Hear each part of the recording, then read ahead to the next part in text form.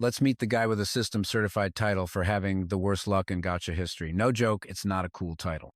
It's because Lin Huang spent half a year playing without ever pulling a single S-rank card. But finally, today's the day. The system grants this unlucky soul one free spin, and Lin Huang lands the golden finger before the system promptly yeets him into another world entirely. His phone clatters to the floor as that damn system wishes Lin Huang a pleasant journey. In this new world, Lin Huang is holding a razor-sharp knife, ready to slice some meat.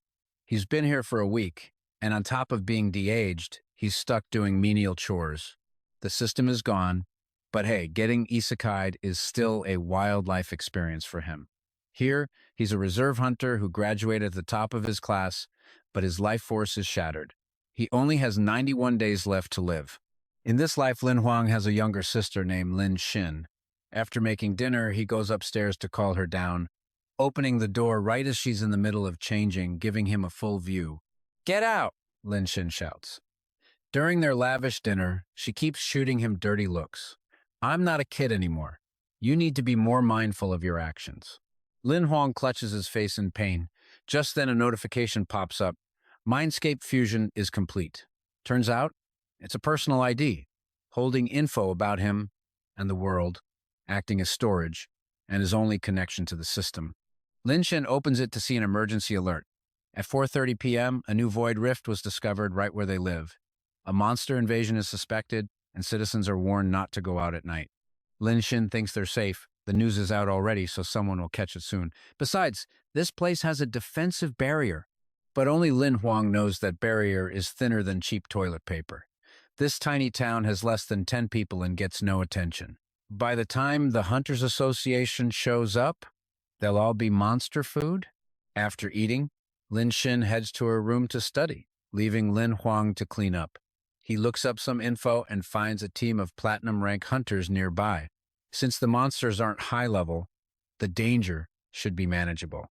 In this world, killing monsters yields life crystals, which can extend your lifespan when eaten. But Lin Huang hasn't even reached the black iron rank yet. He plans to find a weak monster and go hunting tomorrow. But then, a blood-curdling scream from Lin Xin's room rips through the house. He rushes over as she cries for help. He kicks the door open, not bothering with the handle. Inside, Lin Xin is huddled in a corner, screaming her lungs out. The window is shattered. A green, long-haired, red-eyed monster is crawling inside, drool dripping from its mouth. Lin Huang grabs a nearby backpack, motioning for Lin Xin to get behind him.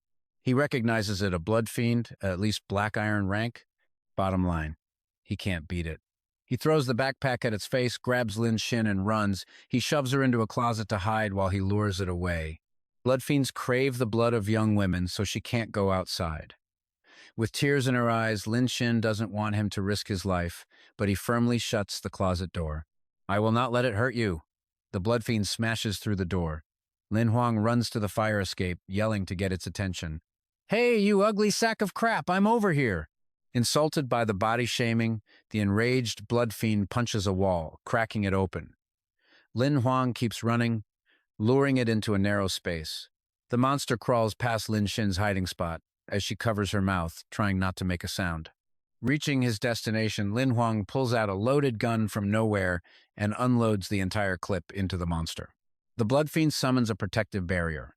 Lin Huang grits his teeth as it uses a special skill, Blood Energy Mutation. It powers up by a full rank, its appearance growing even more grotesque. It's no longer black iron, it's at least bronze rank now, which means Lin Huang really has to run. He leaps out of the building, thankfully landing safely from the low rise. The two of them engage in a hand-to-hand fight. Incredibly, Lin Huang dodges the Bloodfiend's Saitama-level punch, surprising even himself.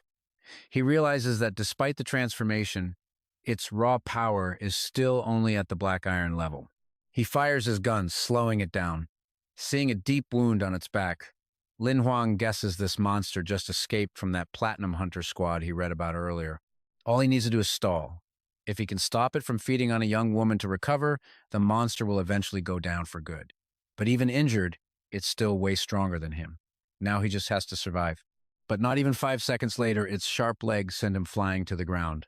He's pinned down, aiming his gun as the Bloodfiend lunges. As if hearing his prayer, the next bullets finally crack its barrier. One last shot punches through, embedding itself in the Bloodfiend's body. It collapses. Lin Huang scrambles to the side. The monster looks up, gurgling in agony, its body covered in wounds. It reverts to its original form, and Lin Huang presses the gun to its head. This is it, his moment of glory. He pulls the trigger, ending the beast. And you and I both know real-life gaming is way more exhausting than on a phone. Ding! Just then, that damn system reappears, announcing he's received one monster card, one level-up card, and one lottery draw. A first kill reward? What the hell is that? As soon as Lin Huang asks, a bizarre creature pops into existence, startling him. That's right, besides the reward cards, you also get a companion card. What the hell is this? A black cat pouts at him angrily. Show some respect. I am your golden finger. The black cat gets back on topic, showing Lin Huang his new attribute and monster cards. 3 shiny cards appear, but their stats make his jaw drop. Combat power, 0. Skills, none. Overall assessment, weaker than a plant. The monster card is the Bloodfiend, but even it is rated as complete trash. In this world, card rarities are white for common, green for rare, blue for epic, purple for legendary, and orange for mythic. The black cat just scoffs at Lin Huang. The cards you have are the absolute lowest tier. Lin Huang then remembers he still has a lottery draw. He wonders what the odds are, but the black cat just smirks. It all comes down to luck. Lin Huang feels hopeless. He was born under a bad sign. His luck is darker than the cat's fur. Suddenly, the cat's expression turns serious as it looks into the distance. Someone's coming. Before Lin Huang can see anyone, it vanishes. A woman with long hair, sharp features, and a military-style uniform approaches him. You killed this monster? The woman asks, introducing herself before Lin Huang can even wonder who she is.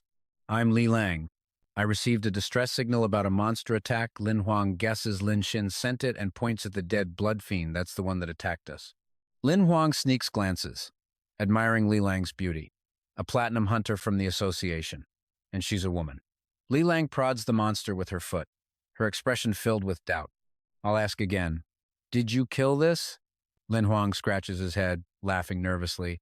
He claims he just got lucky since the Bloodfiend was already injured. Li Lang notices he's not even ranked, and his life force is fading. She leans in close, using her looks as a weapon to interrogate him. Tell me, how did you kill it? Flustered, Lin Huang suddenly remembers his sister is still waiting for him and immediately bolts. I have to check on my sister. We can talk later. Meanwhile, Lin Xin is standing in front of their ruined home, the roof completely torn off. The house is gone. 32 years of mortgage payments left, and now another mountain of debt. Hin! Lin Huang calls out of breath. Seeing him, Lin Xin rushes into his arms, holding him tight. Phew, you scared me to death. I thought I was a goner. Li Lang follows behind, explaining Lin Huang handled the monster alone, so a collapsed house is no big deal. Lin Xin's eyes light up, beaming with pride. Really? My brother graduated first in his class at the Reserve Hunter Academy? Lin Huang, meanwhile, wonders what Li Lang is investigating. Lin Xin trails after her, asking who she is. Li Lang gives a short reply. She's a hunter who responded to the distress signal, then pulls out a device to scan the intact house nearby. Lin Huang has never seen gear like that before. It has to be at least gold rank. Even for a simple recon tool, it's incredibly rare, capable of recording the surrounding environment. It recreates the scene in a 3-dimensional view. By recording the damage, the Hunters Association can compensate everyone for their losses. Lin Xin's eyes sparkle hearing its gold rank. A rank 15 life crystal costs 100,000. You must be rich. All equipment here is traded for life crystals. Lin Huang starts suspecting her gear is even celestial rank. Hearing Lin Xin's admiration, Li Lang's ego inflates. Life crystals? Oh, I've got plenty of those. Wow. Lin Xin lays on more praise, and Li Lang snaps her fingers, deciding to broaden the girl's horizons. She gifts Lin Xin a 3-year life crystal just for calling her big sister. Lin Huang is speechless. Seems his new talent is buttering up wealthy older women. But getting back on track, he notes that while his monster kill was clean, there are still some issues. That bronze rank monster was tough for him to handle alone, not to mention his own short lifespan is a huge problem. He hasn't even reached the iron rank yet. Lin Huang scratches his head, admitting Li Lang's scanner is the first gold rank item he's ever seen. Turns out, money isn't everything. Realizing she misunderstood him, Li Lang pats his shoulder. I was wrong about you. Your short lifespan isn't incurable. If you find a way, you could become a big shot. Before leaving, Lelang promises the Hunters Association will provide them free housing tomorrow. She winks playfully. Don't die too easily.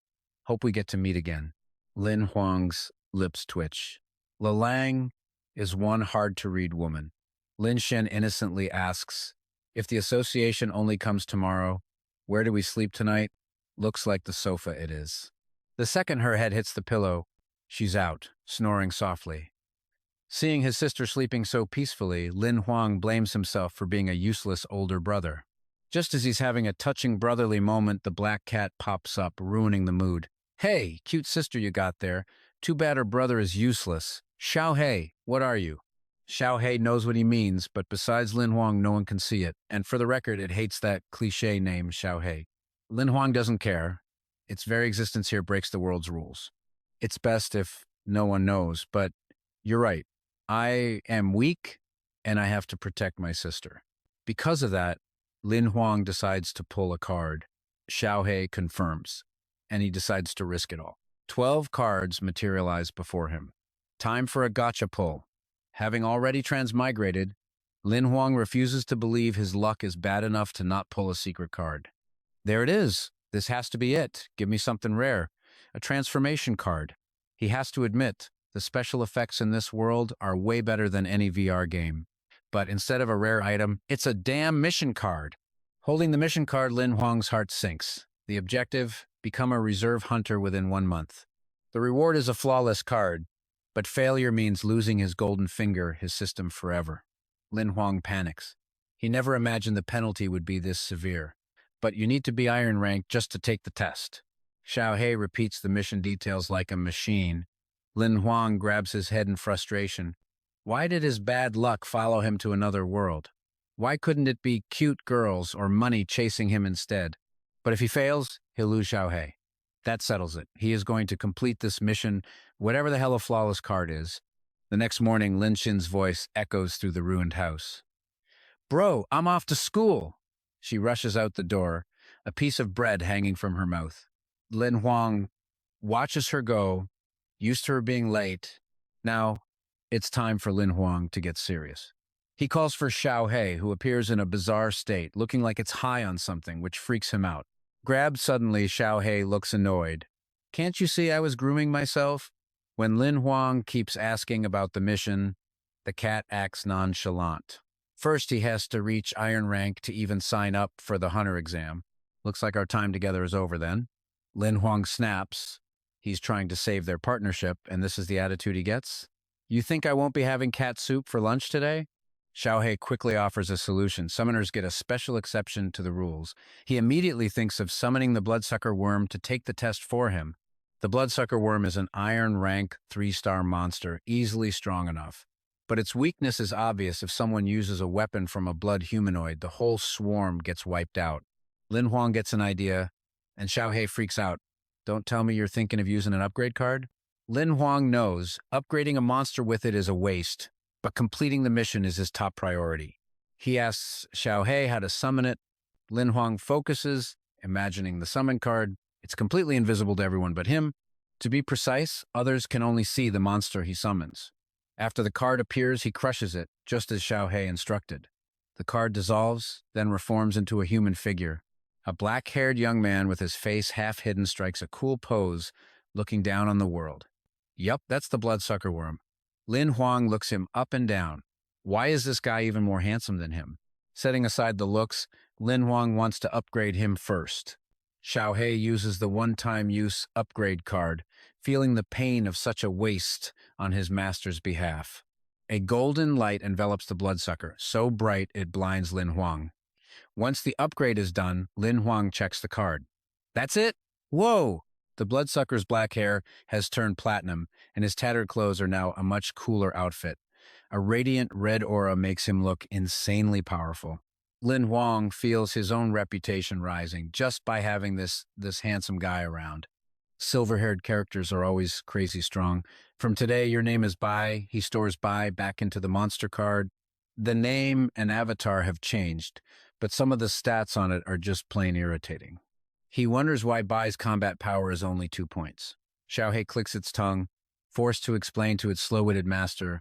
For example, after the upgrade, the Bloodsucker is now Bronze 3-star, but since its master is still human, its power is nerfed down to Iron 3-star. A master's low rank dragging down their monster's level? That's got to be one of the rarest sights in the world. Xiao Hei gets another chance to roast Lin Huang, making him even more annoyed. Suddenly, there's a rough knock on the door. Lin Huang opens it cautiously, feeling like something's wrong. Outside are 2 tall, intimidating men in black sunglasses, staring him down. He stammers, What do you guys want? Are you Lin Huang?" The one with the thick beard asks, his voice slow and powerful. They look exactly like gangsters here to collect a debt, and Lin Huang starts to panic. Suddenly, the man grabs his hand with a huge smile. "Mr. Lin, it's an honor. We're from the Government Alliance." The man explains the house repairs will be done in 5 days and hands Lin Huang a keycard for free temporary housing. Lin Huang accepts the VIP settlement card, his heart pounding. He's heard this is a high-class area that's almost impossible to get into, even with money.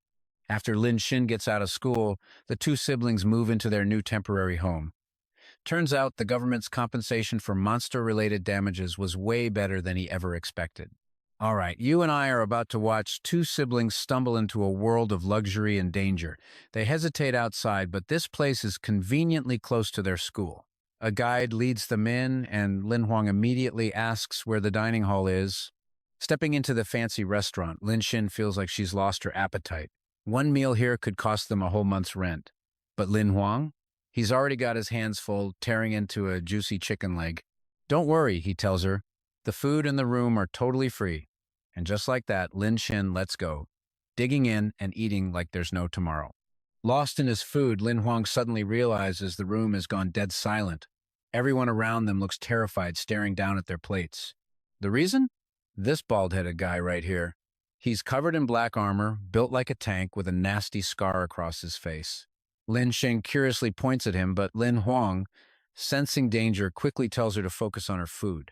But he can't shake the feeling that the bald guy is staring right at them, and a sense of unease washes over him. Finally, Lin Xin finishes her meal, her stomach bulging. Lin Huang quickly pulls her away, feeling an urgent need to get out of there. Just as they leave, the bald man slams his hand on the table and stands up, making everyone in the room jump. Out in the hallway, Lin Xin is admiring the soft carpet, but all Lin Huang feels is a knot of dread. Why is that guy following them? He readies himself, determined to protect his sister no matter what. The man stops right behind them. Lin Huang steps in front of his sister, shielding her. "Why are you following us?" he demands. The man's single eye glares at him coldly. "Because my room is right across from yours." The bald guy pulls out his key card and unlocks his door, leaving Lin Huang completely stunned. After that action movie level tense moment, he scrambles into his own room, relieved the man wasn't looking for a fight. Meanwhile, Lin Xin is already loving the high-end apartment life, collapsing onto a sofa that feels as soft as clouds. Lin Huang sighs at his own paranoia. He tells Lin Xin to get washed up, study, and then head to bed. Late that night, with his sister fast asleep, Lin Huang dives into researching the competition. He finds a few videos from previous year's Hunter Reserve trials, hoping to pick up a few pointers. He clicks on a fight featuring Li Lang, a so-called silver rank genius, and the battle is absolutely mesmerizing to watch. Now, this is where it gets really interesting. Lin Huang hears a noise from the next room. Peeking out the window, he spots the bald guy, still in his full protective gear, swinging a massive saber with incredible force. Lin Huang is completely captivated, watching the man practice. This precise, decisive saber style is exactly the kind of skill he's been missing.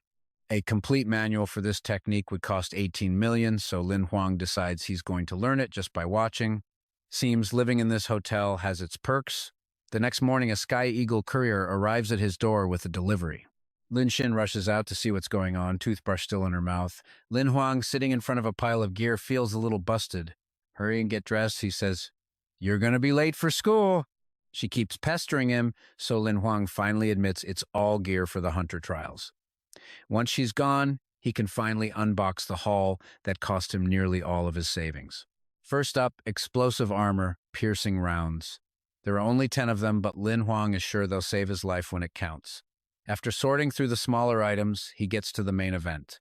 He holds a standard issue Black Iron Rank combat saber in his hands, the best weapon he's ever bought.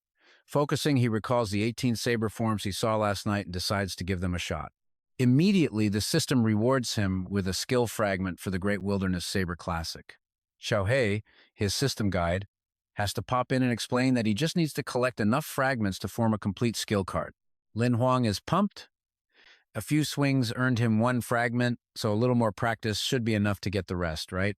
Dream on, buddy, Xiao Hei chimes in, completely crushing his hopes. Okay, so you and I might think this is going to be easy, right? Well, wrong. To even count as practice, he needs over 80% efficiency. That first fragment was just a freebie. For any more, he has to be nearly perfect.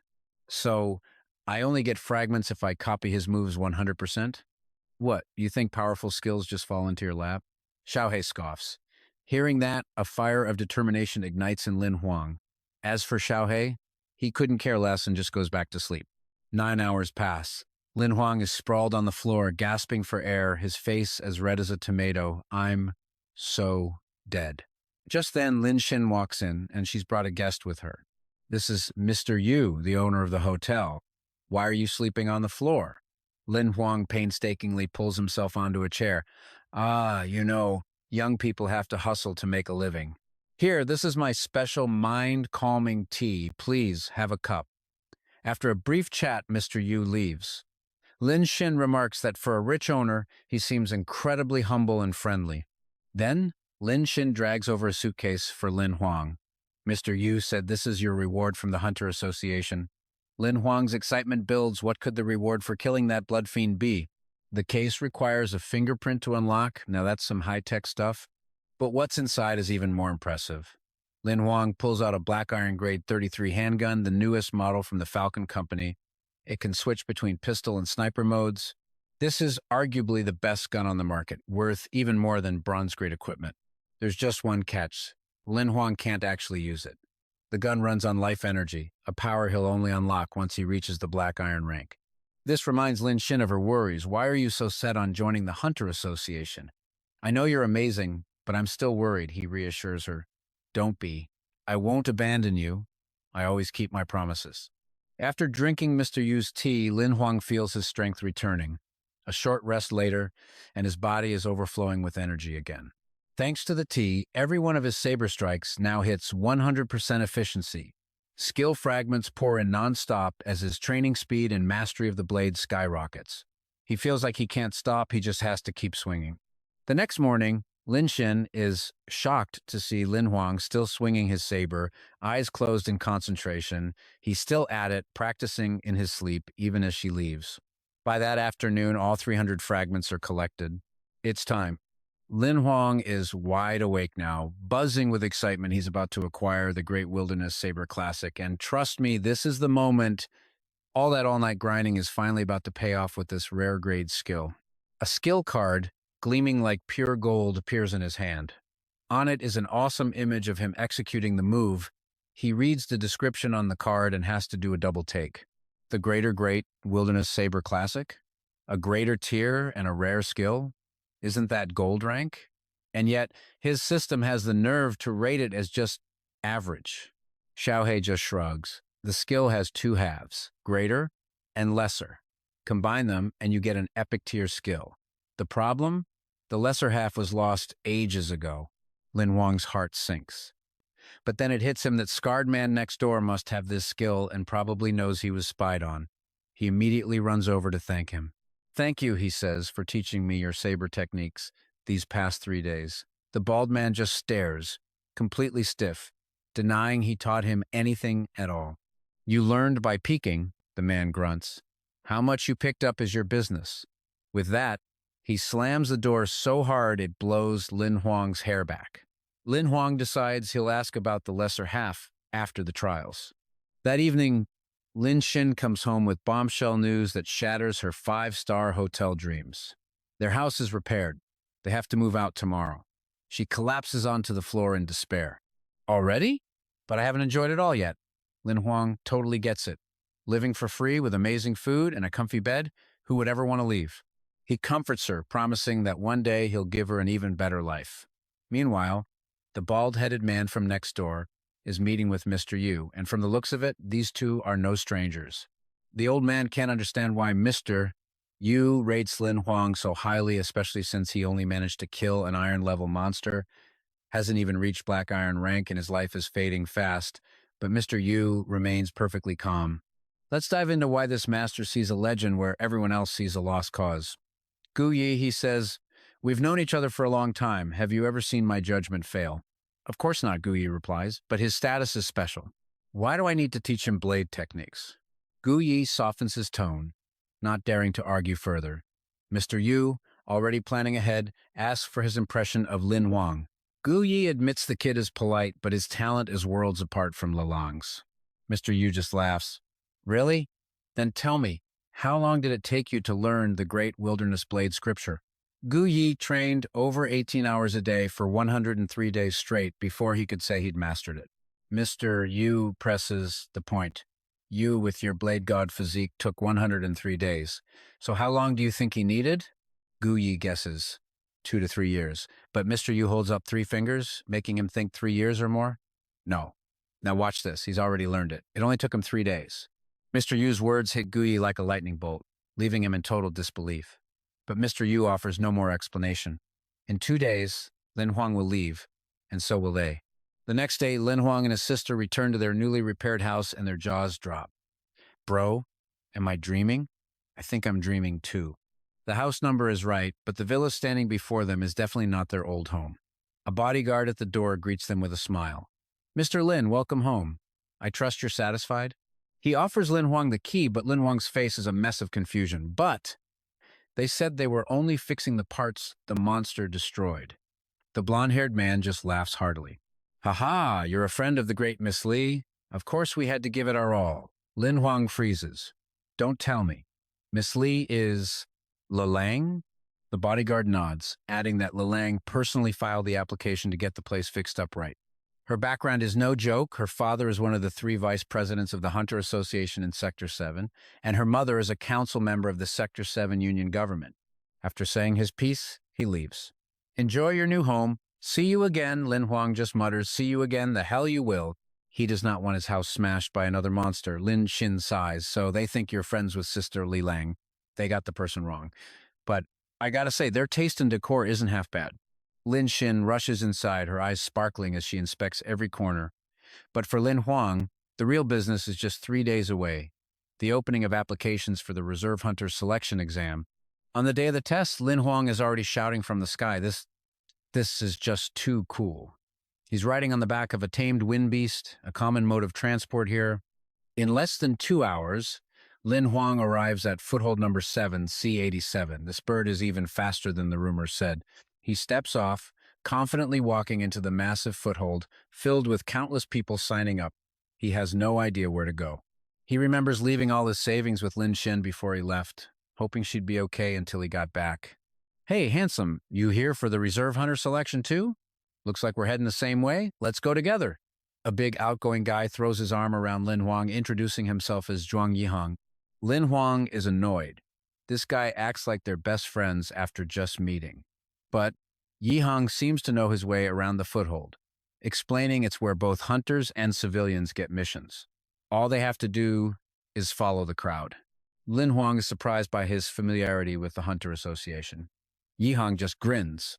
"Of course, my biggest dream is to become a monster hunter." Inside the hall, a girl in a cat cosplay points the way. "Are you two here for the hunter selection? The introductory ceremony is about to start. Please follow me." When they arrive, both guys are stunned by the absolutely packed auditorium. Are all these people applicants? There's so many. They find a quiet spot to rest, not having the energy to fight the crowd. Yihang explains the ceremony is basically a briefing. Suddenly, a sharp female voice cuts through the noise. "Okay, I know what you're thinking. A standard exam? Think again. Meet the proctor. Any candidate not present is considered to have withdrawn." Yihang's face turns red. Just as he thought, the chief examiner this time is the demonic woman, Yi Zheng. Yi Zheng earned her demonic nickname for her sheer ruthlessness, which she demonstrates by threatening anyone who dares interrupt her. The exam location is a desolate area, the Scarlet Kim Desert, over 300 kilometers from their current foothold. Their mission: travel to entrance A of the desert and, within 15 days, cross the entire 1,500-kilometer expanse to reach foothold 7D 121. The big twist? No food or water allowed, as those supplies can supposedly be found within the desert itself. As Yizheng displays a map, Lin Huang furiously scribbles down monster territories instead of water source locations. Simple reason: he's afraid of dying, so he's marking all the places to avoid.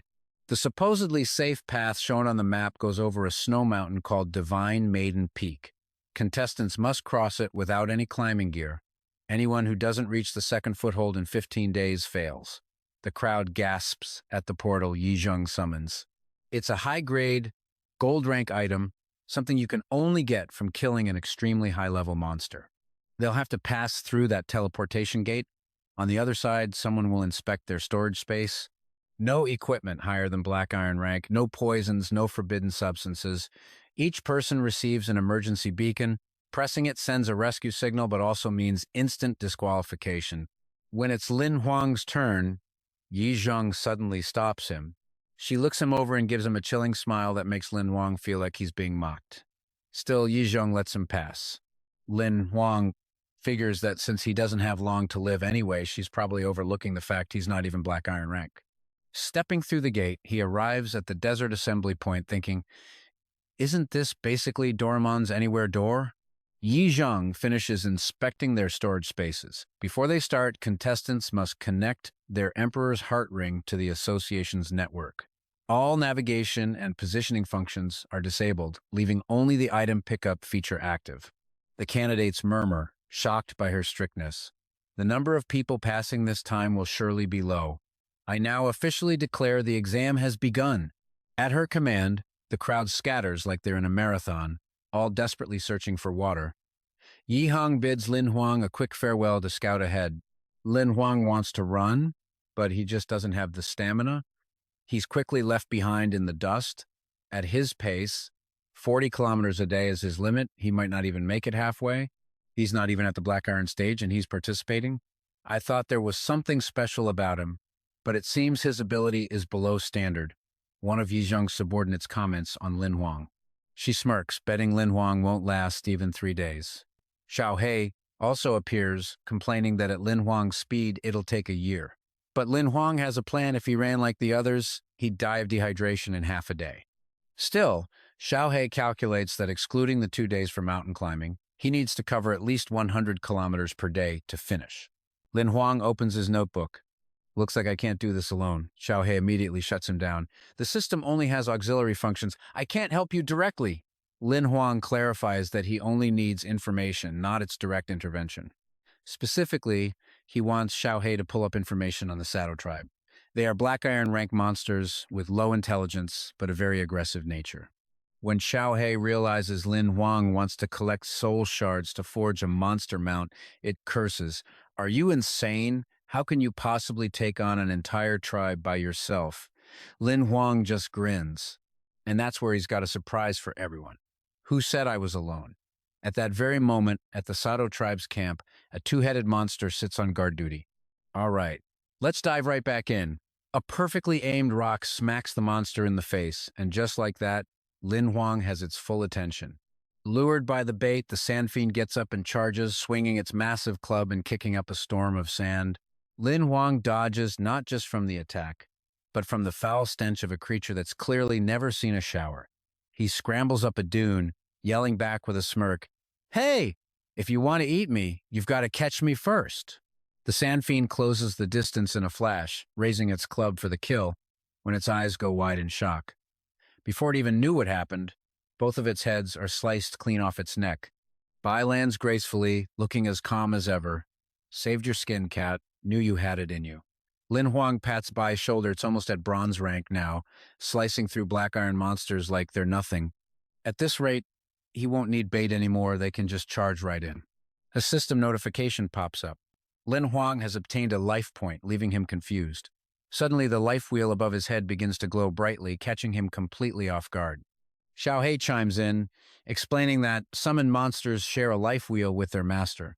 When a monster kills another, they get life points and share 50% with their owner. Since Bai's wheel was full, it all transferred to Lin Huang. Whoa. My life wheel started with 3 slots, and now it shot up to 28.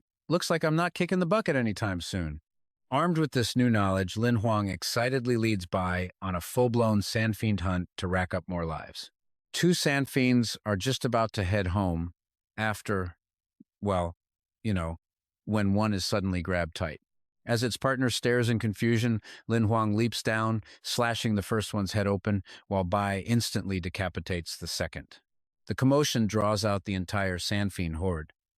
Lin Huang and Bai go on a rampage, cutting them down one after another. After 152 life slots light up, Xiao Hei tells him to activate the purple slot. Activating all of them triggers an upgrade. Lin Huang doesn't hesitate. Activating a single purple slot costs 10 years worth of life, points, and upgrade he never even considered possible. Fired up, Lin Huang even draws his black iron pistol to join the fight. But then, a terrifying roar echoes from behind him. Xiao Hei casually warns, "Uh-oh, I think you're in deep trouble now." Other contestants nearby recognize that roar. It's a Sandfiend King.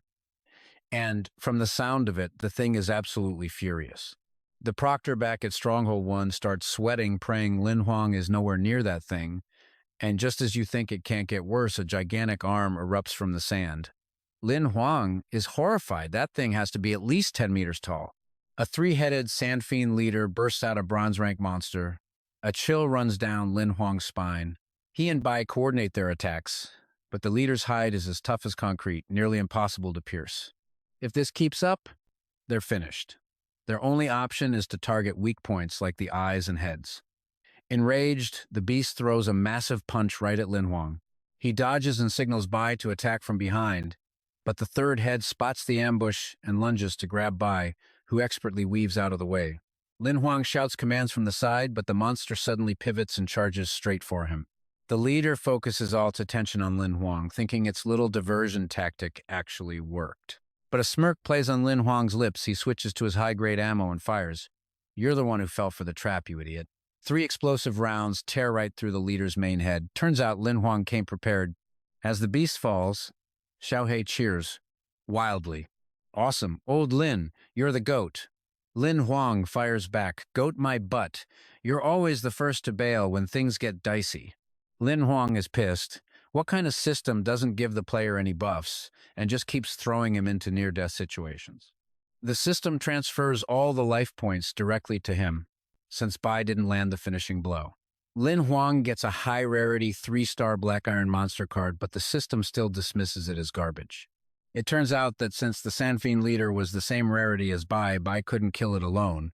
The beast had no active skills, but its passive enhancements were off the charts. Lin Huang had already extracted Bai's blood power skill. Now he wants to extract the super strength skill from the Sandfiend leader. Xiao Hei nods in agreement. "Good call. High attack needs high defense, otherwise your monster's a total glass cannon." Before wiping out the entire tribe, Lin Huang also gathered enough fragments for a common Sandfiend card, giving him a total of 3 monsters. But he can only summon one at a time. This new monster is twice his height, powerful and imposing. Lin Huang instantly names it Tyrant. Now that he's got this absolute unit, Xiao Hei figures he's got a cool new ride. Okay, I know what you're thinking. Time to ride the epic monster, right? Wrong. Since Tyrant is a rare class monster, Lin Huang is too cautious to use it, sending it back to his card collection and sticking with the common Sandfiend for travel. Xiao Hei just nods. Spoken like a true penny pincher. You really think everything through, don't you? The system also reveals another feature.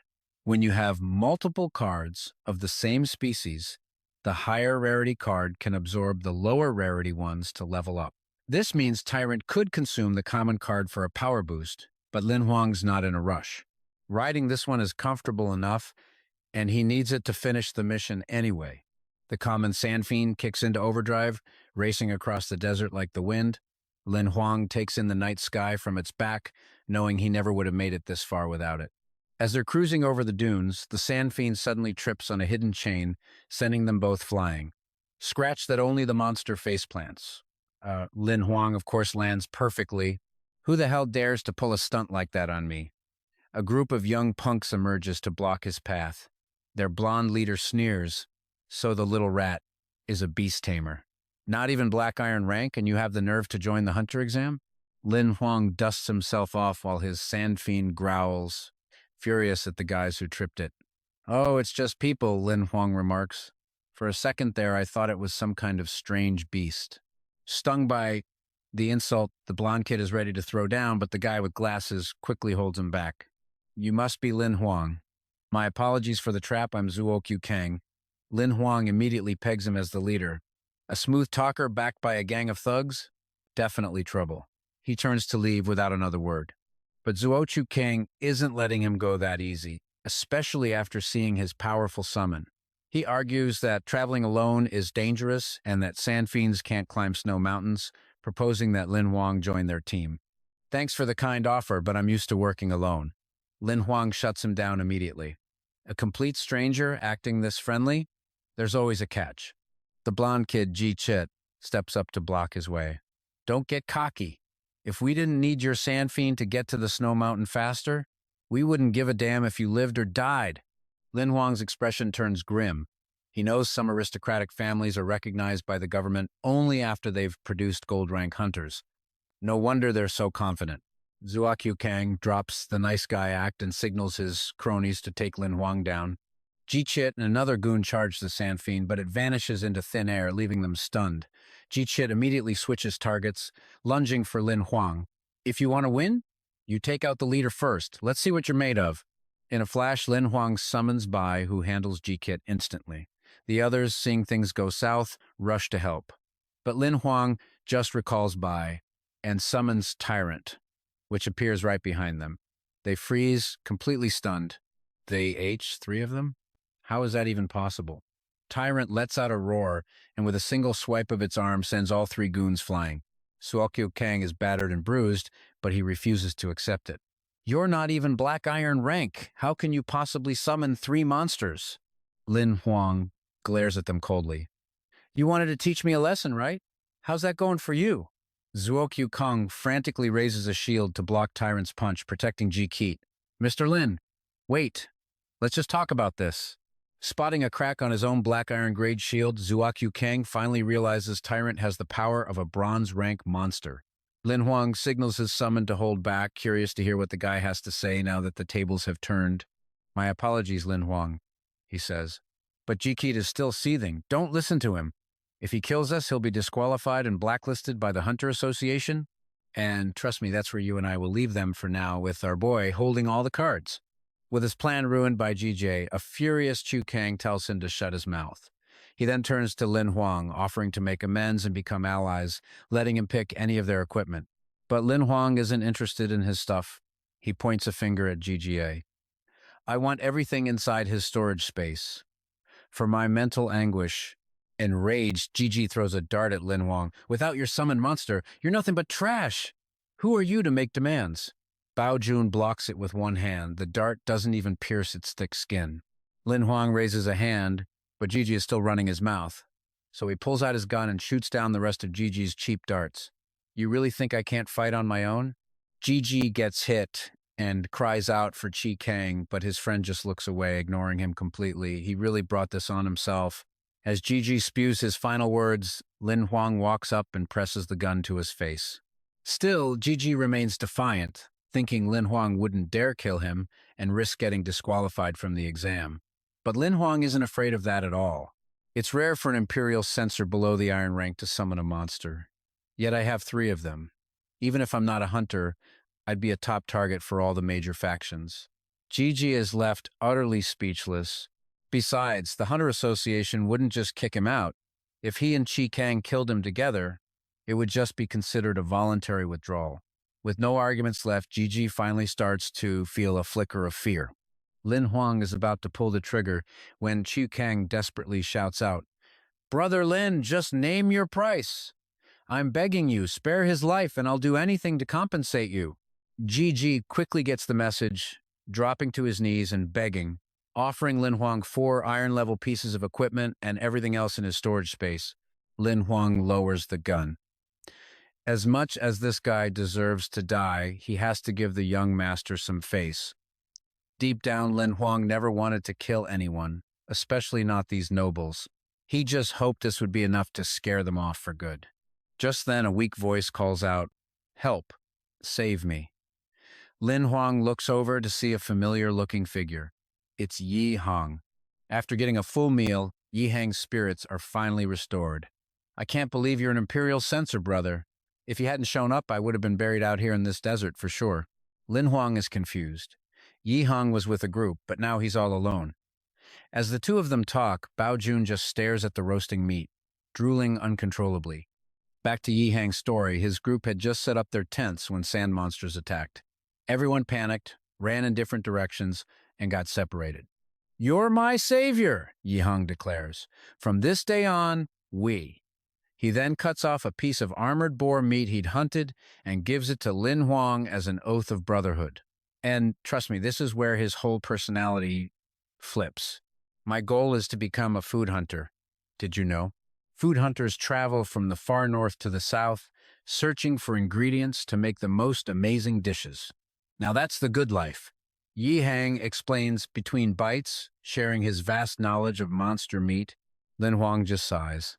Yi Hang is a good person and a great cook, but man, does he talk too much. That night, Lin Huang refuses to share a tent with him, leaving the poor guy heartbroken. "But we can sleep together," Yi Hang pleads, but Lin Huang stands firm. He's used to sleeping alone. Besides, it's a little payback for Yi Hang's earlier lecture. Lin Huang puts the still unstable Bao Jun on guard duty for the night. A few hours later, Yi Hang is sleeping like a log and the fire has died out. Lin Huang hears a strange clicking sound as Bao Jun's shadow darts past. He rushes outside to see the beast with its jaws wide open, looking absolutely ferocious. Lin Huang follows its gaze, and his heart drops. Oh no, we are in some serious trouble now. He quickly shakes Yi Hang awake, who's still groggy and lost in a dream. "Is it morning already? Time for breakfast." Yi Hang rubs his eyes and looks into the distance, where a massive swarm of black nether crows is flying straight toward them. "Okay, you and I need to brace ourselves. This gets intense." The two leap onto Bao Jun and flee for their lives, while Yi Hang screams his head off. To get him to focus, Lin Huang asks for intel. Yi Hang knows these things. They're intangible spirits that pass through any obstacle. You can't outrun them, and you can't fight them. Anyone they kill is left with no physical wounds, but their life force is completely drained, leaving behind nothing but a dried-up husk. Yi Hang is trembling. Even gold-rank hunters can't deal with them, let alone us. In his panic, he suddenly slips and falls. Bao Jun instantly snatches him out of the air and keeps running, swinging him around and making him dizzy. Lin Huang desperately tries to think of a way out. Using the distress signal means he quits, but quitting means a month of hard work goes down the drain, and he could lose Xiao Hei forever. It's an impossible choice between his life and his golden finger. Meanwhile, at Stronghold 7D-121, Zhang Yu is leisurely sipping wine, lost in her thoughts. The candidates this year are seriously concerning, if no real talent shows up. Just then, a distress signal flashes on her map. She sighs. Another one? Can't a girl get any sleep around here? But this signal is moving unusually fast, making her suspicious. She opens a summoning portal but sees no one. She glances around. Don't tell me a monster ate the contestant and is carrying the beacon. In the distance, a large shadow and a loud noise emerge. Lin Huang spots Zhang Yu and is overcome with relief. "Examiner, you have to get us out of here." But Zhang Yu is still totally confused. Lin Huang dives straight through the portal without a moment's hesitation. He quickly recalls his massive beast, looking embarrassed. "Sorry, if we were a second slower." "Then get out of the way," Zhang Yu yells in frustration. Only then does Lin Huang realize the awkward position they're in. After explaining the whole crow chase, he admits he had no choice but to activate the signal. Zhang Yu notes that Bao Jun's speed was far beyond a normal Iron Rank beast, guessing it must be a mutated variant. Lin Huang has to admit it. Even though it hasn't ranked up, it's already a rare epic-grade creature. He's surprised she noticed. Zhang Yu nods, deciding to report the crow swarm to her superiors, saying it will be handled by morning. Lin Huang agrees, his mind already plotting a way to get to another stronghold and restart the exam. "After we deal with the crows, I'll take you two back to your starting point to continue the test." A dejected Lin Huang just nods, claiming he never pushed the help button and that it must have been a system error. Zhang Yu nods again, gesturing for him to take Yi Hang and rest. Suddenly, something clicks in Lin Huang's head, and his eyes light up. Wait, you mean we get to continue the exam? She looks at him confused. Do you want to be disqualified? Of course not. Lin Huang cheerfully replies, dragging Yi Hang away and politely closing the door behind him. The moment he's gone, Jiang Yu lets her guard down, jumping up and down with joy. This is fantastic! I finally found an Imperial sensor with a mutated summon. Let's see them dare call my recruits weak now. The next morning, Lin Huang gets some shocking news. The entire swarm of nether crows was completely eliminated in just a few minutes. Jiang Yu proudly flips her hair. The association sent their strongest hunters. Their power is beyond anything you can imagine. Don't overthink it, just find a way to pass. But before she leaves, Jiang Yu threatens him. If he ever dares to send another signal, he'll be paying her extravagant hotel bill. Yi Hang overhears this and whispers to Lin Huang, so what did you two get up to in a hotel room that sounds so intense? Lin Huang glares at him, annoyed. Shut up, or you're on your own from now on. They are dropped off in a strange and desolate new area. The crows came from the south, and Baojun ran north for half an hour. They must be over 60 kilometers from where they started. An entire night completely wasted. Lin Huang tries to get his bearings as Baojun carries them both under the desert sun. Yi Hang feels like even his layers of body fat aren't going to save him from this heat. After traveling for a while, they spot an item depot and Yi Hang's eyes light up. Let's go! We can restock and then keep moving. But Lin Huang remains cautious. What if someone else already got there first? The two head inside. There's no one around, but the place is packed with food and drinks. Yi Hang rushes in like he's starving. It's all my favorite stuff! You should grab some too! Lin Huang warns him to just take what he needs and follow the station's rules, while he himself scans the area. He spots a messy pile of things on the floor, looks like someone was here before them. While grabbing food, Yi Hang wonders aloud, isn't this the only station for 100 miles? It's normal for people to be here. But Lin Huang feels like something is seriously wrong. All the items left behind are everyday necessities. They aren't valuable, but you can't live without them. There's only one explanation. These people ran into something that forced them to leave in a hurry. Lin Huang's words drain the color from Yi Hang's face. The lack of any struggle makes it even creepier. Suddenly, Tyrant roars from outside, and the two immediately jump on its back and bolt. Something is tunneling through the sand below, moving faster than Tyrant. In moments, it catches up.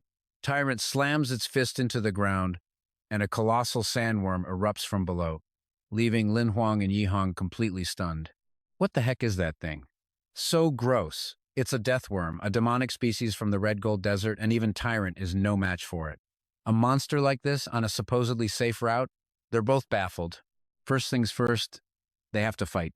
Lin Huang fires his gun into the death worm's mouth, but it's useless.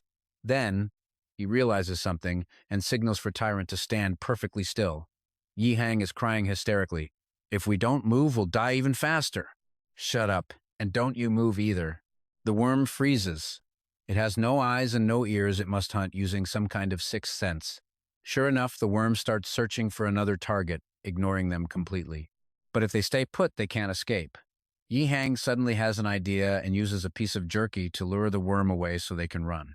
Lin Huang frantically signals for him to stop, but it's too late. The worm instantly whips around towards Yi Hang. He's so terrified he slips and falls right off Tyrant's shoulder. Yi Hang hits the sand, staring up at the worm's wide-open maw. Tyrant has to kick the worm to draw its attention. Lin Huang screams for it to chase him while Yi Hang runs for his life, sobbing, "Old Lin, don't die! I can't ever repay you!" Back with Lin Huang, he signals Tyrant to throw him far away. After landing safely in the sand, Lin Huang watches as only Tyrant is left being chased by the worm. His eyes fill with sorrow. "I'm sorry, I have to use you as bait. There's no other choice." The worm digs its feet in and lunges, sinking its teeth into Tyrant. Tyrant cries out in pain before its whole body dissolves, returning to a card in Lin Huang's hand. As a true beastmaster, I can't let my precious monster be sacrificed. Tyrant reappears safe and sound beside him. The two calmly walk away, leaving the worm utterly confused as its meal vanished right from its mouth. Lin Huang returns to their last spot but can't find Yi Hang. He sighs, running a hand through his hair. Well, let's get moving. Maybe we'll run into him up ahead.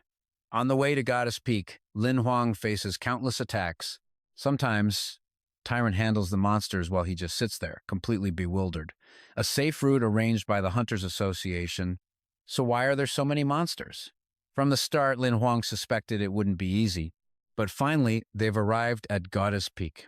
Tyrant's massive body isn't suited for climbing a snow mountain, so Lin Huang has to rely on Bai. Bai, 70% cool and 30% silent, doesn't say a word. He leads the way, with a rope tied to Lin Huang, who follows behind. Luckily, he'd trained before, but suddenly Lin Huang slips and falls, immediately crying out for Bai. Bai's arm muscles tense as he grips the rope, holding Lin Huang suspended in midair. But this will slow them down, so Bai comes up with another idea. A moment later, a blushing Lin Huang shouts in embarrassment, "Hey, put me down! I can climb on my own!" Turns out Bai's solution was to just carry Lin Huang on his back the whole way up. But hey, a man's gotta have some pride, right? Night falls, and they rest on a flat ledge. Lin Huang uses the jerky Yihang made to cook. "You better not be dead. I still want to taste your cooking again." The jerky is so tender and delicious, it's like fresh meat. Lin Huang turns to ask Bai if he wants some, but he's already leaped off somewhere.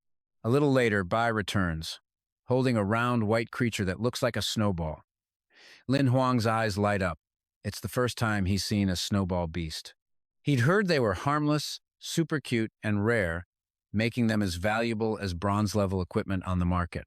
"You must have smelled the meat and came to me because you're hungry, huh?" Lin Huang feeds it, while Bai, "Well, this thing is adorable, no wonder girls love it. Bai, relax, it won't attack." Despite that, the snowball beast ends up eating Lin Huang's entire pot of stew. All he got for dinner was that one bite earlier. Lin Huang strokes its soft fur. "Now that you've eaten, go on home. I'm all out of food." But the snowball beast refuses to leave, hugging his leg and trying to pull him somewhere. He guesses it wants to lead them somewhere. They have time to kill anyway, so Lin Huang and Bai decide to follow it. They arrive at a cave full of sharp ice spikes. Lin Huang sees the snowball beast jump towards a wall, but then it vanishes completely. Lin Huang moves closer to check. Looks like this ice wall is just an illusion. Both of them step inside, and the cold feels like jumping into ice water. The scenery is incredibly strange, and Bai is no longer following him. Suddenly, the snowball beast speaks. "Stop looking. Only those I allow can enter. No monster can pass this point." Lin Huang is stunned to hear the snowball beast talk. Its voice is deep, powerful, and more masculine than his own, a total contrast to its cute and fluffy appearance. Okay, I know what you're thinking. A cute pet, right? Well, think again. The snowball beast transforms and a snowstorm whirls to life in front of Lin Huang. Its true form is revealed. A massive frost giant, with two huge moose-like antlers on its head. Lin Huang instinctively backs away. A frost giant is a snow-type creature born with superior strength. This one is a full-grown adult. It could kill him in an instant. Seeing Lin Huang's worried face, its voice softens. The frost giant tells him not to be tense. It means him no harm. "Human youth, I brought you here because I need your help." Lin Huang is even more confused. What kind of monumental task could this creature possibly think he could handle? Lin Huang cautiously asks its intentions. What do you want my help with?" The Frost King doesn't answer right away. Instead, it reaches for him, and a sudden force pulls Lin Huang into the air, making him yelp in surprise. The Frost King places him in its palm and gently says, "Come closer." It then makes a friendly request. "I'm going to tell you a story. Please be patient and listen to the end." He kneels on one knee in the giant's palm, sighing in resignation. Here we go again. "Even if I said no, I'd still have to listen, right?" The creature ignores him and begins to reminisce. "A long, long time ago, when I was small, I had a master. She was the warmest existence in this world. All of my sweetest memories are with her." Hearing this, Lin Huang is so shocked he yells out, interrupting the Frost King's story. "No way! You were someone's pet?" Being cut off doesn't anger the creature at all. It patiently answers Lin Huang's question. "She wasn't human, but I only learned that after I evolved." The Frost King pictures its master, then continues its story. "But she loved humans and loved being near them, so she hid her true identity and lived among them. Because of that, she left me here on this snow mountain. Even though I was lonely, I was willing just to see her happy." An image of the Frost King's master, happy with the person she loved, flashes through its mind. Later, she fell in love. He was a mortal man, and she agreed to give up everything to be with him. I never saw her again after that. Then the scene shifts to his master, collapsed on the cold ground, and his voice grows heavy. But one day, unexpectedly, she returned. Thinking back, the Ice King was so overjoyed it rushed straight to its master's side. It was so happy, but when it arrived, it discovered the truth. The image of its master with a spear through her chest is forever burned into its mind. It recounts the story in agony, saying she was about to die. That man realized she wasn't human and called the hunters to kill her. In that battle, the man was gravely injured, near death himself. The Ice King was desperately worried for its master but could do nothing. It continues its slow, painful tale. To save her lover, she ripped out her own heart. The sight of the master it cherished dying right before its eyes fills the Ice King's voice with sorrow. The man lived on, but for her, there was only death. Even after all this time, that desperate image haunts it. Lin Huang sighs with regret, saying stories that start like this rarely have happy endings. And what happened after that? The Ice King replies sadly, I followed her last wish, watching over her. Lin Huang sits quietly, listening as the king continues. From that day on, the valley was frozen solid with no changing seasons. Lin Huang frowns, confused, and asks, Your master died long ago, so why are you looking for me? The two sit, facing the endless void. The Ice King explains its purpose clearly. She said that one day, a fated person would come and change this frozen lake. When that happens, she will be resurrected, and this valley will be reborn too. Hearing this, Lin Huang asks uncertainly, You mean I'm that fated person? The Ice King doesn't deny it, coldly holding up 3 fingers. There were 3 others before you. They all failed. Lin Huang is speechless, trying to argue back. It sounds more like you're just casting a wide net, grabbing anyone who wanders onto this mountain to give it a shot. The Ice King calmly explains. The Divine Maiden's peak is treacherous. In thousands of years, only a few thousand people have come. I also screen for character. Including you, there have only been 4. Lin Huang cuts to the chase. All right, what do I have to do? It places him on the edge of the frozen lake and instructs just 1 drop of your blood. After that, success or failure, I will lead you out safely. But if you don't succeed, I will erase the memory of our meeting.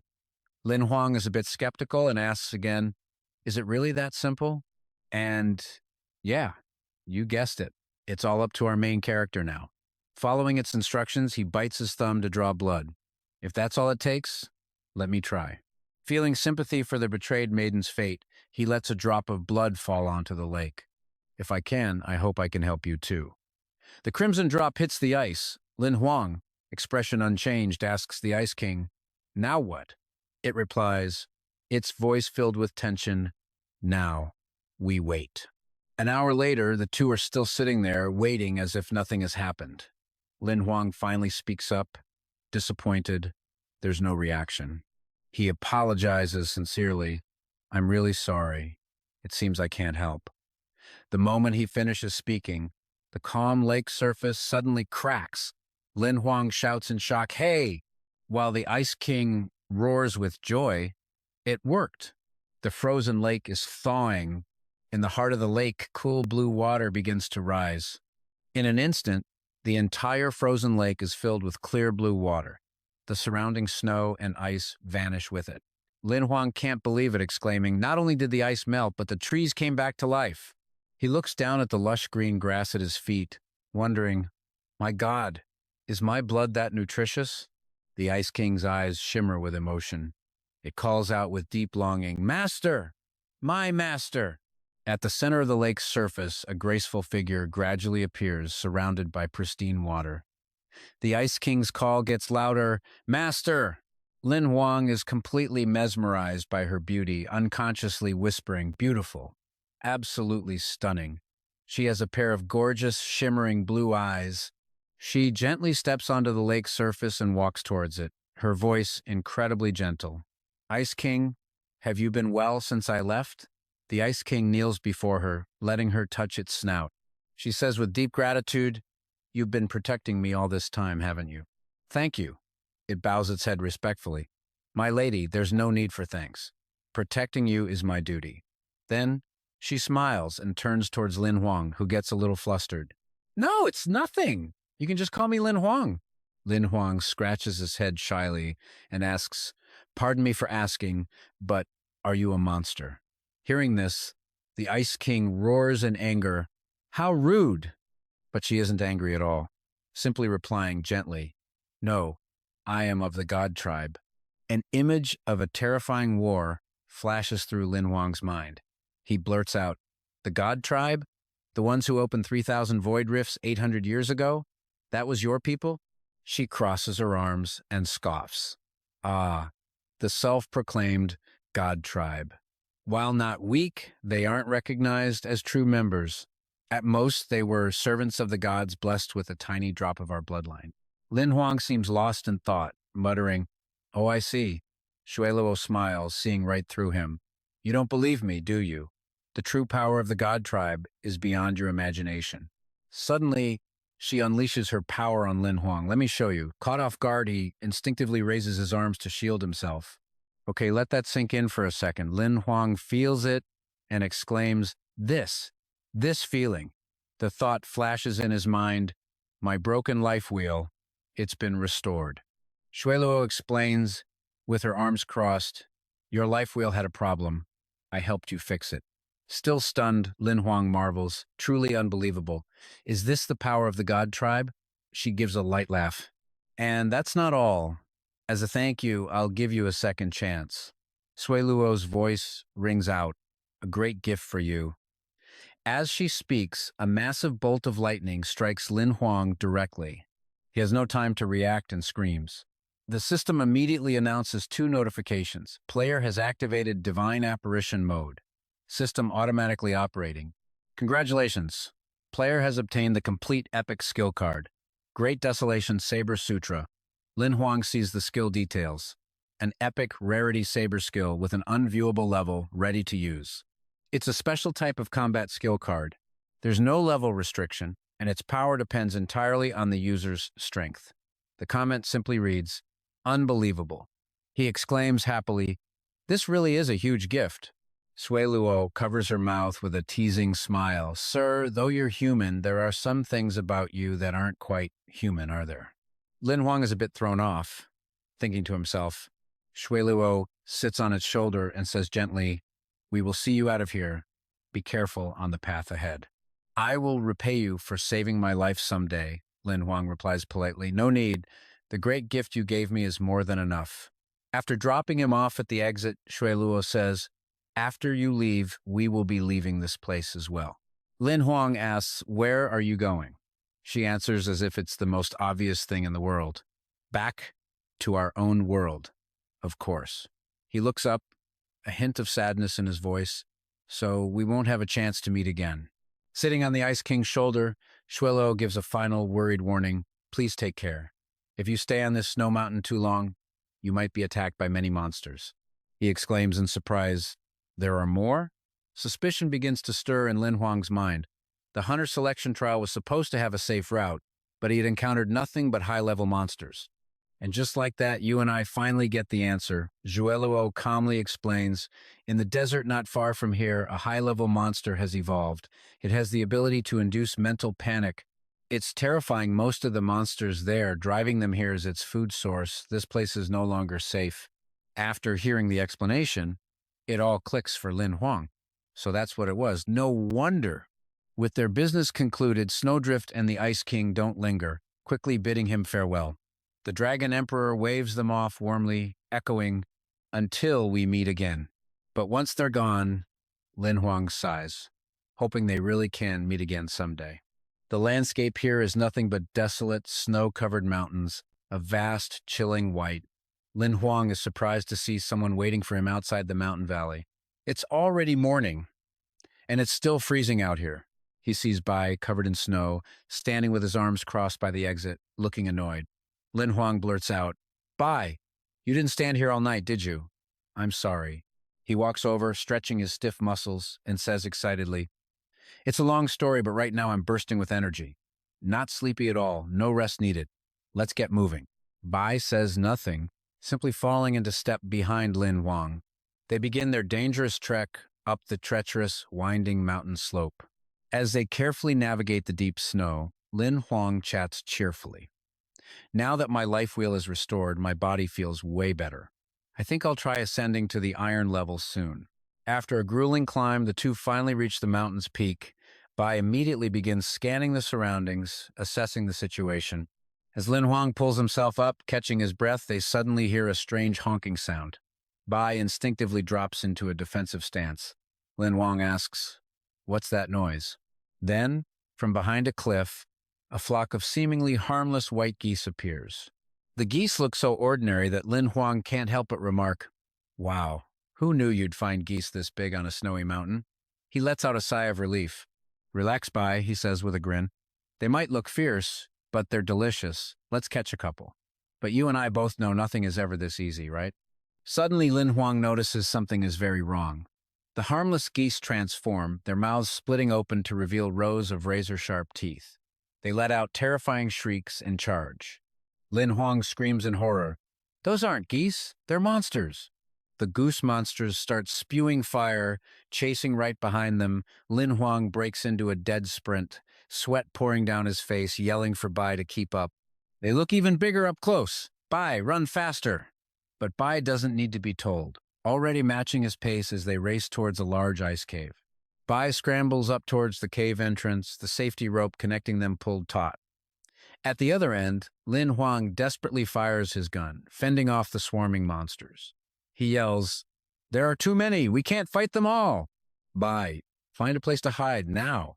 With intense focus, Bai sprints for the cave entrance. He turns, grabs the rope, and yanks Lin Huang towards him. Just before being pulled inside, Lin Huang manages to land a perfect headshot on one more monster. Lin Huang slides to a stop inside the cave. But when he looks back outside, he sees the flock of monsters screeching in panic, scattering in every direction. He mutters, confused, "Huh? What's going on?" In that very moment, a massive bird descends from the sky, swooping down on the goose monsters. They can only cry out in terror. The giant bird, with its enormous talons and sharp beak, makes short work of them, tearing them apart with brutal efficiency. Witnessing this bloody scene, Lin Huang's face turns pale with fear. A black-winged thrush, and it's that huge? It must be at least bronze rank. Bai stares warily at the beast, while Lin Huang, thinking simply, turns to him with a relieved smile. "That's great. I was worried we'd be trapped here by those geese. But this thing's showing up. I guess we're saved." The words barely leave his mouth when a massive, blood-soaked talon slams down in front of them. The creature's entire body is smeared with fresh blood, its eyes glowing with a terrifying, murderous aura. It's only then that Lin Huang realizes his fatal mistake. The black-winged thrush soars in a circle, letting out a piercing, deafening shriek that echoes through the mountains. Then, it dives, slamming its body into the ice cave. As Bai prepares to charge out and face it head-on, Lin Huang grabs him. "Don't! You're no match for it. Don't just throw your life away." Lin Huang raises his gun, firing decisively at the giant bird. His voice is filled with frustration. "I'm just one step away from passing this damned trial. Don't get in my way." The bullet flies true, about to hit the thrush's body, but it ricochets off, its hide impossibly tough. Lin Huang's eyes widen in disbelief. In a flash, Bai sprouts his crimson wings, shielding them defensively. Lin Huang readies his stance, but a sliver of fear creeps into his voice as he whispers, "Is this really the end for us?" The bird screeches, trying to force its head into the cave opening. Huddled in a corner, Lin Huang quickly whispers a plan to Bai. "I have an idea to deal with it. Follow my lead." The moment the thrush breaks a hole big enough to stick its head through, Lin Huang seizes the opportunity and yells, "Now!" Bai unleashes his power, tinning the creature in place while Lin Huang takes aim. Gripping his gun with both hands, he declares, "Even bronze-plated armor has a weak spot. Die, you beast." Lin Huang shoves the barrel of his gun directly against the thrush's eye. A single shot rings out, piercing its eyeball without hesitation. Blood erupts from the wound. The thrush's struggles weaken, and its massive body tumbles from the cave entrance. Lin Huang and Bai peer down from the cave, checking the situation. "My last 3 critical hit bullets, all for you," Lin Huang mutters. He frowns, glancing at his system interface. A notification pops up. Congratulations, player, you have received a monster card. Black Winged Thrush X1. Completed a cross-level kill. Received a double reward card. He asks in confusion, wait, I killed a high-level monster, but I don't get a skill draw card this time? Xiao Hei appears with his arms crossed, pouting at Lin Huang. Normal skill draws are random. Getting them after your last 2 kills was just a coincidence. Lin Huang asks, exasperated. How many advancement cards would I need to get Buy-in Tyrant to mythical level? The little spirit replies calmly, a summoned monster's actual abilities are limited by the player. If the player isn't stronger, the summon's power is capped, no matter how rare it is. Lin Huang quickly cut Xiao Hei off. All right, you can stop talking now.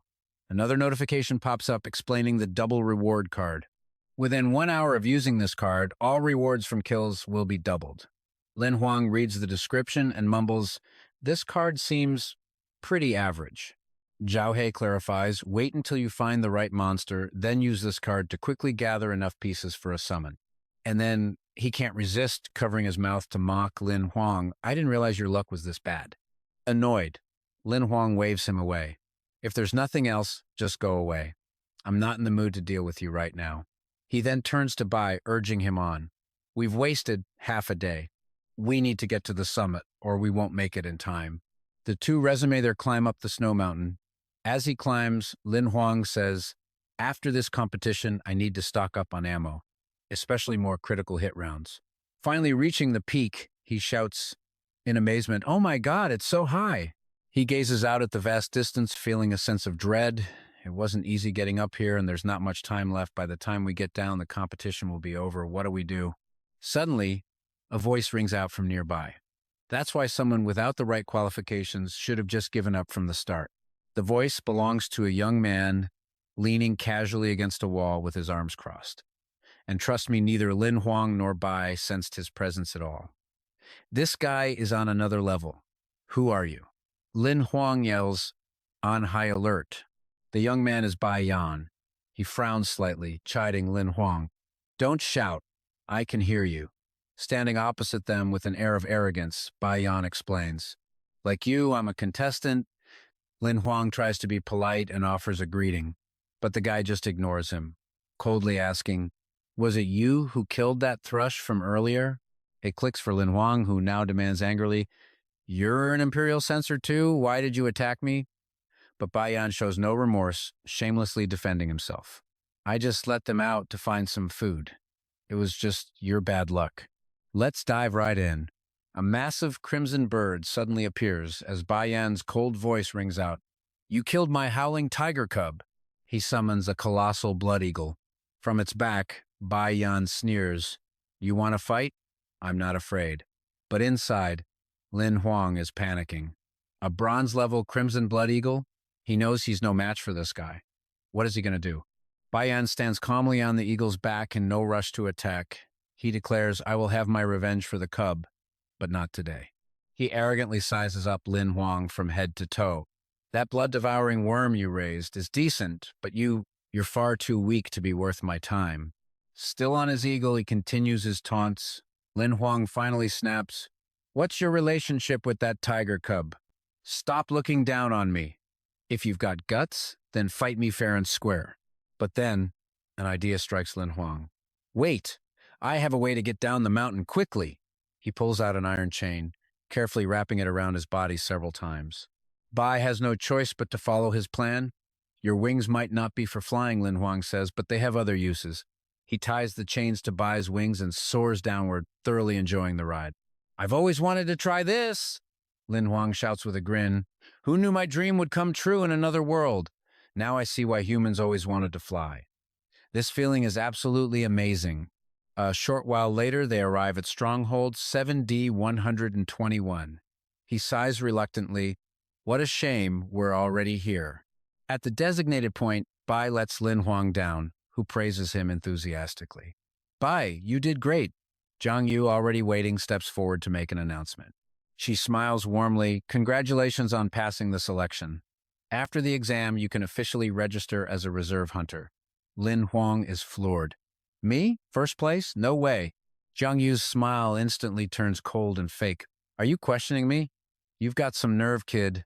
Breaking into a cold sweat, he quickly waves his hands to explain. No, no, that's not it. It's just, I saw a tall young man ahead of me looking for something with a face like someone owed him money. After describing him, Lin Huang adds, oh, and he had a crimson blood eagle. Zhang Yu immediately knows who he means. Ah, you mean Bai Yan? He doesn't count. Lin Huang asks, confused, Bai Yan, isn't he a contestant? And here's the part you and I need to watch carefully. Yes, she explains, but he's not like you all. He's a special guest who requested to participate. When this is over, he becomes a bronze rank hunter automatically. Lin Huang thinks back to Bai Yan's arrogance, finding it hard to believe. He just becomes a bronze rank hunter, just like that. A system notification pops up. Account balance, 3,500,000 usable credit points. Lin Huang yells in shock, oh my God! Walking out of the credit management office, Lin Huang turns off the screen, tears of joy welling in his eyes. Those life force fragments he'd saved up were worth over 3 million.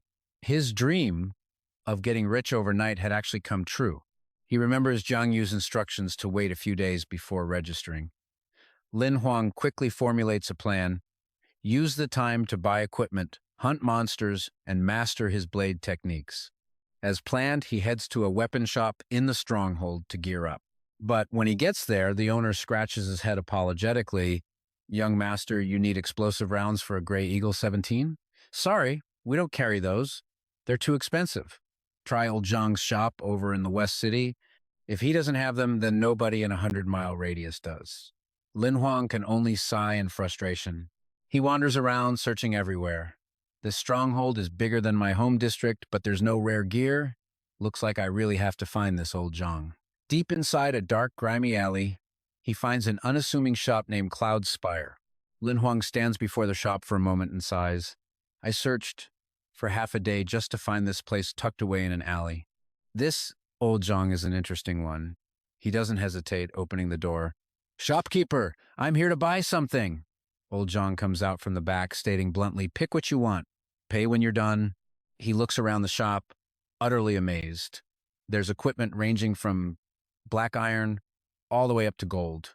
And it's all high-priced, limited edition gear. This old Zhang is definitely not an ordinary man. Lin Huang gets straight to business. Sir, I want to buy specialized rounds for the Gray Eagle 17 and armor-piercing explosive rounds. Do you have enough? Old Zhang asks curtly. How many do you need? Lin Huang smiles and states his order, 3,000 specialized rounds and 300 armor-piercing explosive rounds. Hearing the sheer quantity, the owner squints at Lin Huang. So, you're a rich young master, huh, buying this much?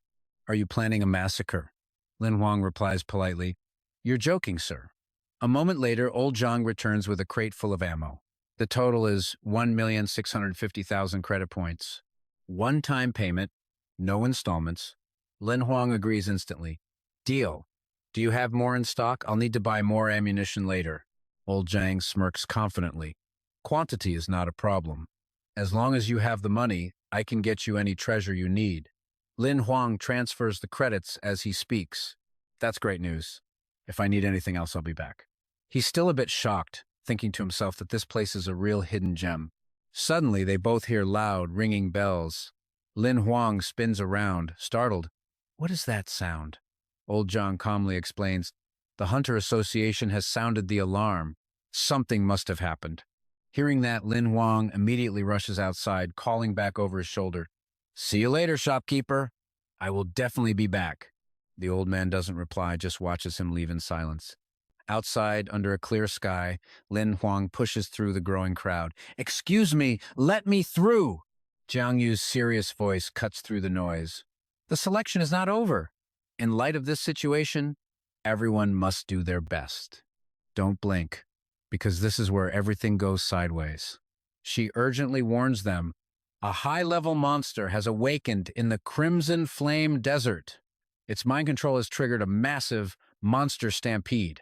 Many candidates are trapped, and our resources are limited. We cannot respond to every signal. Therefore, I demand that all of you. Lin Huang listens closely, and it dawns on him. This is the monster Shui Luo had warned him about. He thinks it's really happening. All of a sudden, a thug in the crowd shouts out, If you won't let us leave, are we supposed to just sit here and wait to die? Lin Huang thinks, finally, someone with some backbone. Zhang Yu's friendly facade shatters, and she shoots a murderous glare toward the source of the voice. With that monster stampede, you'll be in danger whether you're on the ground or in the sky. I'm keeping you here to save your pathetic lives. Instead of running out to become monster bait, maybe I should just kill you myself and save everyone the trouble. Her tone is an undisguised threat. Who wants to be first? The entire crowd trembles in fear. Not a single person dares to say another word. Lin Huang quietly observes. She crosses her arms and reassures them, don't worry too much. The Hunter Association has already sent a high-level hunter to deal with it. Once their leader is taken down, the monster horde will scatter. By tonight, the crisis will be over. But then, a voice cuts through the tension. It's not that simple. And you and I are about to meet Bai Yan, a guy who pulls no punches, hands in his pockets, dropping a hard dose of reality. If the high ranker falls, there's no time to send another. Just like that, Bai Yan turns his back to leave. I'm not staying here to die like an idiot. Lin Huang stares, stunned, as Zhang Nu quickly disperses the crowd. Everyone, break it up! Don't act rashly! Tomorrow, after this is resolved, we'll activate the emergency plan and start registration. Lin Huang scowls. He can't stand the guy, but damn it, Bai Yan is right. Lin Huang rushes over to Zhang Nu, calling out, Senior! She recognizes him right away. Oh, it's you. Zhang Nu doesn't hold back. Before you even returned, he sent a distress signal and retreated. Lin Huang lets out a bitter laugh. That coward, so scared of dying. She doesn't linger with Lin Huang turning to leave with a final warning. Get back to your room, don't wander, follow orders. Lin Huang gives a short reply, understood. That night, a massive explosion rocks the base from a distance as fire and smoke tear through the sky. Lin Huang watches from his window, amazed at the transcendent hunter's power, but his awe quickly turns to dread.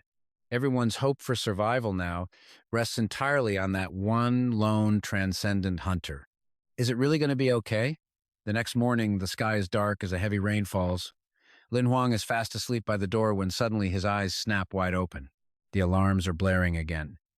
He jolts up, looking out at yesterday's battlefield, which is still engulfed in flames. Panic sets in. Something happened. The alarms are going off again. He throws open his door to see chaos, people running, panicked voices overlapping. What do we do? Find the Lord. Has anyone contacted headquarters? Is there a backup plan? He anxiously grabs a man to ask what's happening. The man barely stops to answer. It's a catastrophe. Get to the assembly hall, now. Pure horror washes over his face as he hears the devastating news. The transcendent hunter is dead. Inside the main hall, it's total chaos, and yeah, you and I are about to watch this crowd completely lose it. The hunter is dead. The monster is still alive. We're doomed. Let us go. Lin Huang stands in silence, taking it all in. Zhang Nu's calm voice rings out, trying to rally them. The transcendent monster is heavily wounded. It will surely summon more monsters to attack. As hunters, our mission now is to protect this stronghold and its 100,000 citizens. But one man immediately shouts back in defiance. We haven't even registered. Why should we die alongside the hunters? Let us go. I don't want to die here. Soon, others start to chime in. That's right. Technically speaking, we're not official hunters yet. We're just like normal civilians. We should be protected. I can escape on my own. Lin Huang can't take it anymore and yells, A bunch of cowards! The first dissenter, enraged, screams back, What did you say? Standing in the middle of the crowd, Lin Huang begins his story. Not long ago in the Qijin Desert, I witnessed a flock of night ravens get ambushed by sandworms. On Mount C, I was nearly eaten by a Viridian rock, all of them transcendent-level monsters. You think you can just escape and survive? What makes you so confident? The crowd is stunned into silence by his tale. Night ravens, my God. He's right. Even eagles don't dare fly. Going on foot is suicide. Then Lin Huang turns his gaze to Zhang Nu. Senior, you're a gold rank hunter, the highest level in this entire stronghold. If you were ordered to leave right now, how long could you last? She plays along with him. Well, the monsters from Qijin Desert and Goddess Mountain are probably gathering here. I'm afraid the longest I could survive is until tomorrow night. Lin Huang then points to himself. As for me, 3 hours tops. How about you? Someone in the crowd still tries to argue, but if tomorrow, before he can finish, Lin Huang leaps onto the stage, his voice booming with righteous anger. And here is the absolute mic drop moment. If a gold rank hunter can't even escape, how do you expect to survive alone? Isn't that just a suicide mission? He drops to one knee, his voice low. If you abandon everything here to run, then he springs back up, pointing fiercely at them all.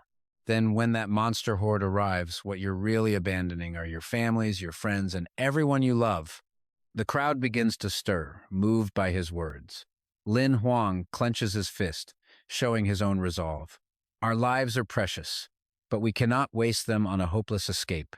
We must unite with the Hunters Association, form a team, fight the monsters, and defend the Snow Mountain stronghold. A fire ignites in everyone. Fists thrust into the air as they roar with newfound determination. Protect our families! Protect the Snow Mountain stronghold! Bayan, watching from the side, can only mutter one word, idiots. While the crowd is still cheering for Lin Huang, he coldly turns his back and walks away, sneering. A bunch of fools running to their own deaths. From the stage, Lin Huang sees him leave and sadly whispers his name, Bayan. His eyes follow the retreating figure. Suddenly, Jiang Nu throws an arm around his shoulders, rallying the crowd. All right! Let's all join the Hunters Association and defend our stronghold. If we are united, we will surely win. Her sudden proximity makes Lin Huang flush bright red. People finally start leaving the hall, with someone giving directions. All right, get ready immediately. Line up according to your abilities. This way to register and begin the defense plan. Lin Huang starts to leave with everyone else saying his goodbyes. Senior, I'm heading out too. But she quickly stops him. Wait. He pauses, frowning in confusion. Senior? Jiang Nu's voice turns cold as she reveals her decision. My teleportation artifact can move 50 people a day at most. We need to hurry. Lin Huang's eyebrows shoot up in surprise. Wait, I already said. But she cuts him off, her voice cracking with desperation. Now listen close, because what she says here, it changes everything. Those words were just to calm them down temporarily. I know for a fact we have one day, at most. After that, this place will become a living hell, and no one will survive. The truth hits Lin Huang like a physical blow. What? Jiang Nu calms herself to explain, my artifact has its limits. The Transcendent Hunters won't arrive for at least 48 hours. But the monsters are gathering faster. They will attack the stronghold in less than 10 hours. Her face goes pale as she imagines the horrific scene to come, her voice filled with sorrow. The Hunters Association's power at Stronghold 7, D121, is limited. Even with you newcomers, we can't protect the 100,000 people here. It's a death sentence. I will live and die with this place. But first, I must protect the association's future. You have talent. You can become a great hunter. I can't just stand by and watch you die here. Lin Huang's face sets like stone. I'm not leaving. He stands before her, passionately making his case. What I said earlier wasn't for show. If those monsters get past Goddess Mountain, they'll threaten the inner territories directly. I have people I need to protect too. I'm not leaving. His words shake her to her core. You. Lin Huang calmly lays out his strategy. Our only hope is the Transcendent Hunters. Only they can kill a transcendent monster. So, we find a way to stall for time until they arrive. Jiang Nu argues back, but with our current power, we can't possibly defend the stronghold. Hearing that, he points behind them and says, if we can't defend it, then we don't. Behind the base is the Snow Mountain. While we still have time, we could evacuate the villagers over there. We just need to hold out for 2 days until the superhuman hunters arrive. Yeyu still seemed a bit hesitant about the evacuation. Then, she suddenly remembered something and her face lit up. That's right! I know a mountain valley that can hold a lot of people. We just need to block the cave entrance with rocks to hold them off. Lin Huang excitedly grabbed her shoulders. Great idea. Let me stay behind then. I can definitely help you. She blushed, surprised by his sudden grab. He just smiled gently to reassure her. Don't worry, we're all going to make it, I promise. His handsome features left her totally flustered as she mumbled, Stop it, you little brat. Yiyu thought to herself, Oh no, He's way too charming. What do I do? She didn't say another word, just turned away and shyly told Lin Huang to stop talking nonsense and get to it. Time to move. Evacuating 20,000 people is no small task. Lin Huang cheerfully replied, "Got it, senior." Yi Yu couldn't help but smile, wondering if they'd actually survive this disaster because of him. A short while later, in a deserted valley, the group was moving towards the cave she mentioned. Wang Lan, standing in the group, asked nervously, "If we block the path behind us, isn't that too dangerous?" Zhue Yue confidently reassured her. "Don't be scared, the hunters are up ahead. The safest place is actually at the back." But Yu Guang was still unconvinced. Meanwhile, Lin Huang, who was seriously scanning their surroundings, turned back and smiled to encourage them. "Zhou Yue is right. As long as we stay alert and focused, we can reach the mountain pass tonight. Zhuo Yue has scouting and trap skills, Yu Guang handles ranged attacks, and Wang Lan has strength enhancement. Look at us, we're a solid team, so relax, we'll definitely make it there safely." Zhuo Yue happily praised him. "Boss, well said." But Yu Guang still muttered worriedly, "That's easy for you to say." Wang Lan, on the other hand, was shy but motivated by Lin Huang's praise. I'll definitely do my best." The group followed the evacuees through a region already cleared of monsters by the hunters. Seeing the monster corpses scattered everywhere, they marveled in admiration. "The hunters are incredible. They didn't even give us a chance to fight on the front lines." Zhuo Yue's words triggered Yu Guang, who yelled, "Are you crazy? You think it's fun to run into monsters?" Wang Lan tried to calm them down. "Guys, stop fighting." Lin Huang also turned back to warn them, "Be careful. Don't let your guard down." The senior said superhuman-level monsters are incredibly fast. He moved forward, observing carefully. Evacuating this many people could easily attract unwanted attention. Suddenly, Lin Huang's eyes narrowed. He noticed something. A powerful attack shot towards them from a distance. He quickly pulled Wang Lan out of the way. "Watch out!" Yu Guang's face went pale. "Damn it!" Zhuo Yue cried out. "What?" As the dust from the attack settled, a massive axe was lodged deep in the ground right in front of them. Lin Huang yelled out a warning, "Stay alert!" Just as he finished, a huge foot slammed down. He finally recognized the creature, a minotaur. They charged forward aggressively. His warning echoed, "Monster ambush!" Thick dust swirled around them as a massive army of monsters advanced from the distance. Creatures of all sizes swarmed towards them with pure aggression. The sight sent the group into a panic. Yu Guang stuttered, "Black rank minotaurs. Damn it." Zhuo Yue assessed the situation grimly. "There's a shaman type, too. We can't win this." Wang Lan cowered in fear. She whispered, "There are so many." But Lin Huang remained calm, gritting his teeth. "First, we need to eliminate that shaman." The monsters charged in a frenzy. Lin Huang drew his blade. "Yu Guang, cover me." He dashed forward while his friend drew his bow to provide support from behind. Yu Guang fired. The arrow flew true, piercing the monster's eye. As it roared in pain, Lin Huang rushed in for a clean slash. He yelled, "Zhuo Yue, have Wang Lan protect me."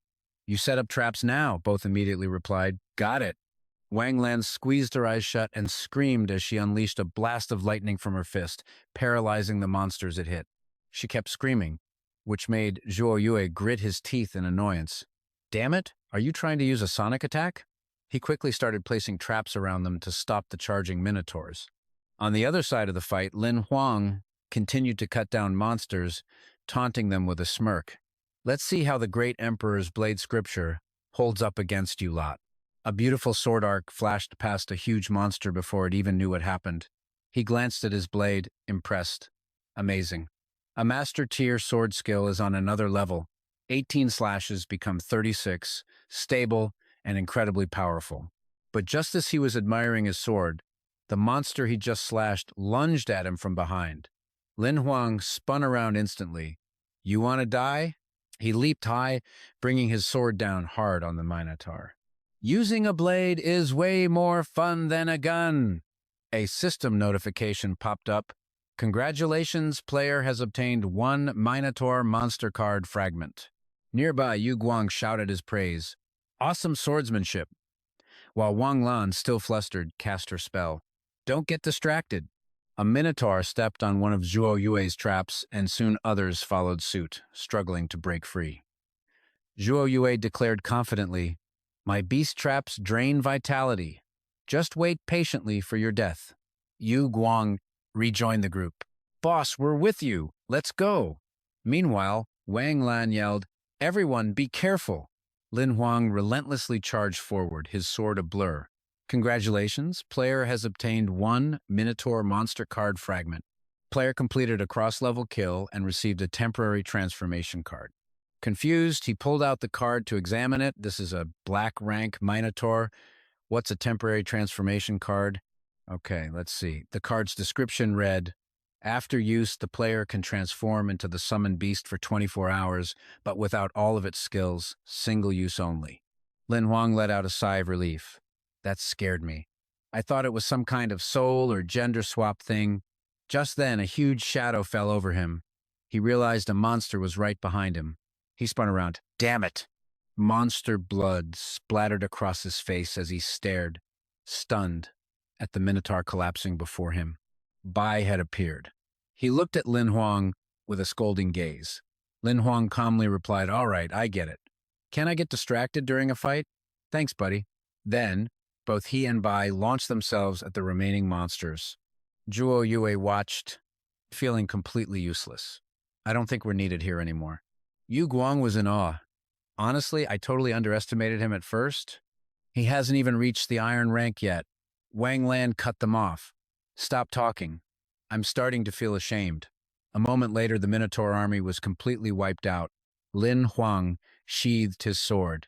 30 heads, all accounted for. Done. Zhuo Yue's group started cheering. Boss, you're amazing. Brother Lin's skills are insane. A true role model. Even your monster is super cool. Bai just stood beside him silently. Lin Huang then turned and recalled Bai back into his card form. We've wasted some time. The others should have arrived by now. Let's hurry. Yu Guang's voice rang with newfound confidence. It's good we ran into monsters. It's great practice, Zhuo Yue quietly told him. Could you be any more dramatic? Suddenly, the device on Lin Huang's wrist lit up, surprising him. Attention, a message from Senior Ye Yu. Her image appeared, looking grave.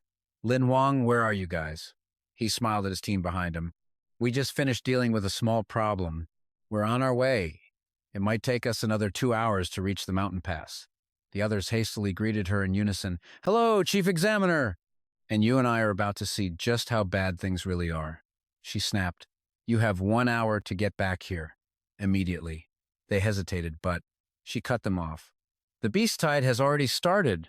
You'll all be dead if you're late. Her words left them completely frozen. The battlefield is an absolute slaughterhouse, with artillery shells just pouring down into the valley. Jiang Ne and her squad are desperately trying to take down every monster, but the horde is endless. One of them screams, Senior, our losses are catastrophic. At this rate, the cave entrance won't hold. She barks back, gather the wounded and the weak, retreat slowly, and find a way to block the entrance. He panics. But if we block it, what about the people still outside? Jiang Ne roars. Then you agree to stay and fight to the death with me. Suddenly her gaze hardens, locking onto a massive beast up ahead, a bloodwave hunting hound. Everyone's face goes pale. A bloodwave hunting hound? They stare in disbelief as another teammate shouts. If we can just take that thing down, the other wind demon hounds will pull back.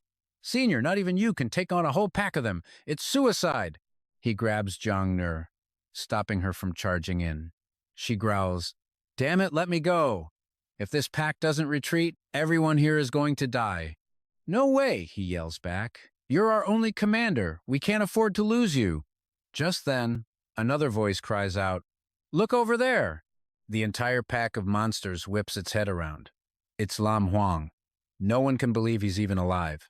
He charges straight for the Bloodwave hunting hound, with Chunyak's team right on his heels. He swings his sword, but the hound's jaws clamp down hard on the blade.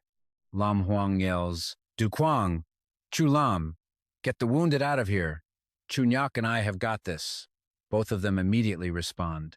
Got it. Be careful, Brother Lam. Chunyak and his summoned tyrant smash into the fray, clearing out the smaller beasts. Boss, I've got your back. Lin Huang, meanwhile, uses all of his strength to break free from the massive hound. The beast, its mouth now bleeding, growls at him defensively. He just smirks, his eyes sharp and defiant. Come on, either you die or I live. And right here is where things go from bad to completely insane. A sharp horn sprouts from the hound's head as it charges with terrifying new power. Lin Huang is stunned. Damn it just jumped 3 levels! Is that even possible? It slams him to the ground, its massive jaws opening wide to swallow him whole. Ugh, your breath stinks. Worried for his boss, Chunyak gets blindsided by another monster. Boss! Someone yells out as Jang Nger, fighting back-to-back with him. Clear out this trash, then go save him. Chunyak, flustered, replies, Right, senior. But Lin Huang just grins. Don't worry. Tyrant's hand clamps onto the Bloodwave Hound's neck, ripping it away from him. The second he's free, he launches a brutal counterattack. I'm a Beastmaster, you fool. You think a little bite is going to stop me? He sends the beast staggering backward. It's about to lunge again, but Lin Huang just calmly addresses it. You're good. Smart. For an animal. With support from his summoned by, Lin Huang moves in and finishes the job. A system notification pops. Congratulations, obtained 1 Bloodwave Hunting Hound fragment. For defeating a higher level opponent, you've received a skill card. He scoffs. Of course I did. I'm just better. From the side, Chunyak cheers. Boss, that was incredible. Jang Nger is equally impressed. That was some beautiful sword work. She approaches him. I never imagined a Beastmaster could be so skilled with a blade. Lin Huang just answers calmly, Senior, save the praise. Chunyak sighs in relief. Man, good thing the boss showed up when he did, or we were done for. Jang Nger turns and shouts to her troops. Everyone, back into the cave. Reinforce the defenses, now. Okay, I know what you're thinking. They won, crisis averted, right? Dead wrong. From the distance, another bigger wave of monsters appears. Am I dreaming? Someone please wake me up. An entire legion of spiders is crawling towards them. Jang Nger steps forward, on guard. This isn't a dream, but even she falls into despair. A whole new swarm. The spiders charge relentlessly. People begin to panic and run, but she screams, Don't run! The barricade isn't finished. You'll just be running to your death. Lin Huang grits his teeth, calculating. At their current speed, this giant swarm will be on top of us in about 10 minutes. Chunyak, frustrated, speaks up. There's not enough time to block the gaps with rocks. But we still have a lot of monster corpses. We can use those. Duquang agrees. Vung Lam is busy with triage. I'll help you. Jang Nger's eyes light up. Great idea, Chunyak. But Lin Huang's crew looks annoyed. He's not letting her call all the shots. Senior, you and Duquang fall back and defend. My team and I will hold the line here. The barricade must be completed. Suddenly, Duquang adds, I'm staying. I have long-range teleportation. I can coordinate with Brother Lam to hold them off. Jang Nger objects immediately. I'm the senior officer here. I can't leave this fight to a bunch of rookies. But Lin Huang doesn't back down an inch. He gives her a hard stare. Don't forget, you are the only commander left at this outpost. Are you really willing to gamble the lives of 20,000 civilians on us rookies? Jang Nger is left speechless, worried, but unable to argue. Duquang, if you're not afraid to die, come with me. Without another word, he and his team charge straight toward the new threat, leaving her behind. As they go, Duquang yells back, Brother Lam, be careful. Left behind, powerless to do anything, Jang Nger can only watch them go. As she piles up wolf corpses, she urges Chunyak, faster, finish the defensive circle. In her mind, she's still annoyed, but also deeply concerned. Damn it, don't you dare die, Lin Huang. In a flash, his blade slices a spider clean in two. He calls out, Xiao Hei. His system spirit appears instantly, looking irritated. I'm here, it sighs. I really hate seeing these chaotic messes. Lin Huang speaks urgently. I got a skill card from killing that Bloodwave Hound. I want to use it. Now, Xiao Hei complies, opening the rare random skill card. It flicks the card forward, and the skill sinks directly into his mind. The system announces, Congratulations, player. Acquired the skill, Sui Wu Hen, stepping on snow without a trace. Excellent, he says, his eyes beginning to glow a deeper red. The skill card's information appears. Rare body technique, golden tier. Status, usable. As he speaks, he's already moving, his body wreathed in newfound power. Not a bad draw at all. His sword becomes a blur, wiping out entire clusters of spiders with every pass. Chunyak and another soldier are completely stunned by his skill. Who is Brother Lam talking to? Are my eyes playing tricks on me? His movements are getting even faster. The spiders ferociously leap at Lin Huang, but he dodges every single attack perfectly without a single misstep. He says urgently, Xiao Hei, temporarily sever my fate link with Bai and D. The spirit is confused. Huh? Why? Your fate wheel is almost full. You're about to reach the Iron Black Realm. Lin Huang replies, I know, reaching that realm grants me my first fate bell, which can seriously upgrade one of my abilities. Xiao Hei casually opens a menu. Correct. There are 5 types. Elemental, hardening, spirit, special, and hybrid. What do you want to... Lin Huang savagely impales another spider and declares, obviously, I'm reinforcing my blade. That's why I have to focus on killing monsters that are at the Iron Black level up. They have to be killed with a blade. Xiao Hei gets it. Understood. If that's your choice, I'll stop the fate transfer from your summon beasts. Now, you just have to survive this nightmare. Night has fallen, but the spider swarm is still massive. It feels like they've barely made a dent. The next morning, a final slash bites deep into a spider's head, and it drops dead. Du Kuang cries out, They're all dead. We actually did it. You and I just witnessed them survive the impossible. Another soldier shouts, It's over! We're safe! In the distance, Zhangmer yells, Lin Huang! The barricade is complete! Bring everyone back. Before them stands a gruesome wall, built entirely from the corpses of their enemies. All right, let's jump right back in. Yining gets a hero's praise. Without you and your summons, we never would have survived until sunrise. He sighs, exhausted. Let's head back and rest. Who knows when the next wave will hit? But in his heart, he thinks, by protecting this stronghold, we protect our hope. Lin Xing, don't worry, I will protect you. Suddenly, everyone's bracelets flash, making them jump. The core is vibrating. A notification appears. At 8 a.m. yesterday, a massive-scale beast tide erupted in the 7th Eastern Sector. 3 smaller strongholds in Sector 7D 123 were completely destroyed, no survivors. The death toll has already reached 670,000. The status of Stronghold 7D 121 is still unknown, but a transcendent-level powerhouse has been dispatched. Hearing this, everyone starts to panic. What do we do? My entire family was in 7D 123. Another cries out, Where were the transcendent experts? Zhang Yu grimly thinks to herself, this is getting complicated. Zhang Yu looks towards Lin Huang, her mind racing. The transcendent beast was heavily wounded. Its new goal is revenge, and they're the only survivors left in this area. It clicks for both Zhang Yu and Lin Huang at the same time. They are the next target. Standing on the broken fortifications, she frowns. More attacks are definitely coming. The casualties will only get worse. I'm worried about how long we can hold out, she says.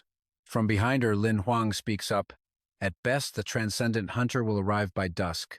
Zhang Yu hesitates, maybe. But if we keep getting attacked, I'm afraid. She grits her teeth, her resolve hardening. I'm not afraid of dying. The day I became a hunter, I left my life on the line. Her hand starts to tremble, but I won't let 200,000 civilians die with me. Lin Huang walks over, placing his hand over hers. Senior, he says gently, you're a gold rank hunter. No monster can take you down that easily. Zhang Yu blushes, looking at him. You. Zhang Yu listens as Lin Huang continues.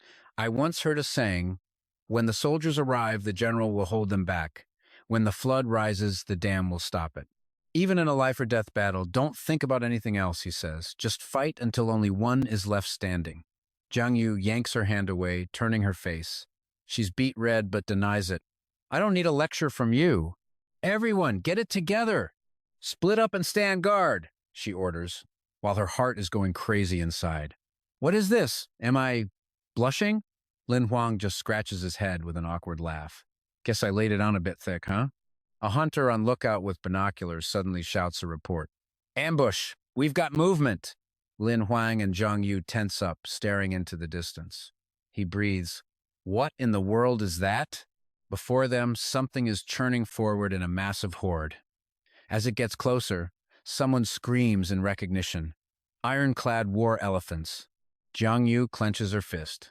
Damn it, that transcendent beast is ruthless. They'll smash right through our fortifications. After the last exhausting battle, Lin Huang agrees. Those things look immune to blades and spears. How do we even fight them? Jiang Yu grits her teeth in disgust. Ironclad war elephants are born half metal. Their defense is terrifying. Anything that gets in their way is completely flattened. With that, she draws her weapon. Whatever. We have to protect these walls even if we die doing it. But beside her, Lin Huang shouts, "Wait! Senior, look over there!" Jiang Yu looks up to see a figure flying towards the ironclad war elephants. She gasps, "Isn't that? The newcomer is Yi Zheng." He swings his sword once, landing a perfect strike right in an elephant's eye. Jiang Yu smiles. That's it. Their weak spot is the eye. A beautiful shot. Lin Huang is completely stunned. "Is that expert a gold rank hunter?" he asks. Jiang Yu explains while keeping her eyes on the battle. He's not just gold rank.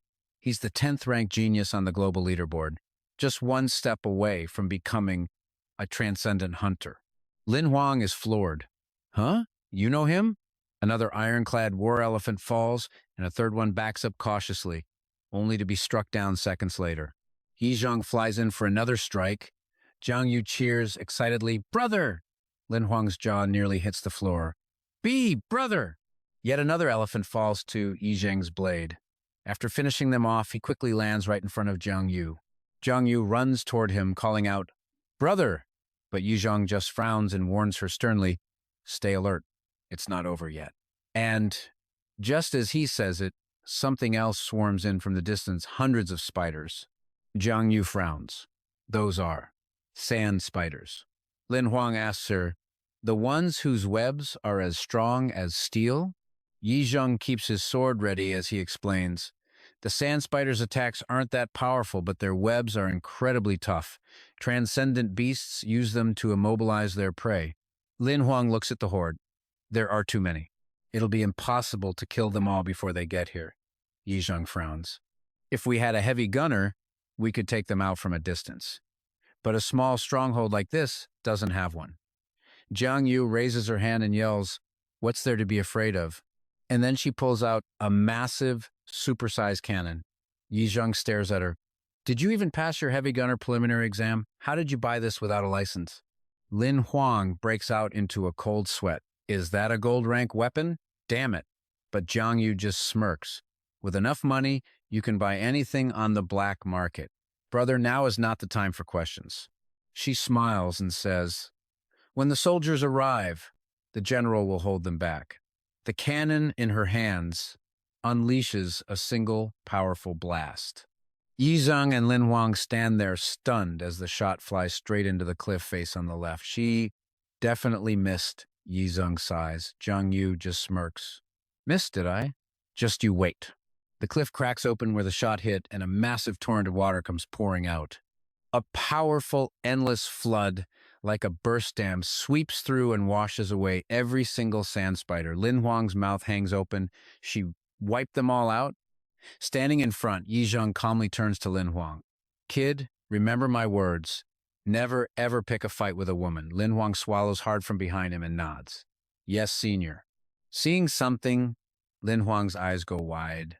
Jiang Yu squints at her brother. "So, still want to keep lecturing me, big brother?" But Yi Zheng and Lin Huang aren't even looking at her. They rush right past. Yi Zheng frowns. It's here. Ahead of them, a swarm of yin crows is flying towards them. Too many to count. Lin Huang stares as the sky turns blood red. A flock of yin crows. Is this the apocalypse? And it wasn't just the yin crows. Countless other monsters were advancing right alongside them. Monsters with the heads of bulls and horses charge forward hungrily. The other guards look on in terror. It's hopeless. Chu Yue curses, "Damn it!" While Wang Lan panics. What do we do? What do we do now? Lin Huang freezes on the spot, stammering, "It's over." Yi Zheng calmly gives an order to Jiang Yu. "Xiao Yu, open the Azure Wood Gate." He turns his head and says, "Among the kids who took the assessment, many of them have potential. They are the future hope of humanity. Lead them away. This is your mission." Jiang Yu shakes her head. "If you're not going, I'm not going." Yi Zheng grabs her arm. "I have to stay here to buy more time. No more talking. Move now, or it'll be too late. But Jiang Yu argues back fiercely, the Jiang family only has you and me left. Your talent and strength are both greater than mine. You have to be the one to live for the sake of our family. The two of them argue back and forth. Stop with the nonsense. I'm the older brother. I can't let you die. Over on the side, Lin Huang is quietly calling out, Xiao Hei. Xiao Hei appears and asks, is this our final farewell? Lin Huang asks it. In the previous battle, I killed a lot of monsters above my level. How many skill cards did I manage to get?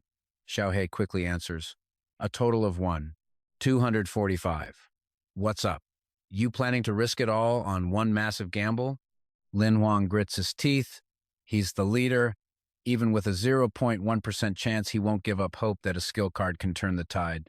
He asks Xiao Hei what would happen if they fused every single card they have. Xiao Hei thinks, explaining that in theory, they'd get a skill usable at any level. But the skill type is a total mystery, and worse, it's a one-time use card. No one has ever even attempted something this reckless before. Lin Huang sees his comrades facing certain death and clenches his fist. Even his strongest cards are useless at his current level anyway. He looks up at the swarm of crows darkening the sky.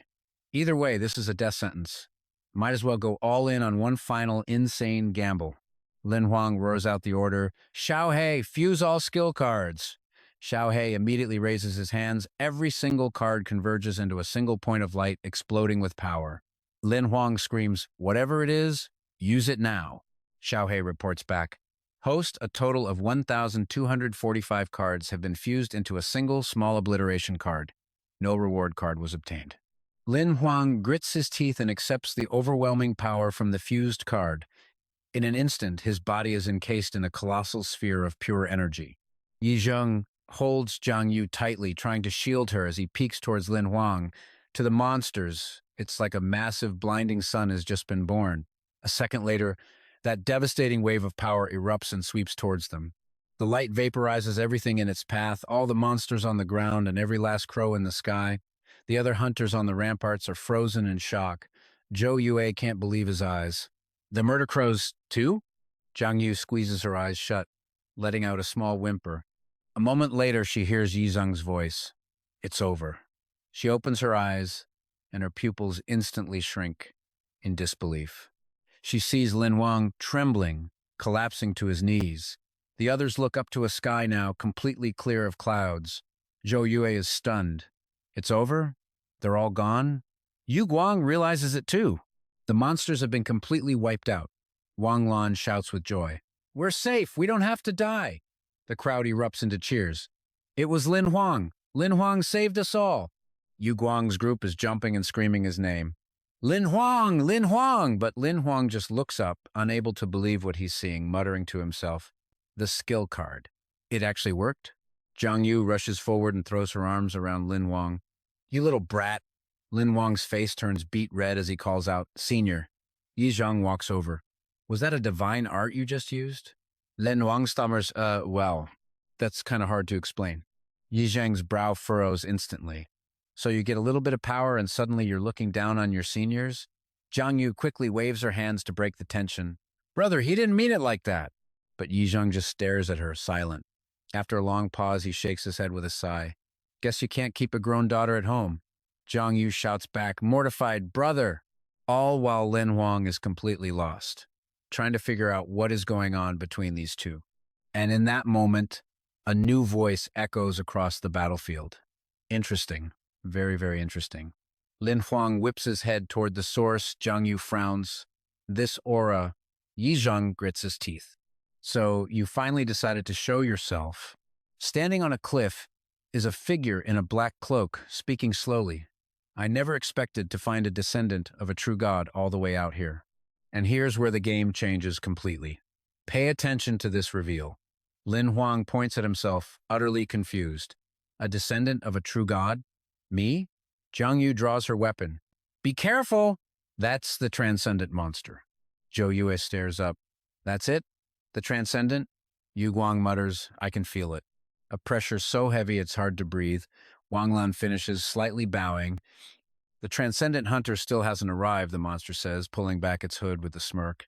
But even if one did, they'd just be another weakling I've already defeated.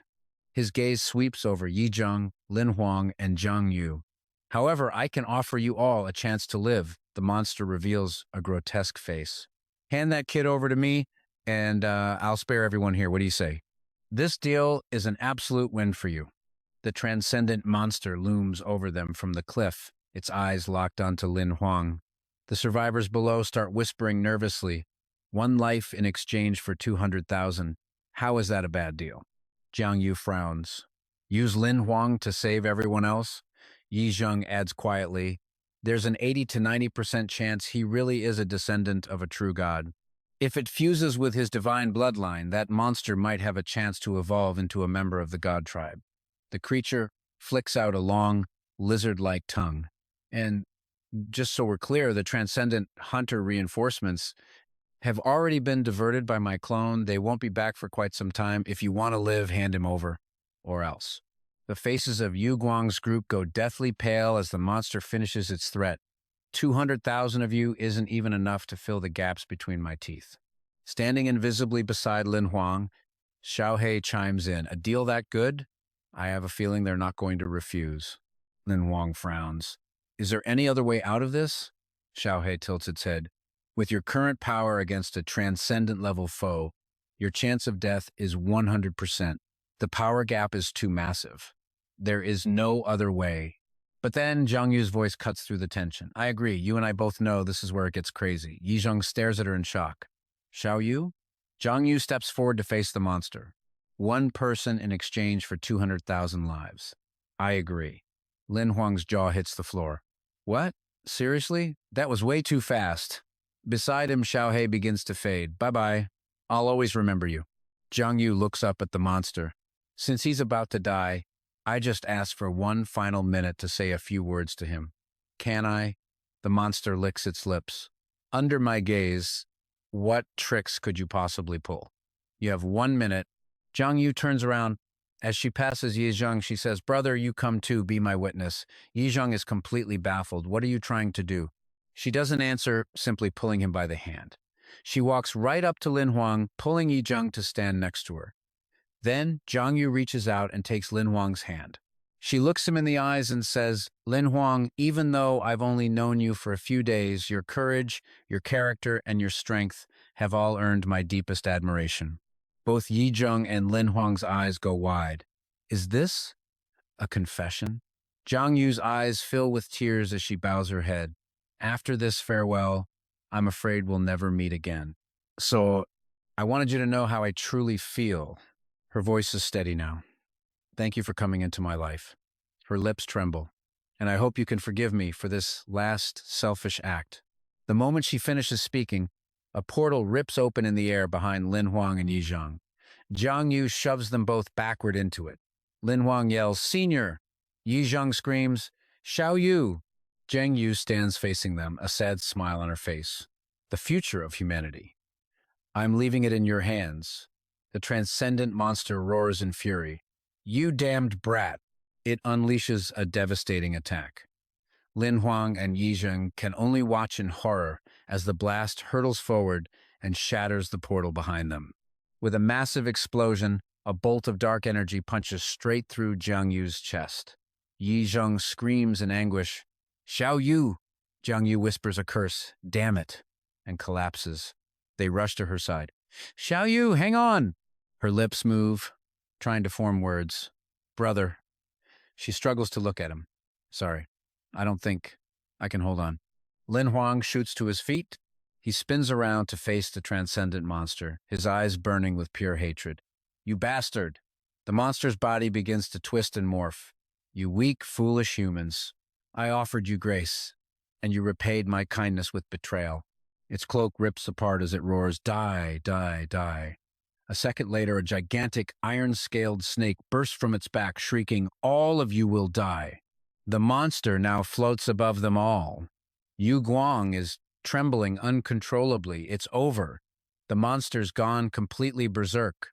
It opens its mouth and unleashes an attack, spiritual energy forming chains that instantly bind Lin Huang. The monster yanks him into the sky as Lin Huang's screams echo across the wasteland. Let me go! Yi Zheng cries out his name, Lin Huang! And trust me, You are not ready for what comes next. He's bound tight, gagged, and groaning, unable to even breathe. The superlative monster opens its jaws and swallows Lin Huang whole. Yizhang's eyes widen in disbelief as Zhang Yu unconsciously whispers his name, Lin Huang. The beast growls, "Fuse with me!" But then its eyes fly open. The monster's body freezes solid, its consciousness in chaos. What's happening? I I can't move. And that's when you see it behind the beast. A small rift tears open, and a single hand reaches through. The hand slowly extends forward as the monster looks up in sheer terror. The hand forces its jaw open, spitting Lin Huang out. He hits the ground hard, free-falling for a moment as the hand immediately pulls back. "I am a superlative," the monster screams. "Just one step away from godhood, it can't end here." But as it finishes, the hand slaps it again, hard. The blow sends a spray of blood from its mouth. In an instant, it turns to flee, knowing that if it stays, it's dead. Suddenly, a voice calls out, "Mr. Lin!" Lin Huang stops. That voice. He looks up and is stunned. "Miss Shui Lei? Bing Wang? It's you two!" He rushes over to them, asking, "I thought you'd already left?" Bing Wang, standing behind her, sheepishly explains, "Well, my master was worried, so we came to check." Shuela snaps at him. "Bing Wang, that's enough talk." He says gratefully, "Thank you both so much. If you hadn't stepped in, everyone here." He stops mid-sentence and whips around. "Oh no, they saw me!" But Shuele just calmly says, "Don't worry about it." They glance over at the others. "I cast a spell earlier," Shuele explains. They're all asleep now. Their gazes then shift to the superlative monster crushed beneath a pile of rubble. Shuele raises a hand, condensing its spirit soul. "I owe you a life," she says. "I couldn't leave in peace until this debt was repaid." She then holds out her hand, offering Lin Huang what's inside. This is a deathless serpent. You can absorb it into your life wheel, nurture it well. In her palm is a tiny snake, curled up and fast asleep. Once you level up to Superla, Lin Huang suddenly interrupts her with a serious tone. "Miss Shuele, please save my friend." Shuele looks over at Jiang Yu. "Your friend?" Lin Huang says nervously, "I know you haven't interfered with worldly affairs for 700 years, and it's rude of me to ask for your help. But she was gravely injured trying to save me." Now here's where it gets interesting. Shuele says, "Rebuilding her life wheel from scratch requires a superlative grade soul at minimum. Are you willing to give up this dragon soul?" Lin Huang nods without hesitation, of course. Saving her is more important. A small smile plays on Shuele's lips. She tosses the serpent to him. "I was just teasing you. I have other beast souls that can help repair her life wheel." Bing Wang immediately steps forward, cradling Zhang Yu in his arms. He looks down at her seriously as Shuele walks towards them step by step. Kneeling before Zhang Yu's body, Shuele begins the treatment. With a wave of her hand, a small bird appears and Zhang Yu's body starts to glow. Lin Huang asks anxiously, "Is she gonna be okay?" Shuele gives a slight, almost imperceptible nod. "Once she wakes up, she'll be fine." Lin Huang smiles. "This is a debt I can never fully repay. I will definitely return the favor one day." "You may not get the chance," Shuele says softly. "I've watched over this world for far too long. It's about time I returned home." "You're leaving?" Lin Huang asks. Shuele takes a step closer, so close that the pin in her hair almost touches his face, making him lean back slightly. "I have one last thing I want to ask you. You and I both know this is about to get serious." Shuele places her hand on his chest. "Mr. Lin." She looks up at him, her eyes dead serious. "Do you believe in love?" She stares intently into his face. "Well?" Lin Huang falls silent, a faint blush creeping up his neck as he waits. "Do you believe in love?" she asks again. He stammers, This question. He thinks to himself, she's still held back by the obstacles of her past. He lets out a breath and finally speaks. "Love," he says seriously. "It's the kind of thing that will happen whether you believe in it or not." Looking right at her, he continues, "Don't hesitate over right or wrong. No matter the outcome, no one has the right to deny the sincerity you offered." Shuele is stunned by his words, including the one who broke your heart. Lin Huang takes her hand. "To dare to love and dare to hate. A person like you who can pick things up and also put them down is truly beautiful, truly strong." He smiles. Even if you aren't a god, in my eyes, your existence shines as brightly as the sun. Shui Lei seems lost for a moment. Mr. Lin. She brushes her hair back, turning her face away. Hearing you say that, uh, she tells him, I can now leave the human world with no regrets. Thank you. I owe you yet another favor. Lin Huang quickly shakes his head. No, I should be the one thanking you. Bing Wang steps forward. Master, we're ready. Shuela gestures for Lin Huang to look at the man in Bing Wang's arms. This man was sent as reinforcement for you all, she explains. But the superlative monster led him astray. She glances at the unconscious hunter. I will alter everyone's memories when they awaken. They'll believe he was the one who finished off the monster. Lin Huang nods. I understand. You're worried people would think I have backing from the god tribe causing a lot of trouble, right? Shui Lei simply smiles at him. Mr. Lin, we must go now. Take care. An icy vortex forms in the sky, opening a small portal. He looks up at her and says, Goodbye, Shuela. She turns back to look at him one last time. See you again, Mr. Lin. He watches the backs of Bing Wang and Shui Lei as they leave, sighing. Perhaps we'll never get the chance to meet again. Chen Yizhong sits up and quickly asks, Xiao Yu, are you all right? Jiang Yu looks at him. Brother, what happened? Yizhong smiles. Thankfully, a superlative hunter arrived just in time. He killed the monster, the curse is lifted, and we're all saved. We were all knocked out for a bit by the shockwave, but thankfully no casualties. Jiang Yu looks dazed. Oh, that's great. But in the back of her mind, she can't shake the feeling that something is very wrong. It's a feeling we've all had before. She feels like she died once and that someone saved her as she was losing consciousness in the darkness. Her gaze drifts past the crowd, praising the hunter, landing on Lin Huang in the distance, silently calling his name. Jiang Yu whispers to herself, I feel like, as if she has forgotten something incredibly important. That night, back at foothold number 7 in front of his home, Lin Huang stands before Lin Xin's door and lets out a sigh of relief. Finally, I'm alive. He opens the door and peeks inside. Lin Xin is already sound asleep.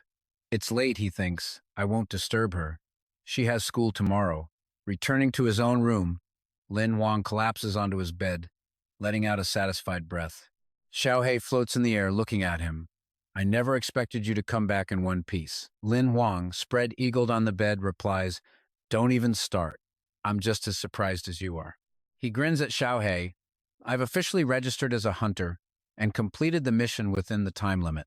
So, where's that reward you promised? Xiao Hei, sitting cross-legged in the air, pulls out a golden card. I honestly thought I'd be getting a more reliable master. Here, this is for you. A system notification pops up for Lin Huang. Flawless card. Using it allows for a complete self-reconstruction, removing all hidden dangers in the body, including, but not limited to, one's destiny. Fate wheels, bloodlines. Lin Huang gets excited seeing these hidden trump cards. This is some seriously good loot. But hold on. You and I are about to see our MC make a choice most people wouldn't. Xiao Hak tells him to keep the card for himself, since it could save his life in a pinch. But Lin Huang just smiles and says, no. I have a different use for this. Xiao Hak watches as Lin Huang holds the 2 cards. My fate wheel was already healed by Shui Luo, so I'm fine for now. But I need to guarantee my win rate in a fight. He summons Bai, intending to heal his bloodline. By removing the fatal genetic flaws in crossbreed monsters, they can unleash their true power. Looking at the flawless card, he thinks, as a beast tamer, a powerful monster, with 0 weaknesses. Now that's my ultimate life-saving tool. Xiao Hak pauses, then nods slowly. When you put it that way, I guess it makes sense. The card instantly gets to work, repairing every last defect in Bai's body. As it absorbs the power, a massive wave of energy erupts from him. Xiao Hak's jaw drops. It worked! He rubs his chin, grinning. Let's find some more of those flawed bloodlines. I've never seen a monster upgrade method like this before. But when he turns around, Lin Huang is already passed out cold. Xiao Hak groans. Hey, at least recall Bai before you fall asleep. The next morning, Lin Xin's voice jolts him awake as she leaps into his arms. I got back late last night, he mumbles. You had class today, so I didn't want to wake you. She starts talking a mile a minute. I was worried, sick. I'm so glad you're back alive. This is the best. But before she can finish, another voice cuts her off. So, this is your little sister, Lin Huang? Lin Xin looks up at the screen in front of them where Yi Zheng is smiling warmly at her, very cute. Completely embarrassed, Lin Xin bolts upstairs. You jerk! Why didn't you tell me you were on a video call with the legendary Lord Yi Zheng? Lin Huang calmly sips his drink. Once she's gone, Yi Zheng's tone turns serious. All right, back to business. Lin Huang, are you absolutely set on choosing the six-armed demoness as your life-bound monster? Lin Huang nods. I've looked at over 10 life seeds. Only the demoness's demon hand, life fate, has what I need. The system explains, life fate name, demon hand. Level 1 effects include plus 10% finger dexterity, two-handed attack speed, and bone flexibility. Each evolution adds another 10% to all 3 abilities. After 3 evolutions, that's a 40% boost across the board. The only way to get it? Slay a 6-armed demoness. Yi Zheng pulls up the info on his end. True, Demon Hand would enhance both your blade skills and your gun arts significantly. But the 6-armed demoness is one of the most dangerous monsters in the entire Iron level zone. It's not recommended as a life fate target. The system displays its profile. Monster name, 6-armed demoness, species, undead. Combat level, Iron level rank 3, common skill, Heart Ripper, can be found in the Wailing Forest and the Devil's Domain. Lin Huang considers this. Right now, there's no better choice for me at this level. To get stronger fast, I have to pick this one. Yi Zheng sighs. This is one of the only combat videos of a team that encountered one. Watch it first, then decide. Lin Huang agrees. Just then, Lin Xin calls out from behind him, Brother, I'm leaving for school. She's changed into her uniform, looking every bit the pretty high school student. She addresses the screen politely. Lord Yi Zheng, I am Lin Xin. I'll greet you properly next time we meet. Lin Huang, without missing a beat, asks, Who are you? A loud smack echoes through the room. A furious Lin Xin hits him before storming out. Lin Huang just sighs to Yi Zheng, teenage girls. What can you do? No wonder you're ranked 11th among all hunters. You're a heartthrob for countless girls. Yi Zheng just laughs, a bit embarrassed. He clears his throat. Speaking of which, Yu Yanluo asked me to check in on you. Lin Huang looks confused. Why didn't she just call me herself? Yi Zheng completely dodges the question. I have to run. Watch the video, then make your decision. The screen cuts to black. Lin Huang frowns. What's he so busy with that he can't even make a phone call? Lin Huang opens his system panel, his eyes widen. He sees someone in the video attacked in a flash. Pay attention here. This is where we see just how insane this challenge really is. Lin Huang is stunned. What was that? The 6-armed demoness tears through the expedition team. Lin Huang's pupils shrink as he watches the brutal footage. Terrifying speed. Each arm fighting on its own. The attack patterns are completely unpredictable. He stares at the monster's silhouette, whispering, Less than a minute, a team of 6, completely wiped out. On screen, the demoness slowly turns its head. Its eyes glow from behind a red mask, a permanent, terrifying smile carved into its face. Lin Huang is frozen. Can I really defeat something like that? Later, at Stronghold 7 C87, Paki City, Lin Huang walks through the massive crowd. I know what you're thinking after seeing that. He's still going? Oh yeah. Even if the future is uncertain, he thinks, I'm heading to the Wailing Forest. I rely on the system to level up.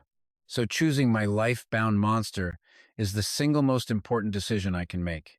He stops before a colossal pillar that scrapes the sky, thinking about his journey. The fastest way is the Martin airship, and only a major stronghold like Paki City has a tower for it. A powerful gust of wind blows past, and Lin Huang looks up.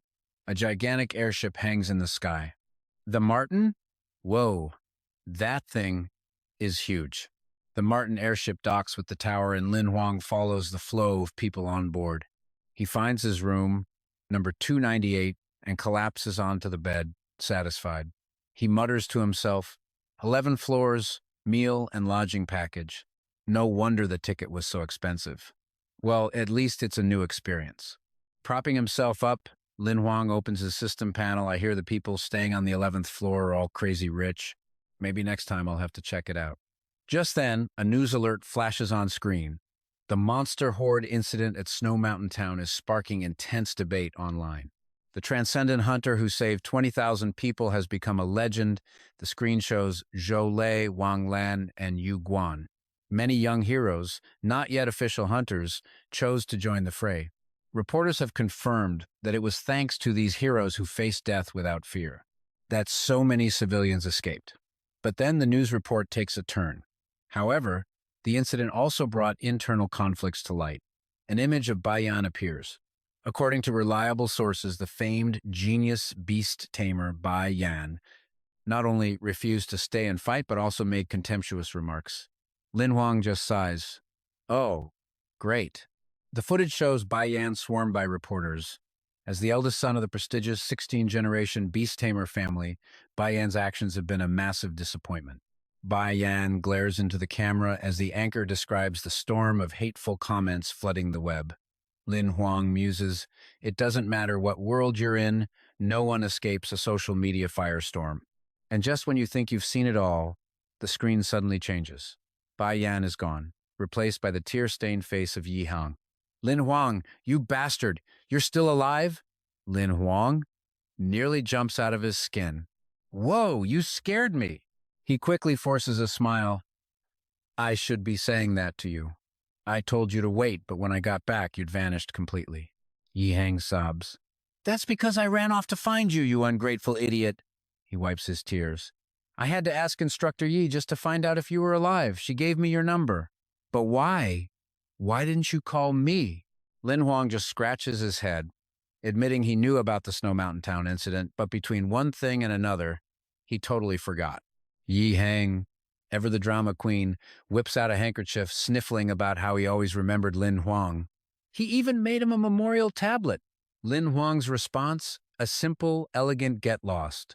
"All right, you and I both know the real talk starts now." Yi Hang drops the act and gets serious.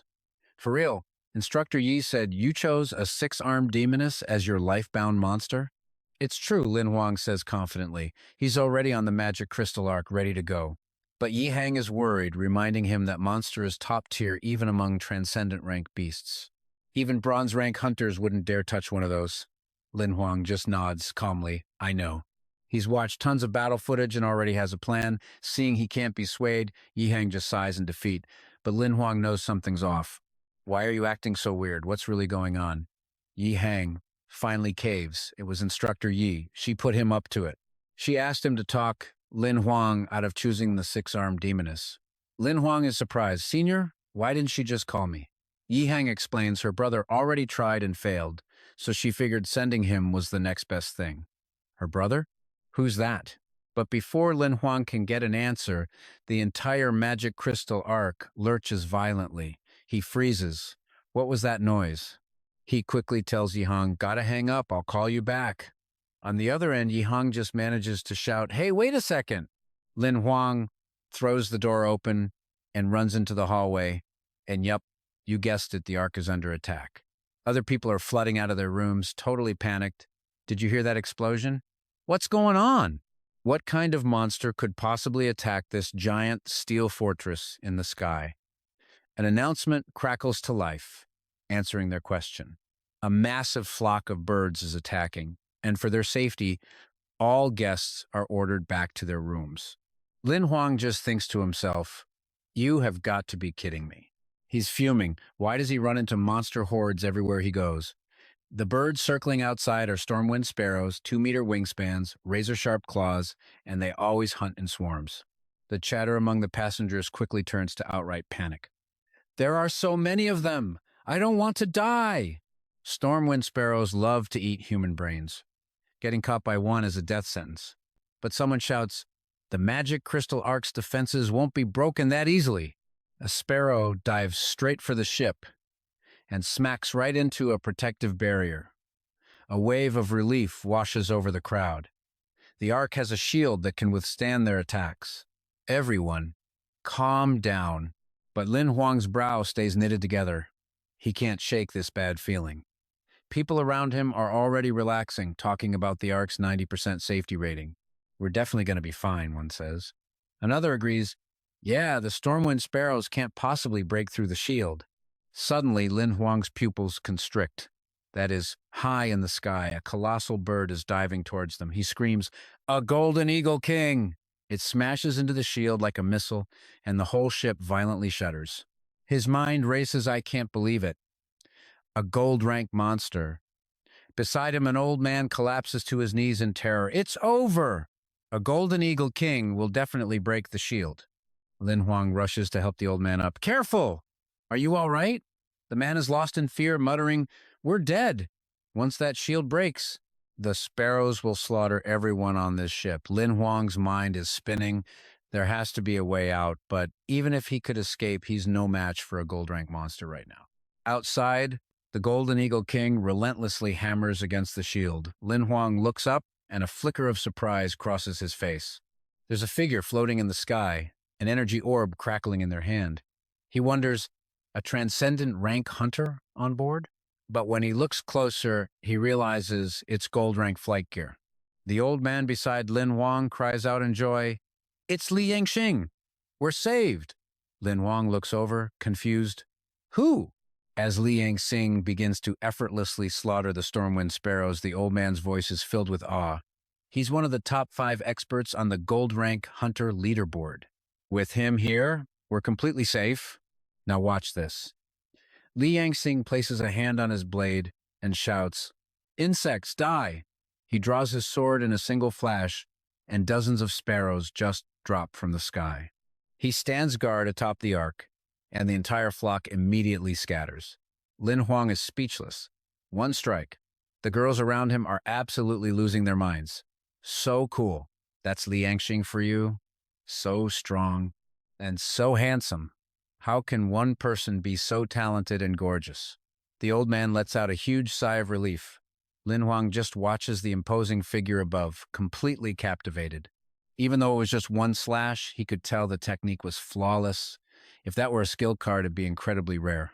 An idea sparks. If he can simulate that move, he'll get a saber skill fragment. He immediately turns and runs off. The old man calls after him, "Young man, I didn't get to thank you." Lin Huang just waves back, "No need, I have something important to do." Back in his room, Xiao Hei asks, "Are you thinking of combining the Great Desolate Saber Sutra with Li Yangxing's technique?" Lin Huang replies, "Something like that." "Why? Is there a problem?" Xiao Hei just scoffs. "How would that even work?" It continues, "That guy only showed you a single move, and you want to simulate his entire style from that?" But Lin Huang closes his eyes, focusing. If he can just simulate its essence, he'll get the skill. He grips his sword. If once isn't enough, I'll try 10 times. He swings again and again. If 10 times isn't enough, he'll try 100. He is absolutely determined. If 100 times doesn't work, he'll try thousands, until he finally succeeds. Panting heavily, Lin Huang grins. This is the essence of survival. As he raises his sword again, Xiao Hei chimes in, "Just give up. You've been swinging that sword for 5 hours straight." Lin Huang raises his blade one more time. Just practicing the form isn't capturing its soul. What if I simulate a real fight?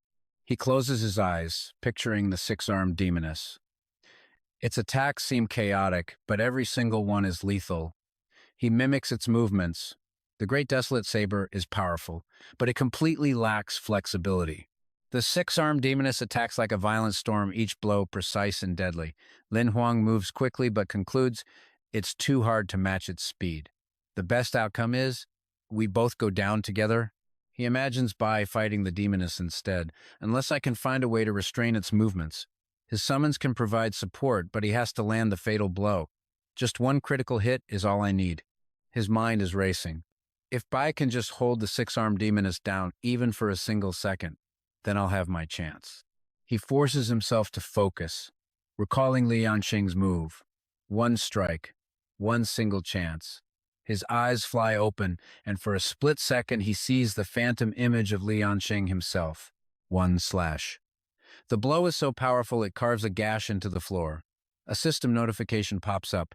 "Congratulations. You have obtained the skill fragment, Thunderclap Saber." And that's how it's done. You and I just watched him pull it off. He says the name out loud, exhilarated. "Thunderclap Saber." He asks Xiao Hei, If I collect enough fragments, I can get the complete saber skill, right? Xiao Hei confirms. Lin Huang just grins. All right, then, let's keep going. All right, let's catch up with Long Huang, who, as you and I can see, is pacing like a lost soul at Outpost 7 C82 with Xiao Hei pouting nearby. He just blew a fortune paying for the destroyed room, leaving him with absolutely nothing. Long Huang looks defeated, muttering, "Stop complaining. Just give me more time. I swear I can get it all." Xiao Hei asks if they're heading to the Vong Yo forest. Long Huang snaps back, "That's 3,000 kilometers from here. There isn't even a small outpost nearby. I can't get in on my own." Inside a building, he comes up with a plan. Find an adventure team with at least a silver rank expert to escort him into the Vong Yu forest. The receptionist smiles, telling him a team just happens to be heading to the Vong Yu forest tonight, and they'll likely be staying for about a week. Long Huang is stunned. Tonight? Why so sudden? And here's where his luck changes. The receptionist grins. The leader of this team is a gold rank expert. They have their own mission in the forest and can take him along. If he misses this chance, he'll have to wait 12 days. Of course, she adds, you could always hire a private team to escort you, but the cost for that would be much higher. Long Huang nearly sobs. No way. Paying for that room already bled me completely dry. Long Huang prepares to sign as the receptionist explains the deal, 200,000 credit points. And, yeah, I know what you're thinking. The team is only responsible for getting him to the forest, not his safety after. He just nods. Understood. As they leave the building, Xiao Hei asks him, have you really thought this through? You could die in the Vongyu forest, he warns. But Long Huang is resolved. This team has a gold rank leader. I'll take it one step at a time. Without my life-bound monster, I'll die sooner or later anyway. Suddenly, he gets a notification. A signal pings. He looks down, surprised. A message? All right, let's jump right in. A message pops up. Tonight, 9 p.m. sharp. Rendezvous at the South Gate to rescue Lin Huang. Short, direct, and powerful classic gold rank style. A gold rank captain has to be a tough, reliable person, right? But Xiao Hei chimes in, I'd advise you not to be so optimistic. At Southgate Outpost 7C82, Lin Huang stands there completely baffled. Where is everybody? Did I get here too early? Just then, a voice calls out from behind him. Are you the one who wants to travel with us to the Forest of Demise? He turns around to see a red-haired woman flanked by two massive dudes. She introduces herself, I'm Captain Lang Yuexin. If you want to survive the Forest of Demise, you will follow my orders without question. Lin Huang is stunned. The captain's a girl? When Yuexin asks for his name, Lin Huang nods. Yes, I'm Lin Huang. Yuexin crosses her arms and says, you read the contract clearly, right? We're only responsible for getting you into the forest. She continues, once we reach the forest, we have our own mission to complete. You'll have to rely on yourself. Nian Xing steps forward with a smile. Actually, we have a special mission this time.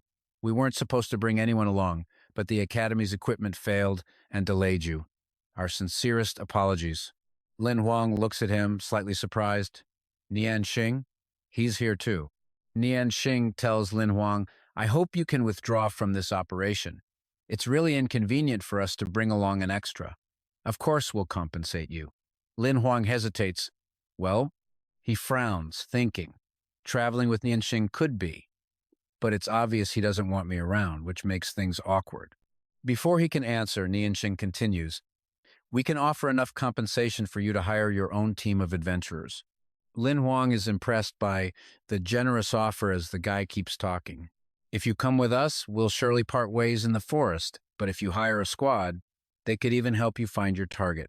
Lin Huang opens his mouth. I can, but before he can finish, Xiao Hei shoves him aside. Now, watch closely, because this is where the system flips the script. Xiao Hei holds up a card. Congratulations, you've triggered a special mission.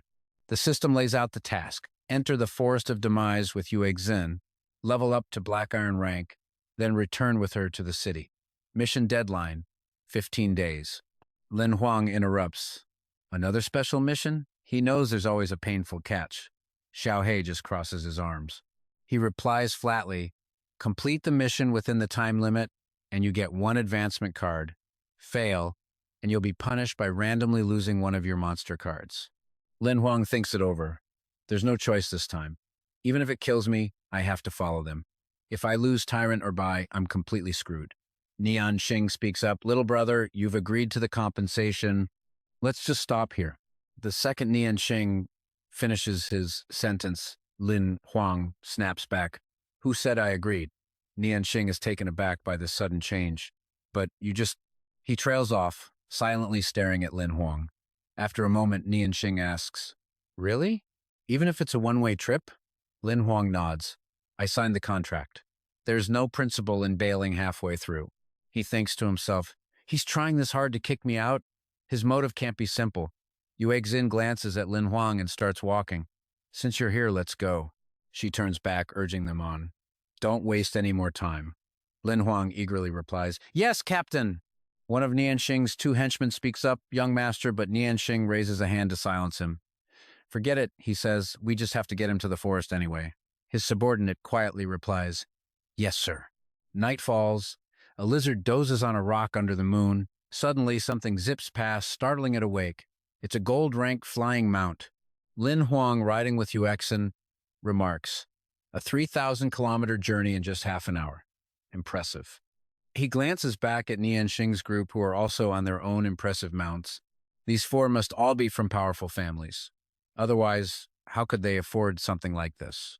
Nian Xing, riding a black panther behind them, glares at Lin Huang, who can see the grim look on his face even from a distance. He thinks with a smirk, sour grapes. Could it be that this young master has a thing for Lady Leng? Up ahead, Yuexin asks Lin Huang, What are you going to the Forest of Demise for? Lin Huang replies, I came here to advance to the Black Iron rank. I've chosen a life-type monster to hunt, the six-armed demoness. Hearing this, Yuexin is shocked. She turns back to him. The six-armed demoness? Why would you choose that monster? With your strength, you should be careful. Lin Huang just scratches his head and laughs. It's fine. If I really can't kill it, I'll just find another life-type monster to hunt. I'll give it a try first. Yuexin replies, Well, it's on our way. We can take you to the inner region for the rest. Well, you're on your own. Good luck. Lin Huang quickly answers, That would be great. Thank you, Captain. Behind them, Nian Xing looks like he's about to explode. Lin Huang thinks, Looks like this third wheel is going to keep on rolling. Just then, someone shouts, The Forest of Demise is just ahead. Suddenly, a terrifying roar echoes out. Yuexin is startled. That roar, Lin Huang, is just as confused. It's coming from inside the forest. As they get closer, the roar gets louder. They all exclaim in unison, It's a gold rank monster! They land at the edge of the forest, and Lin Huang looks around. That sound. It seems pretty close. The guy in sunglasses with Nian Xing speaks up. Lady Leng, we brought him here. Our escort mission is halfway done. We don't need to keep dragging him along, do we? His partner nods in agreement. That's right. After we finish our mission, if he's still alive, we can pick him up on the way back. Yuexin gives him a cold look. Since it's on our way, we'll escort him a bit further. The Forest of Demise is full of monsters he can't handle. The man in sunglasses persists, but Nian Xing cuts him off. Let him come with us. It'll be safer on the road. He smiles and adds, Lady Leng is right. It won't take up much of our time. Yuexin heads forward, signaling for them to keep moving. Lin Huang glances back at Nian Xing with a twitch of his lips. This guy is seriously scheming. After walking a bit further, they spot a struggling dragon. Lin Huang's brow furrows. Is that a lindworm? Nian Xing says, So that's the creature that's been roaring. Yuexin nods. This is a gold-armored dragon after its first mutation. People call it the Scarlet Gold-Armored Dragon. She frowns. Among gold-rank monsters, it's considered an Overlord-class powerhouse. Nian Xing clicks his tongue. A pity there's no Tamer. Lin Huang silently listens to them. Behind him, he hears one of the lackeys mutter, A weakling like you, who hasn't even reached Black Iron rank, wouldn't even be an appetizer for that dragon. He glances back at the two men. The one with sunglasses sneers, a level 3 gold rank scarlet gold armored dragon. It's stronger than a top 1 to 100 gold hunter. Only Lady Leng and the young master can handle it. Lin Huang scoffs internally. If these two jumped in, they'd just be feeding it. Nian Xing speaks up. If there's no Tamer, we can't. He pauses, then a triumphant smile spreads across his face. Kill it. Okay, you and I both know he's just trying to show off. Let's see how this goes. As if sensing their presence, the scarlet gold armored dragon's eyes snap open. It turns towards Lin Huang's group and roars. Lin Huang grits his teeth. The pressure is terrifying. Forget fighting back. He can't even move. Yu Exine starts to say, but Nian Xing cuts her off before she can finish. How could I let a lady handle this? Let me go. Lin Huang shoots him a sideways glance, thinking, brother, you're really laying it on thick. Nian Xing draws his blade and says, just wait a moment. This will be over quickly. The golden armored dragon barrels towards them at blinding speed, and Nian Xing leaps forward to meet it head on, and the others can only watch as the two powers talk casually. This is a gold-tier monster lord, no joke. Getting bit isn't the problem. Just getting near it is a death sentence. The pressure is suffocating. Stammers, he's just going to face it head on? Is that even possible? But Yuexin, standing beside him, is perfectly calm. She crosses her arms and says plainly, don't be so tense. How can I not be tense? That's the king of all gold-tier monsters, she asks back. So what? He is. Her eyes fall on the dragon charging at them, and she finishes with 3 heavy words. Li Nian Xing. Nian Xing cracks a smirk. I've been waiting for you. The golden armored dragon opens its massive jaws, ready to swallow him whole. But in a flash, he's already on top of its head. Looks up, stunned, as Nian Xing grins and brings his blade down in one clean strike on the dragon's neck. His eyes go wide. Another one shot. It was too fast, he thinks. I couldn't even see it. The golden armored dragon crashes to the ground. Nian Xing's silhouette appears through the dust cloud and can only stare in awe. This man, as the dust settles, one simple fact about Nian Xing hits like a truck. He's just too strong. He walks right past, smirking as he goes. Your knees are shaking. Don't be scared. Just keep walking. Is absolutely furious at the insult, cursing him under his breath. Even if he's strong, it doesn't change the fact that he's a total jerk. As Yuexin and Nian Xing's group moves on, lingers behind, glancing back at the dragon's body. Too bad I don't have a dragon-slaying skill, he thinks wistfully. Otherwise, I could use its soul fragments to forge a dragon. But right then, a system notification pops up. A mutated blood dragon monster has been detected in a near-death state. It's a match for the mutated blood dragon beast soul inside his body. The system asks, do you wish to merge the beast souls to form a new blood dragon monster? His face lights up. Wait, things can be this good? He holds up a hand, signaling to the others. You guys go on ahead. I'm feeling a bit sick. Gotta use the restroom. Yuexin looks worried. But it's very dangerous here. Nian Xing stops her. It's fine. Let him be. Let's go. Nian Xing's 2 lackeys start mocking. He's probably just waiting for the dragon to die so he can collect its corpse. For a poor kid like him. That's a huge pile of money, the blonde one adds. If the smell of blood attracts other monsters, he'll have to deal with the consequences. Meanwhile, back at the dragon's corpse, asks Teohawk, how do I merge them? Teohawk appears and explains, just touch it with your hand to link it with the immortal black snake's beast soul inside you. Places his hand on the golden armored dragon's body and feels an immediate change. I can feel it, he says. The immortal black snake's soul is awakening. The dragon's body begins to transform, its shattered parts glowing. As focuses on fusing the 2 souls, Teohawk speaks up from the side. The immortal black snake carries the blood of the dragon clan, and it's compatible with the golden divine dragon's soul. Twitlak gave you a huge blessing. A new card forms in his hand, strokes his head, overjoyed. A blue epic. It's actually a blue epic. He cheers out loud. Immortal Dragon Whelp. This is awesome. The card details the stats of his new summon, Rarity Epic. Monster type is a low-rank blood dragon. Its rank is Black Iron 3-star, Skill 1, Beginner Black Dragon Flame, Skill 2, Dragon Scale, Skill 3, Beginner Rapid Regeneration, Skill 4, Beginner Elemental Immunity, Skill 5, Absolute Defense. Summoning Authority has been activated. Note: the monster will automatically evolve upon reaching the Transcendent level. Holding the card asks, Teohawk, what does low-rank blood dragon mean? Teohawk explains, It's classified based on the dragon blood concentration in its body. Low concentration dragon blood is considered a sub-dragon. A concentration higher than a sub-dragon is considered a true blood dragon.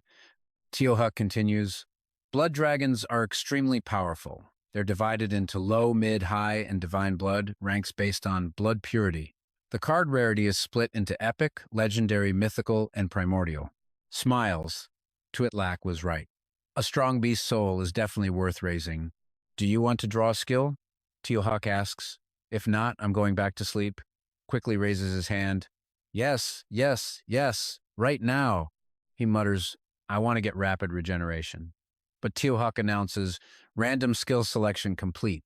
Congratulations on obtaining the skill, absolute defense. Slumps. Tiohuk, my friend. Tiohuk says, bad luck is still bad luck. Did you really expect to escape your fate? Just then, new information appears. Skill Introduction. Beginner Absolute Defense. A passive skill that resists most physical attacks and automatically grants 50% immunity to attack effects, clenches his fist. Not bad. This fits perfectly with the close combat build I'm going for. After finishing the soul fusion, starts heading back. Tiohuk chats with him along the way, but the immortal dragon whelp can only be summoned at Black Iron rank. Otherwise, it could have boosted your chances of killing the six-armed demoness. Nods, all right, don't say any more. Let me enjoy this moment a little longer. Cheerfully calls out, Miss Lang Yuexin, everyone, I'm back. Yuexin warns him, don't wander off again. It's very dangerous here. Walks beside her, nodding. Thank you for your concern, Captain. Nianxing's two companions, seeing his unhappy face, start complaining again. So annoying, you can't even get rid of him. Asks Miss Lang Yuexin, was that golden divine dragon a blood dragon too? Yuexin looks at him. No, but for Brother Li to not one-shot it, that golden divine dragon must have had a dragon blood concentration over 8%. If nurtured properly and it reaches the transcendent realm, it could undergo a second mutation, raising its blood concentration to 10% and becoming a sub-dragon. Then asks her, have we ever discovered a true blood dragon in the seventh zone? Yuexin thinks for a moment. I think there might have been one. As they're talking, Nianxing steps between them. I know a little something about that. Back then, many transcendent level hunters died trying to kill that dragon. It took a demigod to finally put that blood dragon monster down. Nianxing smiles. Because a demigod was involved, all the files on that incident were sealed by the Union government. Mutters, is that so? He thinks to himself, this just proves how rare my immortal dragon whelp truly is. One of Nianxing's men points ahead. We're finally here. The six-armed demoness's lair, Tio Huendira, is about 3 kilometers ahead. Feels a tug on his sleeve. Yuexin tells him, don't force it if you can't. Your talent goal is important, but there will be other stronger targets later. You don't have to risk it. Smiles and says, yeah, if I can't find it, I'll switch targets. I don't know what your mission is, but I wish you all success. Yuexin gives a rare smile. Thank you. Watches them leave, thinking, that's the first time I've ever seen her smile. Miss Lang Yuexin is a good person, cold on the outside but warm on the inside. He sets his jaw. All right, then. Follows bark forward. It's time for us to hunt the six-armed demoness. Within her territory, lightning crashes down constantly. Looking at the six-armed demoness in the distance explains to Bark, the six-armed demoness is an undead species. It absorbs spiritual energy from its surroundings. Just as I thought. He frowns. Its combat power will be at its peak at night. We'll wait until dawn to make our move. In the forest, several six-armed demonesses wander around, observes, these guys are way too close to each other. To survive this, they have to take them on one by one. Go find a monster that's all alone. The two move quickly, avoiding the deadly gaze of the six-armed fiends. Lin Huang glances at his system panel. To reach Black Iron rank, he has to kill at least 2 of these things. This won't be easy. Just then, Bai taps him on the shoulder. He looks up, and his pupils constrict in shock. And there it is. Before them stands a 6-armed fiend in a purple dress, completely different from the usual red ones. You and I can see his shock. A purple dress, a mutated monster. Lin Huang is sweating, but forces a smile. Fighting 2 at once will be tough, but it's a good opportunity. He gives the order to Bai, go, Stick to the plan. Bai rushes forward, targeting a red-dressed fiend. Lin Huang knows these fiends can't hear, so they won't sense the danger closing in if he can just pin one of them down. They'll have a real shot. Its weak point is the mask, Lin Huang shouts. Bai moves like a blur as the order echoes in his mind. Bai, shatter its mask. The fiend skillfully uses its 6 arms to block every single blow. Lin Huang charges in as well, commanding, Bai, hold one down. If we can land a sneak attack, our chance of winning skyrockets. He gets closer, approaching the mutated fiend, but it suddenly whips around. Lin Huang curses, damn it! As the fiend attacks, he leans back just in time. Crap! It uses magic and physical attacks. The magic blast tears through the forest, and Lin Huang quickly retreats to safety. Seeing his master in danger, Bai looks over. Don't mind me! Lin Huang yells, finish that one first! Lin Huang pulls out his gun and starts firing non-stop, the bullets slamming into the fiend's bony arms. All 6 of its limbs come crashing down right where he's standing. He grits his teeth. This is too risky. I can't keep this up. Suddenly, one of the creature's arms pierces straight through Lin Huang's chest. He screams out, you hideous beast! But a second later, Lin Huang appears right behind it with a smirk. You get a prize if you can catch me. He just used his movement skill, steps in the snow without a trace. Bai's wings flash out, successfully binding the other fiend. His sword smashes against its mask. Lin Huang orders, deal with this one first, then we'll handle the other. But suddenly, the purple mutated fiend is right behind him. And here's where it all goes wrong, because the system screams out a warning. Host is currently under attack. In 0.3 seconds, the probability of death is 160%. Activating emergency solutions, searching for options among the host's cards. In the very instant the fiend's claws are about to tear into Lin Huang's back, the system offers a choice. Host can use a temporary transformation card. Do you wish to use it? Use it immediately! Lin Huang roars. The fiend is instantly blasted backward as Lin Huang's body transforms. His hair turns white. His eyes glow red. He clutches his chest, recognizing this power. This is the power of the bloodthirsty species. Lin Huang grins. With a whoosh, a blur zips past. He has transformed and now faces the fiend head-on. I can power up. Bet you didn't see that coming, did you? A single attack from Lin Huang flashes past the fiend's mask. He laughs loudly. Time to end this battle. But the monster opens its mouth wide, preparing a brand new attack. Lin Huang frowns and dodges the blast, his eyes widening. The fiend before him has evolved into something even more powerful. He mutters, what is this? What the hell is that thing? It unleashes a barrage of attacks. Lin Huang quickly activates his passive skill, Absolute Defense, to block them. He grinds his teeth. So even after transforming, all my skills are still usable. As another attack rains down, Lin Huang instantly uses his teleportation skill. He's shaken to his core. That was way too close. Lin Huang grips his sword and charges forward again. He screams, the great heaven-cleaving scripture is not just for show. The fiend roars back. Lin Huang flinches so it can make a sound. The mutated fiend's roar alerts the other red-dressed monsters, and they begin rushing towards Lin Huang.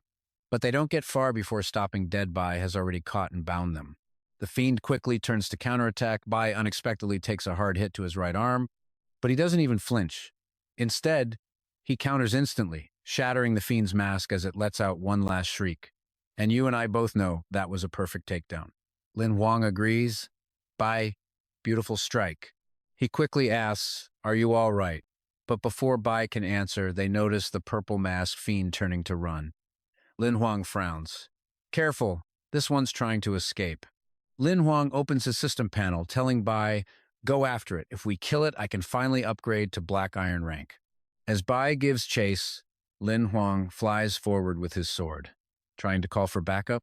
Not a chance. With one clean slash, he cuts the fiend in half. Just die. Its mask cracks as it collapses to the ground. Lin Huang's body begins to change back. He gasps. The system announces, host has undergone an underworld baptism, forcibly canceling the transformed state. He looks at the panel before him and mutters, the wheel of fate has started to turn. A small sphere forms from the center of the fiend's corpse.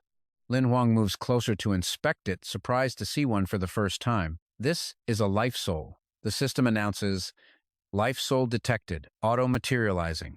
Lin Huang stares at the new card in his hand. He examines it. I remember the starting bonus for a life soul was only 10%. Why is this 20%?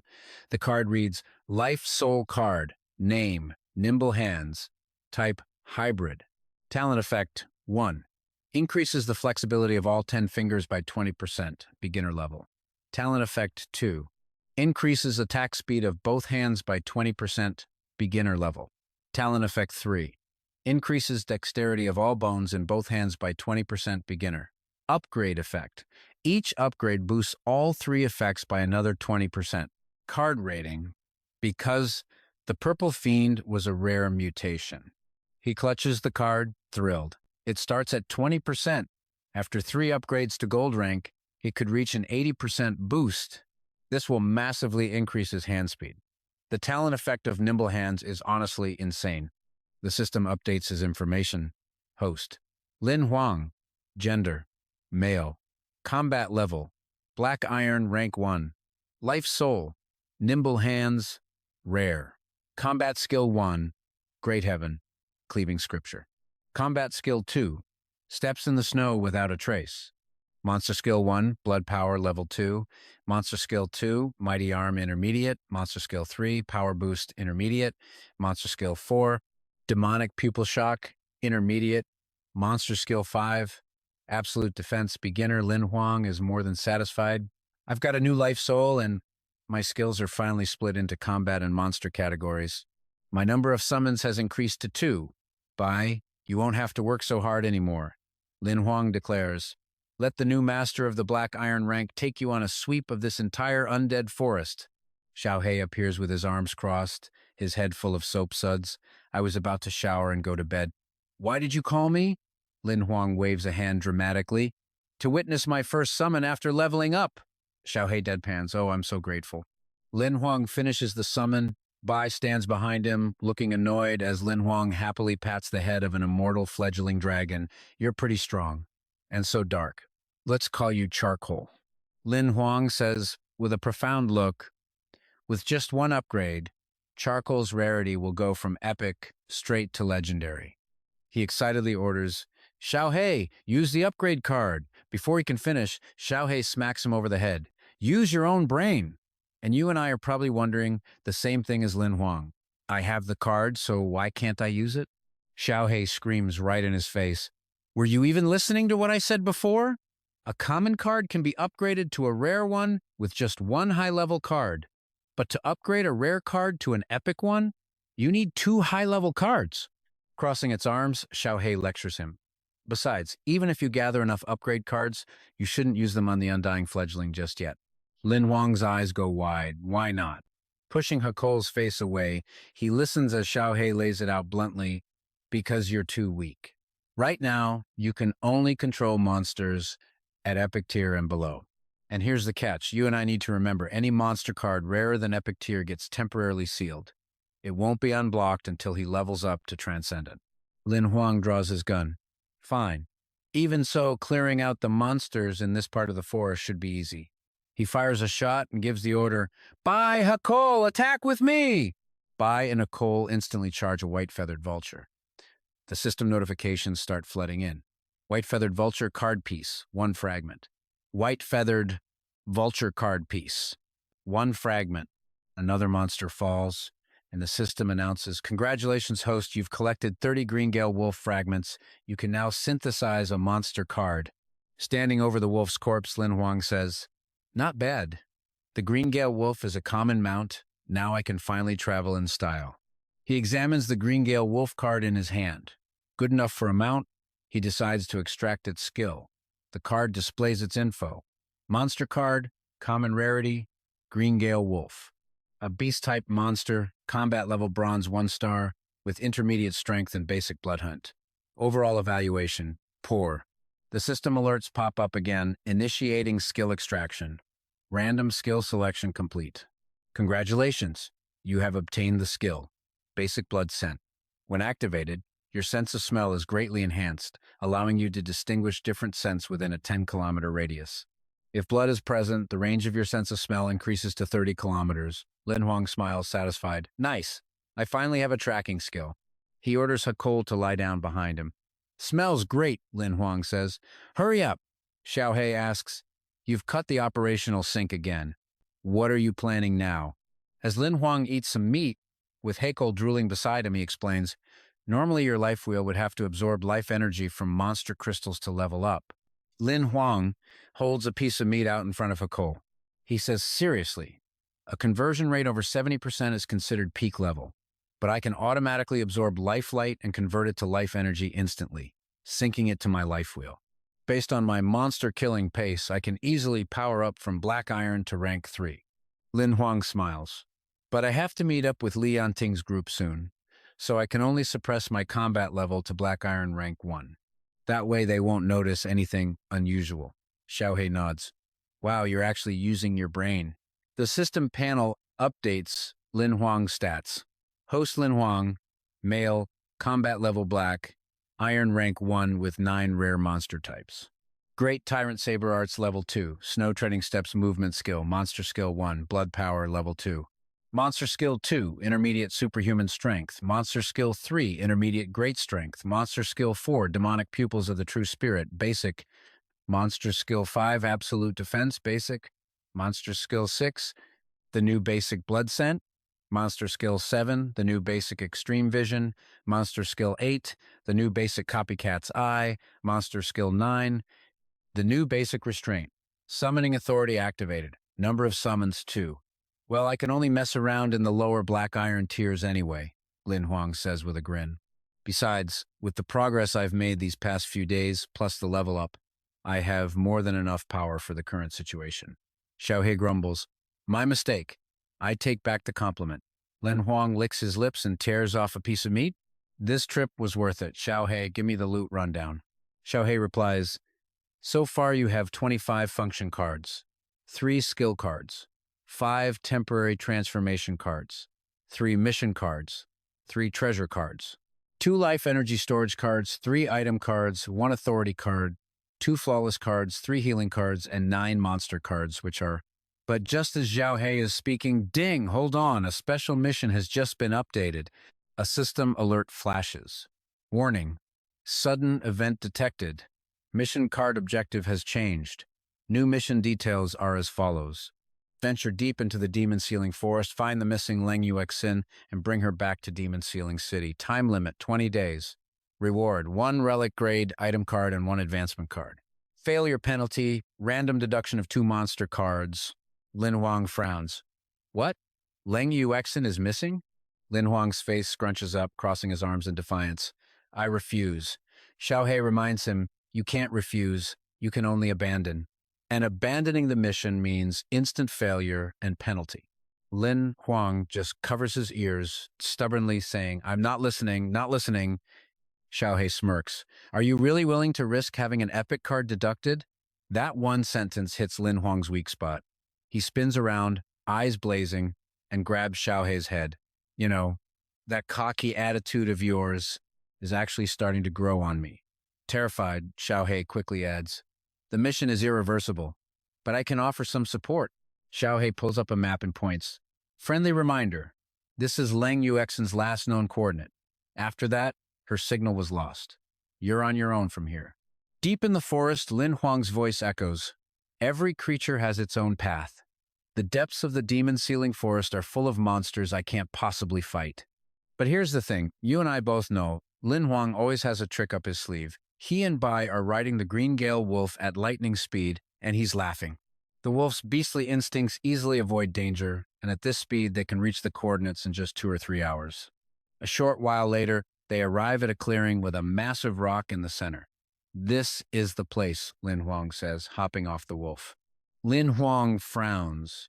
This area was burned recently, not a blade of grass is growing, and these bottomless cracks in the ground are strange.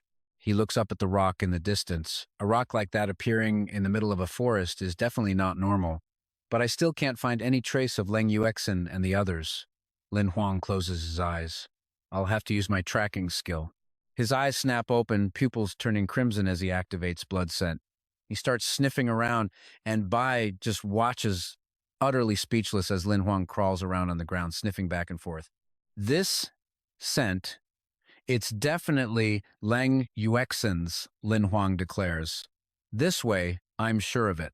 The two of them follow the scent to a waterfall where he says, the trail disappears right here. Lin Huang ponders. This waterfall isn't that big, and there's no cave behind it. Where could they have gone? Then, something clicks in his head. Unless, a grin spreads across his face. Okay, this is where our boy's clever thinking comes into play. A card materializes into a shadowy figure shaped just like him. Appear, he yells. Lin Huang points, giving his order. Spectre, get in the water and see if there's a hidden opening. Lin Huang kneels by the shore. If they went underwater, they would have likely suffocated. The only plausible way out is through a passage beneath the water. Half an hour passes, the lake's surface remains perfectly still. Lin Huang clutches his head in a panic. What's going on? Did the specter drown? No, it's a corpse. It doesn't need to breathe. Killed by a monster? No, there was no system alert. So why hasn't it returned yet? Just as he finishes speaking, the specter's head breaks the surface. Lin Huang rushes over. How did it go? Is there a passage down there? The specter gives a slight nod. Lin Huang sits cross-legged on the bank, thinking, it seems Lang Yuexin and her group had diving gear, which I don't. And judging by how long the specter was gone, that entrance is extremely deep. After thinking it over, Lin Huang cracks it. He follows the specter underwater, smirking to himself that this transformation skill is insanely useful. The specter leads him straight to what looks like a hidden cave entrance. And as he swims inside, Lin Huang is amazed. No resistance, no need to breathe, no heartbeat. You and I can see just how overpowered this ghoul body truly is. After a long swim, they surface, so this is where the tunnel leads, he thinks. Climbing out, Lin Huang finds himself in a cavern bathed in an eerie green glow. He notes how well hidden the ghouls are. I'll stay in this form, he decides, and scout the area before I make my next move. As he moves forward, Lin Huang suddenly spots a body on the ground ahead. Who is it?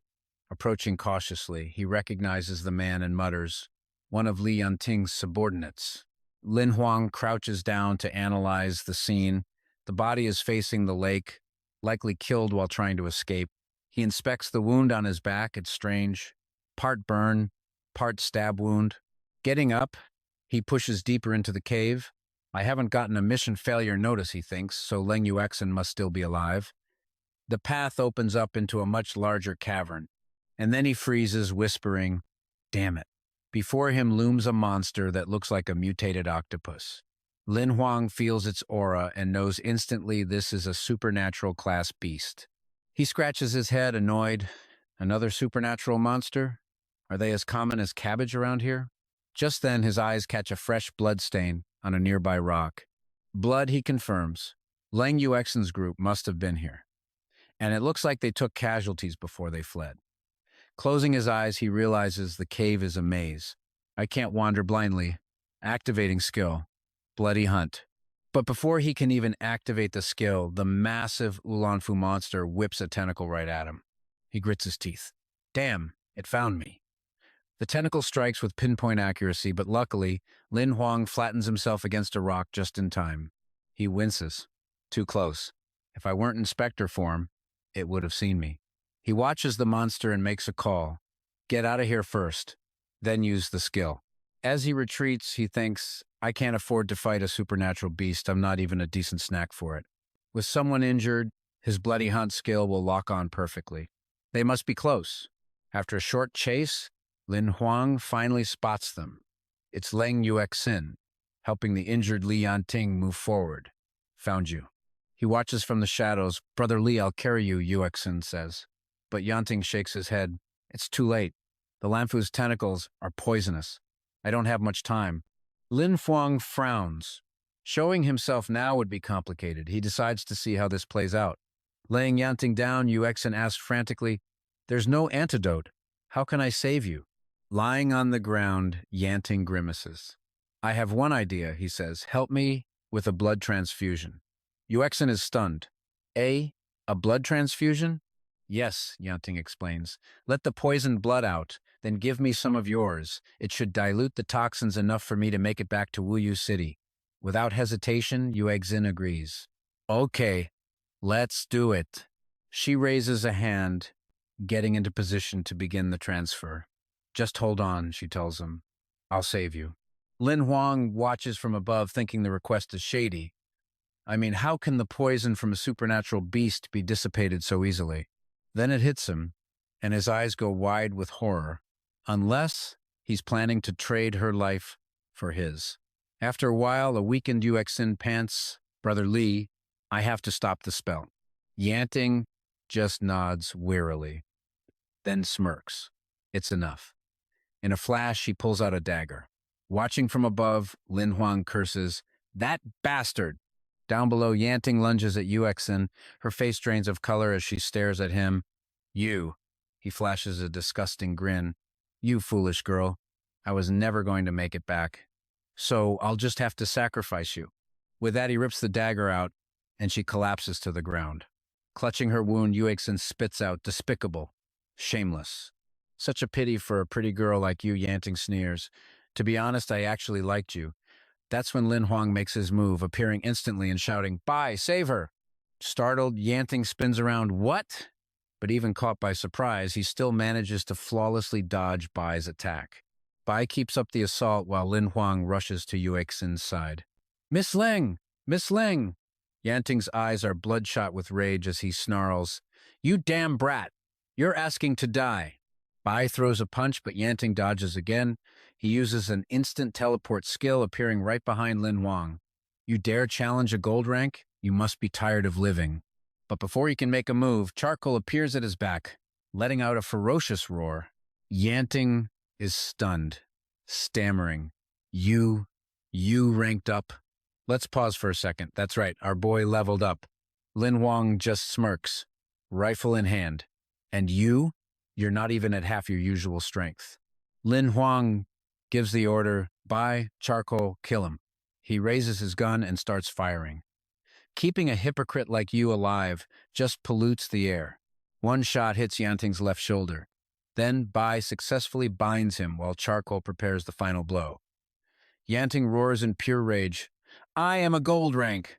You think some trash-tier mob can defeat a gold rank? He screams, lunging with his sword. The gun in Lin Huang's hand dissolves as darkness swirls around him. Yanting's eyes are blood red. Lin Huang stares back as his own body begins to transform, replying with a cocky grin, and I am a ghoul. Yanting collapses to his knees. You're a blood fiend. Human? Monster? What's it to you? Lin Huang says, looking down on him with utter contempt. Now, just die quietly. At the same time, a system notification pops up. Congratulations to the host for killing a gold rank human. Obtained rare skill card. Thunder Sword. Obtained rare skill card. Rune Step. The system confirms it again for Lin Huang. He can't help but laugh out loud. Killing people drops skill cards now? He's absolutely ecstatic. Talk about a massive haul. He turns his attention back to Lung Xin. Helping her up, he pulls out a card. She can't die. Lin Huang crushes the treatment card, and the wound from the betrayal begins to heal. The wound closes completely, and Leng Yuexin's eyes flutter open. Seeing Lin Huang, she immediately asks, What? What happened? He reassures her, Don't panic. Everything's okay now. She stares at him. Was it you? Did you save me? Lin Huang nods. That bastard Li Yanting is dead. You can rest easy. She asks another question. Those two monsters, are they yours? Before he can answer, he says, It's a long story. Let's just get out of here first. But just as he says it, a massive tentacle smashes through the ceiling. Lin Huang jumps to his feet. That supernatural beast! And trust me, Leng Yuexin knows exactly why it's here. It must have been drawn here by your blood fiend. Lin Huang yells to Bai, Get her out of here now. I'll create a diversion. Leng Yuexin hesitates. But you'll be trapped. He just gives her a thumbs up. Relax, I'm not that easy to kill. Wait for me at the top. A second later, Bai whisks Leng Yuexin away as she screams Lin Huang's name. The monster's massive tentacles slam down again, narrowly missing them. Lin Huang leaps clear of the attack. Good boy, he mutters. This transcendent monster is no Li Yanjing. A direct fight would be suicide. With that, he immediately activates his Ghost Shadow skill. In his Ghost Shadow form, Lin Huang's movements become an absolute blur. He's weaving through the cavern when he suddenly freezes. The cliff face in front of him explodes outward, revealing the full body of the Ulan Fu. Whoa, that thing is fast. Lin Huang narrows his eyes. Time to bet it all on one move. He spots a point of light high above an exit to the surface. As he plans his escape, he taunts the beast. Come and get me! If you can catch me, I'm all yours. The Ulan Fu goes into a full-blown rage, its tentacles smashing the surrounding cave walls into nothing but rubble. It opens its massive, fang-filled maw, ready to swallow him whole. But his Ghost Shadow form shifts, transforming into the Viridian Wolfgas Hawk. Using the monster's flight, Lin Huang rockets towards the opening in the ceiling. Boom! The exit shatters as he bursts through to the surface, but the Ulan Fu is right on his tail. And that's when a bolt of black lightning streaks across the sky. The Ulan Fu is instantly bound in place. Lin Huang, hovering in a bizarre half-ghost, half-bird form, watches it struggle. Quite a show. He lands softly, a smirk playing on his lips. You've been sealed underground by this stone. You're not going anywhere. Lin Huang grins, triumphant. Looks like my gamble paid off. With the monster handled, he quickly makes his way back towards the waterfall. He scans the area. Lang Yuexin had diving gear, so Bai must have taken her back the way we came. Just as he says that, a rock flies out of nowhere and smacks him right on the head. A huge lump forms instantly. Lin Huang whips around to see the culprit, who just calmly points behind a large boulder. As he walks over, she speaks. You certainly weren't this quiet when we were fighting for our lives a minute ago. Now here's where things get awkward. He peeks around the boulder, still complaining, so why the silent treatment? And sees Lang Yuexin, her clothes soaked and clinging to every curve. She flinches, her face turning bright red. Lin Huang immediately panics, stumbling over his words. Wait, listen, I can... No, that's not right. Let me explain. A sharp smack echoes through the forest, leaving a perfect handprint on Lin Huang's face. You're unbelievable, she says. If you hadn't just saved my life, I would've. Lin Huang immediately drops to his knees. I'm so sorry. But then, to his utter shock, she kneels right in front of him and says, Thank you for saving me. She's blushing slightly. I will definitely repay this debt. Lin Huang just scratches his head and smiles. Don't worry about it. Just get me back to Wuyu City, and we'll call it even. He's thinking, please, lady, just help me finish this mission. I am exhausted. Just then her Alexandrite eagle appears. She strokes its feathers while asking again, Li Yanjing is really dead, right? As Lin Huang recalls Bai, he nods. He was gravely wounded. I summoned 2 monsters to pin him down, then finished him off. He thinks to himself, there is no way I can ever tell her about my transformation ability. Good he deserved to die, Lang Yuexin mutters. She looks up at him. His 2 subordinates are dead too. When I get back, the official story will be that a transcendent monster ate him. You can rest easy. Later, as they ride her eagle, Lin Huang asks, he plotted against you. Are you really just going to let that slide? The Li and Lung families are both noble houses, she explains. Without hard proof, accusations are useless and just bring more trouble. Lin Huang realizes she's worried he'll get dragged into it. This girl actually has a conscience. By the way, he asks, why were you hunting a transcendent monster anyway? And pay attention here because we're about to get a huge lore drop. She explains, that was an Ulan Fu. It's a deathless species from the abyss from over 100 years ago. A demigod from my family sealed it in this forest, hoping a future descendant could use it to ignite their life fire and reach the transcendent rank. She sighs, I came here to kill it and complete my own breakthrough. But when I found it, I realized the monster had already mutated twice. Even though its combat power hadn't increased. She says, looking right at him, if you hadn't shown up, I definitely would have died down there. But how did you happen to be there to save me? Lin Huang just scratches his head and puts on a cheesy grin. Guess it's because you're so pretty. A gentle smile spreads across her face. I know you're hiding many secrets, she says after a moment. But since you saved my life, I won't ask any more questions. Lin Huang laughs loudly. Much appreciated. That night, 2 figures finally approach the lights of Wuyu City. Lin Huang lets out a sigh of relief. We finally made it. Lang Yuexin turns to him. Give me the item. She clarifies, You took Li Yanjing's Emperor's Heart Ring, didn't you? It locks after the owner's death, so you can't open it. Lin Huang scratches his head, takes out the ring, and hands it over. Ah, I completely forgot about that. She takes it with a small smile. Relax, these are your spoils of war. I'll just get my things out and give you back the rest. She hesitates for a second, then says, Well, I guess this is goodbye. Until we meet again. Lin Huang smiles back. See you around. And right on cue, a new system notification pops up for him. Congratulations, host, for completing the special mission. Reward, 1 treasure card and 1 advancement card. After days of pure exhaustion, Lin Huang finally steps into his home, breathing a huge sigh of relief. Finally, I'm home. He excitedly cracks open a cola. Xiao Hei, Shan Ling is still at school. List all of my cards for me. The system quickly responds. 4 advancement cards. 1 mission card, 3 treasure cards, 2 life energy storage cards, 4 tool cards, 1 provisional permission card, 2 flawless cards, and 2 healing cards. Xiao Hei sounds pleased. You currently have 19 non-monster cards plus 5 new monster cards. This trip was quite profitable. Lin Huang frowns. Yeah, but I've used up all my transformation cards. Xiao Hei crosses his arms, looking unimpressed. You useless bum. You just got lucky. The new skills you got from killing Li Yanjing are your real prize from all this. He then pulls up the info for the 2 new skills.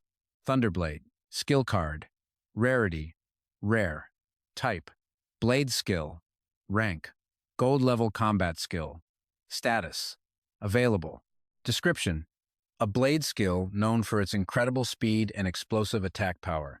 Card evaluation, average. The other is Flowing Cloud Steps, a rare movement technique for short-distance evasion, also rated average. Lin Huang muses, not bad.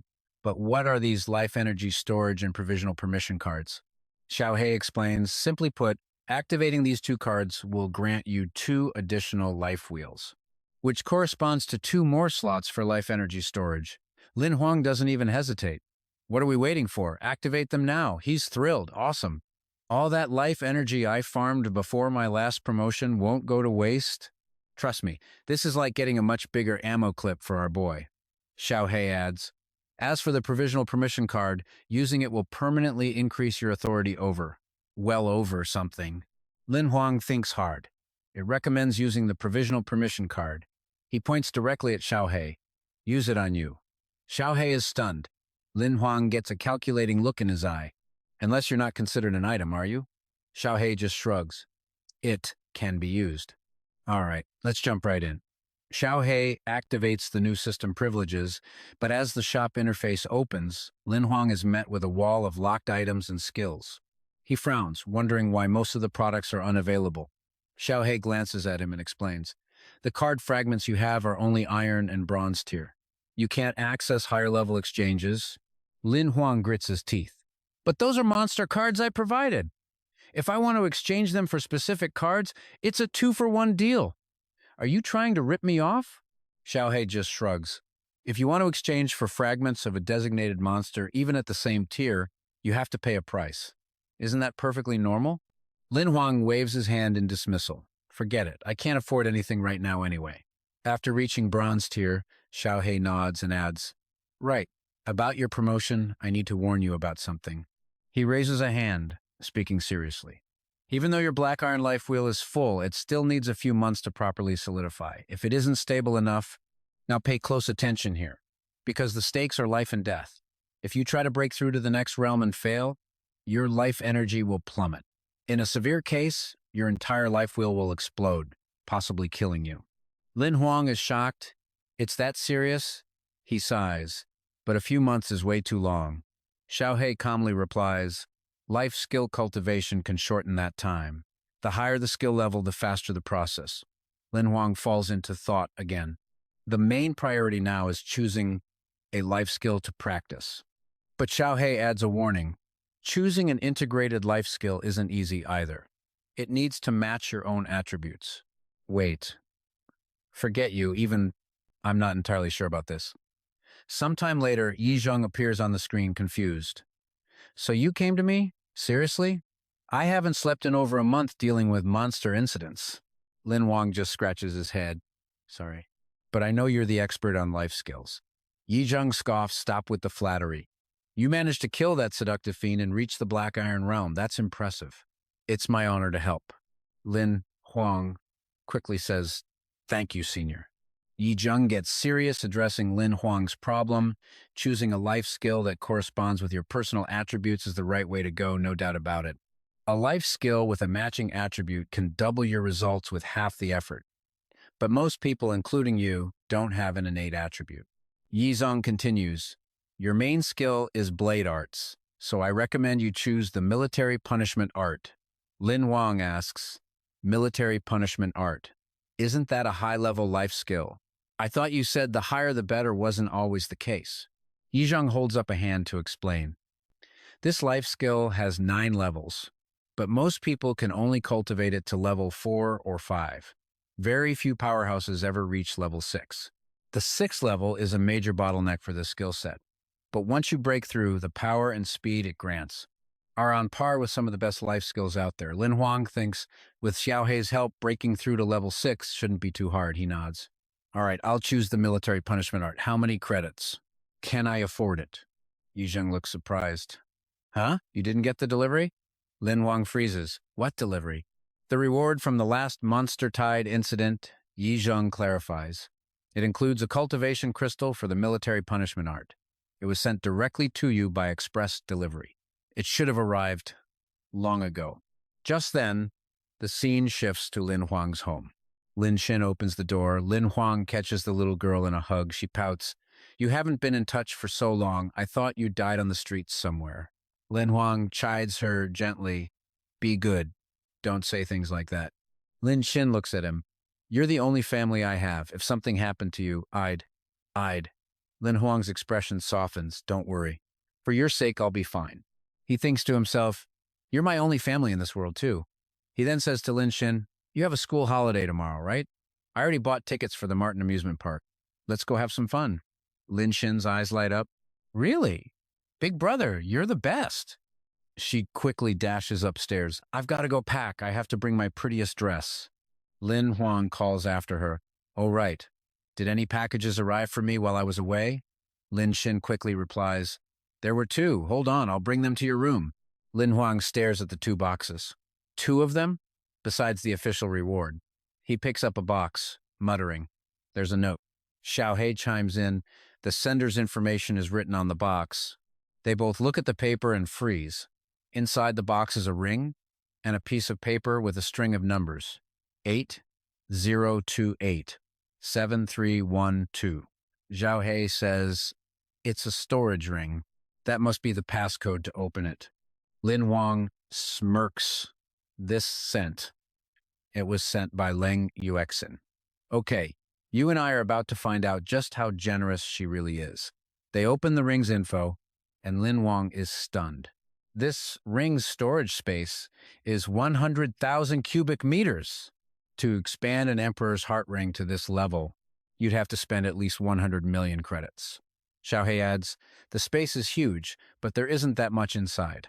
Just thousands of life crystals and hundreds of gold-grade equipment pieces. Then, their eyes go wide, staring at the screen. Wait, what is this? 3 items appear on the screen, a blade, a pair of boots, and a piece of armor. Xiao Hei gasps, Li Yanting's battle blade. Now that is a seriously good item. Lin Huang is just as amazed. The other 2 are treasures too. Even though I can't use them now, they're priceless. He grins, and there's still a credit card. Let's see how much Li Yanting had left. Xiao Hei crosses his arms and teases him. Calm down. Don't act like you've never seen anything. It's embarrassing. The system scans the account. Welcome. Your personal account has been upgraded to VIP. Available credit balance 380, 1.5 to 5 million. Lin Huang and Xiao Hei's jaws practically hit the floor. 300 million? They both start trembling with laughter. Xiao Hei says, these are the spoils of war, of course. Leng Yuexin must not have looked closely to give all of this to you. Lin Huang says, excitedly, it seems the background of these aristocratic families is more terrifying than I ever imagined. Lin Huang then opens the larger box next. Now that I have enough credits, and I still have 4 upgrade cards, Can I upgrade Bion Tyrant? Xiao Hei nods. Yes, but 2 upgrades is equivalent to 1 life evolution. They'll evolve into different species, releasing a powerful surge of life energy in the process. Xiao Hei looks at the cards in Lin Huang's hand. That abnormal fluctuation of life energy will attract the attention of the superpowered government watchdogs and the nearby Hunter Association. So, you shouldn't perform the upgrade inside a foothold or nearby, and you definitely shouldn't do it in the wilderness where it could attract extraordinary monsters. Lin Huang looks at the card and sighs. Then I'll just have to wait. What's this? Looking at the 2 characters for bronze on the plaque, Xiao Hei explains, a bronze plaque. This proves you've been promoted to bronze level, which is an official hunter rank. Lin Huang then picks up the crystal, and Xiao Hei leans in to look. This must be what Yi Zheng was talking about, the cultivation crystal for the military punishment art. Let's see if we can activate it. Suddenly, the crystal in his hand lights up, and the image of an old man with a long white beard appears. He opens his eyes. Lin Huang stares back, swallowing nervously. The old man in front of him suddenly throws a punch. Xiao Hei yelps and hides behind Lin Huang, who stumbles backward to dodge. Lin Huang analyzes the moves.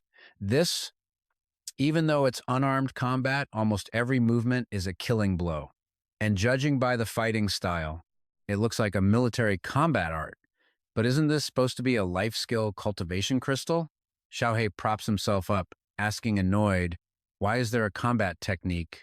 The old man places his hands behind his back, turning away from them. He suddenly whips his head around and tells Lin Huang, this set of close combat skills is called the Killing God Art. And with that absolutely wild reveal, you and I are left to wonder what comes next. Using the War Decree to boost attack power is the best enough to make anyone covet it. He explains that getting started isn't hard, it's leveling up, that's the real beast. To do it, the cultivator has to divide their life energy into halves, then thirds, then fourths. Lin Huang is panting, exhausted. The old man continues, saying the energy is ultimately split into 12 streams in his mind. These are the 12 armies that he now commands. But Lin Huang is confused. Strange, why scatter the life energy? Wouldn't this just reduce its power in the end? The old master raises his hand. Separated, they become a barrage of strikes. Combined, they become a thunderclap. If he can command this army like his own limbs, he'll master the true power of the War Decree. A small vortex forms in his hand. Lin Huang is amazed. No wonder so many people want the War Decree. This technique can actually cause life energy to transform. He sits straight in a meditative pose. Controlling 12 streams of energy like his own fingers and arms is incredibly difficult. But he's determined, knowing once he masters it, he can create even more formations. A system notification pops up. Congratulations, host, for completing the first level of the War Decree. Xiao Hei chimes in. Now you can use the War Decree card. Practicing with it will earn you fragments. And with enough fragments, you can level it up. Lin Huang holds the card in his hand and asks, so what are the rules for upgrading? The card reads, Life card rare, control level. 1. Effect. Life energy operating speed increased by 12%, while life energy attack and defense power are each boosted by 12%. A small note adds that for the first 5 weeks, each weekly upgrade will have different effects, but the life energy boost is always 12%. The card's evaluation. Usable. Xiao Hei explains 200 life card fragments will get you to level 2. Then you'll need 400 for level 3. The cost doubles with each level until you hit level 8, which has a different rule. Leveling to 9 requires 810,000 fragments.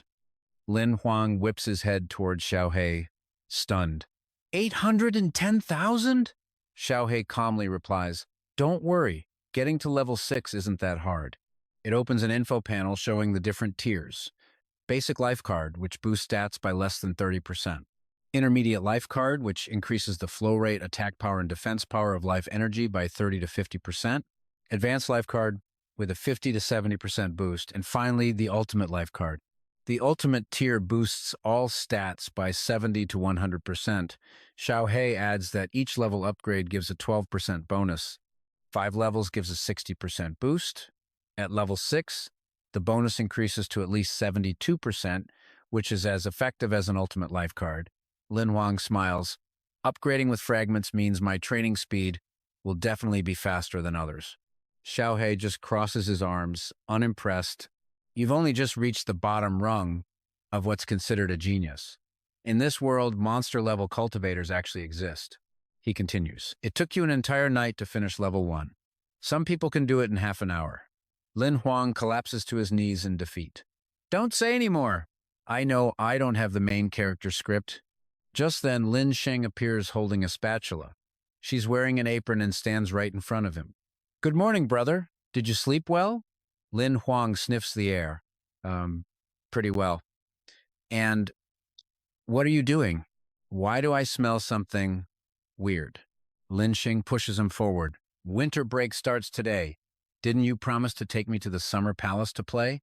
I made something to thank you. Lin Huang looks down and sees a table full of dark, ominous-looking food.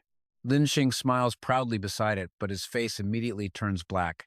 He lifts a spoonful, his own face turning green as he stares at it. And, yeah, you and I both know where this is going. This is not going to end well. He shuts his eyes and shoves a big bite into his mouth. How could I possibly not eat food cooked by my own sister? I'm so touched I could die, Lin Sheng beams. Then eat some more. Lin Huang looks like his soul has completely left his body. Lin Sheng winks at him cutely. I made a lot, you know. A while later, the sun is high in the sky. Lifeless, Lin Huang is slumped over the table. Lin Sheng, washing dishes, scolds him. You eat too slow. Hurry up and clean. We need to catch the first maglev train to get to Phage City in time for the Martin airship. At that moment, the system sends a warning to Lin Huang. Poisoning detected in the host. Should a treatment card be used? Lin Huang groggily replies, no hurry. He struggles to his feet against a wave of dizziness. We're not taking the maglev. Lin Sheng is already waiting for him outside. If we're not taking the maglev, then how are we going to get there? Lin Huang crushes a card in his hand. This is faster than any train. Instantly, a beast mount appears before them.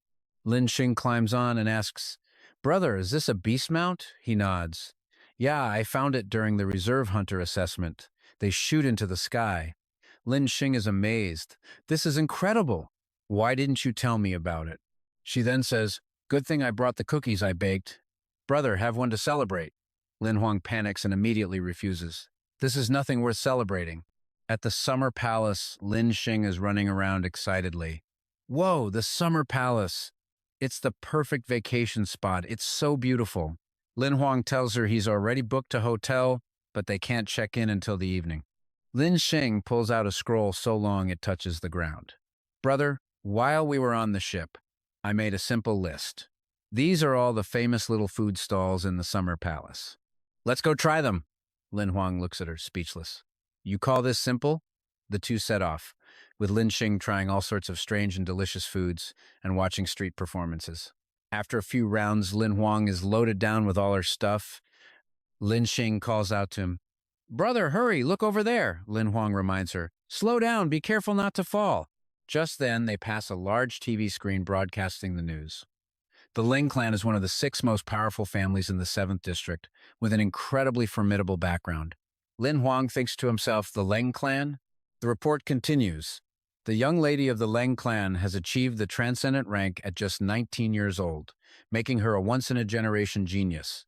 Lin Huang murmurs, Leng Yuangshin. So she broke through. Lin Sheng runs back and pulls him away again. The newscast continues, and now for our next story. There have been multiple cases of missing female students in Sha City recently. Police are urging citizens. Brother, stop standing there. Let's go, she insists. The two arrive at the hotel Lin Huang booked.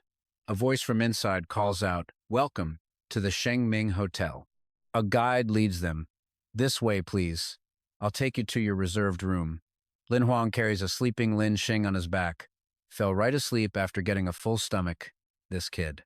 Xiao Hei appears and says, So you came all this way just to Lin Huang, fresh from a shower, cuts him off. I've put Lin Sheng to bed. Now, I want to use this time to continue training with that life card. Xiao Hei nods, impressed. Not bad.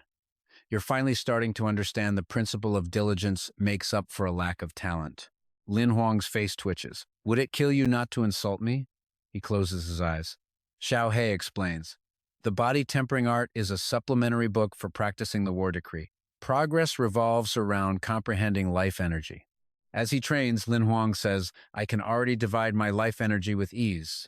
Xiao Hei crosses his arms and replies, completing one full cycle only gets you a single fragment. Lin Huang calculates, at my current speed, one cycle takes half an hour. Xiao Hei continues, even if you train 24 hours a day, it'll still take 7 days to reach level 2. Lin Huang opens his eyes and grins. But I've noticed something. The more I practice, the shorter each cycle becomes. Xiao Hei's face scrunches up. You really have a lot of stupid tricks. Just then, a notification arrives. Congratulations, host. You've received 1 War Decree fragment. At that moment, Lin Xing wakes up. She wanders out into the hallway, looking for her brother's room. I only napped for a little while and it's already this late. I wonder what my brother is doing. Lin Xin stands at Lin Huang's door, knocking. Brother, are you asleep? But inside, Lin Huang is deep in his cultivation, completely deaf to his sister's calls. His energy is flowing smoother than ever he could break through to the 2nd tier tonight. The girl keeps calling out, Brother? Hearing no reply, she turns to leave, thinking he must be asleep. She looks outside while walking through the courtyard with a bag of snacks. He's so annoying going to sleep this early. We could have played a game together. Suddenly, Lin Xin feels something. She whips her head around, scanning the area, getting the distinct feeling that someone is watching her. She walks over to a trash can, crumpling up a cake wrapper in her hand. I'll just head back to my room. I'll make him play with me tomorrow. She tosses the trash in, and suddenly, the can rumbles.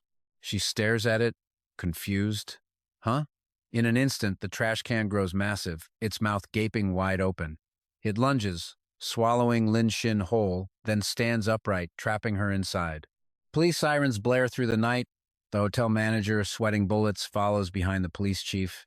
Sir, thank you for coming so quickly. The incident involves one of our hotel guests. The police chief turns to him. You're the manager here? Show me the security footage first. The manager quickly nods. Yes, sir, and leads them to the surveillance room. Wiping his brow, the manager says, Shengming is a top-tier hotel. We always provide the safest environment. He adds, our cameras caught the missing girl leaving her room, but the culprit seemed to know our camera layout perfectly. Now pay attention, this is where it gets chilling. The footage shows Lin Xin walking right into a blind spot. After she left, the manager continues, she never reappeared. She must have been taken in a camera blind spot, just like the recent cases of missing girls. The police chief turns and says, I've already sent my subordinates to investigate thoroughly. Who was the first person to discover the girl was missing? The hotel manager replies, it was her older brother. The two of them came together. He found she wasn't in her room and immediately notified us. Her brother? Where is he? The chief asks. The manager just now realizes, right, that's right. He was just here a moment ago. Where did he go? Meanwhile, in a massive skyscraper, Lin Xin is thrown violently onto the floor. A little girl sits in front of her next to a giant insect. Big sister, don't be scared. It's okay now. Lin Xin asks in a panic. Who? Who are you? Where is this? What is that thing? The girl introduces herself. I'm Lily. Chong Chong is my best friend. He helps us find family members. From today on, you're my sister. We're all father's children. Lin Xin scrambles backward, trembling. Father? What nonsense are you talking about? Where's my brother? I want to get out of here. Lily grabs Lin Xin's arm. Sister, if you try to run, you'll end up like the others. You'll become Chong Chong's food. She climbs onto Lin Xin. I really like you. Just be a good girl and be my sister. Lin Xin silently prays, Brother, save me. And right on cue, down below the building, guards become alert to a new arrival. Who goes there? Lin Huang's eyes are blood red. He's activated his bloodthirsty tracking skill. This is private property. Outsiders are not allowed, the guards shout. Lin Huang thinks to himself, the blood hunter trail for Lin Xin, it ends right here. The guards draw their guns, pointing them straight at Lin Huang. Back off, or we won't be so courteous. We have an intruder. He just flicks his wrist, and the guards are sent flying in every direction. They only have time to scream, What? Lin Huang says. Bye, no need to show mercy to anyone standing in the way. He pauses for a beat, then adds, Kill without hesitation. On an upper floor, more guards are already in position, aiming at the elevator. The intruder's coming up. Everyone on alert. We have to stop him before he gets near the boss. The commander of the guards gives the order. It's just one guy. Open fire together. Kill him. Leave no trace. The elevator reaches the 50th floor and the doors slide open. The guards unleash a constant barrage of gunfire. Die, you little punk. But they never expected Lin Huang to appear from the door behind them. Okay, you just know this is going to be brutal. He stalks forward like a god of death. You idiots. Have none of you ever seen a movie? The guards scream, "Damn it! He's a hunter!" How is this possible? One swing of his sword, and blood splatters everywhere. Lin Huang's voice is ice cold. You dare touch my sister. You all deserve to die. Just then, two figures appear in the doorway behind him. A hesitant voice asks, "Whose sister?" Lin Huang turns to look. The newcomers are a man and the girl named Lily. The man says, "Excuse me, I believe you've made a mistake. It's just me and my daughter here. There's no one else." Lily clings to him. "Daddy, I'm scared." Wei San sits on the ground, holding Lily, and says with a smile, "You must be mistaken. Please let me explain. Don't frighten the child." Lin Huang's brow furrows, his gaze as sharp as a blade. "A misunderstanding? Let me come in and take a look for myself, then we'll talk." The man naturally jumps up to block his path, refusing to let him pass. "This is my private residence. There's a child here. If you want to enter, contact the chief of police." But Lin Huang doesn't care. He thrusts his sword forward, forcing Wei San to lean back to dodge it. "Move." Lin Huang storms inside, his voice like steel. "My sister is in here. Either you hand her over obediently, or you die." The man is instantly on guard. "You." Seeing things go south, Lily puts on a show, bursting into tears. "Daddy, I'm so scared." Wei San plays along, his brow furrowed in disapproval. "How could you? If you continue this outrageous behavior, I won't let you off." While the man keeps yapping, "You're a hunter? I'll report you to the Hunters Association. Do you know who I am?" Lin Huang is already scanning the room, thinking Lin Xin's scent. It's definitely here. But where is she? While his attention is diverted, a wicked smirk spreads across Wei San's face. His eyes glow red as a cruel smile appears, his hand pulling out a small token. A mere iron rank hunter dares to challenge me? He throws it forward and roars, "Go! Eat him alive for me." From the token, a giant insect with razor-sharp teeth materializes. Wei San laughs triumphantly. "Go to hell." Lin Huang thinks, "A summoner? No, that's a divine beast token." Then he scoffs out loud. "Summoning a monster in front of me? Are you insane?" He immediately gets into a fighting stance, gripping his sword tightly. "To deal with you," he says arrogantly, "I don't even need to summon my own monster." In a split second, a single slash from Lin Huang cleaves the massive insect in two. The slash flies onward, hitting Wei San in the shoulder. He collapses to the ground, screaming in pain and trembling. Though terrified, he desperately cries for help. "It hurts! Help me! Someone, save me!" Lin Huang states coldly, "I already told you. Touch my sister and I'll kill you without mercy." Just then, Lily shows her true colors. She drags Lin Xin out, points a gun straight at her head, and threatens, "Let my father go, or I'll kill her." Wei San, thinking he still holds the winning card, smugly says, "Good girl. That little brat becoming my daughter is the blessing of her lifetime. How dare you?" Lin Huang completely ignores him, his only concern on his sister. "Lin Xin, are you hurt?"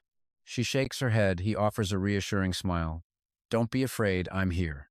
Lily screams again, "Let my father go, or she dies right now." But in the blink of an eye, Lin Huang appears behind her like a flash of lightning. He raises his sword and demands, "Who did you say was going to die?" Then he smacks her on the back of the neck with the handle, causing her immense pain. She collapses unconscious. Wei San sees his last hope get snuffed out and starts screaming in rage, "Detestable! Useless trash! Useless!" Lin Huang rushes over, slicing the ropes, binding Lin Hin's hands. The little girl sobs, throwing her arms around him. Over on the side, the man is so furious, the veins in his eyes have completely overtaken the whites, his teeth grinding in pure hatred. Lin Huang looks down at the two of them with a gaze that promises death, radiating pure killing intent. He raises his sword high, preparing to strike them down for good. But just then the police chief throws the door open and rushes in to stop him. "Put the sword down! The girl is safe! If you act now, the law will punish you for this." Lin Huang just answers with a razor-sharp glare. The chief puts a hand on his chest, pleading, "Trust me. Leave this to the justice system."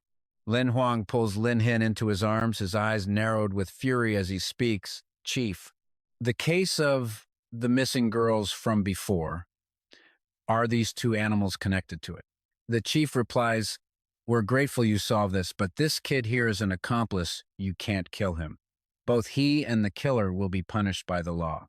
Hearing the word law, Nui San throws his head back. He lets out a massive, crazed laugh, screaming, "The law only applies to the lower class. Just you wait. In just 3 days, I'll be released. This is what real power looks like."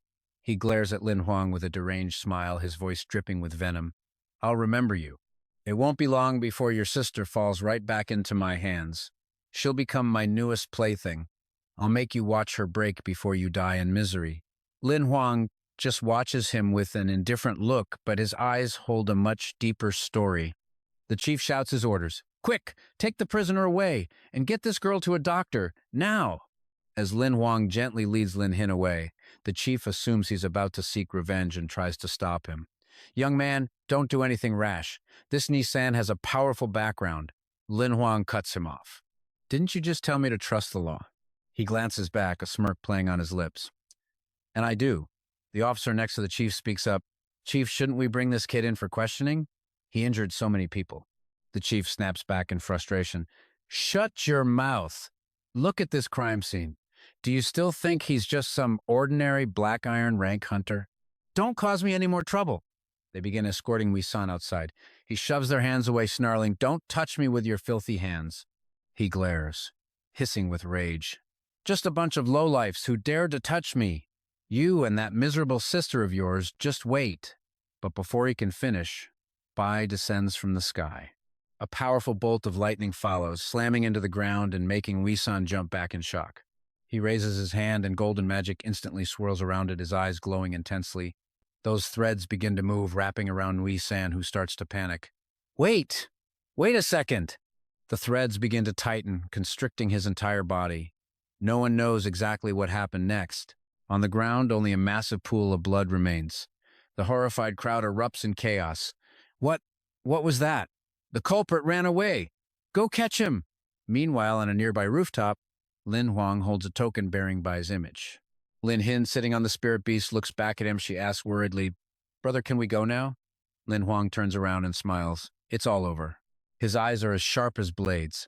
"No one will ever be able to threaten your safety again." From a window in a nearby building, a mysterious figure snaps a picture of Lin Huang. The person taps a few times on a holographic screen, then whispers to someone on the other end, "Wei-san is dead. A teenager killed him. I've sent the pictures. Investigate his background," the mysterious person continues grimly. "Just get it done." Lin Huang walks through the crowded night market, thinking to himself that Lin Hin will surely need a lot of time to recover from her ordeal. But contrary to his thoughts, Lin Hin is completely cheerful, taking in all the sights. "Brother, that clothing store looks so unique. Let's go check it out." Lin Huang chuckles. All right. He's a little stunned, thinking, I can't believe it. After just one nap, she's already full of energy again. She holds up a piece of fabric and asks, "Brother, do you think this jade color makes me look too grown up?" Lin Huang, a bit distracted, replies, "It's fine. You're so adorable. You'd look good in anything." But just then, he senses something odd. Killing intent. Bai is instantly summoned. Lin Hin is startled. "Brother?" She wonders to herself, why did he suddenly change into combat form? Just then, the shopkeeper pops her head out and asks, "Is there anything I can help you with, sir?" Lin Huang picks out a long, black, hooded cloak and turns to the shopkeeper with a smile. "How much for this one?" "I'll buy it." She hears him and replies, "That will be 1,000 points. Lin Hin pouts. "But I haven't even bought anything yet." After their shopping, the three of them leave the store and continue wandering through the market. She turns to him with a worried look. "Brother, is something wrong? Maybe we should head back early?" Lin Huang pats her shoulder to reassure her. "It's fine, you keep having fun. I'm right here, but pay attention." His eyes dart backwards, glowing a faint red. In the distance, A suspicious figure in a hooded cloak is staring intently at the three of them. He follows, keeping a careful distance to avoid being spotted, and slowly pulls a dagger from inside his sleeve. But suddenly, a magical wolf materializes right in front of him. Its fangs are impossibly sharp, its eyes glinting with pure killing intent. The bodies of the three stalkers suddenly begin to glow, and parts of their bodies seem to corrode away.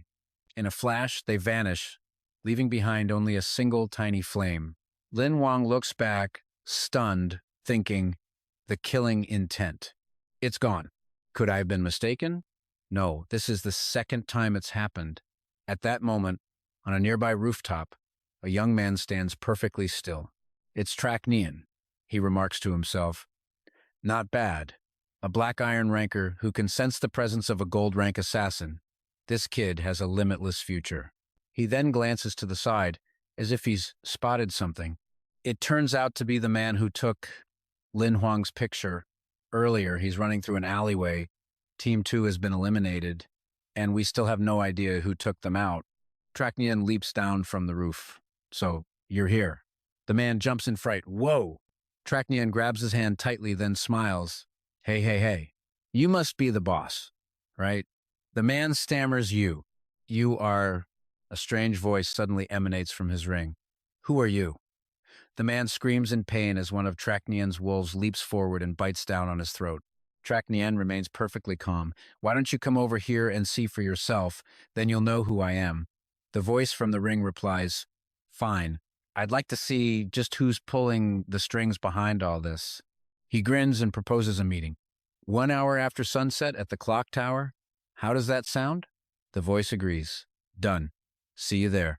By now, the man's throat is a bloody mess. The wolf attacks again, tearing him apart until he's completely unrecognizable. Traknian calmly walks away. Don't be late. At the clock tower, Traknian is already there waiting, having arrived early for the meeting he himself arranged. A figure in a black cloak appears, hovering in midair. He speaks. Traknian. So it really is you. Traknian turns around and smiles. Well, hello.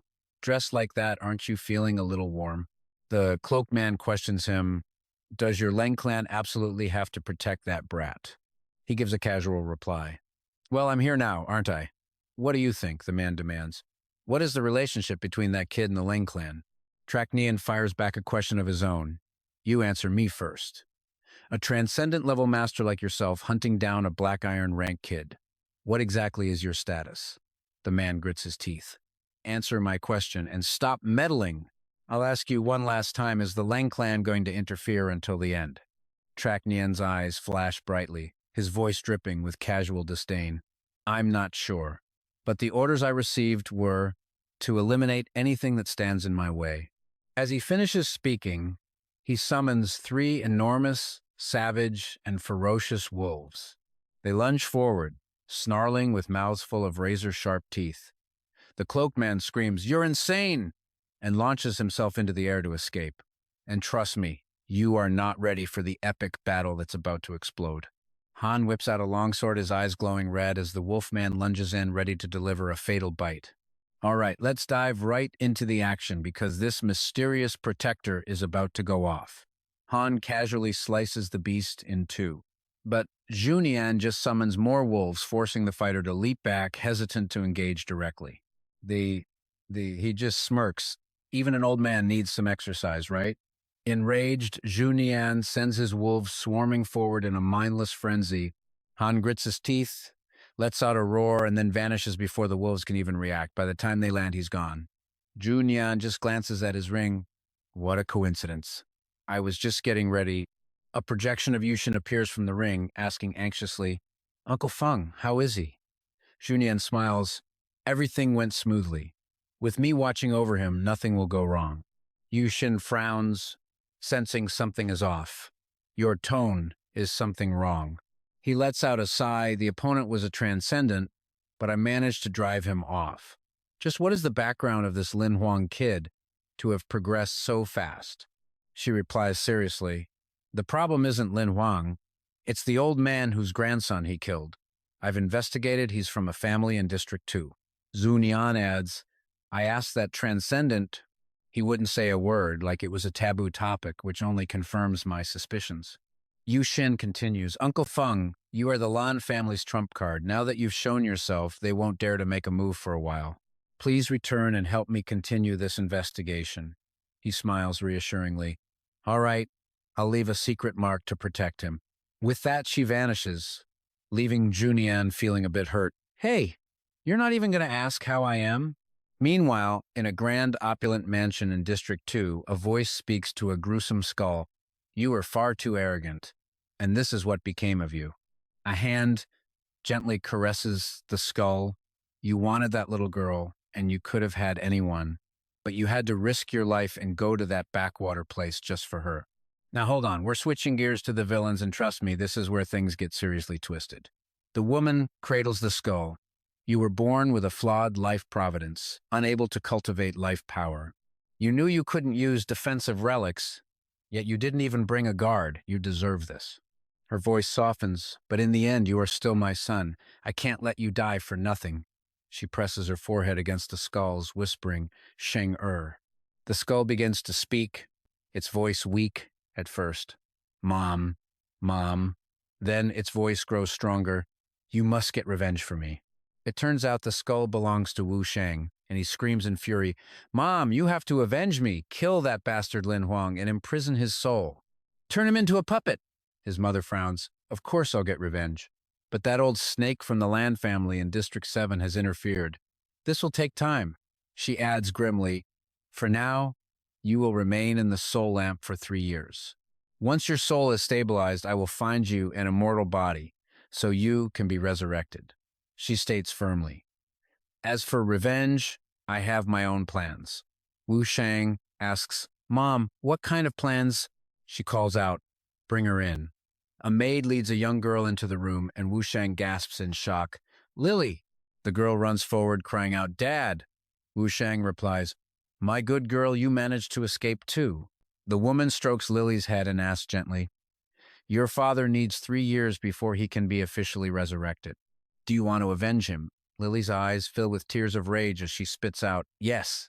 The image of Lin Huang flashes in her mind, and she grits her teeth. The man who destroyed my life with my father. I want to tear him into 1,000 pieces. Hearing this, the woman declares, If that is your wish, I will take you to train, as long as you can survive. In 1 year, you will have the power to get your revenge. Wu Shang tells her, Lily, do not disappoint your father. She follows the maid out, her eyes wide and burning with a murderous light. I will survive and return. The next day, at the Summer Palace Museum, Lin Huang lets out a massive yawn. Lin Xin, since when are you so interested in history? He thinks to himself, Damn it, staying up all night to cultivate is killing me. Lin Xin just smiles brightly. The exhibits here were all dug up from ruins near the Summer Palace.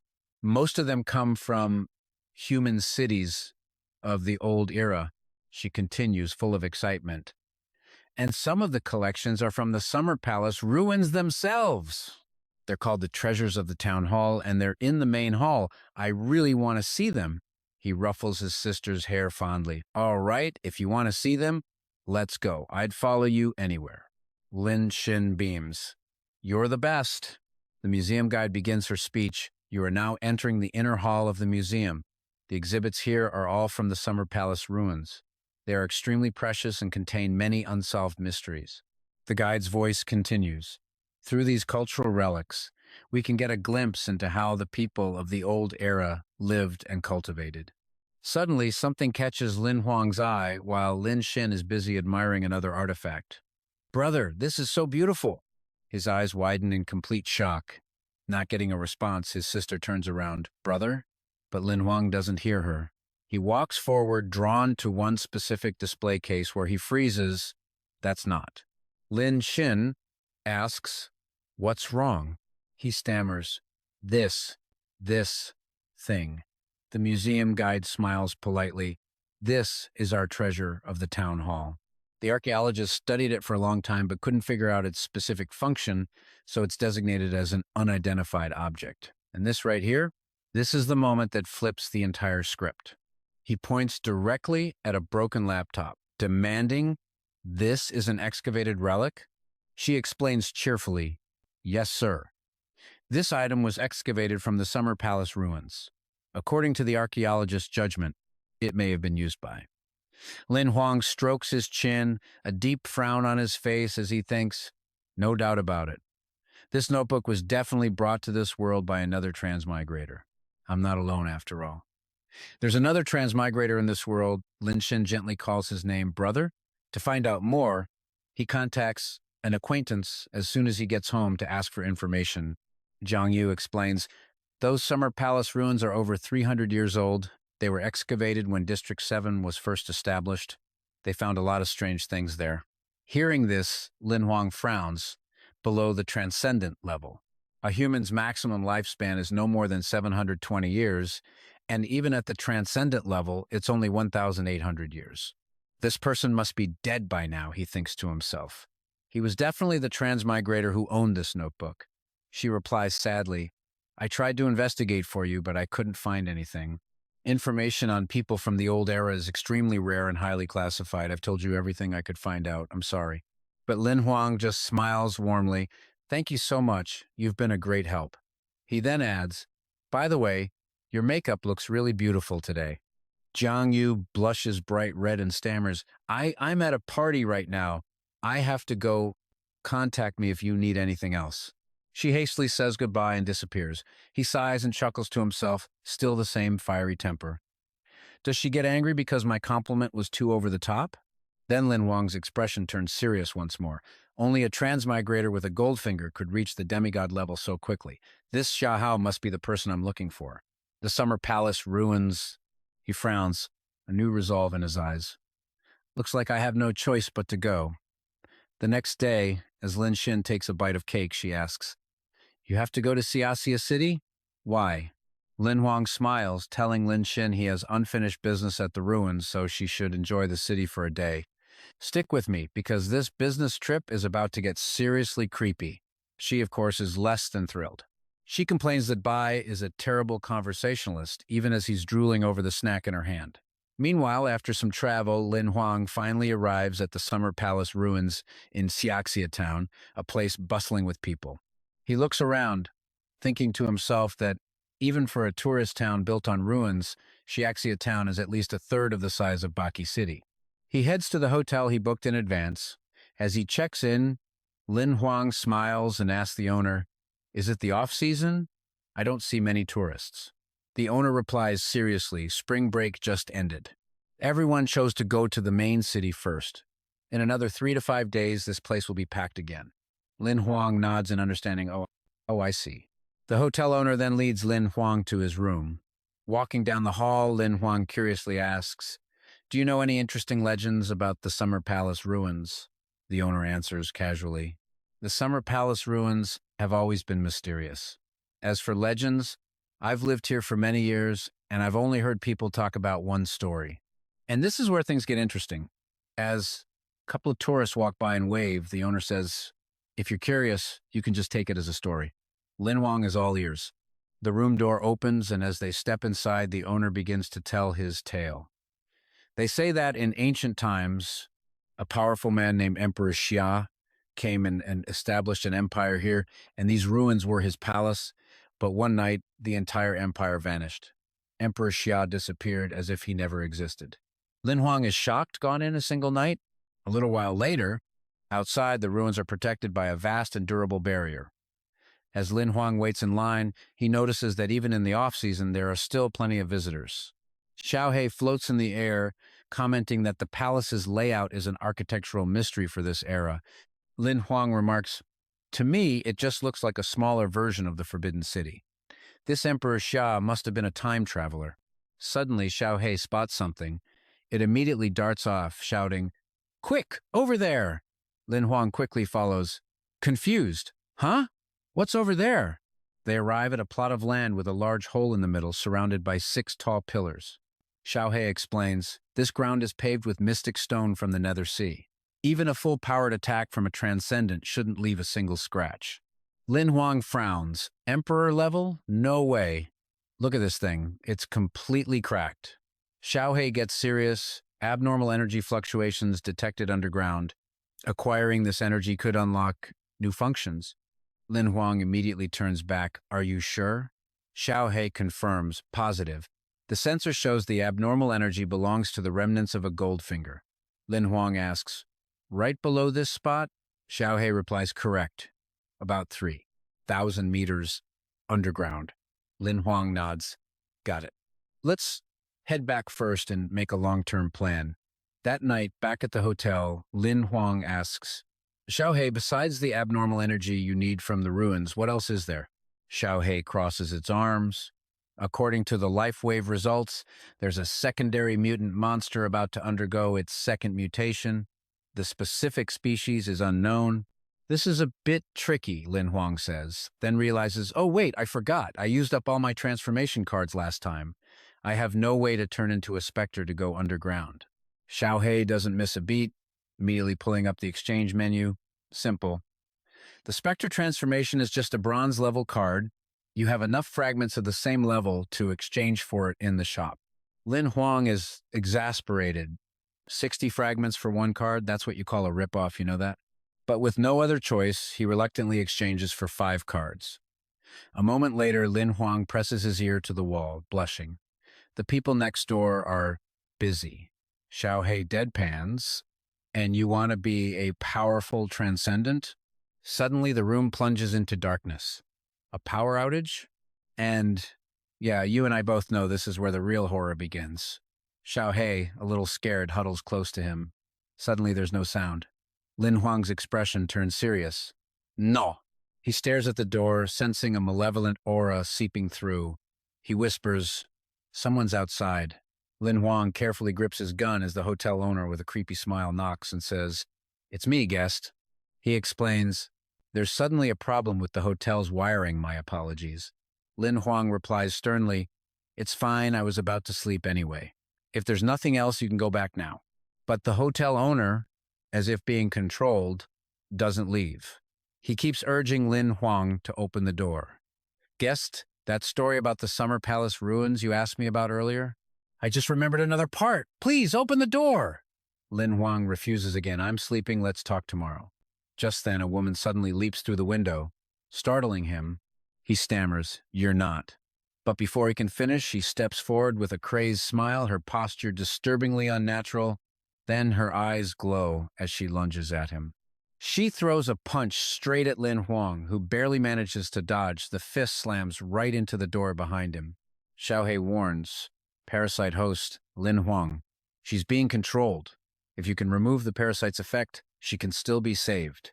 Mid-dodge, Lin Huang asks. What did you say? Xiao Hei gives up.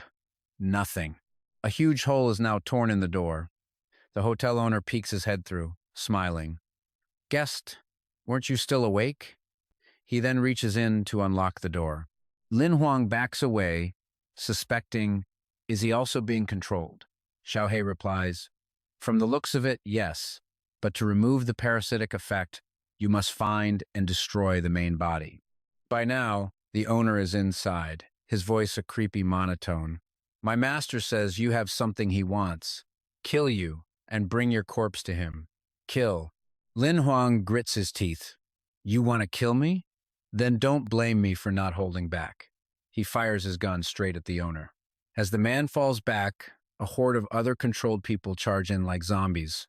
Some with knives, some with guns, all chasing Lin Huang. He yells, retreat! And escapes through the window with Xiao Hei. But unfortunately below them, Lin Huang crushes a card. A specter bird is instantly summoned, carrying them high into the sky to escape. Xiao Hei speaks up, I get it. It must be the monster buried deep beneath the ruins. Lin Huang looks up, confused. Those monsters are parasites? It replies, he's controlling these people to attack you because you have something he wants. Lin Huang is silent for a moment before speaking.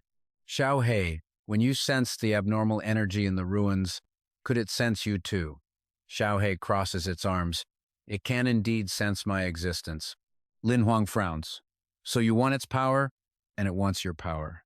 Xiao Hei clarifies, it can't take my power, but it could take over my consciousness and become a new Goldfinger. The premise being, it has to be strong enough. Lin Huang glances down at the zombies chasing them. That makes sense. The monsters underground were probably drawn to the abnormal energy. The horde now completely surrounds the area. Xiao Hei lays out the options: either we run or we fight these parasites to the death. What are you doing? Lin Huang frowns. The parasite's target is me. If I leave, they'll search everywhere. Shaxia town isn't far. It could easily be attacked. A voice answers from his systems panel. Hello, this is the Hunter Association. How can I help you? And with that call for backup, you and I are left hanging because this is far from over. Get your men here to capture them as soon as possible, Xiao Hei says with a smirk. You want the Hunter Association to control this place, don't you? Lin Huang replies. Just as you said. If we successfully eliminate the parasites, these people might still regain their consciousness.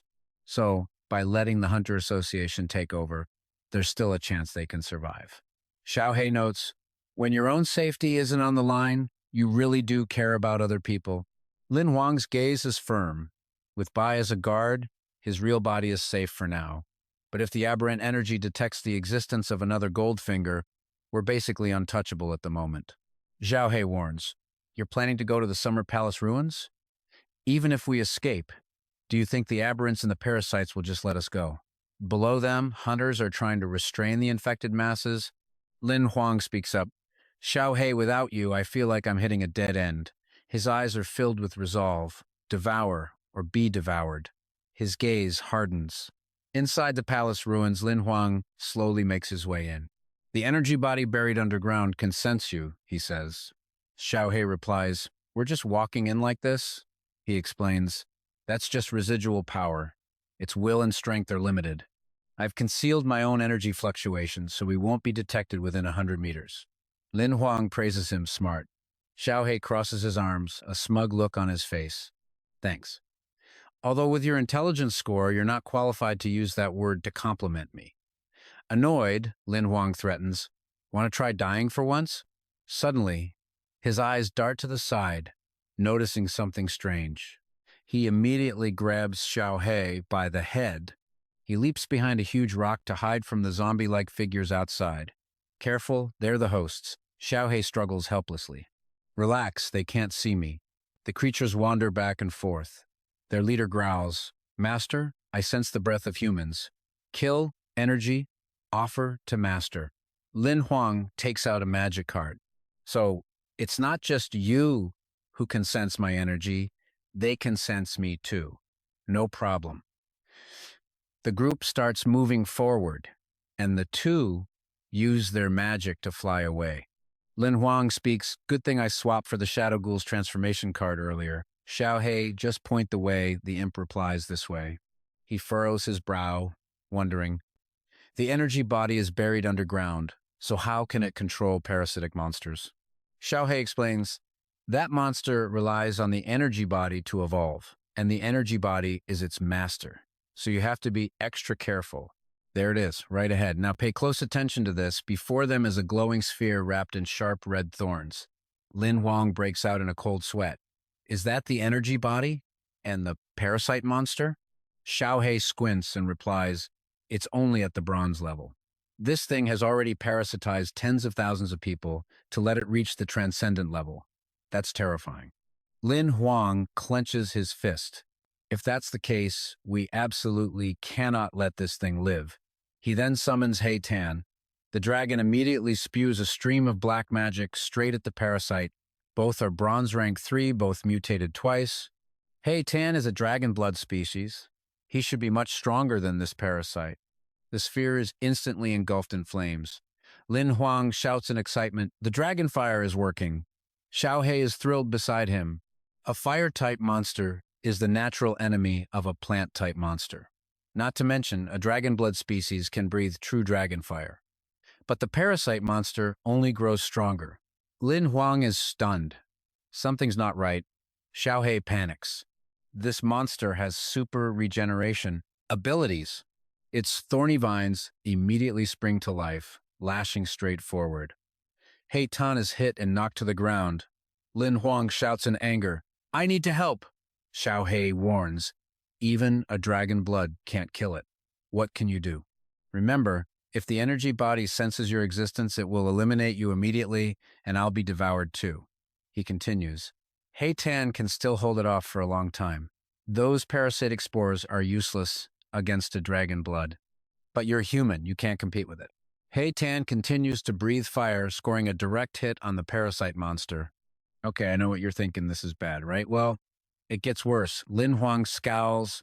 This guy really won't take a single step away from the energy body. Xiao Hei adds, if we can't end this quickly, the situation will be very unfavorable for us. Suddenly, Lin Huang reverts to his original form. Xiao Hei cries out, damn it! The transformation card's time limit is up. The creature flies closer and closer. Xiao Hei screams a warning. The energy body senses your existence. Run! Lin Huang screams in terror. It's releasing so many spores. If I don't get impaled, I'll be infected. There's no escape. The spores slowly spread out, and soon the two are nowhere to be seen. Turns out they're safe. Xiao Hei sighs in relief. Luckily, we still have the Shadow Ghoul stealth from the transformation card. Lin Huang is sweating bullets. But I have a bad feeling about this. Xiao Hei states firmly, you're right. You are the monster's target. Losing track of you seems to have made it furious. Lin Huang looks up, seething with anger. Damn it! He screams as he realizes the danger. It's released all its parasitic spores and is spreading them outside. Suddenly, from a crack below, a pink light emerges. The spores begin to move toward the source. The hunters outside see this and warn each other. What is that? Be careful. Those are the released spores? One man clutches his neck and screams, damn it! And just like that, they too become mindless zombies. From within their bodies, a stream of light flies out, its nature unknown. Countless streams of light fly straight towards the ruins, entering the parasite monster's body. Xiao Hei warns, it's draining the life energy from the hosts. It wants to rank up to silver grade. Lin Huang grits his teeth. If this continues, even Hei Tan won't be able to beat it. Xiao Hei, is there any way to destroy it? Hearing this, he explains, there's a super kill card shard that can instantly destroy any monster below transcendent rank. Unfortunately, we need one of the 10,000 card shards. Lin Huang asks, what if we retreat for now? Wait for me to level up, get stronger, and then come back. Xiao Hei becomes extremely agitated, firmly stating, to kill it, you only have one chance, and it's right now with the help of the aberrant energy. This parasite species will evolve faster than any other creature in this world, based on its current growth rate. In less than 2 months, it will be able to reach transcendent rank, and it might even undergo a third mutation. Lin Huang turns to ask, if the leftover aberrant energy is this powerful, doesn't that mean Hao's Goldfinger is much stronger than you? Xiao Hei angrily retorts, nonsense. He then explains loudly, all Goldfingers must follow strict rules and regulations. The hosts must also abide by the rules of use. But this aberrant energy is broken free from its Goldfinger and exists independently. That's why it can unintentionally assist the parasite's growth. Hearing this, Lin Huang's eyes light up. I almost envy these parasites.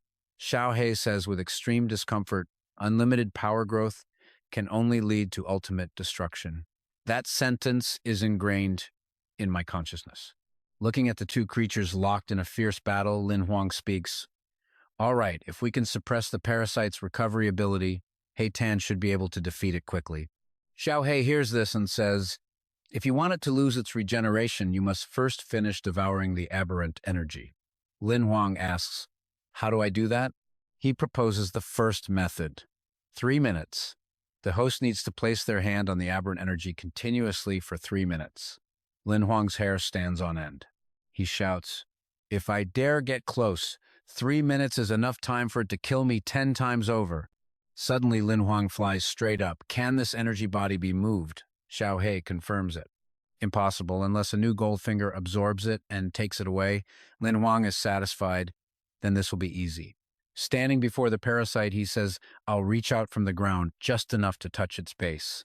Xiao Hei is anxious. Too close. It's detected me. Lin Huang can't take it anymore and immediately rushes up. So what if it detects me? This is directly beneath the energy body, a blind spot for the parasite's attacks. He decisively raises his hand to touch it. At that moment, the monster grows visibly larger, its power surging. And trust me, you are not ready for this. Xiao Hei screams in terror, damn it! It just ranked up to silver grade All right, stick with me, because we're jumping right into a boss fight that's about to go sideways. Dark magic pillars slam down as the monster taunts him. You won't last 3 minutes. At the same time, energy starts gathering inside the parasitic beast. It's about to explode and destroy everything. Down below, Lin Huang braces himself. This is a silver rank 2 attack. Even an abyssal demon would take a fatal blow from that. Suddenly, its thorny vines whip out and wrap around Hei Tan, binding him tight. Then, a massive blast of magic slams directly into Hei Tan's body. The system immediately alerts. Warning, Hei Tan has suffered a critical hit. Please recall him immediately. Lin Huang is stunned. Hei Tan, the parasite monster, just gets stronger, lashing its vines around more frantically. The vines twist together, forming massive razor-sharp drills. Then they plunge downwards like 1,000 spears. Xiao Hei screams in terror without Hei Tan to hold it back. Lin Huang is a dead man. It's time. Just then, a system notification pops up. Deviant energy absorption complete. Lin Huang roars in triumph. Got it. The parasite monster's second form emerges, now covered in blood-red thorns, forcing them both to jump back as Xiao Hei yells. I only absorbed its deviant energy temporarily. You still can't beat it. But Lin Huang reassures him, don't worry, I've got a plan. A smirk plays on Lin Huang's lips as he crushes a card in his hand, summoning Bai. Bai instantly appears, shielding him. The monster shrieks in disbelief. Are you insane? As the vines lunge, Lin Huang confidently throws 2 more cards forward, shouting, Consume 2 upgrade cards! Double upgrade! This move creates a protective circle around Bai, blocking the parasite's attack. Xiao Hei, stunned, explains, a normal monster's evolution can be interrupted, but a card-based upgrade. Not even a demigod can stop it. You're pretty smart. Lin Huang just scratches his head, laughing sheepishly. You flatter me. Then he asks cluelessly, Wait, really? That's the first I've heard of it? The vines keep hammering the magic circle, but it's no use. The shell around Bai begins to crack like an egg, and a hand emerges from within. Lin Huang watches, wondering, is this Bai after a double upgrade? Xiao Hei is just as eager, sensing something incredible is about to be born. And then Bai steps out with a powerful new look, glowing red wings spreading from his back. The system announces, Congratulations, host. You have obtained the epic grade monster, the 4-winged blood baron with God's blood. The thorny vines attack again. Lin Huang cheers excitedly. Go, go, get it, 4 wings. Xiao Hei is just as thrilled. Without its deviant energy, it has no reserves left. We can win this. With Hei Tan providing fire support, Lin Huang feels victory is certain. You idiot monster. You're dead now. But Xiao Hei suddenly shouts, Wait, something's not right, he warns. It's absorbing more life energy. It's trying to ascend to silver rank 3. And just when you think they've got this, Lin Huang looks at the monster's horrifying form and freezes. How is this happening? Outside, a pink mist has already enveloped the area. Xiao Hei continues. Those parasitic spores it released are still spreading. They probably reached Xiakung City by now. The spores close in on the place where Lin Xin is sleeping. Thousands have been infected, their life force being drained, fueling the monster's 3rd stage evolution. We've lost, for sure. But Lin Huang stands up, defiant. We will not lose. The creature looks at him, puzzled. What are you trying to do? Lin Huang steps forward and gives his orders. Hei Tan, support me. Bai, target its wound. Xiao Hei screams a warning. Are you crazy? If you get close, you'll die for sure. If you're gone, it's all over. Lin Huang leaps into the air. If this thing doesn't die, we're all finished anyway. He grabs onto Hei Tan's leg to fly higher. It's not just about me. It's about Lin Xin and thousands of others. Bai rushes the parasite monster, using his magic to burn away its vines. But it has no effect. Xiao Hei gives a grim report. Just then, Hei Tan drops Lin Huang, who grips his sword and roars, Die for me, as it's paralyzed. He swings his blade in a massive arc, when suddenly his eyes fly open in pure horror. Out of nowhere, a vine has pierced straight through Lin Huang's body. Xiao Hei screams his name in terror as Lin Huang's consciousness begins to fade. Am I dead? His eyelids feel heavy. Where is this? He slowly opens his eyes as he hears Xiao Hei's frantic shouts. Are you awake? The little creature anxiously explains, At the last second, you used a healing card, remember? You really are a clever devil. Lin Huang tilts his head to the side, murmuring, I could have really died. He suddenly sits bolt upright with a question.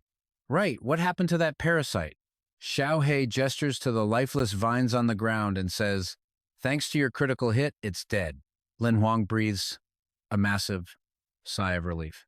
Thank goodness. Lin Huang smiles, satisfied, clutching a new golden card. Another epic card. Let's call this one Demonic Vine. The card's info reads, Epic Rarity, monster name Demonic Vine, a parasite-type monster. Combat level is Bronze 3, Star. Skill 1, Parasitic Seed. Skill 2, Absolute Control. Summoning Authority is unlocked. Note, this monster's skills are not fully developed. It can still acquire 3 new skills. Summoning Authority unlocked. Card Evaluation, trainable. Xiao Hei bluntly calls him a terrible person. Lin Huang just ignores it, turning to Bai and Hei Tan. You guys worked hard, he leans back with a satisfied smile. That's right, with the main body dead, the parasitic spores will be destroyed too. The infected people can finally return to normal. Just then, he crushes another card, summoning a giant beast. Perfect. While I have the chance, I'll use the remaining upgrade cards to evolve Tyrant for the second time. He turns back and asks, Xiao Hei, Demonic Vine only has 2 skills. Why does it say 3 more can be unlocked? Xiao Hei explains that the Demonic Vine is a new species. As a first-generation monster, it has only evolved its base skills. It can acquire other skills through learning later on. The system displays Lin Huang's stats. Male, Skill 1. Blood Spirit, Skill 2. Invisibility, Skill 3. Intermediate Strength, Skill 4. Basic Presence Concealment, Skill 5. Superhuman Strength, Skill 6.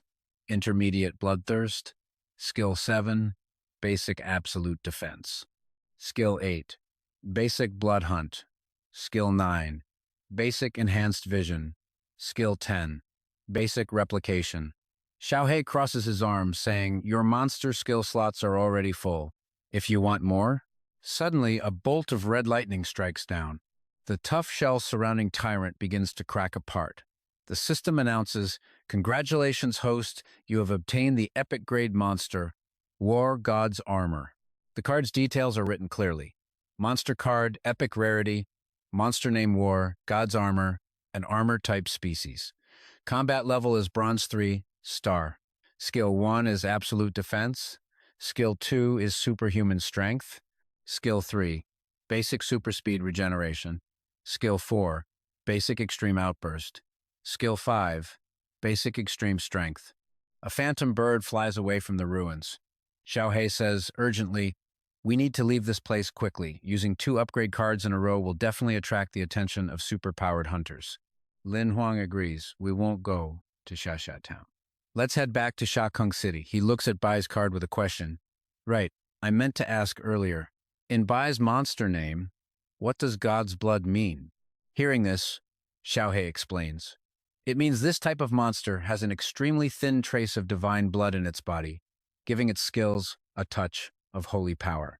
The details on the card read as follows.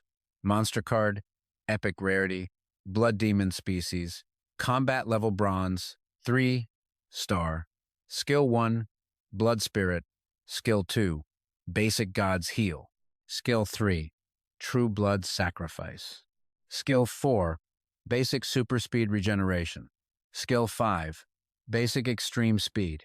All right, let's dive in. The Summoning Authority is just unlocked, upgrading monsters to the Transcendent tier, activating their inner power, and massively boosting their strength. Lin Huang thinks perfect, 3 epic monsters at once. But he wonders about the abyssal energy he absorbed. What new function did I get? Xiao Hei replies. It added a death substitution function. He asks, confused, death substitution? With his arms crossed, Xiao Hei explains that if a monster of a higher rarity dies, it can be replaced by another monster of the same or lower rarity with equal combat power. If the number of deaths exceeds the substitutes, the monster dies for good. An epic grade card has 3 chances for this. The first time, it can be replaced by a common card. The second time requires a rare card. The third needs a rare or even another epic grade card. Lin Huang is satisfied. This new ability sounds pretty damn good. Arriving back, they both jump inside. Lin Huang says, "Since things are peaceful for now, I'm going to get some rest." But Xiao Hei reminds him, "Wait, you forgot something important." He flies after him asking, "What?" Lin Huang signals for him to be quiet. Xiao Hei snaps back, "How dare you shush me?" Meanwhile, Lin Xin is sleeping soundly, oblivious. Lin Huang smiles gently and whispers, "This girl forgot to close her curtains again." Xiao Hei presses him, "So what's the important thing?" Lin Huang starts listing his merits to help you absorb that energy. "I almost died. Don't I get some kind of reward for that?" Xiao Hei crosses his arms, closes his eyes, and replies, "What you're saying makes no sense, but at the same time, it makes a little sense." With a sly grin, he decides, "Fine, I'll give you a big reward. I'll bet on your pride and give you a chance to draw 10 cards in a row." Instantly, countless cards fly towards a stunned Lin Huang. Lin Huang is suddenly pulled into a strange dimension, stuttering in shock. 10 consecutive draws? But when he sees over 100 cards in front of him, he's just baffled. Now, pay attention, because here's the twist. He demands, "Why are there so many? Weren't there only 13 monster cards?" Xiao Hei reminds him, "Get a grip. You're at the iron level now, so your monster pool has expanded. Isn't that a good thing?" Lin Huang collapses to the ground, completely defeated. "Good my ass! What has better odds, drawing from 18 cards or drawing from 100? But then he pulls himself together with grim determination. "Whatever. Let's bet on my pride." He decisively picks one card. This one. Then he reaches for another. This one, and finally the last one and this one. After drawing 10 cards, Lin Huang clasps his hands in prayer. "Spirits of heaven and earth, please be with me." No mission cards, no mission cards. Please, no mission cards. The cards flip over one by one. "Congratulations, host. You received 1 awakening card, 1 minor purification card, 1 upgrade card, 3 temporary transformation cards, 2 healing cards, and 2 double reward cards." He looks at them and cheers with absolute joy. A minor purification card and 2 healing cards. A clever smile spreads across Lin Huang's face. "I've seen the minor purification card during the landfill instance, and the healing cards are great for staying alive. Too bad there's only 1 upgrade card, or I could have leveled up by. And this awakening card, I've never seen one before." The card shows a figure made of starry cosmic energy. The all-knowing Xiao Hei begins to explain. "The awakening card is a one-time use consumable. You use it during your training, if you hit a bottleneck." Hearing this, Lin Huang grins with satisfaction. "Awesome stuff. This 10-draw streak gave me all-powerful utility cards. My luck is finally turning." Xiao Hei turns away saying, "Don't get cocky. It was just dumb luck." And just like that, they're back to bickering, throwing comical punches at each other. "Can't you just let me be happy for a second? Why rain on my parade? Did you draw an epic card or something? What's there to be so smug about? If you've got the guts, let me draw 10 more times. In your dreams." The next morning, Lin Xin is awake, sitting on her bed and looking at something intently. When she sees Lin Huang, she quickly hides the screen. "Brother, when did you get back?" He walks in carrying a bag. "Stop lazing around in bed. I brought you breakfast, so get up and eat." Lin Huang puts the bag on the table. "I got back late last night, didn't want to wake you." Lin Xin replies, "Bai suddenly disappeared. I thought you were in danger. I couldn't even contact you. I was worried, sick." As she eats, she adds, "Brother, the morning news said a transcendent monster appeared in Shaoxia City's ruins, but it was quickly suppressed." Lin Huang immediately denies it. "No way, how could that be me? That's a transcendent monster. I'm just an iron-level grunt. Getting close would mean instant death." She says, "But the timing of your and Bai's disappearance is too much of a coincidence." Hearing this, he just ruffles her hair and tells her, "Don't let your imagination run wild. Hurry up and eat." He turns to leave. "When you're done, get ready. There are still plenty of places we haven't seen in this city." She puts her food down and says, "Brother, I don't want to play anymore. Let's go home." "I know what you're thinking. That's a pretty sudden change of heart." Lin Huang is completely shocked. "You don't want to play? Summer vacation isn't over yet. What's wrong? Are you not feeling well?" Without turning around, Lin Xin says firmly, "This September, I'll be in my graduating class. If we want to travel, we can do it next year." She continues seriously, Right now, I should focus on my studies to graduate into the combat division and work hard to get good exam results next year.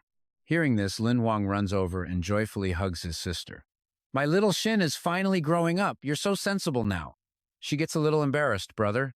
Lin Huang heads for the door. I'll go pack my things and book the tickets. We'll take the Morningstar airship home. Lin Shin replies, okay. After he leaves, she turns her screen back on. A voice booms.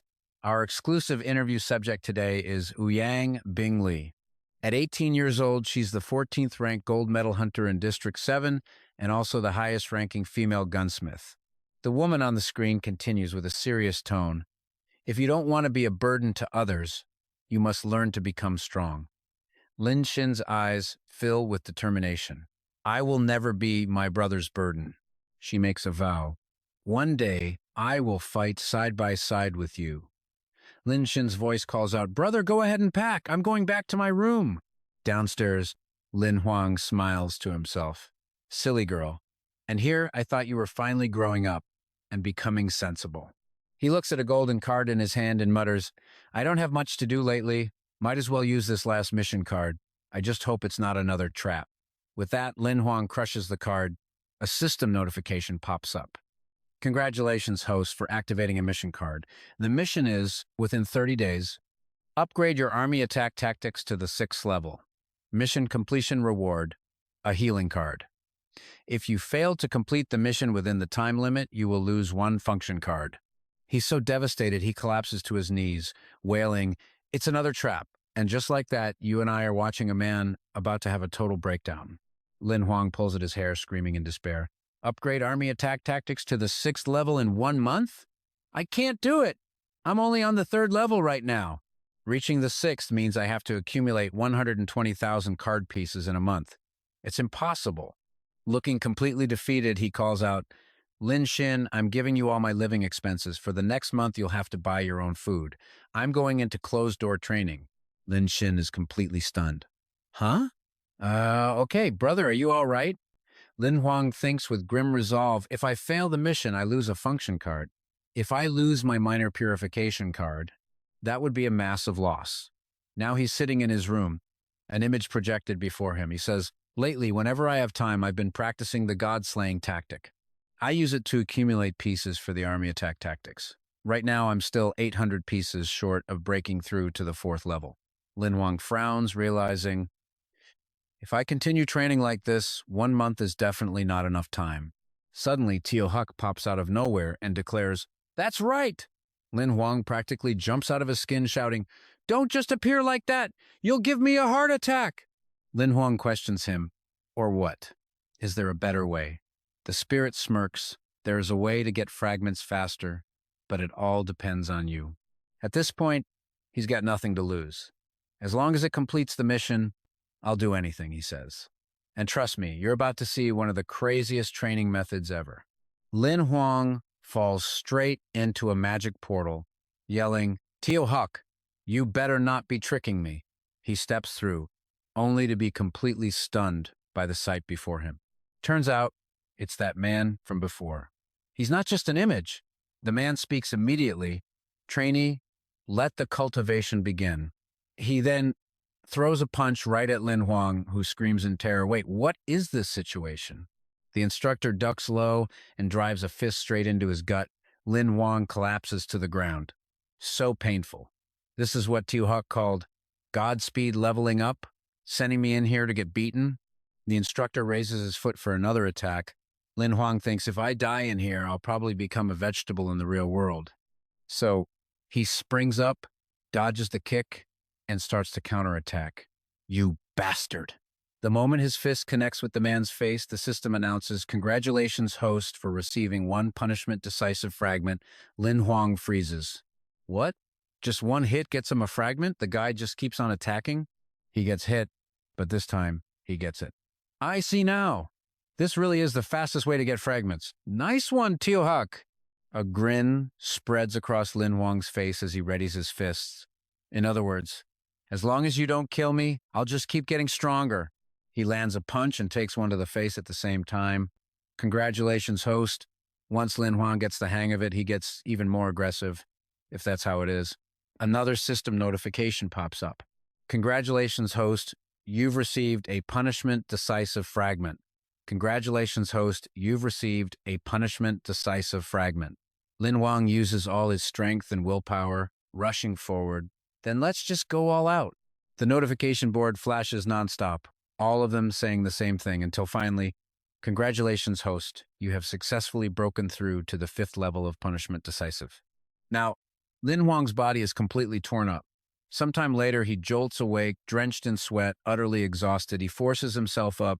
There's still one more level I can still fight. But T-Huck just crosses his arms. No, you've failed the mission.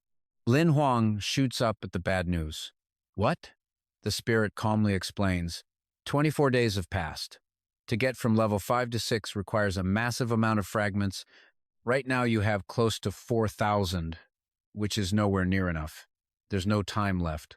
Lin Huang panics, yelling, the mission failed?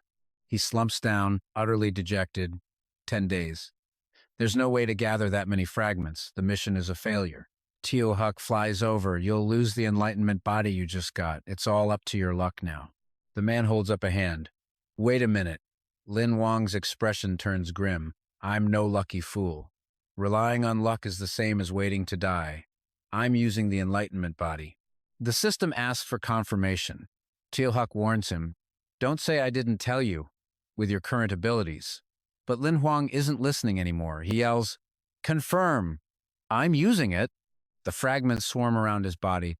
The spirit explains, forcibly accelerating your cultivation is like completely reorganizing your body, including your soul. Lin Huang is already screaming in agony. The immense pressure makes Lin Huang roar in pain. T-Huck frowns. You're too weak. There's no way you can control the enlightenment body. You could very well die from this forced cultivation. But he is absolutely determined not to give up. It's just breaking through one level. I've got this. T-Huck frowns, waiting. No, not being able to control it means certain death. A powerful magic surges from Lin Huang as the punishment decisive circulation spins faster and faster. He opens one eye, his face a mask of pain. At this rate, he could break through to the 6th level in less than 4 hours. The system announces, congratulations, host, for breaking through to the 6th level of punishment decisive. The agony is unbearable. He lets out a terrifying scream as his clothes are ripped to shreds. T-Huck yells in a panic, stop! Stop it now! Behind him, countless images of the man flicker into existence. His eyes turn blood red. My cultivation, I can't stop it. Lin Huang is once again pulled into his inner world, surrounded by hundreds of that familiar man. The figures all speak in unison. Trainee, let the cultivation begin. Then they all charge at him. He looks around in pure horror. Oh God, you've got to be kidding me. In the real world, his hand falls limp, and his body goes still. Just as I thought, T-Huck says, he can't control it. And here's the terrifying part about this power. It ignores the host's physical limits.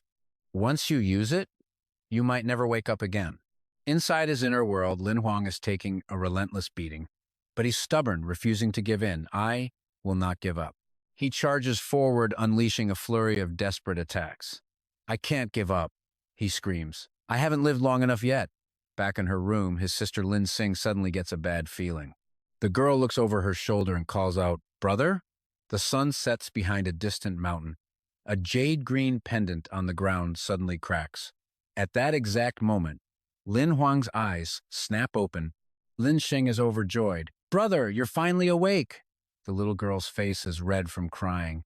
You scared me to death. The doctor had said he was fine physically, but couldn't explain the coma. He struggles to sit up and asks, how long was I asleep? Lin Xing replies, a whole week. You must be hungry. I'll go get you some food. The young girl opens the door to leave. Brother, wait just a minute. I'll be right back. Lin Huang thinks to himself, a week? What about my mission? It failed. But just then, the system pops up. Congratulations, host, for breaking through to the 8th level of punishment decisive mission complete. You can now receive a healing body. He is completely dumbfounded. The 8th level? The system displays his new status. Name, punishment decisive. Rarity, rare, level 8. Effects, energy operation speed increased by 96%. Energy attack and defense power increased by 96%. Note, Each level increases various energy effects by 12%. Assessment. Usable. Lin Huang eats like a starving man while talking. Level 8. That's a 96% boost for every effect. This kind of upgrade percentage is top tier even among ultimate skills. The Enlightenment body is seriously overpowered. Xiao Hei comments from the side, your physical strength also. Hearing this, he laughs so hard he sprays food all over the spirit's face. I told you I was a genius. The spirit trembles with rage. I'll kill you sooner or later. He then says, your cultivation is complete and your energy is stable. You can start thinking about ascending to the bronze realm. Lin Huang wipes the food off his face and asks, ascending to the bronze realm, does that mean I need to choose a new monster? That said, the monster compendium doesn't have that many more options for the bronze realm than the iron realm. The spirit replies, based on your current monster attributes and energy characteristics, I've already shortlisted 11 candidates. He scratches his head, completely overwhelmed. How am I supposed to choose from this? Xiao Hei's mouth curls into a smirk. Just like last time, I can't help you make the final decision. But aren't you a genius? Suddenly, Lin Huang grabs the spirit and gives it a noogie. Last time, my friend helped me choose a monster. Maybe I'll ask him again. The spirit yells in fury, let go of me, you idiot! But how would you explain leveling up to the bronze realm so quickly? The Hunters Association can absolutely never find out about the existence of the system. Lin Huang's expression turns deadly serious. That's right, but besides him, suddenly a sound cuts through the silence. A call. Lin Huang is a bit startled. Turns out, the caller is Yue Xin. Mr. Lin, hello. Xiao Hei, lying nearby, pipes up about the super-level genius girl. She seems shy, tucking her hair back. It's been a while. I just wanted to see how you're doing. Lin Huang smiles and replies, perfect timing. I actually have a question for you. Beside him, Xiao Hei perks up. She may be a super level, but she humbly replies she's happy to help. He laughs and explains, I'm choosing a life seed for my bronze level upgrade, but the choices are overwhelming. I'm completely lost. Okay, let me see your options, she requests. After a quick look, she's stunned, thinking to herself, bronze level? Didn't he just reach iron level not long ago? After reviewing the list, Yue Xin begins her analysis. Most of the life powers you've chosen are for strengthening your body, like speed boosts and enhanced armor. However, physical enhancement talents become useless once you reach the super level realm. Lin Huang crosses his arms and asks with a frown, so does that mean my ghoul hand will be useless? She replies, it's useful. After you become a super level, your ghoul hand talent evolves into a secret art called the Cursed Ghoul Hand. It's actually pretty decent. A glimmer of hope appears in his eyes. So, with my post-super level future in mind, taking a slow sip from her hot coffee, Yue Xin smiles faintly. I'm thinking of one particular bronze level monster. The life power you get from killing it evolves into a very special secret art after becoming a super level. It might be perfect for you. Lin Huang is intrigued. Tell me more. She takes another sip. The corpse puppet. Not very strong, but extremely hard to deal with because they have a substitution ability. After you kill one, you get the life seed called Substitution, a special heteromorphic type. He's completely hooked. The Substitution life power is pretty lackluster, Yue Xin continues. It's not very popular. It can only transfer non-lethal damage 3 times a day, which is way less effective than some healing-type seeds. That's why most people ignore it. She pauses, then adds, but after you ascend to super level, this substitution talent can be upgraded to the secret art of death substitution. It can transfer 9 fatal wounds per day, he nods, finally understanding. I'll send you the secret technique data, she offers. Look at the other techniques yourself and then decide, she says. Lin Huang smiles. Okay, thank you so much. You've been a huge help, Yue Xin. Hearing him use her first name so casually makes her blush bright red. After ending the call, he realizes, I might have been a little too friendly. Beside him, Xiao Hei scolds, you're a complete idiot. Leaning back in his chair, he says aloud, corpse puppet. The more I think about it, the more it seems like the perfect life seed for me.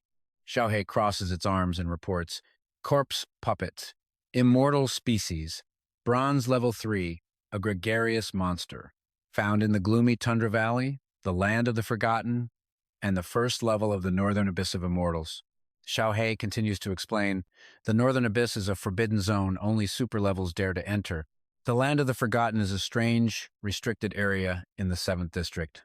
Many explorers, including super levels, have disappeared there. It then sneers mockingly, a weakling like you would die without even leaving a bone behind. Lin Huang calmly replies, just say it straight. We're going to the gloomy tundra valley. Just then his ring buzzes again. Another call. Yi Zheng's face pops up, shouting with excitement, brother, let's go to the gloomy tundra valley. Lin Huang and Xiao Hei are both stunned. The next morning, sunlight streams over the roof of the massive villa. Lin Xin asks with a frown, gloomy tundra valley? Brother, you just fainted a week ago. Are you really going that far? Lin Huang smiles and says, school's about to start for you and I have nothing to do at home. I want to hang out with a friend for a couple of days. He waves his hand. Be good while I'm gone. I've already transferred your living expenses. I'll be back in a while. The little girl puffs out her cheeks, annoyed. You can't sit still for a second once you feel better, she grumbles, opening her holographic screen. Suddenly she spits out her drink, shouting in shock, 1 million! The scene shifts to Stronghold 7C29 Wuling City. Yi Zheng stretches dramatically. We're finally here! After 11 days on that spaceship, I feel like I'm about to grow mold. Lin Huang scans their surroundings. This is Wuling City, the closest stronghold to the gloomy tundra valley. The place is crawling with hunters who are incredibly hard to approach, their killing intent filling the air. He warns, I have a feeling we need to be careful from here on out. Yi Zheng, grabbing Lin Huang's backpack for him, says, for agreeing to come on this trip with me, you're my best brother, Yi Zheng's best bro. Next time you need me, just say the word, he promises. Lin Huang just smiles. We're best friends. Don't be so formal. Just then, Yi Zheng leans in close and whispers, this corpse puppet substitution life seed might seem useless now, but after you become a super level, the life seed's talent can be upgraded into a life-saving secret technique. You have to keep this a secret. My dad spent a fortune to buy this intel. Lin Huang finally understands. So that's why you chose the gloomy Tundra Valley for your bronze level upgrade. He thinks to himself, our goals are the same, so we can travel together. But I have to hide my true strength from him. The two throw their arms around each other, walking and chatting happily. Yi Zheng says, the path there goes through the Misty Fog Canyon, a level 3 wild zone. It's not safe for just the two of us. I'll go to the Adventurers Guild and find a team. Lin Huang nods in satisfaction. Okay, I'll find a safe inn to rest up. We'll set out tomorrow morning.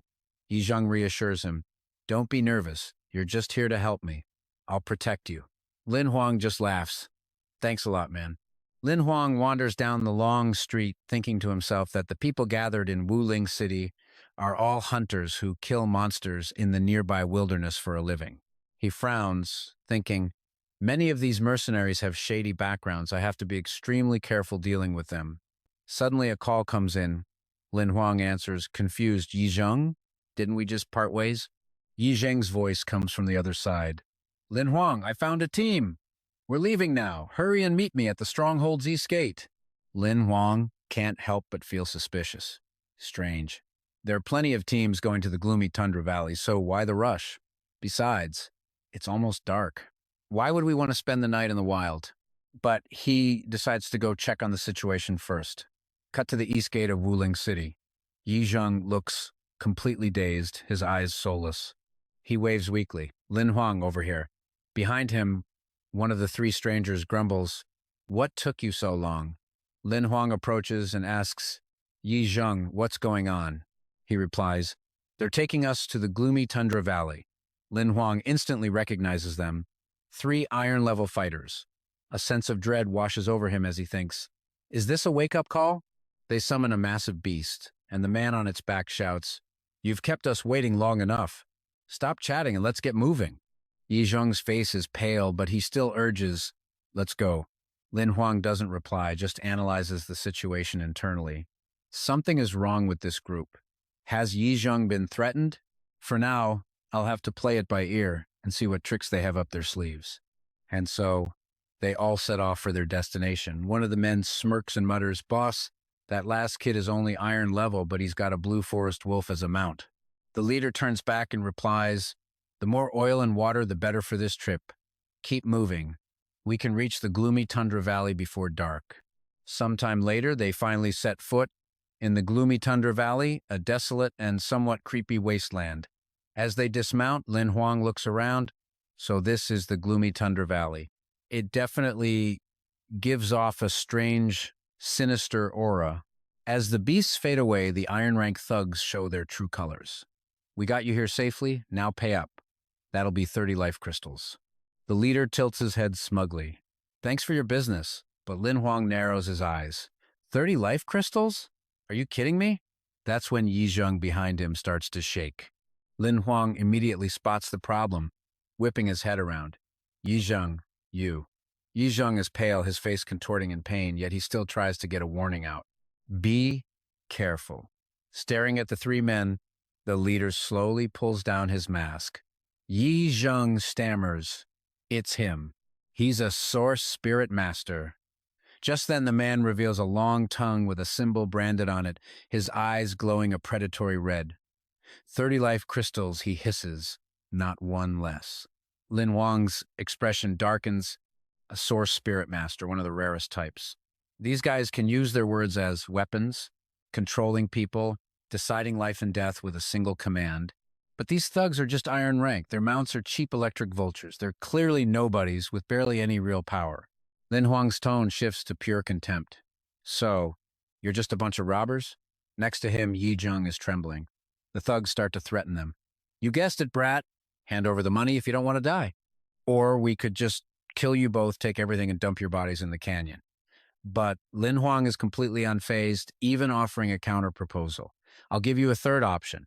You get lost right now, and I can pretend this never happened. You'll get to keep your pathetic lives. Yi Zheng is sweating bullets, whispering frantically, Are you insane? The thugs just laugh at his words. Boss, I think we scared this kid stupid. If I didn't know his last name was Lin, I'd think he was from some noble family. The leader glares, his voice dripping with venom. You little brat. You chose the hard way. He begins his incantation, his face twisting into a crazed mask as he bellows one word, Paralyze! But nothing happens. Lin Huang just looks confused. Paralyze? What are you even trying to do? The atmosphere gets incredibly awkward, leaving everyone totally speechless.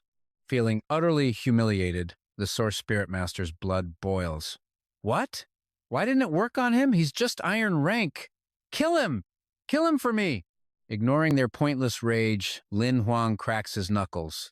Now, it's my turn. With a flick of his wrist, Bai appears in an instant.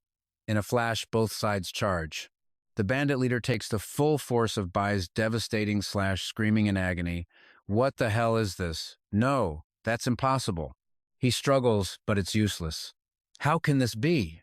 Aren't you Iron Rank? This is a mutant monster. Lin Huang smirks. You're an idiot. The moment your power failed, you should have figured it out. The scene shifts to Yi Zheng, who, after witnessing that overwhelming display, just bolts, screaming, Mommy! Lin Huang is bewildered. Hey, I wasn't finished talking. Suddenly, Yi Zheng drops to his knees. What are you doing? Lin Huang asks. Shaking, Yi Zheng stammers out an answer. It's one part pure admiration for Lin Huang and one part absolute terror, making his legs give out. He continues, Seriously. Are you really just Iron Rank? Lin Huang answers calmly, What else would I be? As they walk, Yi Zheng asks, the four-winged bloodthirst. That's a gold rank, right? Are you even able to control it? Lin Huang corrects him, that's Bai. He's not gold rank, he's just a mutant. Yi Zheng looks disappointed, clearly starting to have his doubts about Lin Huang's real power. Lin Huang just chuckles. Enough chit-chat. It's getting dark, let's find a place to spend the night. His voice remains steady. No need to go deeper into the canyon. We'll rest here for tonight and continue at dawn. By now, Yi Zheng has already passed out. Lin Huang speaks quietly. The Source Spirit Master ran off. He probably won't dare come near. Bai, you don't need to stand watch. Bai just looks at him, silent.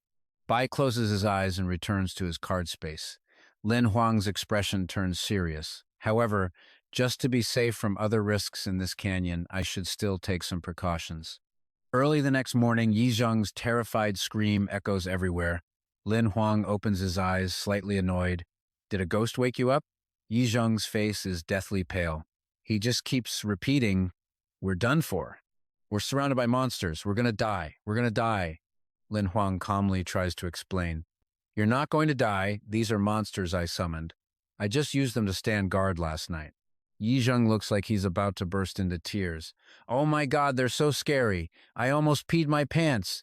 Just how many summoned monsters do you even have? The two continue on their way, with Yi Zheng saying, I really envy you, Imperial Censors. You don't even have to fight yourselves. You have powerful pets and even defensive mounts. Lin Huang replies gently, Everyone's talents are different.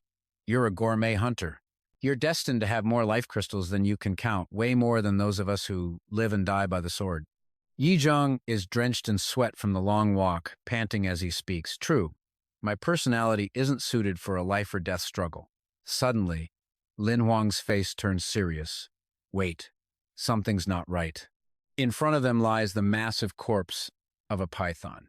The stonemason puppet nest should be here. But all the monsters have been wiped out by someone else. We're too late. Yi Zheng is just panting, completely exhausted. Since the first spot was destroyed, they decide to head to the next one. After a long trek, they finally see it. Yi Zheng points to his map and says, Over there. Behind that rock is the second nest. Let's go check it out.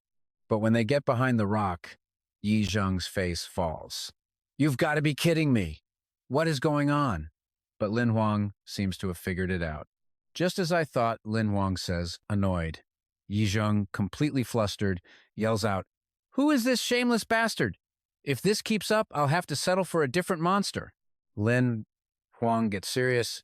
Yi Zheng, did you happen to tell those three robbers which monster you were hunting? Yi Zheng looks surprised. Yeah, I mentioned it when I was looking for teammates. Now you and I are about to see just how right Lin Huang is. Elsewhere, the escaped thug is gloating.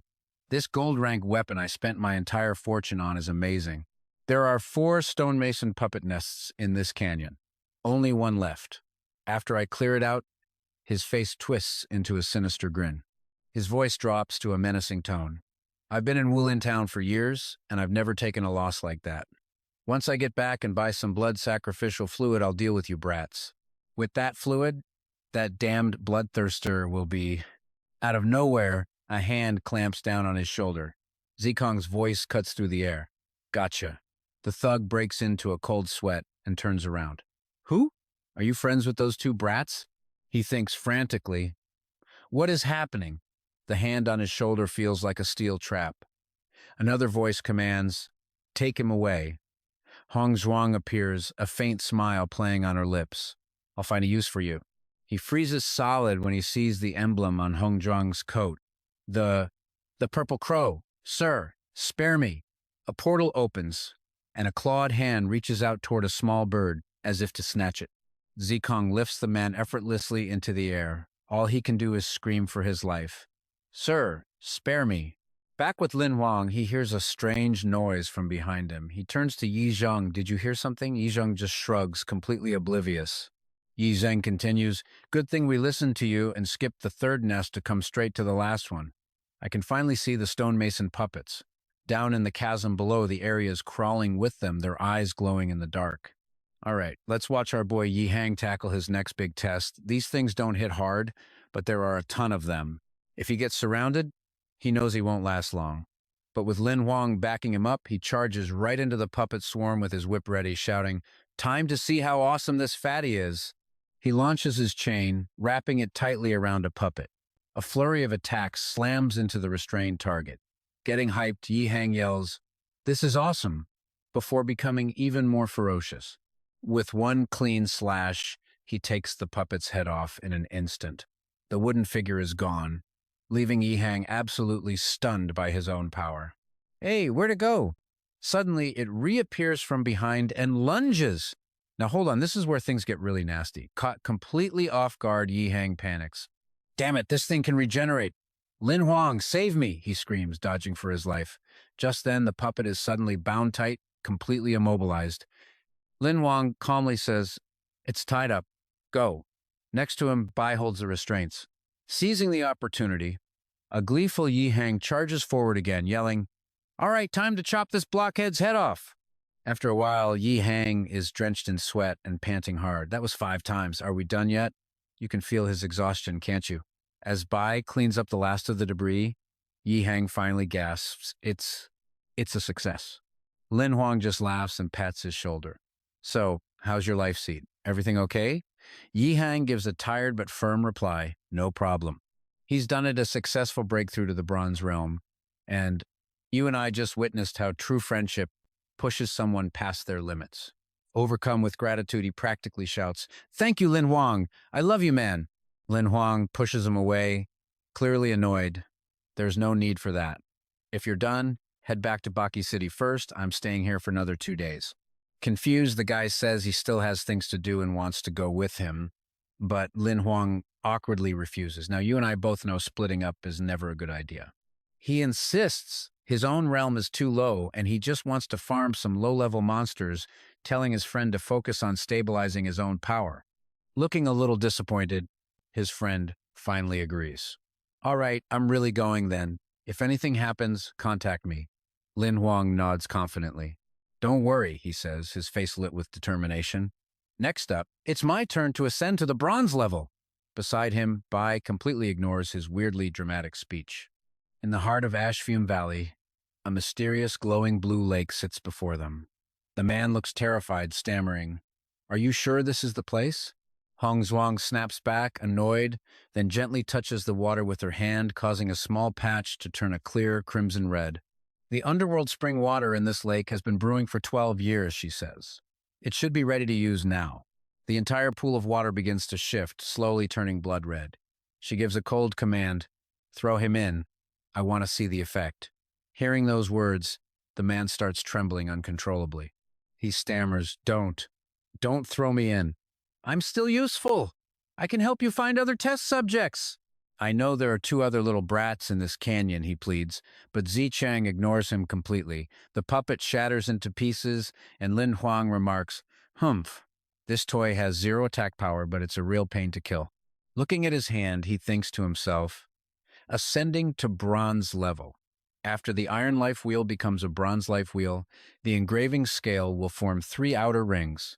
The rest of the life wheel is transformed by the memory card, and his life energy will also start to change. A system panel pops up, life seed detected, transforming into a card. The card's stats are listed. Life seed card, name substitute, common rarity, special type.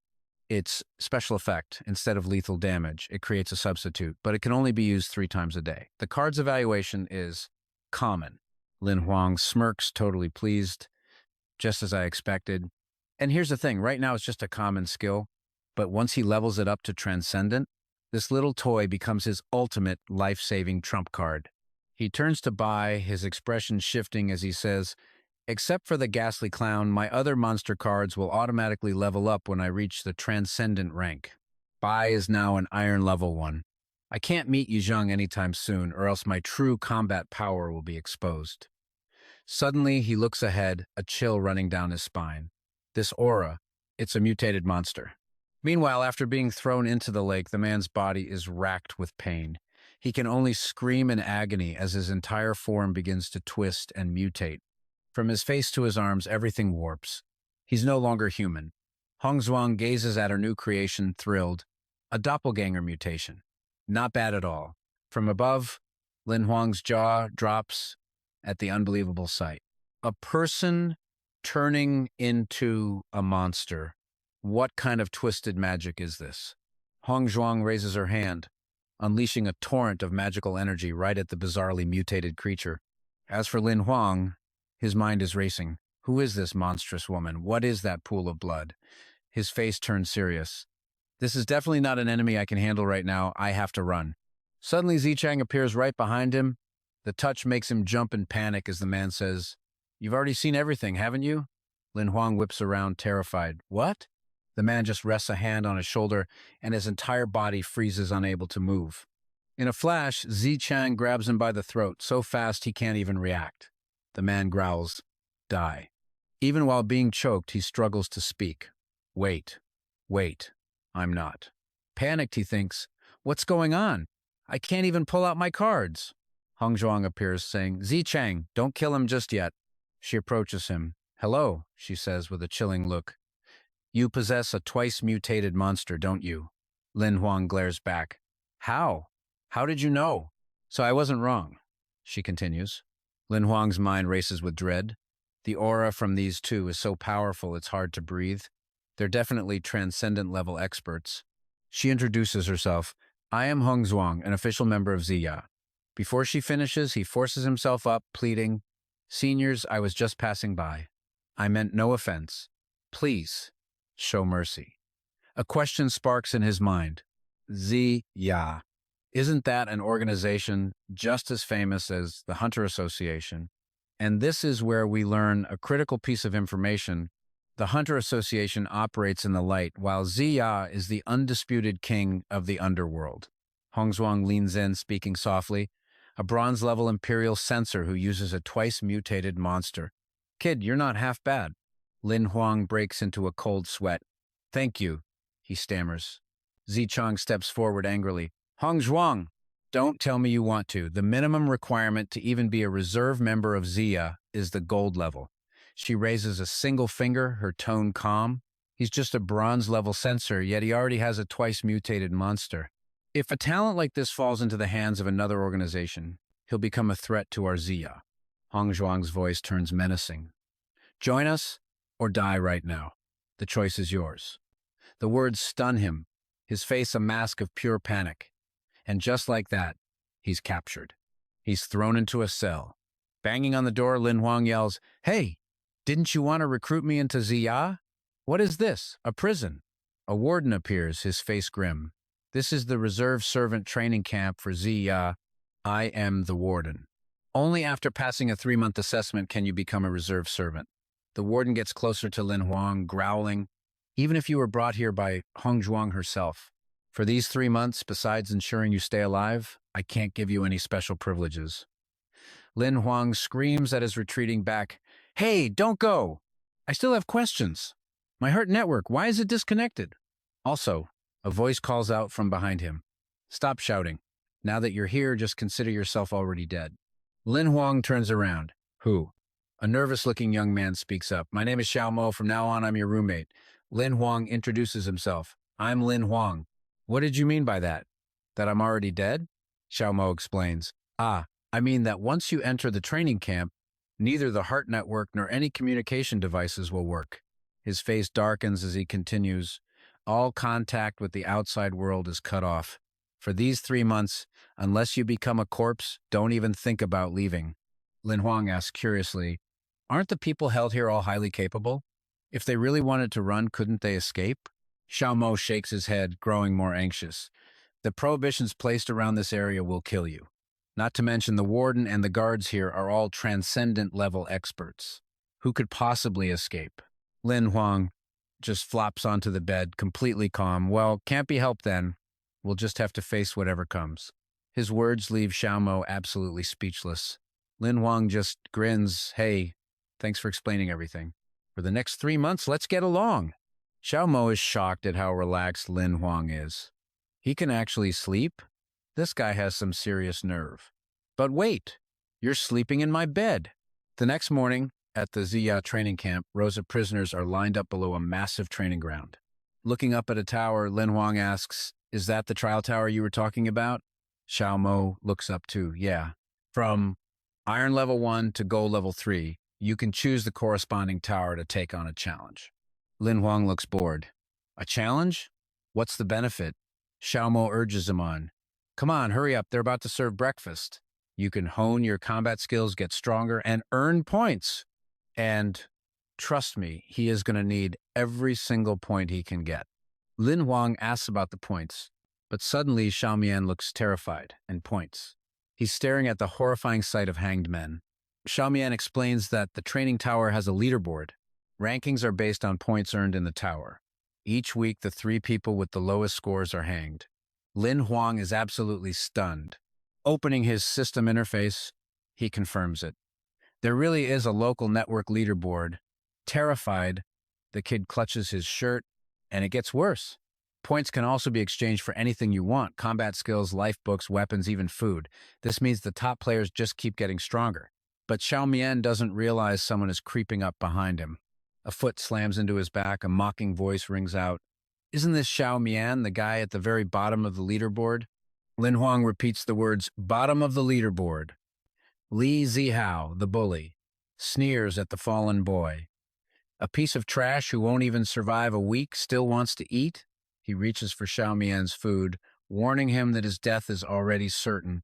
Don't waste limited food resources. The kid can only cover his face, his voice trembling as he apologizes over and over. But Lin Huang grabs the bully's hand, his voice cold. He's not the one who should be apologizing. Annoyed, Li Zihao glares at him. A newbie? You looking for a death wish too? Ignoring him, Lin Huang says, apologize to Xiao Mian. Li Zihao's scream of pain echoes as Lin Huang crushes his hand, but a voice cuts through the chaos. Let him go.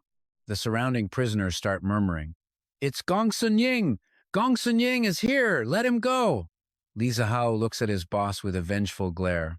The number 2 ranked prisoner, Gong Sun Ying, speaks. Are you trying to challenge the rules? Lin Huang doesn't back down an inch. The strong devouring the weak is the rule of beasts. I'm a human. Gong Sun Ying's lips curl into a chilling smile. Interesting. Pay attention, because a guard with a whip storms forward, trying to stop the two from escalating. Stop! Don't you dare! But Gong Sun Ying just turns and walks away with a smirk. Let's go. Another lackey sneers, kid, just you wait. Xiao Mian can only huddle in fear behind Lin Huang. I'm sorry, it's all my fault. You shouldn't have provoked Gong Sun Ying for my sake. Even without you, I would have confronted someone like him sooner or later. His face is grim. Watch closely. I'll teach you how to survive. Lin Huang stands before the massive opening doors to the 6th floor of the training tower. Time to get to work. With a look of pure determination, he prepares himself for what's inside. The rules of this place, he thinks, are simple and brutal. Kill monsters, get points. But these monsters, it's less like they're created and more like they're brought here from somewhere else. A horde of beasts charges him. With a confident smirk, he summons his companion, Bai. He knows that killing them will grant him life power, but if he gets killed, he dies for real. He calculates his next move. This training tower isn't for training, it's a human meat grinder. Together, he and Bai charge into the fray. He figures that while Bai is strong enough to handle 10th floor monsters, he himself needs to hone his skills and build up life power. With a massive leap, Lin Huang closes in on a giant beast. A level 3 bronze rank monster, the perfect opponent, he cuts it down in a single slash. Unlike others, he can sync his life power with Bai, giving him a near infinite supply. He fights for 8 hours a day. By the 3rd day, he's exhausted, surrounded by a mountain of monster corpses. Lin Huang slowly walks out of the tower, confidently checking his condition. All 3 of his life wheels are at their 6th stage of being completely full. Not bad at all. He pulls up his status screen. Together, he and Bai have killed nearly 4,000 level 3 bronze rank monsters. His points have skyrocketed to over 160,000. He's feeling pretty good about himself. His rank has already jumped by over 300 places, not bad for someone who started a month late. Suddenly, a furious voice screams his name.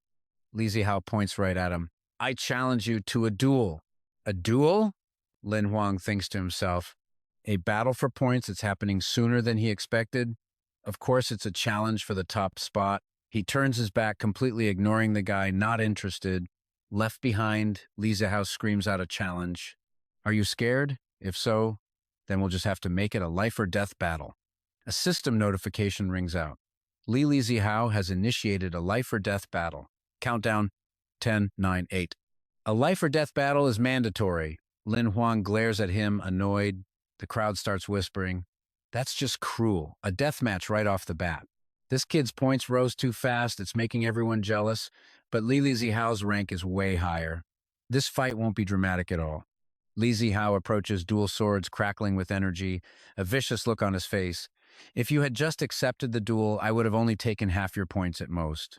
As Li Zihao lunges, he shouts, But since you made me register for a death match, you worthless brat, you're about to die, and you're still pretending to be calm. The crowd murmurs in awe. He's worthy of being in the top 100. This is going to be good. Li Zihao is one of Gong Sun Ying's guys. He's powerful. Too bad for the new kid. His talent's going to get snuffed out before he even gets to show it. Hearing the praise, Li Zihao's ego swells as he charges. Die. However, with a single move, Lin Huang confidently walks right past him. Li Zihao is frozen, stunned by his speed. He just slowly sheathes his blade. The crowd is speechless. When did he even draw his sword? And just like that, it's over. Is this newcomer really that powerful? You and I both know the answer to that. Li Zihao lies on the ground, unable to accept reality. Impossible. How could this happen? Gongsun Ying's voice cuts in. You have to kill him. Only then will the death match end. That's the rule. Lin Huang's face darkens. You want me to kill him? Isn't he your subordinate? Gongsun Ying just stares him down. Rules are rules. Kill him to end the duel. But Lin Huang fires back. Rules are made by people, and they can be broken by people. He turns away, refusing to even look at Gongsun Ying. I'm busy. I don't have time to play your games. See you later. But as he walks, his opponent's eyes turn ice cold as chains shoot from his hands, wrapping around Li Zihao's neck. No! In a single brutal move, Gongsun Ying executes his own man. The guy's agonizing scream sends a chill down Lin Huang's spine. Lin Huang spins around in shock. Gongsun Ying, you. Gongsun Ying casually retracts his chains, but his face is a mask of pure fury. I helped you kill him. No need to thank me. But I hate people who don't understand the rules. Xiao Mian is terrified, sweat pouring down his face as he stammers. Gongsun Ying is a level 3 white blood. He could break through to the gold rank at any moment. You'll be in serious danger if you cross him. Lin Huang, however, is just casually lying on a nearby bed. He sits up. Why did you want to join Tengjia? You're a black iron rank. You could have easily joined the Hunters Association as a reserve member. The boy's face darkens. If I had a choice, of course I would have joined the Hunters Association, but Lin Huang's expression turns somber. He understands. If a woman was assaulted by a monster and happened to survive, the child she bore would be considered to have sinner's blood.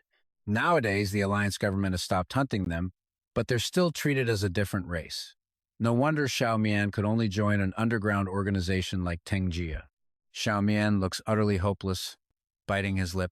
I'm sorry I didn't tell you before. Lin Huang places a hand on his head reassuringly.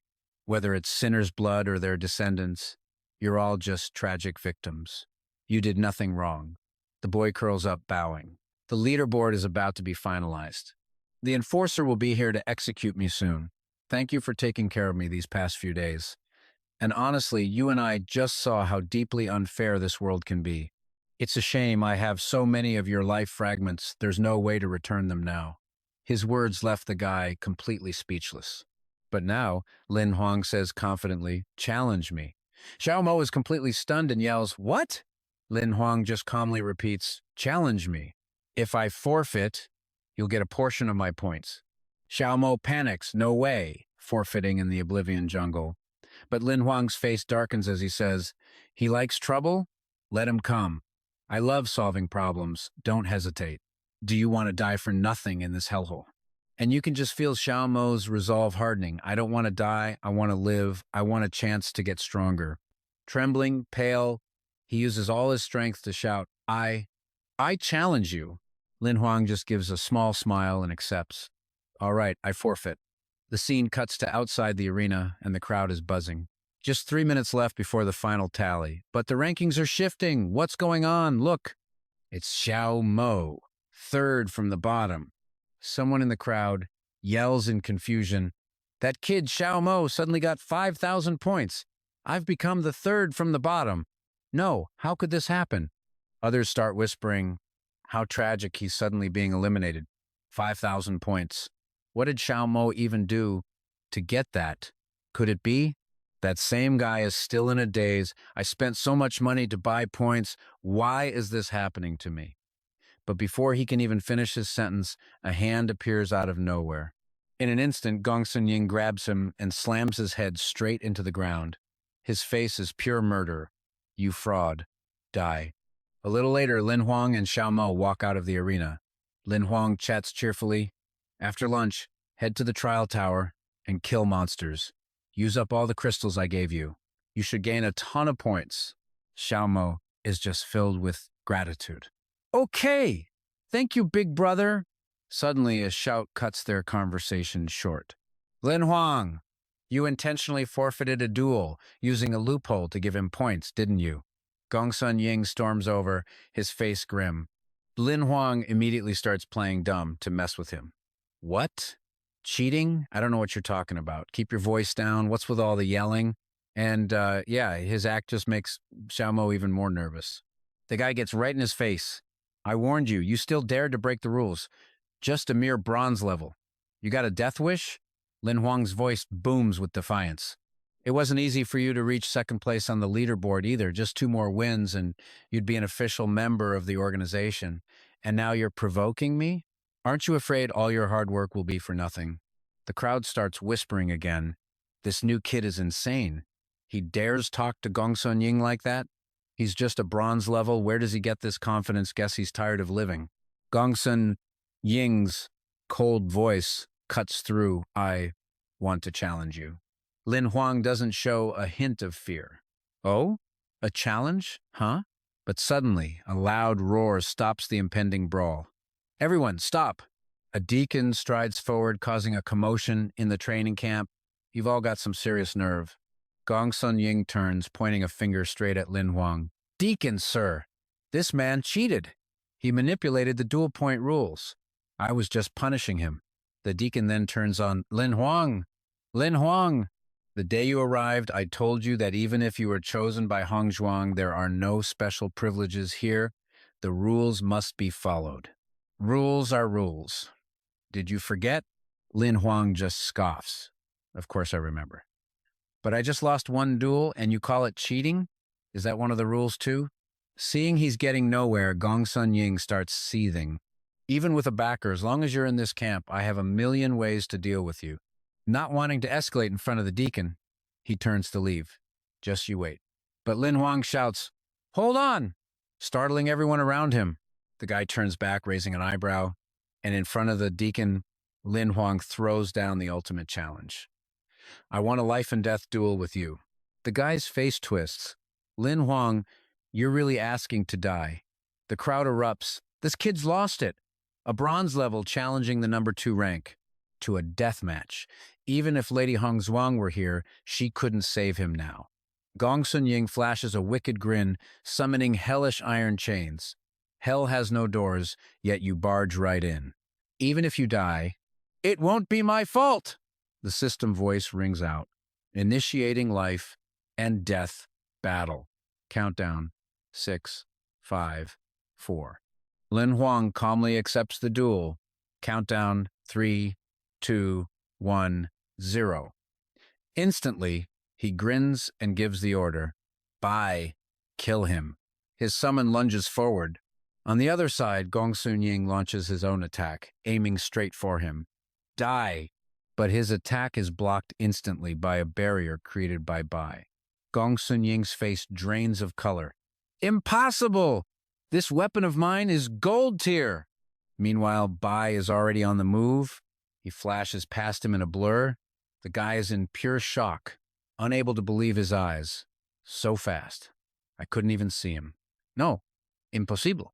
Then, he collapses to the ground, dead. Lin Huang smirks. And here I thought you were tough. You and I just saw that, right? The spectators are absolutely stunned. Is he a beastmaster? And that monster, was it a double mutant? The deacon himself is frozen, unable to process what just happened. He finally snaps out of it and yells, All right, show's over. Everyone disperse, get back to what you were doing. The deacon stares at the scene thinking, so this is why Hongzhuang wanted him to join the organization. He slowly turns to Lin Huang. Lin Huang, go back to your room, stay out of trouble. But Lin Huang is busy looting something from Gongsun Ying's corpse. All right. I'll go back as soon as I'm done here. His attitude infuriates the deacon. Even so, this kid is way too arrogant. Lin Huang calls out to his system, Xiao Hei, what's up with this talent body? Don't you normally have to kill a monster and absorb its life core to get one? It replies, the talent body's gift can sometimes be acquired at birth due to transmigration or other reasons, granting an innate ability to use its talent. Lin Huang pockets the 2 cards he just collected, so this means I get a new skill without doing anything. Xiao Hei confirms. You could say that. His skill panel pops up, and he's amazed. Not only did I get new talents and skills, My combat level upgrade also lets me summon 3 monsters at once. Now! The system shoots back, don't get cocky, you're still pretty useless. Xiaomo runs up, ecstatic. You actually killed Gongsun Ying! You're so strong! Lin Huang stays humble. Far from it. He thinks to himself, it's not that Gongsun Ying was weak, but that Bai is too strong. At his current level, he could crush everyone in this training camp. Xiaomo cuts through his thoughts. After killing Gongsun Ying, your points must be over 2 million, right? You can go exchange for some really good gear. The scene changes to the trade counter. Lin Huang stares in shock. A bronze tier weapon costs 10,000 points? Iron tier weapons are 100,000 per piece, and gold tier weapons are 1,000,000 apiece? This isn't an exchange. It's straight up robbery. He hesitantly asks the staff, Hi, I'd like to exchange for a bronze tier gun. The clerk replies, the Bronze Eagle 23 made by the Hui Ying Company is 80,000 points. Lin Huang is floored. Aren't bronze weapons supposed to be 10,000? Why are you charging me 80,000? The clerk calmly explains 10,000 is for a standard firearm. This is the Bronze Eagle 23, modified with magic. Its power is 3 times the original, so it costs 80,000. The Iron Phoenix 16 is also magically enhanced, priced at 980,000. Gritting his teeth, Lin Huang mourns his points. I need both types. Give me 2 of each. The clerk smiles brightly. Certainly. That will be a total of 2,120,000 points. Thank you for your purchase. Lin Huang walks away, heartbroken over his points. Barely got them and they're already gone. But it's not a total loss. Magically enhanced weapons are incredibly rare. Even with money, you can't buy them outside. But trust me, his spending spree is about to be the least of his problems as a voice cuts through the air. He's back. Lin Huang turns toward the voice, and trust me, this is where things get tense. He sees 2 Macs surrounded by a vicious-looking crew. Stuttering, B-boss. They. Lai Hian steps out, waited half a day for you. You're finally back. Huang Van smirks, so you're Lin Huang. The other guy sizes him up. Lin Huang's face darkens. He thinks, I killed Kang Tanan. Are they here for revenge? But suddenly, their whole vibe shifts. They're all smiles, welcoming him. You're back. You went to the cafeteria? Don't go by yourself next time, just give us a shout. Go get some rest. If you need anything, just say the word. Tu Mac introduces them to Lin Huang. Boss, these 2 have been waiting for you all afternoon. Huang Van smiles. Lin Huang, hello. I'm Huang Van, number 1 on the points leaderboard. Li Hian faces him with a cheerful greeting. Hello, I'm number 3. Lin Huang forces a smile back. An honor. An honor. He's thinking, I killed rank 2 and now 1 and 3 show up at my door. Is this good news or bad? Li Hian steps closer, handing him something. Don't be so tense. We just came by to say hello. After all, we're all part of the same organization now. It's just a small token, nothing special. Please take it. Lin Huang hesitates. You're too kind, seniors. Lai Hian replies, I heard you practice blade skills, right? My father gave me a decent blade skill scroll a while back. Unfortunately, it's not my style, so I'm giving it to you. We're all comrades now. We have to look out for each other. Lin Huang's excitement is obvious. I'll gladly accept this generous gift from you 2 seniors. If you ever need anything, just ask. He thinks smugly, I bet it's not my strength they're after. Hong Trang. Having a backer like her is no joke. That's why they're being so polite. Huang Van waves as he leaves. You've had a long day. Get some rest. See you later. Lai Hian follows right behind him. Just let us know if you need anything. Lin Huang replies, see you later, seniors. Tumac stares in awe at the table, piled high with food, overjoyed. Boss, you became a legend in just 1 fight. So many people sent food, they all want to get on your good side. Lin Huang starts analyzing the gifts. Huang Van's storage ring isn't huge, but inside are 3,000 standard fate crystals. And get this, that's worth 30 billion credit points. Unbelievably generous. Hack chimes in, to be this generous, they must have a noble background or a very high status. It gets closer to inspect the item in Lin Huang's hand. But the real treasure is this, the Luhoa blade skill. 300 years ago, a blade master combined fire attribute techniques and after 7 years finally simplified it into this. Lin Huang turns to ask, "So how good is this blade skill?" Tuhak replies, "It's a rare grade. Collect enough fragments, and you can upgrade it to epic grade without needing a high-level card." Lin Huang is stunned. "It's that amazing?" He grins. "If I can get enough fragments with my Great Wasteland Blade Sutra, I'll have 2 epic grade blade skills." But Chihak hits him with a dose of reality.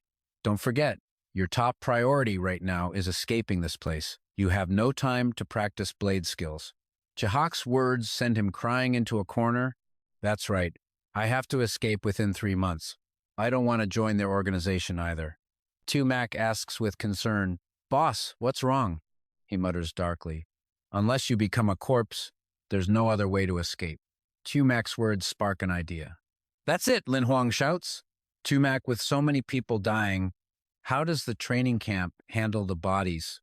Tumak looks confused. "Why are you asking that all of a sudden?" Tumak begins to explain in detail. The bodies are thrown down below. They fall to pieces and get eaten by monsters. Outside the training camp, there's an abyss filled with terrifying beasts. Lin Huang wonders, what about those with important identities or powerful backgrounds? Are they handled the same way? Tumak is startled and quickly replies, "Okay, I know what you're thinking, and yeah, this is genius. No, their bodies are preserved, waiting for their families to come and investigate the cause of death." Lin Huang calculates, "Because of my connection to Hong Trang, if I die, they'll definitely preserve my body for her to inspect. The problem is, if I actually escape, their organization will definitely remember me. How do I get rid of the trouble that will follow?" Lin Huang continues to scheme. "Until I figure out a perfect plan, I'll just keep training. Maybe I'll get a new card that can solve the problem." Outside, dark clouds gather around the organization's massive tower. Lin Huang stands before a horde of massive monsters. A sound chimes. Synchronization link disconnected. He and Bach stand proudly before the monsters, ready to challenge iron-level beasts to see what kind of upgrade rewards they'll get. The words barely leave his mouth before Bach launches himself high into the air, unleashing an absolutely immense blast of energy. Bach uses his wings to dominate the monsters on one side, while Lin Huang charges straight into the fray. He yells out, "Nice one. Even if these are iron-level monsters in your safe zone, Bach, I'm not going to lose." A beast charges at him with terrifying speed. Annoyed, Lin Huang slashes straight at its face, scoffing, "You've got bad breath." He presses his advantage, landing a relentless barrage of strikes. Suddenly, the monster falls back. It gathers momentum and lunges, its sharp claws aimed right at Lin Huang. He instantly parries the blow. At the same time, another monster ambushes Lin Huang from the side. He sizes up the situation, thinking, iron-level monsters, as tough as they say. A massive wave of power smashes into the monster's face, knocking its head aside. Lin Huang leaps away and lands safely. The defeated monster lies sprawled on the ground. After fighting and eliminating the rest of the horde, Lin Huang says to Bach, "This wave is finally over." A system notification pops up. When the host completes a leapfrog kill, the reward will be 1 skill card. When the host, the reward will be 1 mission card. Lin Huang's eyes light up. He holds the cards, his excitement showing. 10 leapfrog rewards, 20 reward cards. Finally, they're all mine. I used a double card, and I've got over 600 iron-level monster fragments. Lin Huang turns to give an order. "Tuhak, check the 20 upgrade reward cards I just got." Tuhak acknowledges the command and immediately begins the inspection. Tuhak reads out the inventory: 1 skill fusion card, 1 sealing card, 2 fate energy storage cards, 2 double reward cards, 2 healing cards, and 2 temporary transformation cards, 3 mission cards, and 4 item cards. Tuhak's big eyes look up at him, holding 2 golden cards. It points them out to Lin Huang. There are a few new types of cards here. Both of them examine the new card. Tuhak explains cheerfully, "This card can merge skills of the same type that the user possesses, with a certain chance of evolving them into a higher grade skill." What a lucky draw. Lin Huang's monster skill slots were full, and after merging a few skills, he'll have just enough space. Next up is another card, this one with a monster seal design on it. Tuhak's expression turns mysterious. This card can directly seal a monster whose rarity falls within the user's authorized range for monster cards. Lin Huang exclaims in disbelief, "It's that powerful?" But Tuhak adds, "There are limits." It crosses its arms and continues to explain the card's function. The monster being sealed must be within the user's line of sight, and a monster with a rarity exceeding the user's control cannot be sealed. Lin Huang asks, shocked, "So you're saying I can seal any monster below epic grade with no limit on its combat power?" You and I both know this is insane. Tuhak nods, its voice dropping slightly. "It's only limited by rarity. Even a demigod-level monster could be sealed, as long as its rarity doesn't exceed the host's control. However, its power." Lin Huang now understands the utility of this rare card. He puts a hand on his hip, his eyes gleaming with calculation. "Well, this means I can't just go wandering around anymore." But just as quickly, Tuhak throws cold water on his plans. "The sealing card is single-use only, you idiot." It then points to another card, surprising Lin Huang, and says, "This card, I'm afraid this is the one you need the most right now." All right, stick with me here. Lin Huang is holding a new card, and Xiao Hei is explaining its function in the simplest terms. This card basically turns him into a movie director. The better the shot, the more believable it is. Its authenticity is entirely up to him. Lin Huang stares at the card, skeptical, and asks, "So after the performance is over, I can really get out of here?" As they both walk towards the tower exit, Lin Huang speaks thoughtfully. "Looks like I'll have to spend the next few days planning out the script." Xiao Hei is confused. "You activated 2 more cardinal contribution cards, giving you 2 new life wheels. Aren't you going to keep grinding monsters?" Lin Huang lets out a long, bored yawn. "Grinding in the tower isn't just for power. It's also for my score in the training camp." Suddenly, a notification pops up, catching his eye. A special chain quest has just been triggered. Chain Quest 1. Secure the #1 spot on the training camp scoreboard and hold that position for 3 days straight. Chain Quest 2. After completing the first quest, escape the training camp without arousing anyone's suspicion. Now, pay attention, because this is where the system throws a massive curveball. The penalty for failure? Death. Lin Huang nearly collapses, slamming his fist on the ground. "Are you serious? Why now of all times?" Xiao Hei just grins. "It's random. Told you so, didn't I?" Meanwhile, in the training camp's monitoring room, the proctor stands watching over the various surveillance monitors. The proctor's eyes scan every screen meticulously until something unexpected catches his attention. He mutters, "Huh?" On the monitor, he sees Lin Huang heading into the trial tower. A small smile forms on his face, feeling a sense of relief. Looks like the kid is finally getting serious. A technician reports, "Sir, he has spent over 10 hours a day in the trial tower for the last 3 days, securing the top spot on the scoreboard each time." The proctor isn't surprised.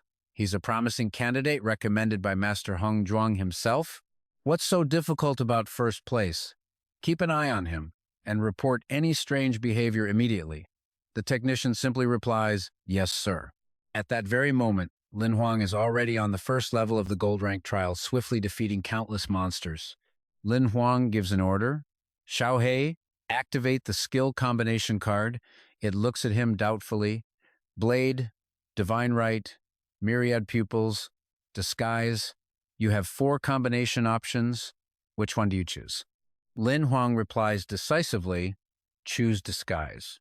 Xiao Hei begins to fuse the 2 skills, and arcs of electricity crackle in the air as it speaks.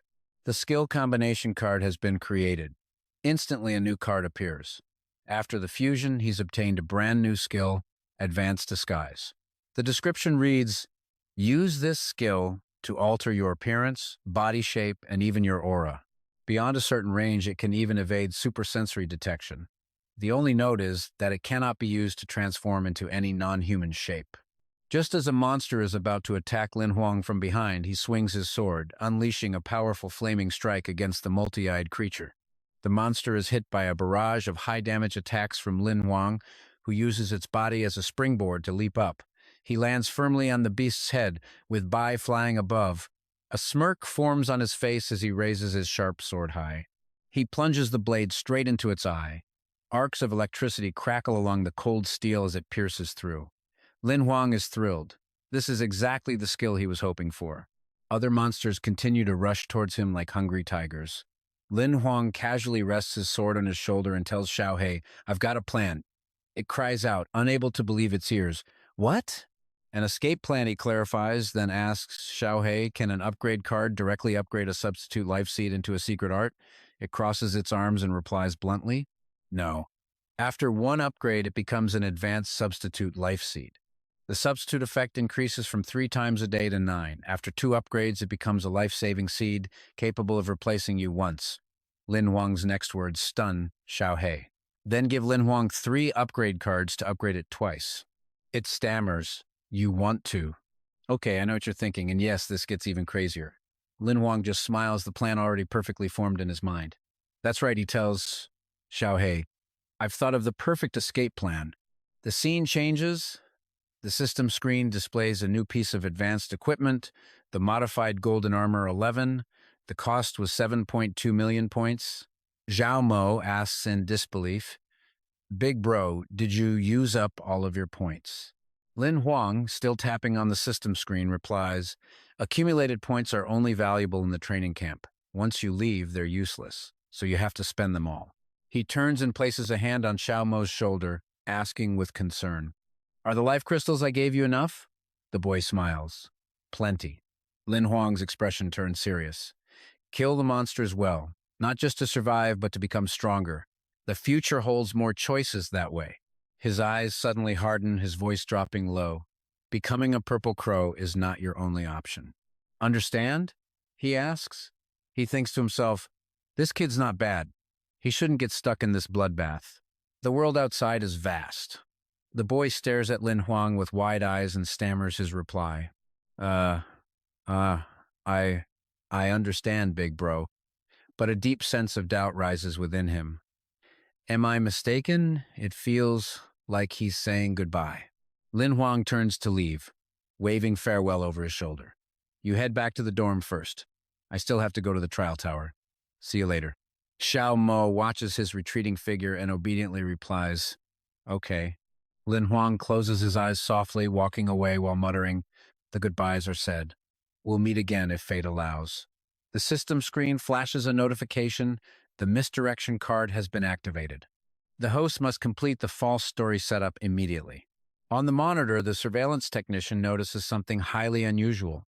He immediately shouts. The man rushes to the monitor as the proctor, confused, asks, "What on earth is that kid doing?" The technician explains to him, "Sir, he entered the 2nd level of the gold rank trial. He's only an iron rank. He's definitely going to die." At that same moment, Lin Huang faces the monsters on the 2nd gold rank floor. Their red eyes lock onto him as a massive beast smiles menacingly. The proctor grinds his teeth, his voice urgent and worried. "I'm going there now. Force open the main gate. I hope I can save him in time." At that moment, a monster hurls Lin Huang into the air. A massive, wolf-like creature lunges toward him at incredible speed. Showing no fear, Lin Huang just smiles and whispers, "Now is the time." And just like that, Lin Huang lets the wolf sink its teeth into his neck. The sheer power and force of its bite makes him grimace in agony. Lin Huang lies on the floor, allowing the wolf to tear into him. The giant monster raises its foot, preparing to crush both him and the wolf. Suddenly, the door to the gold-level trial opens. Seeing Lin Huang's situation, the man clenches his teeth and curses, "Damn it!" A barrage of blue light beams down from a device. The monsters caught in the light scream in agony. Very quickly, the room is filled with monster corpses. The proctor stares at them, clenching his fists in rage. "Bastard." And that's where we leave the proctor, completely devastated. He stands before the body, his voice full of regret. I was still a step too late. He issues a command through the system. "Master Hong Zhuang is coming to the training camp. That kid is dead." But the proctor has no idea that in the corner of the room, a shadowy figure is smiling. Lin Huang has faked his death using the misdirection card to hide himself. Lin Huang watches the stewards act, amazed at the deception card. And you know what? This thing is flawless faking not just a body, but his entire life signature. The effect is set to last for 1 whole month. The harsh sun beats down on the training base as a furious voice rings out, "Useless trash!" The steward gets kicked hard, slamming onto the floor with a massive thud as he spits out a mouthful of blood. Hong Zhuang, hands on her hips and practically steaming with rage, lets him have it. You can't even handle this one simple thing. What's the point of you even being alive? She's fuming. Absolutely useless. The steward desperately tries to explain himself. My lady, please calm down. It was an unexpected situation. I swear I didn't see it coming. Hong Zhuang's lips tighten, her expression full of doubt. She demands, Are you certain he's the one who's dead? The steward bows his head, trembling all over, blood still dripping from his nose and mouth as he quickly confirms, Before you arrived, my lady, I checked everything thoroughly, whether it was the body or the equipment, I confirmed it all. That little brat is well and truly dead. Hong Zhuang scoffs coldly, then gives her orders for Lin Huang. Useless thing, burn him, leave no trace. As for you, just wait. I'll deal with you later. Lin Huang, hiding nearby, can't help but be impressed. The deception card is seriously powerful, able to fake even his transcendent gear. He creeps along the wall, his mind already spinning with a detailed plan. 1 month is plenty of time to change his face and escape this training camp. Right now, escaping the camp is the only way to complete the chain mission and claim his reward. As he moves through the corridor, he spots 2 familiar figures. It's them, Rank 3 and Xiao Mo, both mourning his death. Tears stream down Xiao Mo's cheeks, a picture of pure heartbreak. Seeing this, Lin Huang can't help but feel a pang of sadness. He feels a little guilty about Xiao Mo, but figures Shen Liao will comfort her. At least her future days won't be too bleak. Even in the organization, there are still good people. The sky is clear, with clouds drifting gently over the mountaintops. A pair of feet walk step by step along a mountain path. Lin Huang gazes back toward the training base, letting out a breath. Finally, I'm free. The system screen flashes with a brand new notification. Let's see what we've got here. Congrats to our host for completing the chain mission, earning a ×2 upgrade card. The scene shifts to a desolate, barren wilderness, where a lone figure rockets forward. Lin Huang rides on the back of the seraphic speedster, his voice holding a hint of nostalgia. Huh?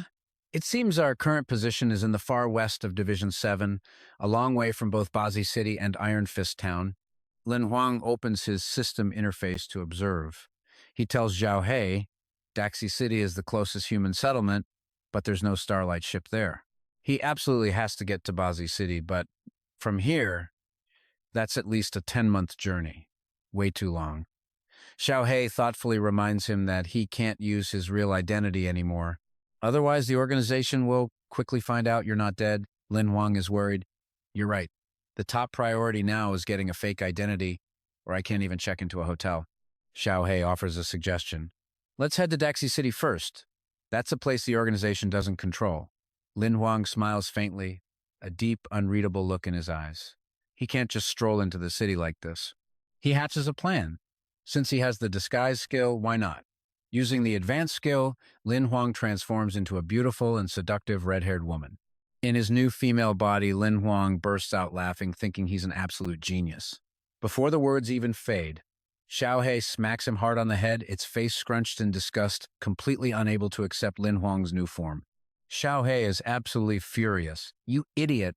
After a long journey, Foothold 7C357, Daxi City, finally appears right before his eyes. Lin Huang now has a huge, swollen lump on his head. He grumbles, just keep leading the way. Shouldn't we be figuring out how to get there?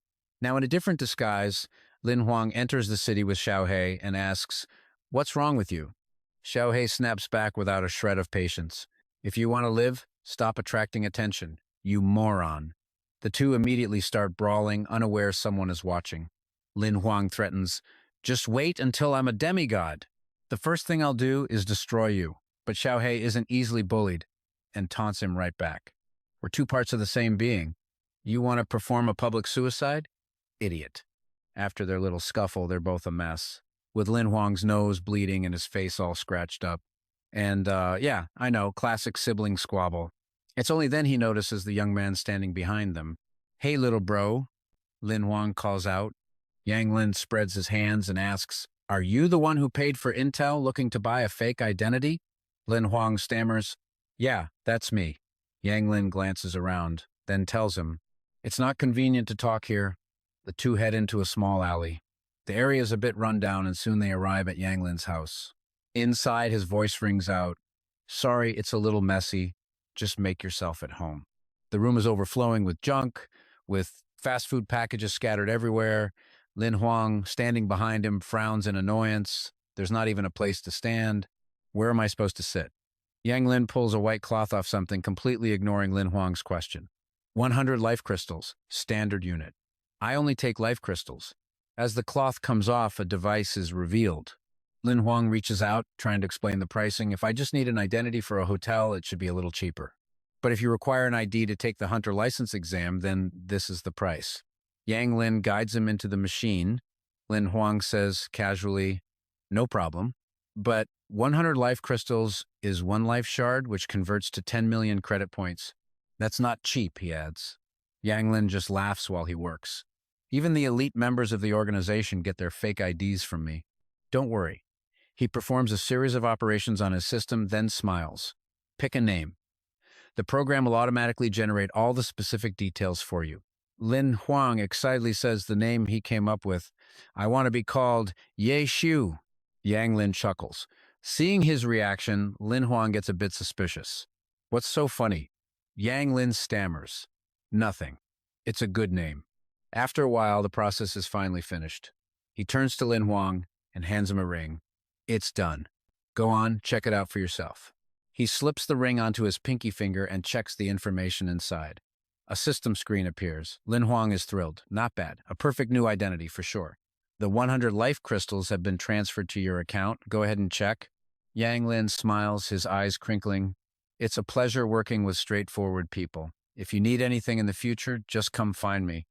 Lin Huang agrees. Sure, but... Lin Huang is about to say more when something catches his eye. Hey! He stammers, staring at the object in total disbelief. Is that? In the corner is a ball. Yang Lin introduces it from behind him. That thing's called a football. It's just a toy. He looks down, a sudden sadness in his eyes. I made it myself. A souvenir of the hometown I can never return to. Lin Huang whips his head around, stunned by Yang Lin's words. You, he breathes. And in his mind, it all connects.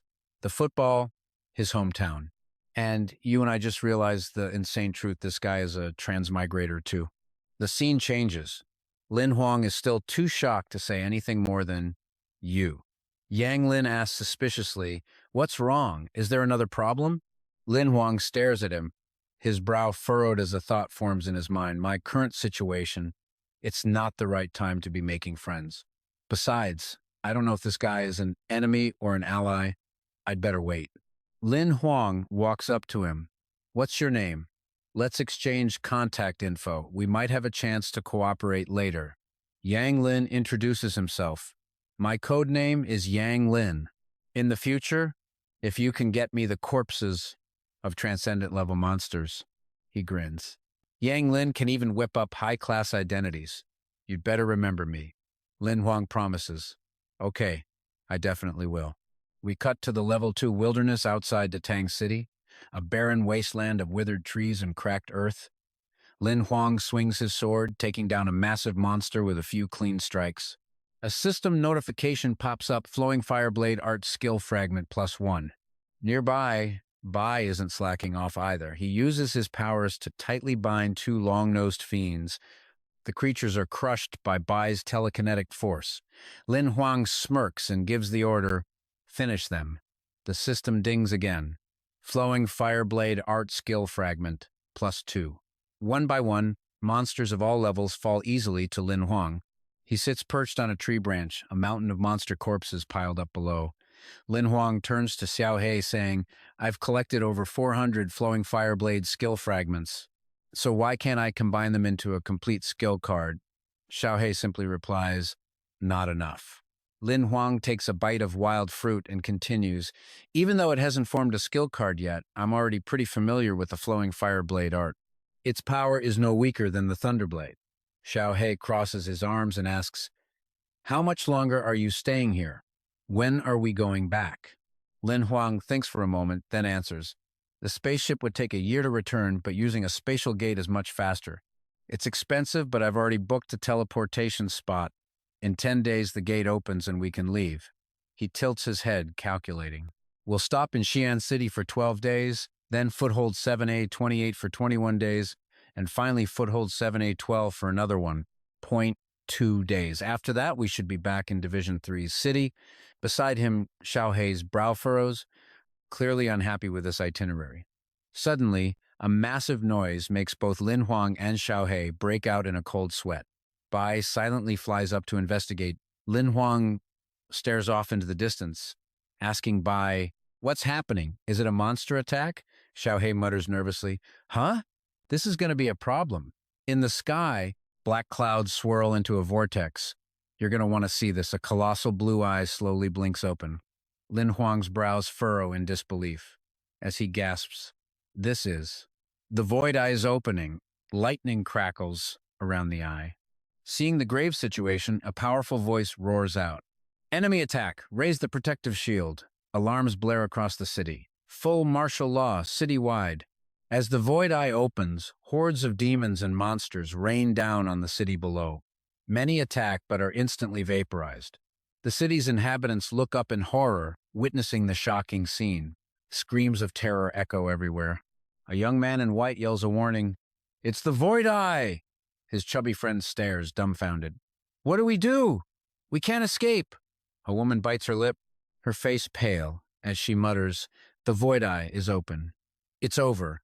We're all going to die." While everyone panics, you and I need to see these three, Chu Sai, Liang Song, and Zhu Ran, who are calmly enjoying tea. Chu Sai speaks first. "Bad luck. For the void eye to open so close to our city."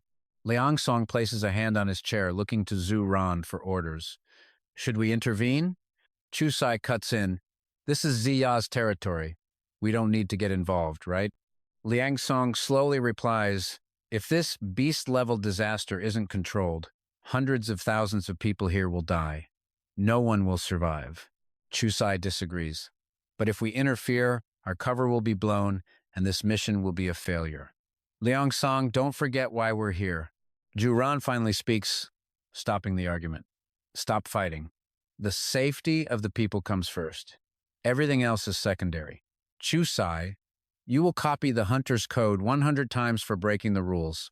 Chu Sai pouts, "Boss, can't you be less cruel?" Liang Song smirks. "Keep talking, and it'll be 200 times. Suddenly, Zhu Ran's eyes fly open. He shouts, "It's here!" From the void eye, the giant hand of a transcendent tier monster emerges as lightning flashes across the sky. The creature's impossibly long arm keeps extending, its piercing shriek echoing through the air. A transcendent monster has appeared. Liang Song offers his analysis of the creature. From its shape, it could be a giant armed worm, but its claws look more like a demonized worm or a subdragon. Chu Sai hesitates, then adds, "If it's a subdragon, one monster like that could be enough to wipe us all out, except for the boss." Zhu Ran just clasps his hands behind his back, silently observing as the citizens flee in panic. A colossal, fire-breathing, transcendent monster, a subdragon, has appeared. Lower-level monsters now stand face-to-face with a group of defenders. Instantly, blue chains of light bind the lesser beasts. A figure named Ziya uses his sword to shatter them into pieces. A blond man behind him frantically reports, "Lord Commander, a transcendent monster has appeared." Ziya stares forward, replying coldly, "I see it. I'm not blind." The transcendent monster also looks toward Ziya, its mouth opening to reveal rows of terrifyingly sharp teeth. Ziya grits his teeth, his expression turning grim. He snarls, "An immortal type. Damn it. This is a huge problem." We cut back to the transcendent subdragon. Just its appearance radiates an overwhelming sense of danger. The blond man cries out urgently, "An immortal type transcendent! Commander, do we even have a chance?" Ziya grips his sword. His eyes burn with fighting spirit as he shouts to his men, "Less talk! Protect the city! I'm going in to fight!" Ziya clenches his jaw, killing intent flashing in his eyes. He thinks to himself, "Even if I die, I have to buy a chance for one more person to live."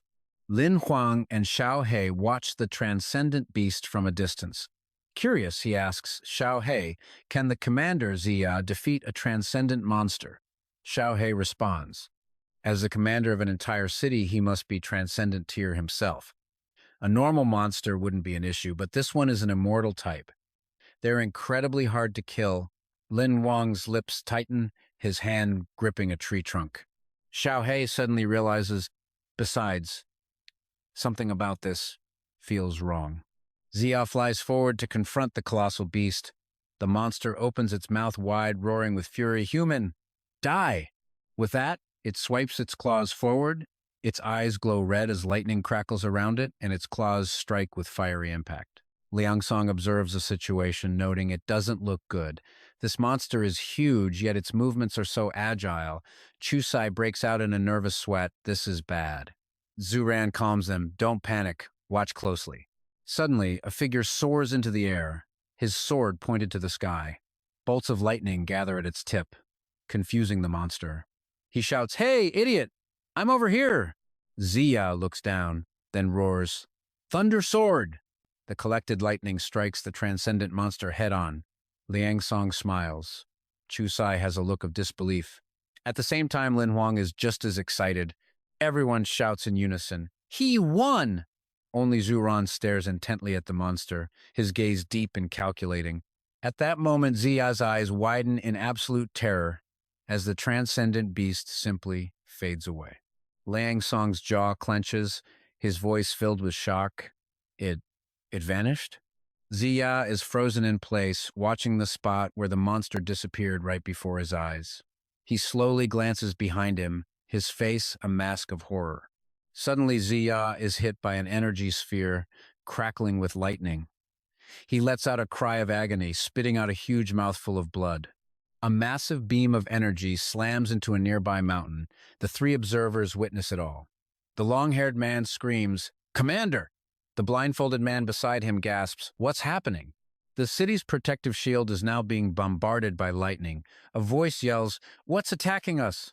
Over on his side, Lin Huang is just as confused and quickly asks, "Xiao Hei, what's attacking the city shield?" Xiao Hei finally explains. The transcendent monster, that dragon-like creature wasn't its real body. You and I both just got fooled. Because get this, he continues, we were all caught in an illusion. Lin Huang is in shock. An illusion? Zhu Nian's face darkens as he tells the others, this is an illusion. To create something this massive, we're not dealing with an ordinary foe. Liang Song voices his own theory. The town is being hit from multiple sides, meaning there's more than one transcendent monster. Chusai asks for orders, "Captain, should I make a move?" But Liang Song snaps back, "Move? Can you even see the target clearly? How can you fight what you can't see?" She grits her teeth, retorting, "But if we wait, hundreds of citizens will die." Liang Song tries to reason with her, explaining he's not telling her to stand down. "I'm telling you to wait for the perfect opportunity to strike." But Junian's voice cuts them off. "Enough! The old man isn't dead yet?" Xia's eyes widen in absolute disbelief. A man holding a sword yells out, "Defender!" Cursing the damn rain, Xia raises his weapon high into the air, the blade pointed down at the ground. He roars, "I'll take you all on." With that, he plunges the sword into the earth. The sheer force sends rocks flying everywhere as he screams, "Stop hiding! Come out here and face your death." And just like that, the transcendent monster slowly reveals itself.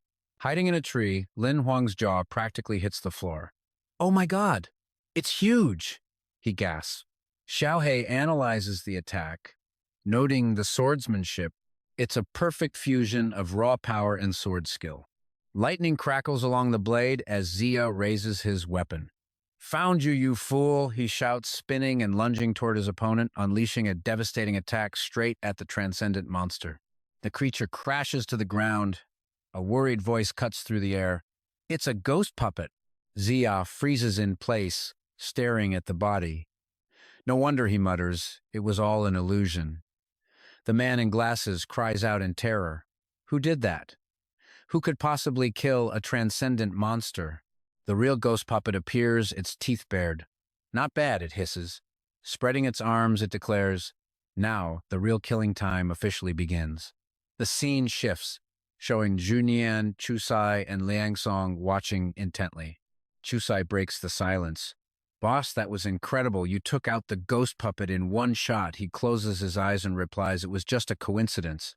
Frustrated, Chusai just stammers, "Ah, well, Zia clasps his hands and bows to Junian.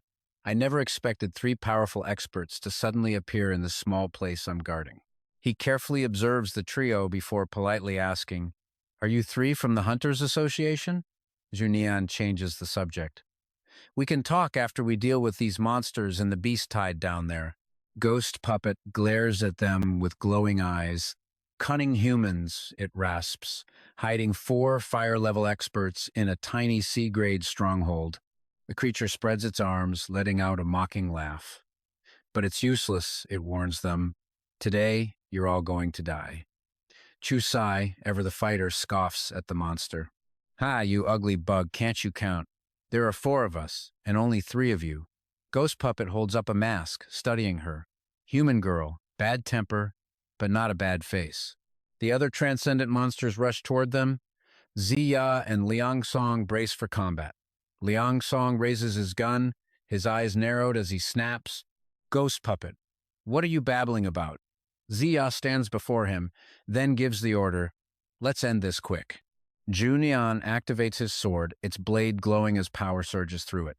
"Chu Sai, with me," he commands. The Ghost Puppet just laughs. 4 versus 3. But suddenly, Junian turns his head. The laugh he hears is shockingly familiar, and a split second later, Chu Sai is attacking him. The force of her blow shatters the ground around them. Junian can't believe it, shouting her name in shock. Liang Song is horrified, seeing her completely out of control. "Chu Sai, snap out of it," he yells. Zia looks around frantically. She's been possessed! Chu Sai rains down relentless, fluid attacks on Junian, so skilled that even the ghost puppet possessing her body is impressed. Turns out she's a violent, short-sighted chick, it thinks. Junian desperately tries to reach her. "Chu Sai, fight it! Push it out of your body! Don't let it control you!" But Ghost Puppet, speaking through her, just scoffs. "It's useless. As long as I don't remove this mask, she will never escape my control." Lin Huang watches it all unfold, realizing this is bad. The situation isn't looking good, he tells Xiao Hei, glancing at Ziya, who's struggling to defend as attacks light up the sky. Since this puppet is immune to physical attacks, Ziya's defense is fundamentally useless for a direct assault. Meanwhile, Liang Song is fighting off flying monsters with a gun in each hand. "Mark Bela isn't doing well either," Lin Huang observes. "He can't keep up with the four-winged human demon's speed. He's stuck on passive defense and will die from exhaustion." Xiao Hei just asks, "What the hell is a Mark Bala?" The worry is clear on Lin Huang's face. To break this stalemate, all hope seems to rest on that old man. Ziya parries another blow from a monster. He turns his head and yells, "Hey, figure out a way to deal with that woman first." But Chu Sai just keeps laughing, relentlessly pressing her attack on Junian. Junian's expression hardens. He grits his teeth. He knows if Liang Song and Ziya's defenses fall, their chance of winning drops to 0. "This is the moment, and I know what you're thinking. He wouldn't, would he?" Junian suddenly lunges forward. He leaps in front of Chu Sai, his entire body wrapped in an earthen aura. He can't bring himself to strike, but still manages to say, "I'm sorry." A single powerful sword strike instantly hits Chu Sai. Lin Huang is in awe. So strong. "Is that old guy from the Hunters Association?" Xiao Hei looks on, unconvinced. A powerful move, killing a transcendent in one blow. He must be the one who killed the ghost puppet earlier. Chu Sai lies weakly in Junian's arms, whispering, "Boss, I'm sorry." Junian comforts her. "It's not your fault. Rest for a bit. It's almost over." But the ghost puppet floats behind him, amused. So cruel to such a pretty girl. The words make Junian's face go cold. "Ghost puppet," Junian glares. "It's been many years since I've been truly angry, but this time, you've really pissed me off." The creature just taunts him. "Really? So, who should I become this time?" The scene shifts. Junian's face is stretched taut like a bowstring, his eyes deep and unreadable. He's not a man who submits easily. He states with conviction, "My opinion is..." Gripping his weapon, Junian charges the ghost puppet, his burning aura impossible to extinguish. "You should be dead," he roars. He furiously swings his staff straight at its head, the movement incredibly fast and decisive. But life isn't a fairy tale. One moment, the ghost puppet is right in front of him. The next, it vanishes like a phantom. Its smug voice echoes through the air. "Guess who I'll turn into this time?" As it speaks, A fireball shoots toward Zunian. The difficulty has doubled, damn it, he growls. At that moment, Liang Song, a gun in each hand, opens fire on Zunian. The ghost puppet has taken over Liang Song's body. Junian's combat strength dwindles as he falls into a defensive position, his mind racing. Damn, Liang Song's been taken, and Zia is pinned down defending him. On the other side, Zia isn't faring any better. He's trapped inside a shield, desperately trying to hold his ground as the transcendent monsters attack him like a torrential storm. A deafening explosion rings out, followed by roaring flames. Zia thrusts his sword forward, his face etched with frustration and despair as he screams, "How can my defense zone let these beasts run rampant?" And you and I both know this is far from over. A furious blast of power slams into the water's surface. A trap had been sprung, a symphony of techniques unleashed, and with a final battle cry, the old man died for his mission, his duty fulfilled. Submerged below, Lin Huang witnessed every last second of the sacrifice. He thinks to himself, a defender from the capital, operating as a spy, a true hero. Beside him, Tuhak sees the grim reality. Their forces are too weak. There's no way to completely wipe out these transcendent monsters. Hearing the announcement of Tuinya's death, Truknien's face drains of all color. In pure shock, he screams out, "Tanuk!" But behind him, Queen just bursts into laughter, mocking him. "This is so much fun. Keep playing. Once I'm in a good mood, I'll give you a chance to face me for real." Queen goal was to push Truknien over the edge, and it was working. He glares at the villain with pure hatred and unleashes a powerful attack, roaring with rage. "If you want to play, I'll see this through to the very end." Each spearhead carries a burning flame, but suddenly, Truknien feels that something isn't right. He calms himself, sensing the faint energy fluctuation. This is wrong. Truknien bends his spear, channeling his own energy into it, readying a counterattack. Figuring words were just a waste of breath, he slams a punch right into Queen chest. But who could have guessed? Beneath the disguise was his own man, Luong Tung. As he falls, Truknien rushes to his side, desperately trying to wake him. Luong Tung, weak and gravely injured, can barely whisper a single word. "Leader." Just then, Queen slowly approaches from behind. The villain gloats, his words dripping with condescension, making Truknien burn with fury. "Tsk. You almost killed one of your own. What a shame this little game didn't have the perfect ending." Hearing that provocation, Truknien's entire body erupts in a furious flame. He challenges Queen, "Keep going. Whatever you want to play, I'm ready." In response, the transcendent monster uses its power to gather massive boulders. Another powerful transcendent monster is formed. Now pay attention, because Queen drops an absolutely insane condition on Truknien. "If you can defeat both of them, I'll give you the chance to fight me one-on-one."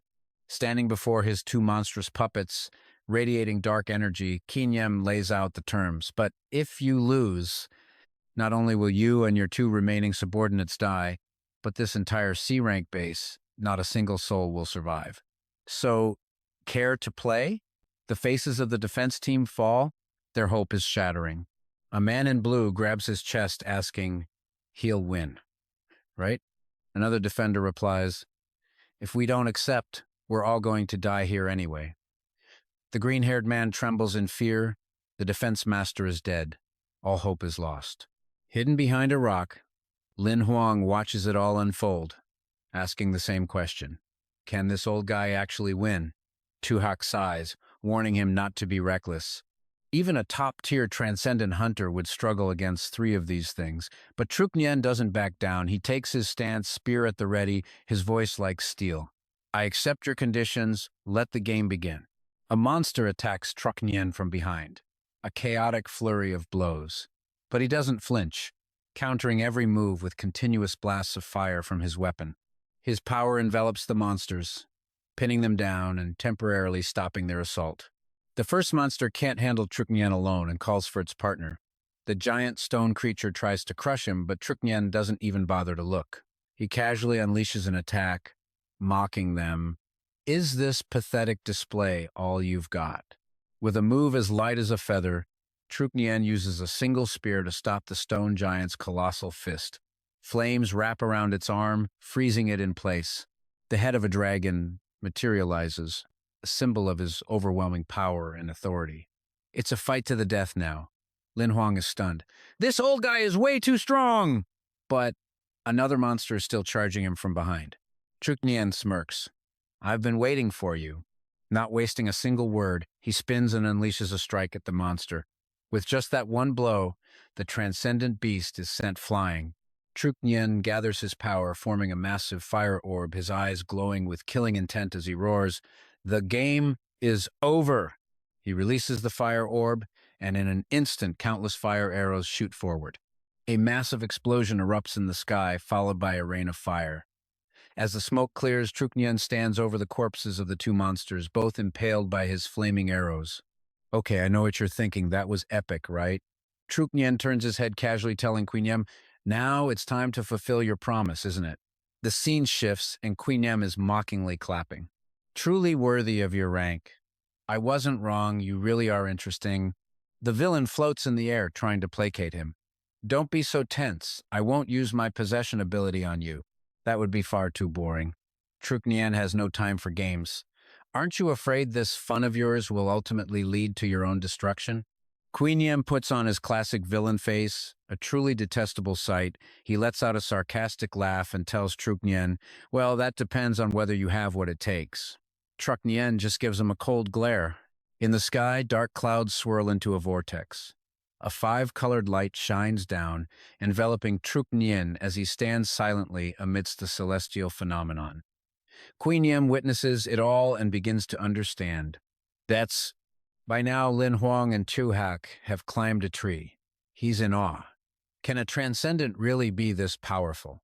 To be able to influence the heavens with a single breath, Tu Hak is just as stunned by this incredible power. That's right. His combat power is just one step away from the immortal state. Truknian begins to mutter, 3,000 strands of sorrow. Lin Huang and Tu Hak shout, he disappeared! The pillar of light shrinks, then erupts with even greater intensity. A beam of light flashes past Queen Yem, leaving him dizzy and disoriented. Truknian unleashes a relentless barrage of light beams, but the villain manages to dodge, laughing like a maniac. Interesting. Very interesting. Luang Tung and Chua Sai, both severely injured, are leaning against a rock, their eyes filled with utter disbelief. Chua Sai weakly asks, why is this happening? Luang Tung is horrified, unable to believe what he's seeing. The captain's 3,000 strands of sorrow has been dispelled. The celestial light targets Queen Yem again, but luck is on his side and he dodges. Suddenly, Truknian emerges from within the pillar of light, spear in hand, charging forward for the final showdown.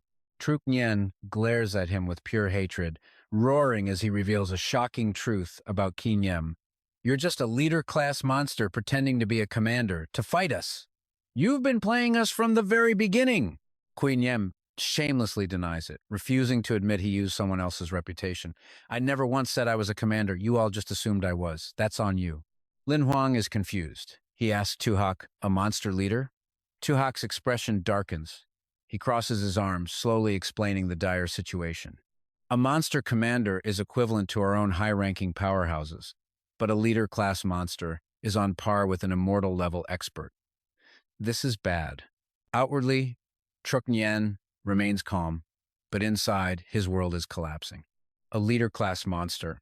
In the entire Hunter Association, only the immortal-level elders are strong enough to fight them. We are completely outmatched.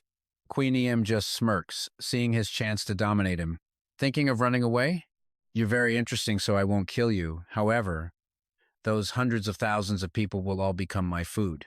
But Truknian's philosophy on life is something you can't help but admire. You and I just witnessed a true hero's last stand. He screams, hunters do not die. The stronghold does not fall. Brave and resolute, Truknian raises his spear and charges at Queen Yem one last time. If you want to destroy this city, then you'll have to step over my dead body.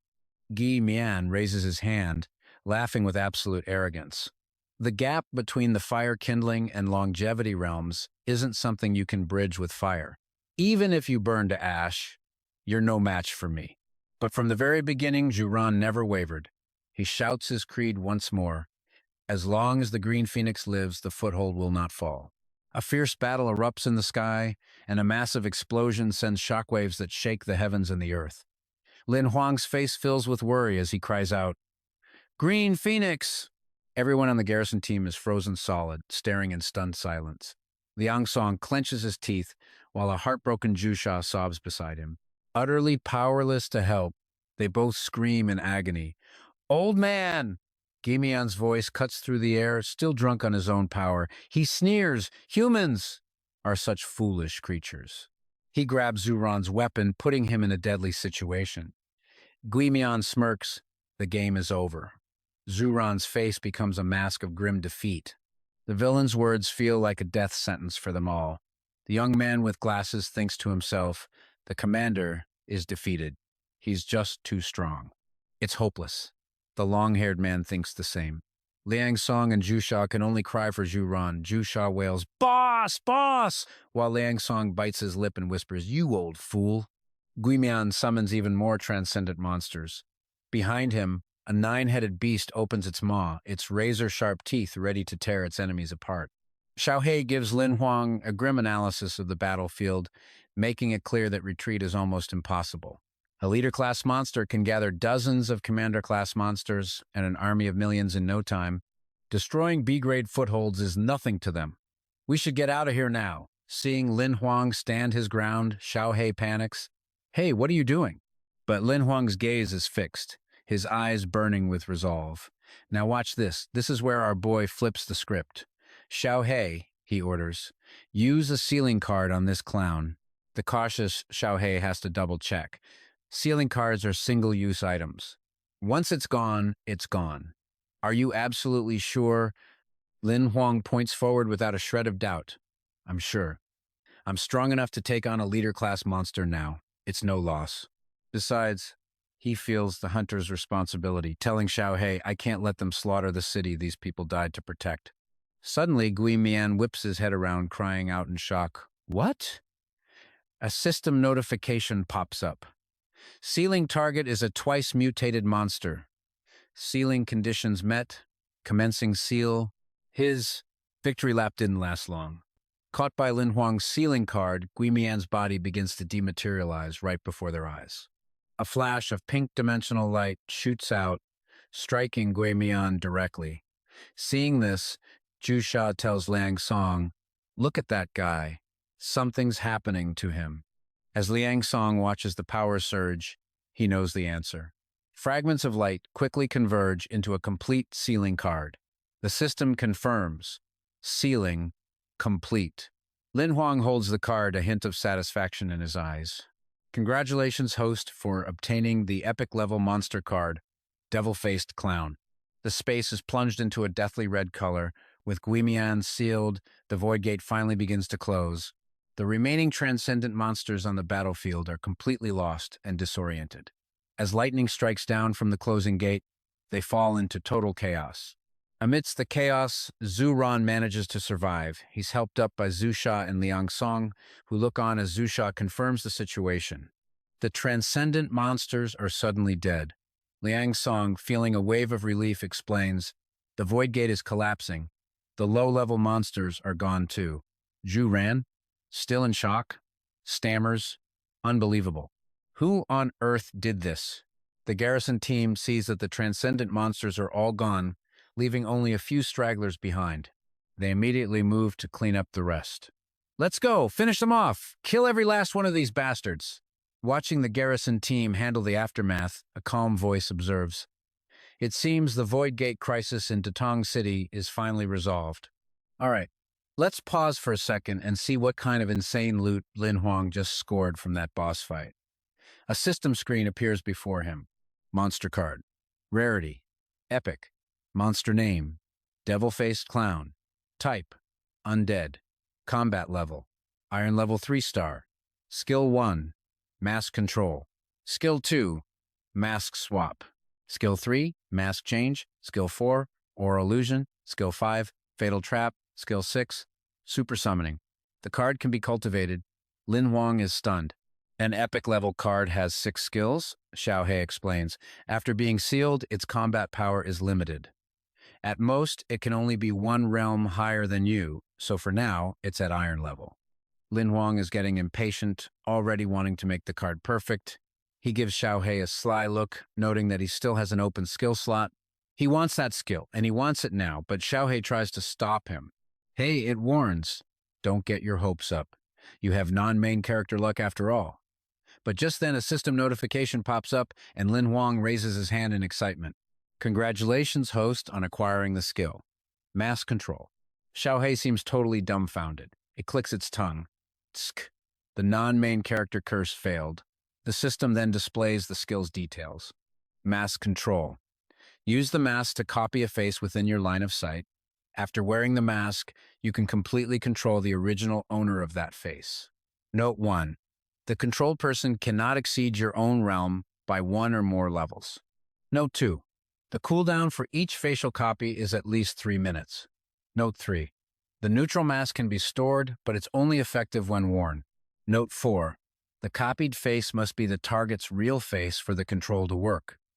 If the controlled person's face undergoes fundamental changes, like severe disfigurement or plastic surgery, it will lead to a loss of control.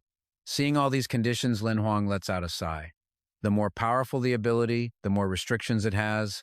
After moving for a while, Lin Huang leans on his knees to catch his breath. He tells Xiao Hei, Datong City now has 2 major forces, the Purple Crows and the Hunter Association. I don't need to stay here anymore. Lin Huang nods, stuffs his hands in his pockets, and casually walks away. I'll stay in the suburbs for a few days. Once the portal opens, I can leave. This time, Xiao Hei has to agree. Your growth rate is impressive. Keep practicing the Fate Scripture to prepare for your next advancement. But then he remembers something. Lin Huang turns his head and looks back towards Datong City. There's an unanswered question.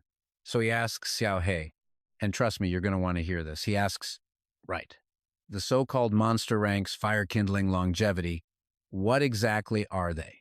Xiao Hei explains in detail.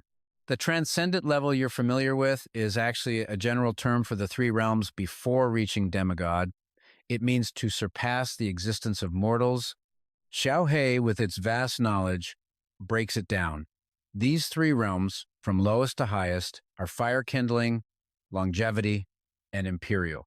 It continues, the so-called fire-kindling realm means that after your life energy accumulates to a certain point, you hunt a commander-level monster to obtain its fire seed. You then use it to ignite the life within your body, condensing a life flame. Because your very life force changes, your lifespan will increase to 5 times the normal human limit, up to 1,800 years. Hearing this, Lin Huang gasps in amazement. A living turtle god! But Xiao Hei warns him. Igniting your life flame is an extremely dangerous process. If you're not strong enough, you'll be burned until you lose all combat power, or you'll just be burned to death. The mortality rate is incredibly high, less than 10% of those who succeed in advancing. Xiao Hei seriously uses Zhu Ran as an example. After advancing to the fire-kindling realm, the life flame has 5 colors, ranked from highest to lowest: white, red, green, blue, and gold. That old man from before was a 5th-rank fire-kindling expert, which is why his aura was so much stronger than any transcendent we've met before. Lin Huang strokes his chin, lost in thought. He's replaying what Xiao Hei said about the faceless specter. The little guy's knowledge is insanely detailed. To reach the longevity realm, he has to kill a leader-class monster. Then, he must use its monster soul to forge a life lamp. He can forge up to 9 lamps, each granting 360 years of life. That's a lifespan of over 3,000 years, which is exactly why they call it the longevity realm. And Xiao Hei kept going. Above that is the imperial realm, which requires killing a king-class monster.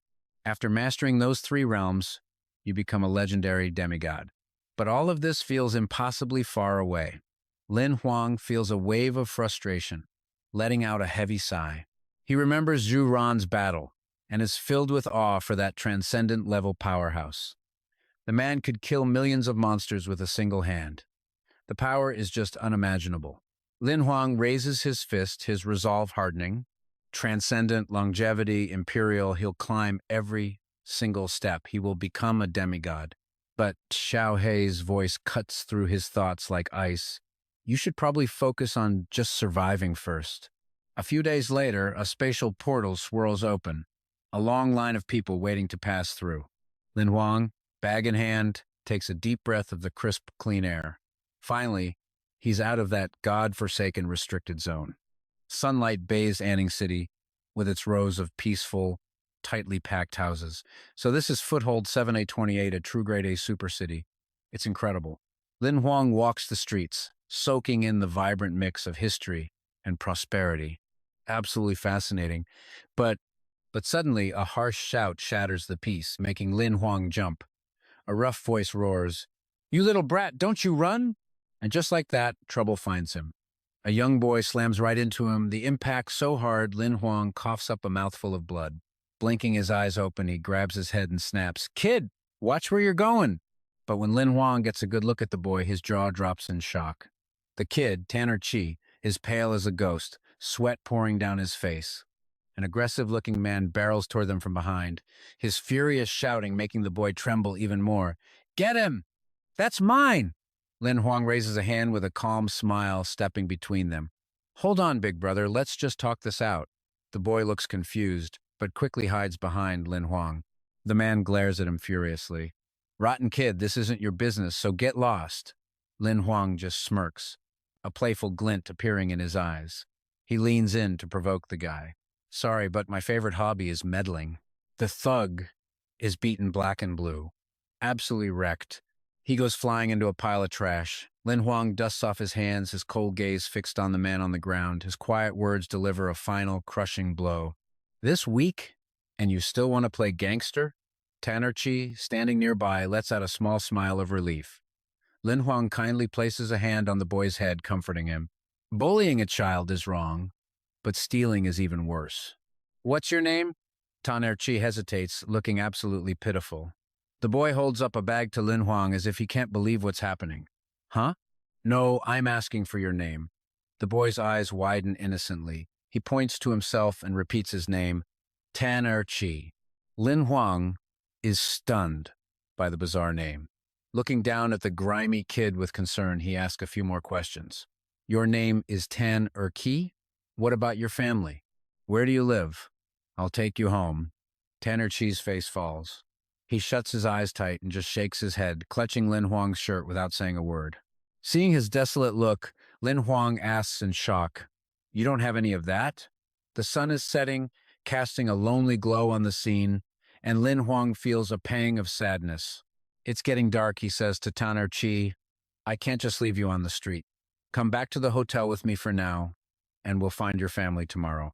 Later in the courtyard, Lin Huang is practicing his swordsmanship, his movements fluid but devastatingly precise. As he concentrates, his blade practically hums with power, his face a mask of pure determination.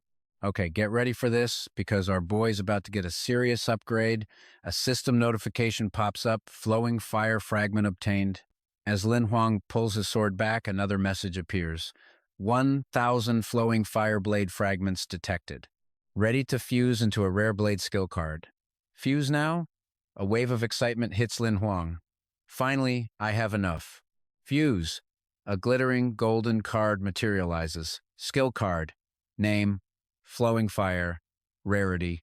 Rare. Type. Blade skill. Grade. Unknown. Status. Usable. Xiao Hei floats nearby, arms crossed and looking bored. Skill grade. Unknown. That means this skill set surpasses even gold tier combat skills. You could probably use this at the super transcendent level. Lin Huang holds the card, examining it closely, his mind racing. "You said the flowing fireblade art just needs enough fragments to upgrade to an epic skill card. So does that mean I can earn fragments every time I use my blade now?" "You have to develop new moves based on the flowing fire style. If these new moves pass the system's judgment, you'll get upgrade fragments." Lin Huang asks with innocent curiosity, "What's the judgment standard?" Xiao Hei looks exasperated by Lin Huang's lack of knowledge. He explains slowly, "The standard is whether it fits the artistic conception of the flowing fire blade. If it fits, it passes the judgment. If it doesn't, it fails." Lin Huang is totally lost. At that moment, Tanner Chi is walking down the hallway outside. He quietly listens in on their conversation, clutching a towel. His eyes drift toward the sound. The artistic conception of the blade is the perfect fusion of human and blade. Tanner Chi gently opens the door, peeking in to see Lin Huang practicing. Tears well up in his eyes. Xiao Hei continues his lecture, totally serious. Of course, at your current level, it will take you a very long time to comprehend this. Lin Huang refuses to accept that. Shut up. I'm the guy who mastered an epic level skill. It's just an artistic conception. Just then, he senses another presence. He whips his head around, surprised. Hey, it's that kid. Taner Chi, completely unaware he's been spotted, is focused on recalling Lin Huang's sword movements. Lin Huang is stunned by the kid's incredible speed and memory. He mutters in disbelief, no way. He saw it just once, and he can already mimic my blade style? Could he be? A smile spreads across Lin Huang's face. He waves the boy over. Hey, come here. Taner Chi looks at him, confused, and quickly apologizes, afraid he's in trouble. Sorry. Lin Huang uses his sharp blade to slice through a bamboo stalk. Don't be afraid, I'm not mad at you. He expertly strips the leaves off the stalk. It gets lonely practicing all by myself, he explains. He then holds the bamboo stalk out to the boy. The unexpected gesture leaves Taner Chi completely stunned. Lin Huang just says, come play with me. And trust me, you and I just witnessed a simple act of kindness that's about to change everything. After hesitating for a moment, Tan Ni, that raises the sword, and trust me, you're about to see something wild. His moves are flawless, rivaling those of a master swordsman, leaving Lin Huang and Little Black just standing there, jaws on the floor. Lin Huang's eyes go wide. He turns to Little Black in disbelief, asking if the kid really just learned all that from a single look. Little Black's expression is just as stunned as he gasps, you've stumbled upon a once-in-a-lifetime genius. Lin Huang's gaze locks onto the boy, a look of confusion on his face. He frowns and realizes, no, that's not it. It's not just him. It's like Tan Ni, that was born to wield a blade. His eyes burn with focus and determination, every swing of the sword showing natural talent. Lin Huang finally understands the boy's technique contains the very artistic conception of the saber itself. So Lin Huang jumps in, training right alongside the kid. He teaches Tan Ni. That new sword forms and points out the small weaknesses in his technique. Lin Huang gets serious, correcting his form, like this. No, not quite do it like this. Suddenly, a system notification pops up. Acquired one fragment of the flowing fire saber skill. Lin Huang's face lights up. His eyes are filled with excitement. It's working! He joyfully runs over and pulls the kid into a huge hug, cheek to cheek, excitedly declaring, from now on, you're my dear little brother. Come on, let's go again. Tan Ni. That is too exhausted to resist. The boy just mumbles, I'm hungry. Little Black crosses its arms and chimes in, you really did find a treasure. How is this guy's luck so ridiculously endless? Sitting at the dinner table, Tan Ni, that devours a juicy meat leg, a mountain of empty bowls already piled up beside him. Maybe because he'd been starved for so long, the kid's appetite is insane. But Lin Huang doesn't mind, calling out to the server, bring another 10 servings of meat. After eating their fill, the two get right back to sword practice, both completely focused as their techniques become more and more refined. Lin Huang reminds himself there are still 20 days left until the dimensional gate opens. A few days later, Lin Huang and Tan Ni, that return to the restaurant, but this time the owner isn't so welcoming. She shoves both of them out the door, pleading, please don't come back again. We don't sell all-you-can-eat buffets to you, she yells. Tan Ni. That just keeps munching on a piece of meat while Lin Huang forces a smile. If this place won't have us, another one will.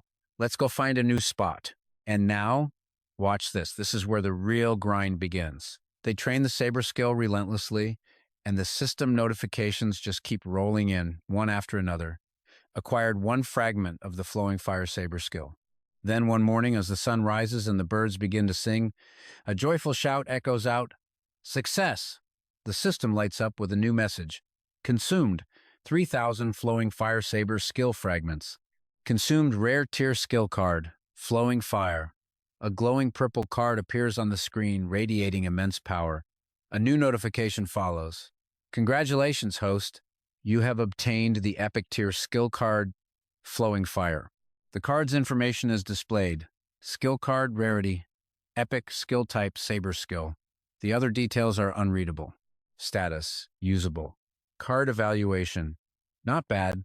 Lin Huang is ecstatic, buzzing with energy. Amazing, he exclaims. To get a second epic tier skill card in just 20 days? Just as he finishes speaking, Tani, that small hand, reaches out and tugs on the corner of his shirt from behind. The boy whispers, "Hey." Lin Huang turns around, looking at the boy with a puzzled expression, Tani, that looks up at him with sad eyes, looking absolutely pitiful as he asks hesitantly, "Am I useless now?" Lin Huang freezes, stunned by the boy's question. He knits his brows, his whole body tensing at the innocent but heartbreaking words. At the dimensional portal, Lin Huang and the boy are getting ready to travel. He scratches his head and smiles. "I'll upload your information to the web. Your family is probably looking for you." The boy just looks down, sadly whispering, "Oh." A long line of people is already waiting. Lin Huang makes a firm promise. "Until we find your family, I will definitely take care of you." The boy just keeps his head down and replies, "Oh."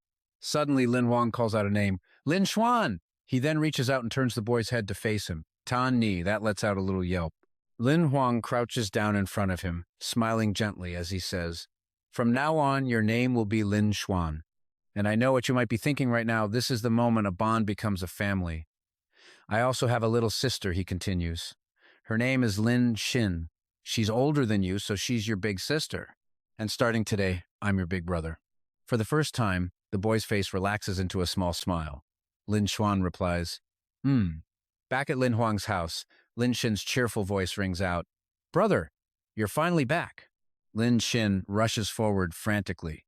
"You were out of contact for so long, I was worried sick." But as she reaches the door, her eyes widen in shock. There's Lin Huang, with a little boy peeking out from behind him. Lin Xin gasps in disbelief. "Is that your son?" Lin Huang purses his lips and explains, "Don't be silly, just let us in and I'll explain everything." During dinner, after Lin Huang explains the situation, Lin Xin finally understands. Oh, so that's how it is. While happily eating, she tells her brother, "Little Xuan is so pitiful. Brother, we can't just abandon him." Lin Huang takes a sip of water and replies, "I've already posted his information online. If we can't find his family, we'll take care of him forever." Noticing the stack of empty bowls Little Xuan has gone through, she remarks, "Little Xuan sure has a healthy appetite," Lin Huang adds. "Eating is one of his greatest talents." As night falls, Lin Huang's voice echoes through the house. He urges Lin Xuan, "Stop playing. Time to get some rest. I've already cleaned up the guest room for you. You can sleep there for tonight, and tomorrow I'll take you shopping for some new things." Lin Huang collapses onto his bed, exhausted. Finally, a moment to breathe, he sighs, happy to be back in the real world. But just as he settles in, Lin Huang jolts upright. "As I thought." The system's screen lights up with notifications. Received calls from Lin Shen 30 times. Yi Zhengheng 13 times. Yi Yeyu 2 times. Yi Zheng 1 time. Received calls from Lin Shen 100 times. Yi Zhengheng 2 times. Yi Yeyu 1 time. Leng Yuexin 1 time. Something must have happened while I was gone for Zhengheng to be this desperate. Lin Huang can't help but feel curious. Why would Yi Zheng call me so many times? What on earth happened? The system quickly connects him to Yi Zhengheng. His friend's image appears on the other end of the line, his eyes looking lost. "Lin Huang," he says urgently, "you finally showed up." Lin Huang already suspected trouble, but his friend's distraught appearance still confuses him. "Looks like you're in a bit of a mess. What's wrong? Why were you looking for me?" Seeing that Lin Huang is safe, the boy awkwardly scratches his head. "Well, it's not a huge deal. I heard a mutated brain eater appeared in the Cinderlands and hurt a lot of people, so I just wanted to check if you were okay." Lin Huang's lips tighten. There's no way that clumsy lie would fool him. Lin Huang confirms, "A mutated brain eater? No, I didn't encounter anything like that." Then he cuts straight to the point. "Tell me the truth. What else is going on?" There's no fooling him. Yi Zhengheng's eyes well up with tears, an expression of immense grief on his face. He lowers his head, ashamed. "My dad." Yi Zhengheng chokes back his sorrow, swallowing his tears. "My dad, he's gone." The news is so shocking. Lin Huang is silent for a moment before he hesitantly asks, "How could this happen so suddenly?" Yi Zhengheng sounds completely broken, his voice hoarse from crying. He was just too tired. He was only an ordinary person. But he worked himself to death. His life force was draining away several times faster than ours. By the time we found out, it was too late to save him. Not wanting his friend to be consumed by grief, Lin Huang comforts him, "Where are you? I'm coming to you." But Yi Zhenghang is worried about Lin Huang's upcoming assessment. He dismisses his offer. "No, don't. The Hunter Association's December assessment is about to start. You'd better prepare well. It's a shame I can't join you, but do your best. Pass the exam in one go." With that, the call ends, leaving him with a bittersweet feeling. But whether they were ability users or ordinary people, everyone could see the unshakable determination burning deep within his eyes. Lam Huang cracks a smile. "I'll do my part, so let's work hard together." In the quiet space filled with his own confidence, he vows, "I won't lose either." Now, stick with me, because this is where his real training begins. He sits down, and a light from the stone beneath him erupts into a formation. Lam Huang is instantly pulled into a secret realm, surrounded by high-level cultivators, but there's not a hint of fear in his heart. With the support of the 8-layered military punishment art, my training speed is about to go through the roof. Holding nothing back, the figures launch a relentless, overwhelming assault. Lam Huang raises his hands to block the storm of attacks. But he realizes something crucial. Although he's gained a lot on this journey, he's also seen just how many powerful beings truly exist out there. Still, these are warriors of immense power. He takes a devastating blow head-on, but his will is ironclad. "Even if there's a wall so high, I can't see the top. I'll just have to climb it, 1 inch at a time." The system immediately dings with a notification: "Obtained 1 fragment of the killing body art." The memory of Chuknian sacrificing himself for the city only fuels his fighting spirit as he clenches his fist. His entire body erupts with a powerful aura as notifications flood the screen. Obtained 1 fragment of the killing body art, another one, and another, and another. His powerful fists weren't letting him down. Then an important message pops up. Detected 600 fragments of the killing body art skill can be combined. Using every last bit of his strength, he finally defeats the horde. Panting, drenched in sweat, he gasps out one word: "Combine." After giving it his all, Lam Huang successfully merges a new skill card. The system chimes, "Congratulations, host. You have obtained the rare skill card, Killing Body Art." The golden card is the skill itself. Name: Killing Body Art. Rarity: Rare, Epic Grade. Type: Close Combat Skill. Level: Undetermined. Status: Usable. Note: combine with the Military Punishment Art to double its power. Combine with the 6th layer or higher for strength comparable to other grand-scale combat skills. The final evaluation? Not bad. The training battle took everything out of him. He collapses onto his beloved bed, sighing in disbelief. "I can't believe I got a close combat skill card with the power of an epic grade 1. My chances of passing the official hunter exam just got a whole lot better." But the moment the words leave his mouth, Lam Hin's terrified scream echoes through the house. And just like that, everything you and I thought was calm is shattered. He yells her name. Outside, it sounds like she's being terrorized by something. She screams back, "Brother!" Lam Huang leaps from the bed, sprinting towards the sound of her voice. He bursts in, asking urgently, "What's wrong? Are you hurt?" She's collapsed on the floor, hand trembling as she points. In a stuttering voice, she says, "Bro, look." Following her finger, he sees Lam Hian ravenously chewing on a piece of raw meat. The sight sends a jolt through him as he roars, "Lam Hian, what are you doing?" The boy freezes at Lam Huang's shout, turning to look at him with a smeared mouth. "Huh?" Though terrified, Lam Han tries to reason with the boy. "You'll get a stomachache if you eat that." Lam Huang's eyes narrow. "Lam Hian, are you hungry? You can't eat raw meat." A deep sense of unease creeps into his heart. This child, he's just too strange. No name, no family, a natural-born sword genius, and now he's eating raw flesh and blood. At that thought, Lam Hong steps protectively in front of Lam Han. He then kneels down before the boy with a gentle smile. "Be good now, give the meat to me." Lam Han freezes solid. In this moment, Lam Hong is on high alert. If this kid shows any sign of aggression, he'll have to be dealt with. He can't risk him being in the same room as Lam Hin. Suddenly, the boy throws the raw meat aside and lunges towards Lam Hong, wailing, "Sister!" Lam Hong is completely stunned by this bizarre situation, crying out, "Hey!" Lam Hin hugs her tightly, crying his apologies. But then Lam Hin turns and scolds her brother for being too rough. "He was just a little scared. Why did you react like that? You frightened him." A wave of embarrassment hits him. Lam Huang scratches his head, stammering out an apology. Ah, that one's on me. My bad. He sighs internally. His high alert instincts had made him overreact. Lam Hin kneels on the floor, gently wiping the boy's mouth with a cloth as he stands there quietly. Seeing the two siblings care for each other, Lam Huang feels a huge weight lift from his shoulders. Looks like I can go to the official hunter evaluation with my mind at ease after all. Finally, the day of the evaluation arrives. Lam Huang is there early, but he can't shake the worry he has for Lam Hin and Lam Hin back home. He remembers the image of their sibling affection and Lam Hin's absolute confidence. He recalls her raising her hand, full of determination, promising, I will definitely take good care of little Hien and make sure he eats well.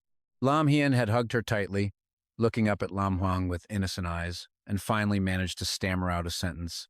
I will take good care of sister.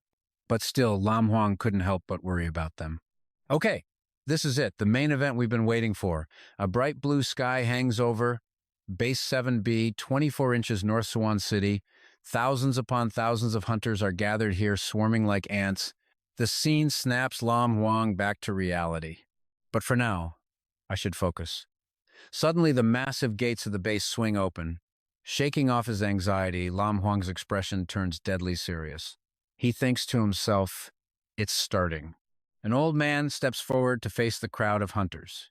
He may be old, but his physique and aura suggest his skills are nothing to underestimate. He announces in a booming voice, I am Tu Kum Bung, the chief examiner for the preliminary hunter selection, and now I declare this evaluation officially over. The entire crowd, Lam Huang included, is frozen in place. A collective confused shout erupts from the hunters. Huh? Kambung holds up a list and says, now I will announce the names of those who are eliminated first. This sends a ripple of disbelief through the crowd. One of the men whose name was just called screams out in a frenzy. I refuse to accept this. If you want to disqualify me, you have to give me a proper reason. Lam Huang glances over at him. The examiner glares back, his eyes as cold and sharp as a blade. He speaks slowly but with crushing authority, looking over all the hunters before him.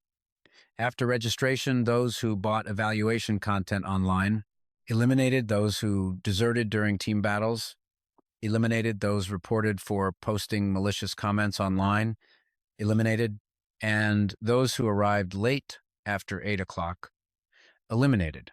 The disqualified hunters leave in disappointment, leaving only Lam Huang and a handful of others.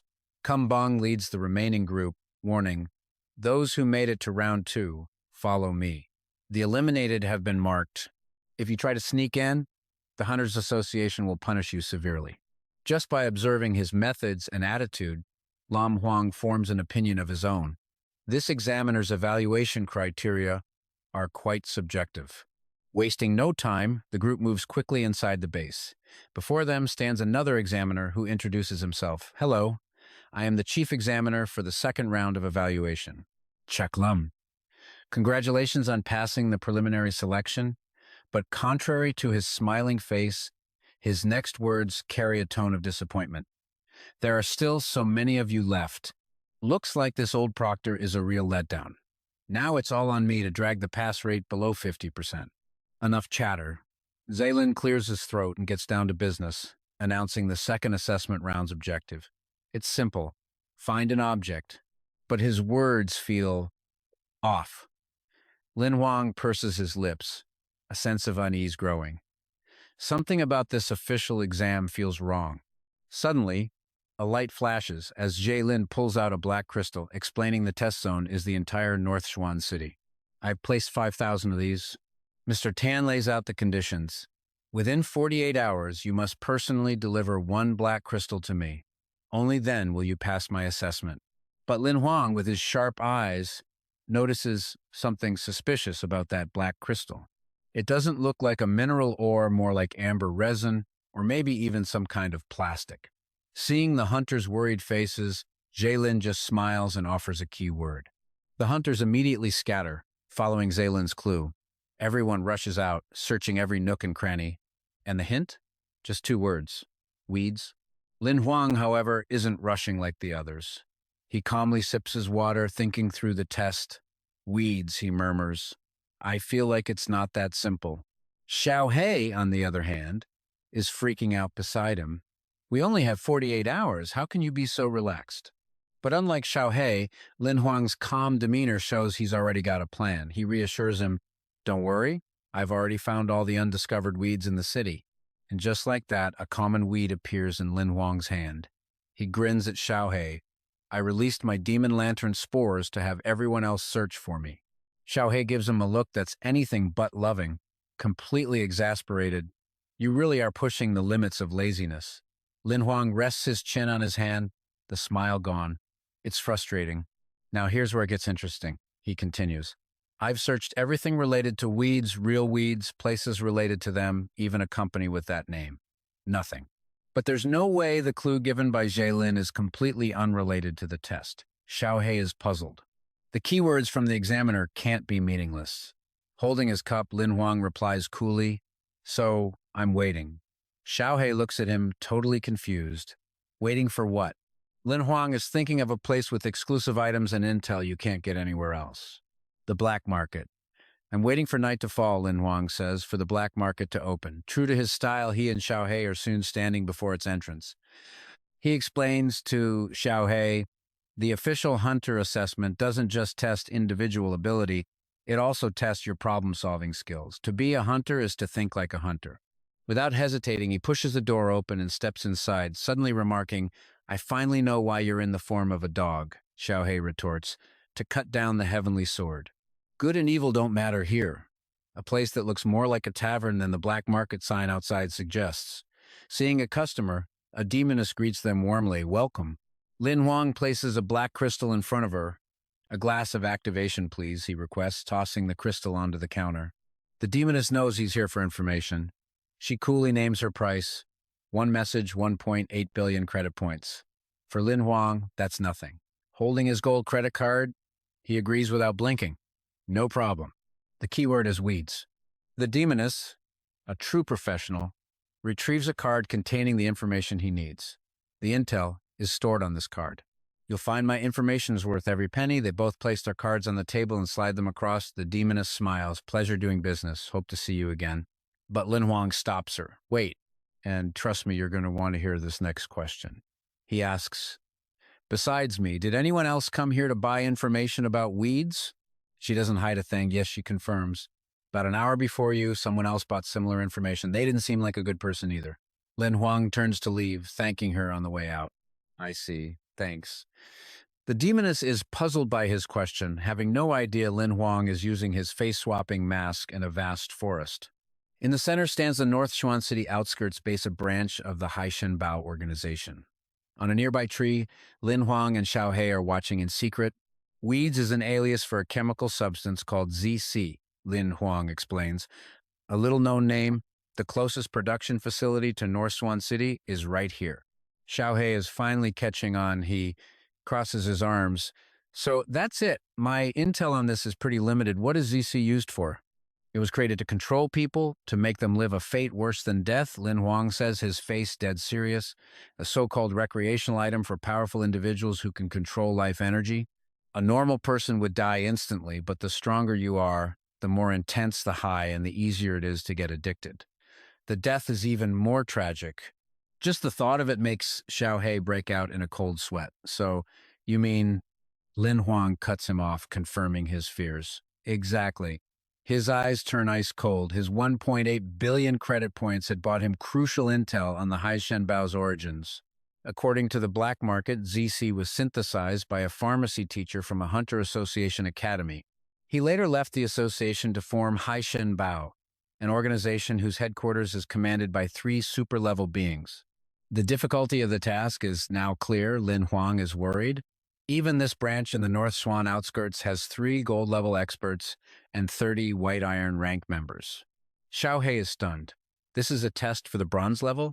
Lin Huang strokes his chin, lost in thought. That's right. The focus of this assessment must be intelligence gathering. But to get a sample of ZC, we have to infiltrate the Haishen Bao branch. Xiao Hei says, finally seeing the key to the problem.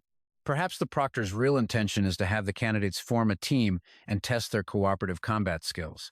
Seeing this as a real possibility, Lin Huang nods. That makes sense. Suddenly, his eyes widen in complete shock. The silent appearance of this girl is startling. Leaning against a tree, Xiaoyu stands with her arms crossed, her expression perfectly calm. She speaks. Lin Huang, I've been watching you since you left the black market. A flash of light appears in the air. In an instant, Xiaoyu gracefully leaps onto a high branch opposite him. My name is Xiaoyu, she introduces herself. I'm a candidate just like you. Lin Huang frowns, voicing his realization. So the other person who went to the black market to buy information was you. Xiaoyu sizes him up before detailing the base's defenses. Besides being guarded by powerful experts, the fortress is also covered in surveillance devices. Any creature that approaches will trigger an alarm. Even a gold-level expert would have a hard time sneaking in.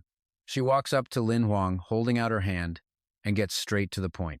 So I'm choosing you as my partner. Okay, I know what you're thinking, and yeah, it gets even crazier. She proposes, you lure away the guards, I'll sneak in and grab the ZC, we split it 70-30. I get 7, you get 3, Lin Huang is taken aback. This girl's not as simple as she looks.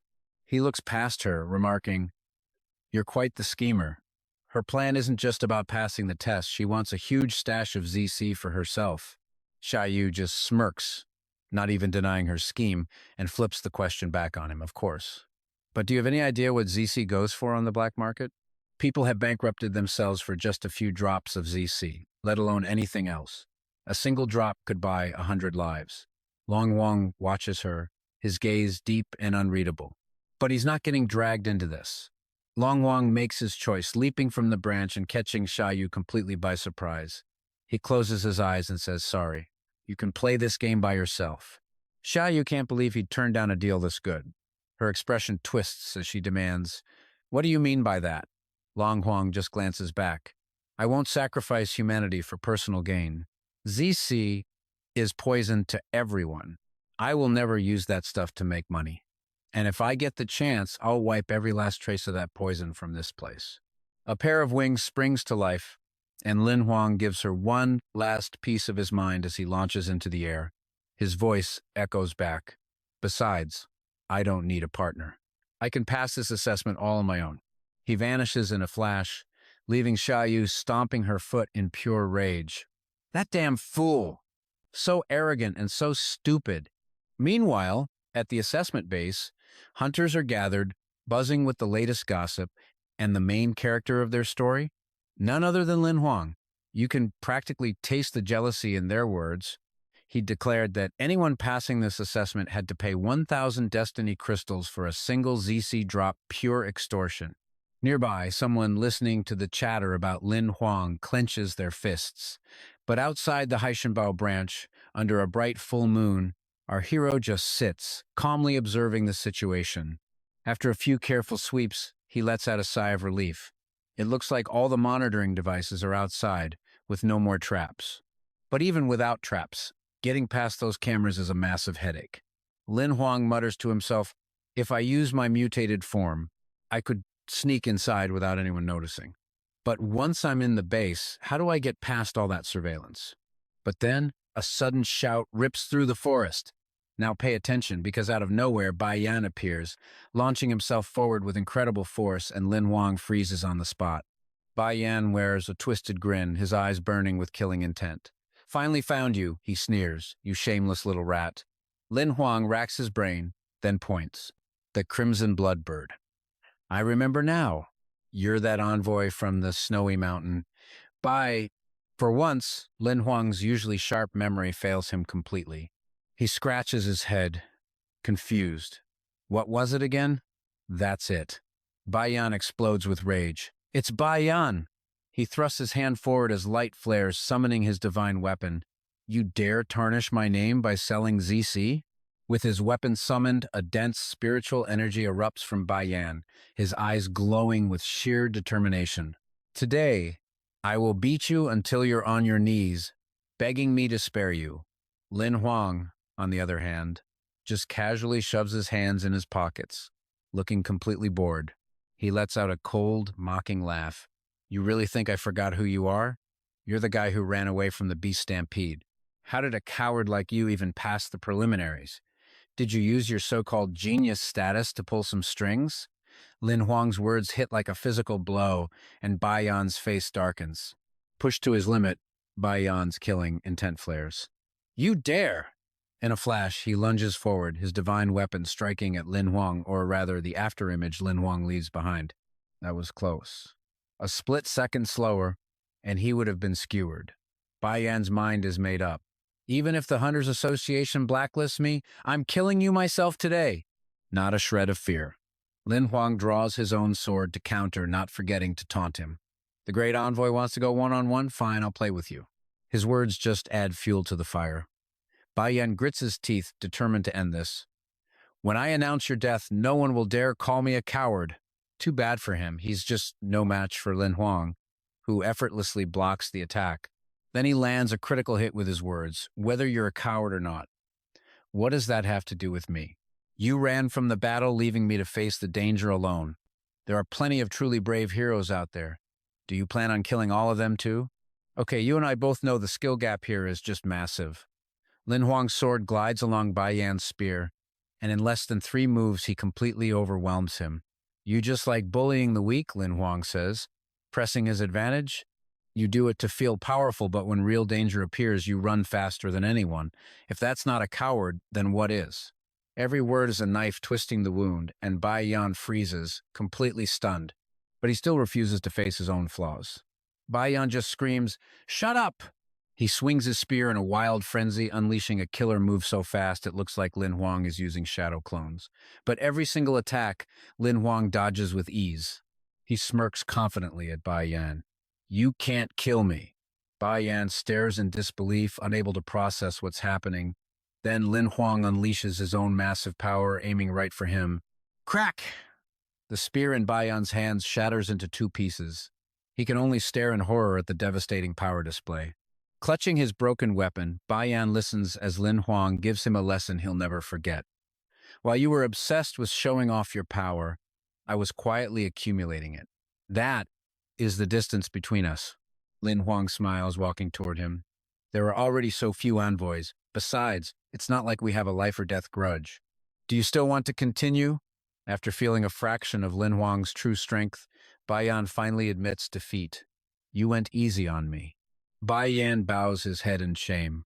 I had a feeling, if I had summoned my beast, I would have lost even harder. Lin Huang advises him sincerely. Then stop wasting your time on fights like this. You're a genius.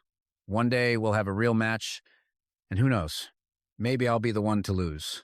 Then, in a bizarre change of pace, Lin Huang starts acting it out, throwing punches in the air. I'm telling you, I once met this old guy with a long gun who killed monsters like he was chopping vegetables. It was awesome, he says, giving him the most sincere encouragement. So keep practicing. Your future is limitless, kid. Bai Yan, who has been listening to this entire monologue, finally asks a question. Are you from the Star Palace? He summons his divine beast, preparing to leave, but not without a final word. This isn't over between us, but a loss is a loss. I will announce my withdrawal from this assessment, but just as he's about to leave, Bai Yan has a change of heart and decides to warn him. You need to be careful. Someone is spreading the word that you got all the ZSE samples and plan to sell them for a high price. Everyone is gathering here right now. They want to settle the score with you. Hearing this, Lin Huang actually looks a little worried. Just as Bai Yan is about to take off, he calls out, Bai Yan, wait a second! And let that sink in for a minute. Lin Huang realizes a whole mob is on its way. He thinks they'll definitely stir things up, which means getting those ZCE samples is now off the table. Looks like it's time to swallow his pride. His whole demeanor changes as he smiles, clasps his hands, and says, There's a small matter I was hoping you could help me with. All right, let's jump right in. A massive group of hunters is rushing towards the North Xuan branch to find Lin Huang, their shouts echoing through the night. Faster, move it! That kid can't have moved the entire base by himself. There has to be a GC sample left. Even if we just get a scrap, this trip can't be for nothing. But suddenly Bai Yan leaps out in front of them, startling the lead hunter. He stands before the crowd and declares the base is empty and Lin Huang has already escaped. I'll lead you to him, he announces. The hunters start whispering. Isn't that Bai Yan, the genius hunter? Bai Yan warns them, stop wasting time.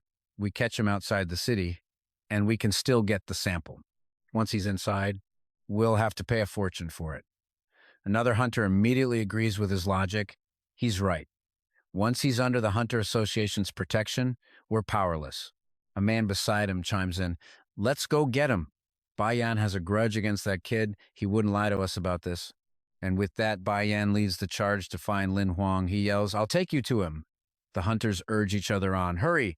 Don't let that bastard get away. Meanwhile, Lin Huang is already in stealth mode, watching them from afar. He notes that Bai Yan has successfully bought him some time, so now he needs to move fast.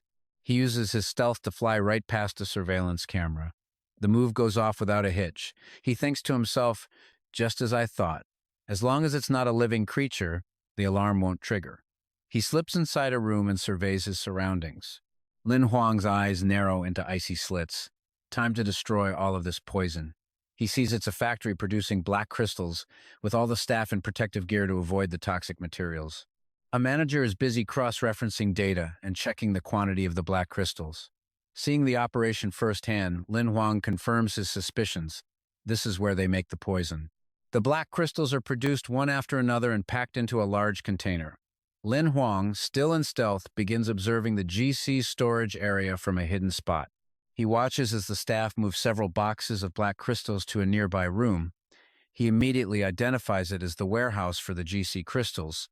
Now here's where his plan gets really clever. Spotting a camera in the corner, he decides his first move is to blind them, then take them out one by one. In another room, a technician is monitoring everything. So this is the surveillance room. Looking at the busy technicians, he figures that a place this important would definitely have a gold-level guard watching over it. Still invisible, Lin Huang spots a man sitting in front of the main system. His eyes are wide open, watching the monitors like a predator stalking its prey. Lin Huang scoffs. Too bad his brain doesn't seem to work very well. The man suddenly lets out a crazy laugh, but his fate was sealed. Lin Huang takes him out in a single, silent strike. He reveals himself, and the technicians are horrified by his sudden appearance. Their faces turn pale as they scream, "What happened? Boss!" At the same time, Bai appears behind two other techs, sending a chill down their spines. Desperate screams for help echo through the supposedly secret surveillance room. Help! Save us! But just a few seconds later, the room falls silent again. Bai steps out of the door. He and Lin Huang look out into the base. Their hunt has officially begun. The massive commotion they caused has alerted everyone in the facility. Frantic footsteps pound the floors, all rushing towards the surveillance room. Someone shouts a warning, "Damn it, we have an intruder!" Two managers from the Black Crystal production floor also run over. One of them barks an order, "Kill them!" The one beside him asks, "Why didn't the surveillance room send out a warning?" Not giving them a chance to alert their superiors, Lin Huang flashes his sword, taking down several guards at once before they can even react. One guard raises his gun and fires at Bai, who uses his wings to shield his body. Seeing his opponent has advanced weaponry, Lin Huang worries Bai can't handle it alone and rushes over. He puts all his force into a single slash, but the man manages to block the attack with the body of his gun. Lin Huang cracks a cold, chilling smile and says to the man before him, "Who told you I only have one monster with me?" Out of nowhere, Haithon appears right behind him, bearing its razor-sharp teeth. The man can only scream in terror. "What is that thing?" Haithon doesn't hesitate, lunging for the man's neck. Lin Huang glances at Bai, and Haithon then gives his order. "You two handle things here. I'm going to the warehouse." With that, he kicks the warehouse door clean off its hinges. Inside, a group is already waiting for him, led by a strange old man surrounded by an army of puppets. Leaning on his cane, he laughs at Lin Huang's arrival. "Not bad, you actually made it this far. But this is where your journey ends." Lin Huang is stunned to see him commanding the puppets and immediately calls him out. "You're a puppet master." The old man's eyes are filled with pure killing intent as he stares at Lin Huang, his praise dripping with sarcasm. "Not bad, but your two monsters are tied up now. How do you plan to kill my puppets all by yourself?" He gets excited, commanding his puppets to charge right at Lin Huang. "Even if I can't kill you, headquarters will get the news soon, and a transcendent will be dispatched. You're already dead. But you and I both know Lin Huang always has a trump card. He pulls out a card and crushes it, confidently replying, "You want to play mind games with me? Let's show him what true mesmerism looks like." And with that, the transcendent monster, Gui Nian, appears, bowing respectfully. The old man's face goes dark with shock. You? You still have another summoned monster? He stammers, "Wait, is that Gui Nian?" With a snap of its fingers, the ground shakes violently and the puppets lose their balance. The old man nearly falls over, cursing, "Damn you, what is this devilry?" A bright light flashes in Gui Nian's eyes, and suddenly, all the puppets the old man controlled turn on him, cornering him against a wall. The old man is terrified, unable to believe what's happening as his own puppets grab him, trying to crush and tear him to pieces. He lets out a final desperate scream of pain. No! No! Meanwhile, Bai and Hythan have finished off the last of the guards. Lin Huang and Guinyan regroup with them, having gotten what he came for. In his hand, a black crystal burns with an intense flame. This is the GC sample. He turns to Bai and asks, "You guys are done over there too?" Outside, the entire branch base is engulfed in a raging inferno. Just then, the group of hunters finally arrives. Lin Huang stands calmly, watching the flames consume the base. The hunters can only stare in horror at the scene, shouting, "What happened here?" "The branch is on fire. Where did that Bayan guy go? And what about the GC sample?" Xiao Yu also appears with the hunters and points an accusing finger at Lin Huang, demanding, "Hand over the GC sample." Lin Huang turns to face the crowd, holding up the black crystal, the GC sample, for everyone to see. How could I possibly destroy an entire base by myself? It was already like this when I arrived. I barely managed to grab this one sample from the fire. As soon as they hear that, the hunters panic. The scene turns to chaos, like a disturbed ant nest. Shouts fill the air as they scramble to salvage anything left. "Quick, save the samples. Hurry up, or it'll all be gone. Get out of my way, you bastard." Xiao Yu quickly joins the frantic crowd rushing inside, but not before shooting one last glare back at Lin Huang, who simply offers her a smile. He raises a hand as if to wave goodbye. Inside, he thinks to himself, "You rotten girl. Don't think for a second I don't know what you've been plotting." The next day, the sky over Norchuan City is clear and peaceful, a stark contrast to yesterday's chaos. And stand before the crowd, and after a moment of careful observation, steps up to announce the results for round 2. "Okay, listen up. The goal here was to test your information gathering, processing, and teamwork. And while there was an incident," he pauses, "luck is a skill too. So for this assessment, the 5,000 of you who got a sample have all passed." The crowd absolutely erupts in joy, sighing with relief. "That's great. I was worried it wouldn't count." The red-haired man next to Lin Huang looks absolutely pitiful, his face grim, hair singed, talk about bad luck, but sternly cuts in. "Don't celebrate too soon.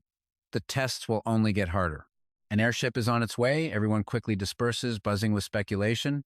What could the third assessment possibly be? Let's go. Let's get some rest. Round 2 was already insane. I can't even imagine what round 3 will bring. Watching, and Lin Huang thinks, "That old guy looks strict, but he's a pretty good speaker." Still shocked by his methods, says, "I never expected you to be so eloquent. I honestly thought you were going to fail them all." "What?" Smirks.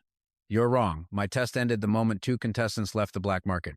Getting the serum wasn't the goal. Getting accurate intel was the key." Is completely lost. He can't help but ask, full of curiosity, "So, let's get this straight. If that incident hadn't happened, only 2 people would have passed?" But one question still haunts. Who the hell burned down that branch of the Hunters Association? Sinks into thought, stroking his beard. The evidence left by the fire is scarce, but it points to 3 main causes of death: knife wounds, burns, and killing each other. This proves there was more than one intruder. At least one of them has to be an expert in close combat with dangerous magic. Adds that this has happened before a contestant hiding their true potential. As soon as he says it, bursts out laughing, completely dismissing the idea. "Impossible. A gold rank guard at the scene was killed in a single blow. The intruder had to be at least gold rank 3. There isn't a single silver rank among these kids." Gets serious. But even a bronze rank summoner can only summon an iron rank 3 monster at best. We gold ranks wouldn't fear that, he hesitates, but what if it was a twice mutated monster? Meanwhile, as if on cue, Lin Huang sneezes repeatedly. He rubs his nose, muttering to himself, "Who's talking about me?" Like he just heard the world's best joke, slaps on the back, teasing him. "Are you getting senile? One of these little rookies with a twice mutated monster? You're killing me." Realizes he might be overthinking it, and sighs, "Maybe I am thinking too much." Time passes, and a massive airship appears in the sky. The ship slowly descends. The hunters who passed round 2 will board it to head to the 3rd test. Lin Huang's jaw drops at the sheer scale of it all. A magic crystal airship? They're really going all out. A man steps off the airship and introduces himself to the crowd. "I am the captain, Mr. Fa." The 2 examiners from round 2 step forward to greet him respectfully. Mr. Fa says while bows his head slightly, "Just a small matter of picking up contestants. Sorry to trouble you." Fu Qingshan stands with his arms crossed, coolly replying, "Don't mention it. I just bought a new ship and wanted to take it for a spin." Lin Huang boards with the others, his eyes fixed on Fu Qingshan. He thinks, the examiners are so deferential to him. This Mr. Fo is probably a transcendent level hunter. And yeah, you can tell this guy is on a whole nother level. The airship quickly takes to the skies. After a while, it finally reaches the sea, just as the sun sets, making the water surface glow beautifully. Lin Huang stands on the deck admiring the view. He murmurs to himself, "This must be one of the newest magic crystal airships, usable on both land and sea. Incredible." Suddenly, his attention is drawn to a figure. Lin Huang sees Fu Qingshan also on the deck. Curious, he calls out, "Mr. Fa, are you fishing?" Suddenly, the end of his fishing rod twitches violently. Standing on the deck, Fu Qingshan grins, and with a mighty heave, he pulls his line out of the water. Lin Huang is stunned to see a giant octopus on the end of the hook. He gasps in fear, "What the hell is that thing?" Later, in the quiet of the night, the only sound is the bubbling of a simmering pot of stew. A pot filled with color, aroma, and flavor, but only 2 people are there to enjoy it. Fu Qingshan remarks, "Everyone else is in the training room, yet you're out here relaxing, kid. I guess you're lucky enough to eat." Lin Huang doesn't hold back. As he eats, he praises the chef nonstop. His eyes sparkle at the fresh, juicy fish, the smell alone making his mouth water. "This is delicious," he exclaims. "Thank you for the meal. The knife skill you used to cut the meat, that's epic rank, isn't it?" Despite the high praise, Fu Qingshan remains humble, saying, "Just a few little tricks. The fact you can even recognize it proves you're a decent swordsman yourself." Lin Huang just laughs. "How could I possibly compare to you, sir?" He continues to chat with Fu Qingshan while happily devouring the feast. After savoring the flavor, his sparkling eyes turn to the old man again, his voice full of surprise. "This meat, not only is it fresh and delicious, but the more I eat, the more my life energy seems to increase. Who wouldn't be happy hearing such sweet compliments?" Fu Qingshan chuckles and tells him, "The big shots in the association all fight over my cooking. That's why I said you're a lucky kid." Wiping a bit of broth from his lips, Lin Huang asks, "Could it be you're the legendary gourmet hunter?" The question surprises the old man. "Oh? You know about gourmet hunters?" Lin Huang answers him honestly. "I have a good friend whose lifelong dream is to become a gourmet hunter." Hearing this, Fu Qingshan looks intrigued. He even lets out a couple of laughs before saying, "Tell me about him." And so the Shen's left on the deck as Lin Huang's vivid storytelling. This friend of mine, the scene shifts to the next morning as the ship docks. A crew member shouts for everyone to disembark. At the announcement, everyone swarms off the ship. From a distance, the port is just a sea of people. Before leaving for the next stage of his journey, Lin Huang turns and waves goodbye to the old friend he talked with all night, thinking, "When I get the chance, I have to bring Yi Zheng to visit Mr. Fa." Fu Qingshan, standing on the deck, waves back at him. "Kid, good luck," he shouts. The meeting point for this round is a desolate wasteland, surrounded by nothing but dirt and dust. Everyone is gathered in one spot, their whispers filling the air. Before them stands a tall, muscular man with a shiny bald head, his arms crossed. Seeing that it's time, he roars, "No more noise! Everyone, quiet down!" Once everyone is settled down, he briefly introduces himself and the rules for this evaluation round. I am the chief examiner for the third assessment, Jiang Sen. He points to a gate behind him. Each of you will pass through this gate, one by one. Each gate leads to 3 iron cages where iron rank monsters will appear at random. You just have to beat them all and you pass. And trust me, you're going to want to see how this absolutely brutal final test unfolds. You have 1 hour to pass, or you're out. As the instructor lays down the rules, all eyes immediately lock onto a row of black and white doors lined up in the distance. Just by looking at them, there's no way to tell the difficulty hidden behind each gate. You could say it all comes down to pure, dumb luck. And even though the contestants here knew this wasn't going to be easy, the first announcement still sends a chill down their spines. Gate number 23. Contestant 1 eliminated, contestant 2 enter. That simple sentence instantly sparks chaos and confusion among the crowd. Barely a minute has passed, and someone is already out. An iron-level monster. That was way too fast. People start panicking, wanting to withdraw. But in stark contrast to the fear and crumbling morale around him, Lin Huang stands calmly in the crowd, analyzing the situation. After that first shot from Gate 23, a storm of elimination notices follows in quick succession. Gate number 18. Contestant 1 eliminated, contestant 2 enter. Gate 43, contestant 1 eliminated. Gate 55, contestant 1 eliminated. Gate 97, contestant 1 eliminated.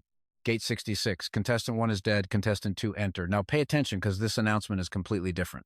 The fact that someone died in the first few minutes makes everyone's face turn pale. Even Lin Huang finds it hard to believe, whispering aloud, "Dead?" He isn't the only one. The crowd erupts. What happened? Someone died? Aren't the examiners going to do anything? Is there no safety protocol for this assessment? Examiner, I want to withdraw. I don't want to die. Just as an atmosphere of anxiety and fear begins to consume everyone, a new announcement rings out.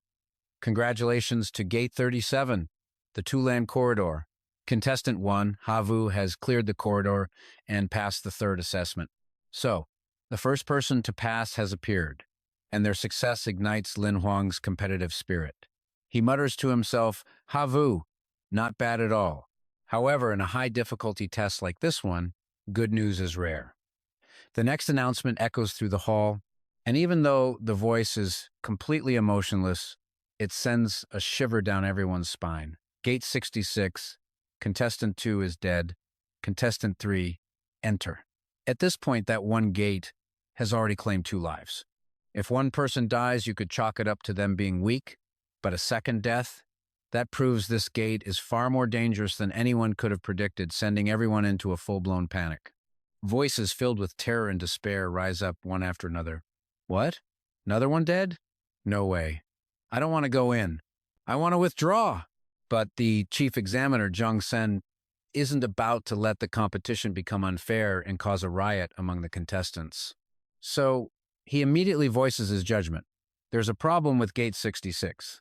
Then he announces to the remaining contestants, forget it, close Gate 66. All contestants in this line move to the others and queue up again. But there's one person who sees things differently, and here's where you and I are about to see our main character do something insane. A hand shoots up from the crowd, and Lin Huang's voice rings out, "Chief Examiner, I want to enter this gate." The other contestants look at him like he's lost his mind, deliberately making things hard for himself. What's with this kid? Isn't he afraid of death? He's willing to risk his life just for a little glory. Although he can't possibly understand Lin Huang's reasoning, Jiang Sen chooses to respect his decision. He asks him one more time to be sure. "Are you certain?" Hearing this, Lin Huang just scratches his head and explains, "The other gates have long lines, since no one is going into this one. It means I don't have to wait." That's his public reason, but his inner thought is, there's no way I'm losing to that kid. After hearing his answer, Jiang Sen doesn't argue, simply raising a hand to open Gate 66. Arrogance backed by skill is confidence. Without it, it's just foolishness. Let's see which one you are. As everyone watches in disbelief, Lin Huang walks with steady steps into the death gate. Once inside the arena, his confident voice echoes, "Then just wait and see." Now, back to the main event. Lin Huang's opponent stands imposingly at the far end of the room. Long black wings cover its body, and glowing sigils circle around it, giving off an aura of danger and mystery. As the one about to face this thing, Lin Huang murmurs, So that's the monster that killed 2 people in a row. Hearing a human voice, the monster slowly unfurls its wings. It even mocks him. Another little human bug come to die? Though his face flushes at the creature's beauty, Lin Huang doesn't let his guard down for a second. In fact, its words immediately give him a critical clue, an iron-level monster that can speak human language. Wait, I've seen you in a book before. You're a Phoenix Word Sparrow. Just as Lin Huang speaks its name, a stat screen appears before him. It's a rare and aggressive demon bird with a beak and claws that are as sharp as legendary weapons. Its wings offer defense comparable to armor, and its short-distance flight speed is absolutely terrifying. The final note says it's an expert at mimicry. After living with humans for more than 3 months, it can perfectly learn human language and understand the exact meaning of every word. The creature's cheeks flush a light red as it covers its mouth with its left hand. Lin Huang states with certainty, "You know how to speak, which means you've lived with humans before." The Phoenix Word Sparrow seems intrigued. That's not all. But Lin Huang isn't done with his deductions just yet. He continues, "But you're killing people now. That must mean your previous master was a terrible person, which is why you hate humans so much." That one simple sentence unleashes the creature's absolute fury. It screams, "You're talking nonsense." The second the words leave its mouth, the Phoenix Word Sparrow lunges toward him, the sharp talons on its long legs becoming deadly weapons. The feathers on its body transform into arrows, attacking Lin Huang from all directions as it screeches in a frenzy. "All humans deserve to die, but my master was the best person in the entire world." Even though he expected a bad reaction, Lin Huang is still stunned by the Phoenix Word Sparrow's natural gift for speed. As he blocks a talon strike with his sword, the Phoenix Word Sparrow gets lost in its own memories. It recounts how its master would feed it fresh human organs every single day. "He loved me, protected me, and waited for the day I would mutate. But such a good person died at the hands of cruel humans." As it speaks, its eyes fill with a deep-seated hatred for all of humanity, who it sees as pure evil. And Lin Huang, forced to listen to this tragic tale, is so shocked he blurts out, "Your previous master was a black blood emissary." At the same time, he thinks to himself, black blood tamers are a dark offshoot of beast tamers. They raise monsters, they've cursed themselves, forcing a second mutation. They are criminals hunted by both the Hunters Association and the Alliance. At this point, there's no need to listen to its story any longer. Lin Huang's sword effortlessly slips free from the Phoenix Word Sparrow's claws. It seems his act of being on the defensive was just a front. And you and I are about to see the real fight begin right now. Spirals of spiritual energy wrap around his blade. Lin Huang flashes a confident smile and says, "So, he really is dead." Even knowing the Black Blood Tamer was its master, Lin Huang still mocks the man. Because in his eyes, even if this creature went berserk and mutated, it's still nothing to worry about. And just as expected, the Phoenix Word Sparrow completely loses it, mechanically repeating one phrase, "Kill you, kill you, kill you." All right, let's get right to it. Because a monster is showing its true colors. A silver energy cocoons Ada's body as the Phoenix Wing Source's proud voice echoes from within. "Master, behold my mutated form." But faced with Ada's unhinged display, Lin Huang doesn't even flinch. He stands there silently, as if waiting to see just how far Ada will go. The mutation is quick. The Phoenix Wing Source finishes its transformation in an instant. The energy shell is torn open from the inside, revealing Ada's chilling smile like he's performing a ritual. With twisted reverence, he says, "The blood of these filthy humans is my offering to you." "Master!" Just as he finishes speaking, Ada's black wings shatter the cocoon, revealing his new mutated body. And trust me, what emerges is straight out of a nightmare.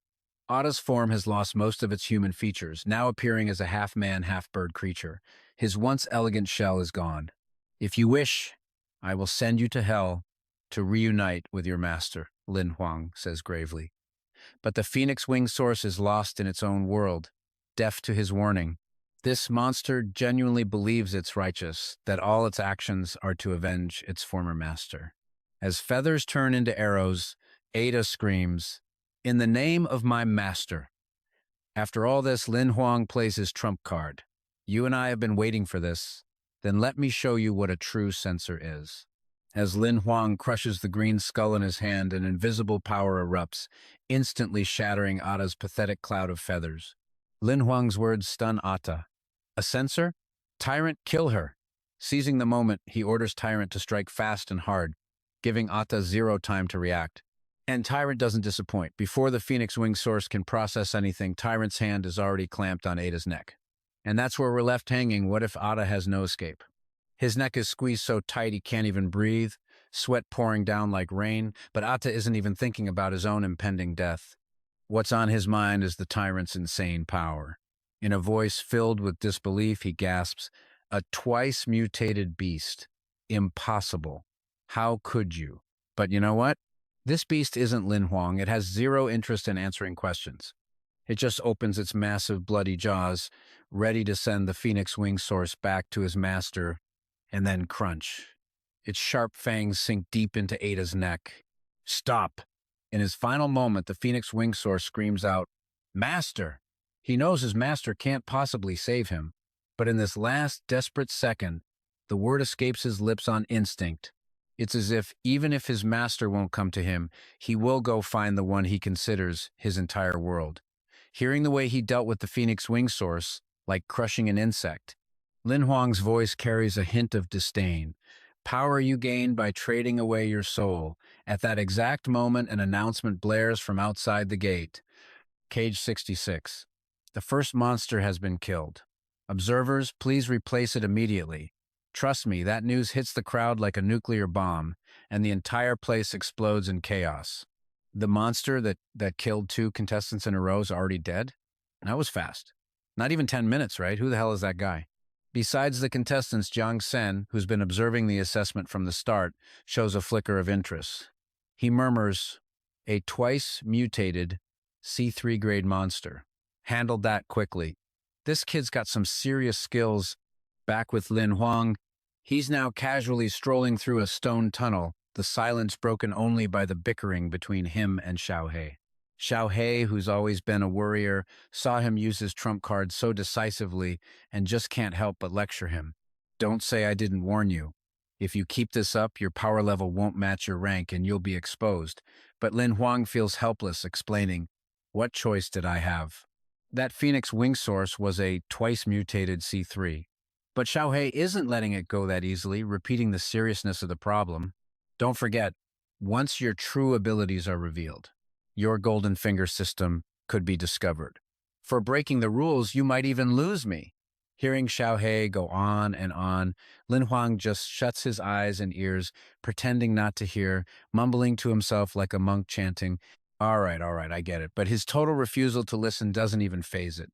Xiao Hei calmly continues its analysis. "A bronze level having a monster that..." Lin Huang sticks to his guns. I said, "I get it." But then he suddenly snaps, pointing at a monster 3 times his size. "Do you want to keep arguing with me in front of the enemy?" Turns out at some point, a towering monster that looks kind of like an ape has appeared before them. And while they were arguing, it was just standing there listening, strangely docile. After shutting Xiao Hei up, Lin Huang pulls out his 2 beloved pistols. He says smugly, "Let me show you my real power concealing strategy." The second he grips his weapons, the monster swings its fist, attacking him. It's like they have some kind of unspoken agreement. "Lu Wen step!" Lin Huang shouts, leaping backward, effortlessly dodging the punch. The moment his feet touch the ground, the 2 guns in his hands are already firing nonstop as he analyzes the situation. The one-armed giant ape is a powerful monster. Even summoning the tyrant would be a tough fight. But it has a weakness. Its head. Focus fire there, and you can make it stop attacking. Hearing this, Xiao Hei immediately fires back, but that won't kill it. They both know perfectly well that attacking the head only makes it stop attacking and switch to defense. Actually, defeating or killing it with that strategy alone is impossible. But surprisingly, Lin Huang's goal this time isn't total annihilation. He just grins and says, "Who said I needed to kill it?" Treading snow without a trace. The instant he speaks, he vanishes like a puff of smoke. The ape isn't too bright and falls for the trick, attacking the shadow clone while the real Lin Huang has already slipped away. As soon as he shakes the brute, he speaks with the smug confidence of a master strategist. "According to the rules, I just need to get through the beast cage to pass. And You know what? There's no rule that says it has to be a fight to the death. Xiao Hei is absolutely speechless at his cheap tactic. I really have nothing left to say. Right now, his relaxed posture is on full display for the main examiner of this round, Jiang Sen. Seeing Lin Huang strolling through the tunnel like it's a walk in the park, he seems to have figured out his little trick. His usually stern face shows a new emotion, utter speechlessness. Looking at what just appeared in front of him, a drop of sweat trickles down Lin Huang's temple. He says, "The Hunter Association really went all out for this assessment, huh?" An iron-scaled armored beast. Another rare species. Its attacks and skills aren't anything special, but its defense and health are off the charts. Even a gold-level hunter would have trouble with it. The moment Lin Huang finishes speaking, the beast's spear-like head aims right at him. This new challenger doesn't seem to realize that if you play dirty, others will play dirty right back. Still confident in his last successful plan, he says, "What's to be afraid of? I'll just use the same trick again. As long as I reach the exit, I win." But what happens next is a total shock. Turns out, its last attack was just a feint. Faster than you can blink, its long tail wraps around its body, again and again. Before their stunned eyes, the once majestic iron-scaled armored beast curls up into a perfect ball, just a really, really big one. This bizarre transformation leaves both him and Xiao Hei completely dumbfounded, not knowing what to say. Finally, it's Xiao Hei who speaks up, trying to save the beast's last shred of dignity. Well, it's possible that, after snapping out of it, Lin Huang is so pissed he just walks up and kicks the giant purple ball. As he kicks, he yells, "So this is how the so-called defensive powerhouse of the monster world was born." But Lin Huang only loses control for a second. He swaps the gun in his hand for a sword, a wicked grin spreading across his face. Too bad. No matter how cunning the prey is, it can never outsmart the hunter. And then, with unshakable confidence, he takes the sword and stabs it right into the ball. His trash-talking mouth spits out every insult imaginable. It wasn't a very creative move, but surprisingly, it pierces right through the beast's seamless defense. And what's even funnier is that the sword didn't just land anywhere, it landed right on its butt. So it's no surprise when the iron-scaled armored beast furiously uncurls to chase him down. What is surprising is that he still manages to shake it off in seconds. This guy even has the nerve to boast to his system. The iron-scaled armored beast's absolute defense has a tiny gap. I can easily find it with my vision active. So I poked it. Xiao Hei sighs. What a dirty trick. Just then, another announcement echoes across the plaza. Congratulations to contestant number 23, Lin Huang, for completing the Beast Cage trial. He has passed the third assessment. The news makes one of the other contestants blurt out in shock, Cage 66. Passed again? That one sentence was like a starting gun. All the other waiting contestants start whispering about the news. After killing the first monster, he passed in less than 2 minutes. He's too strong. How did he do it? You and I both know Cage 66 killed 2 people before him, and this guy cleared it in less than an hour. A total monster. You're about to see how one flashy move gets our guy noticed by the higher-ups. Lin Huang's relaxed but powerful style catches Jiang Shen's eye, who tells the instructor, he's not just strong, he has an incredible understanding of monsters. This kid is a promising talent. File a special report on him. Hearing the order, she immediately complies, "Yes, sir." Uploading the data now. That data packet is instantly sent to the Adjudicators Union for the 7th District.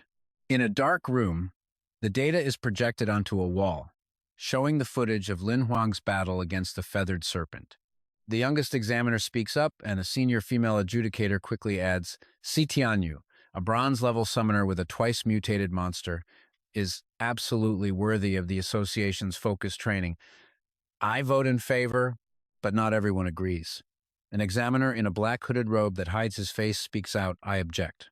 That summoned monster. It's an insectoid type. Even if it's mutated twice, its stats can't increase much. Its potential is clearly limited, with little room for growth." The man who opened the meeting, Si Tianyu himself, gives his honest analysis. He explains his hesitation is because insectoid monsters have terrible cultivation potential, and this summoner, Lin Huang, hasn't shown any truly mind-blowing skills.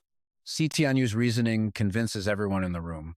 Another examiner chimes in, If the report mentioned a twice-mutated undead monster like the one from Zeta City, I wouldn't hesitate to vote him into the main training course. But an insectoid?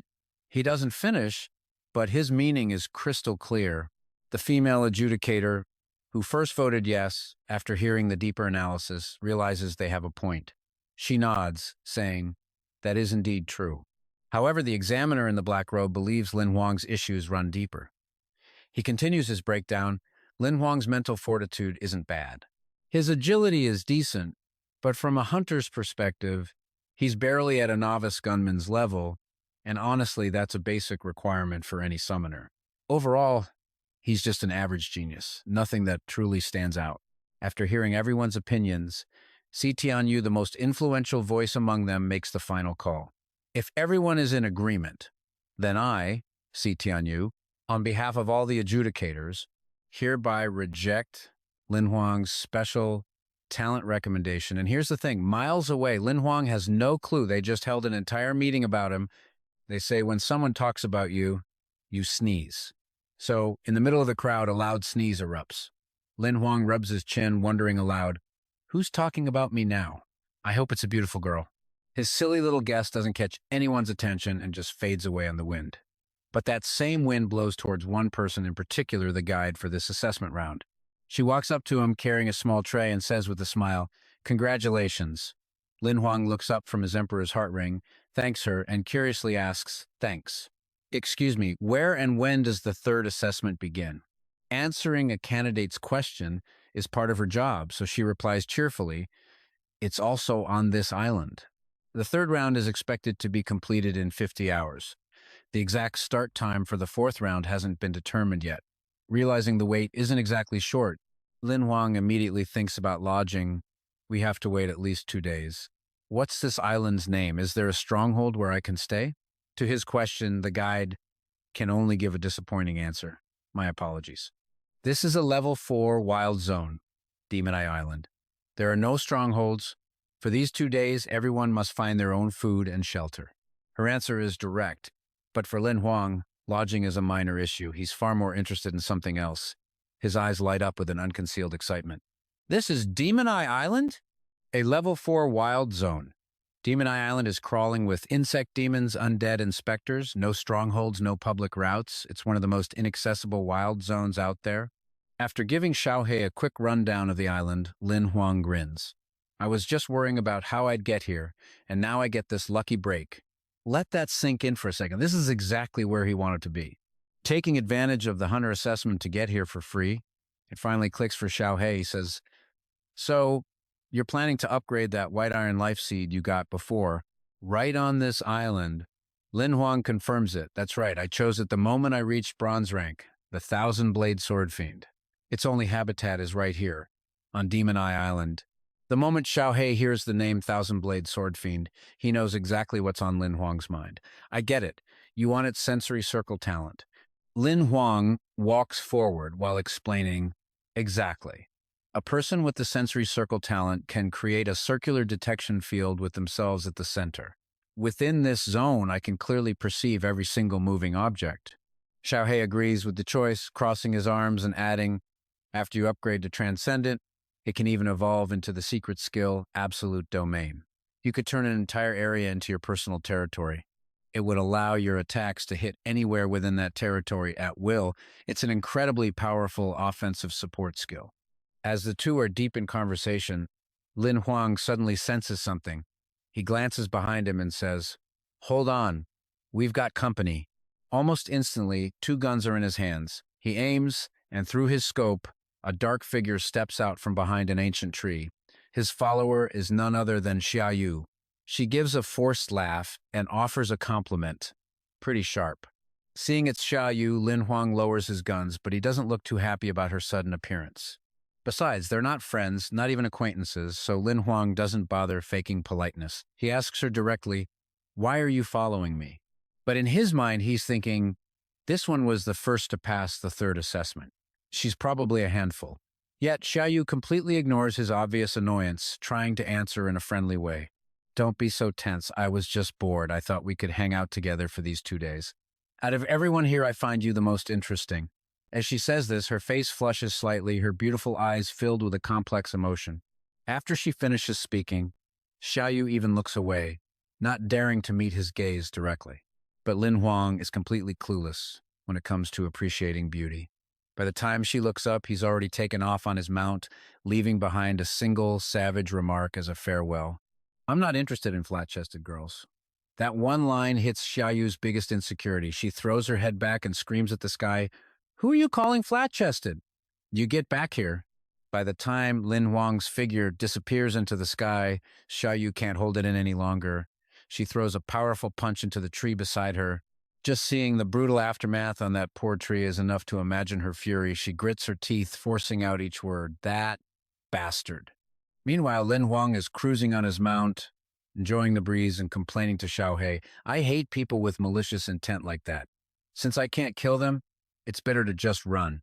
Hearing this, Xiao Hei remarks, "You're starting to sound more dangerous every day." Time passes, and soon darkness blankets the entire island. The night sky is moonless and starless, with only bonfires providing the sole source of light against the oppressive black. A perfect environment for scouting, with plenty of cover. Looking down at a horde of monsters roaming the ground, a voice remarks with satisfaction, "The closer we get to the center of Demon Eye Island, the more thousand-blade sword fiends there are." And there they are. Perched in a treetop not far away, Lin Huang and Xiao Hei have been lying in wait. They've been there so long that Xiao Hei is losing patience, urging him, "It's already dark. When are you going to make your move?" When you're scouting, rushing is the absolute worst mistake you can make. Lin Huang feels the moment isn't right yet, so making a move now would be a bad call. So he tells Xiao Hei, "Patience. Everyone has dreams, right? Just killing any old monster won't help me reach my goal." He doesn't have to spell it out. His partner, Xiao Hei, immediately gets it. "You mean you want to," but before it can finish, Lin Huang speaks. "Found it. The one-eyed sword demon variant. That's what I've been looking for." Just a moment ago, Lin Huang was telling Xiao Hei to wait for the perfect moment, but you and I are about to see who's the first one to dive in head first. Xiao Hei barely manages to say, "Wait up," before Lin Huang is already gone.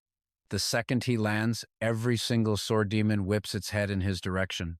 Every rash action has consequences, big or small. Lin Huang's face goes pale.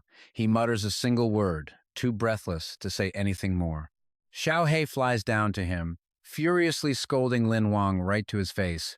"You idiot! Did you forget the Perception Circle's special ability? The variant can link all the sword demons together."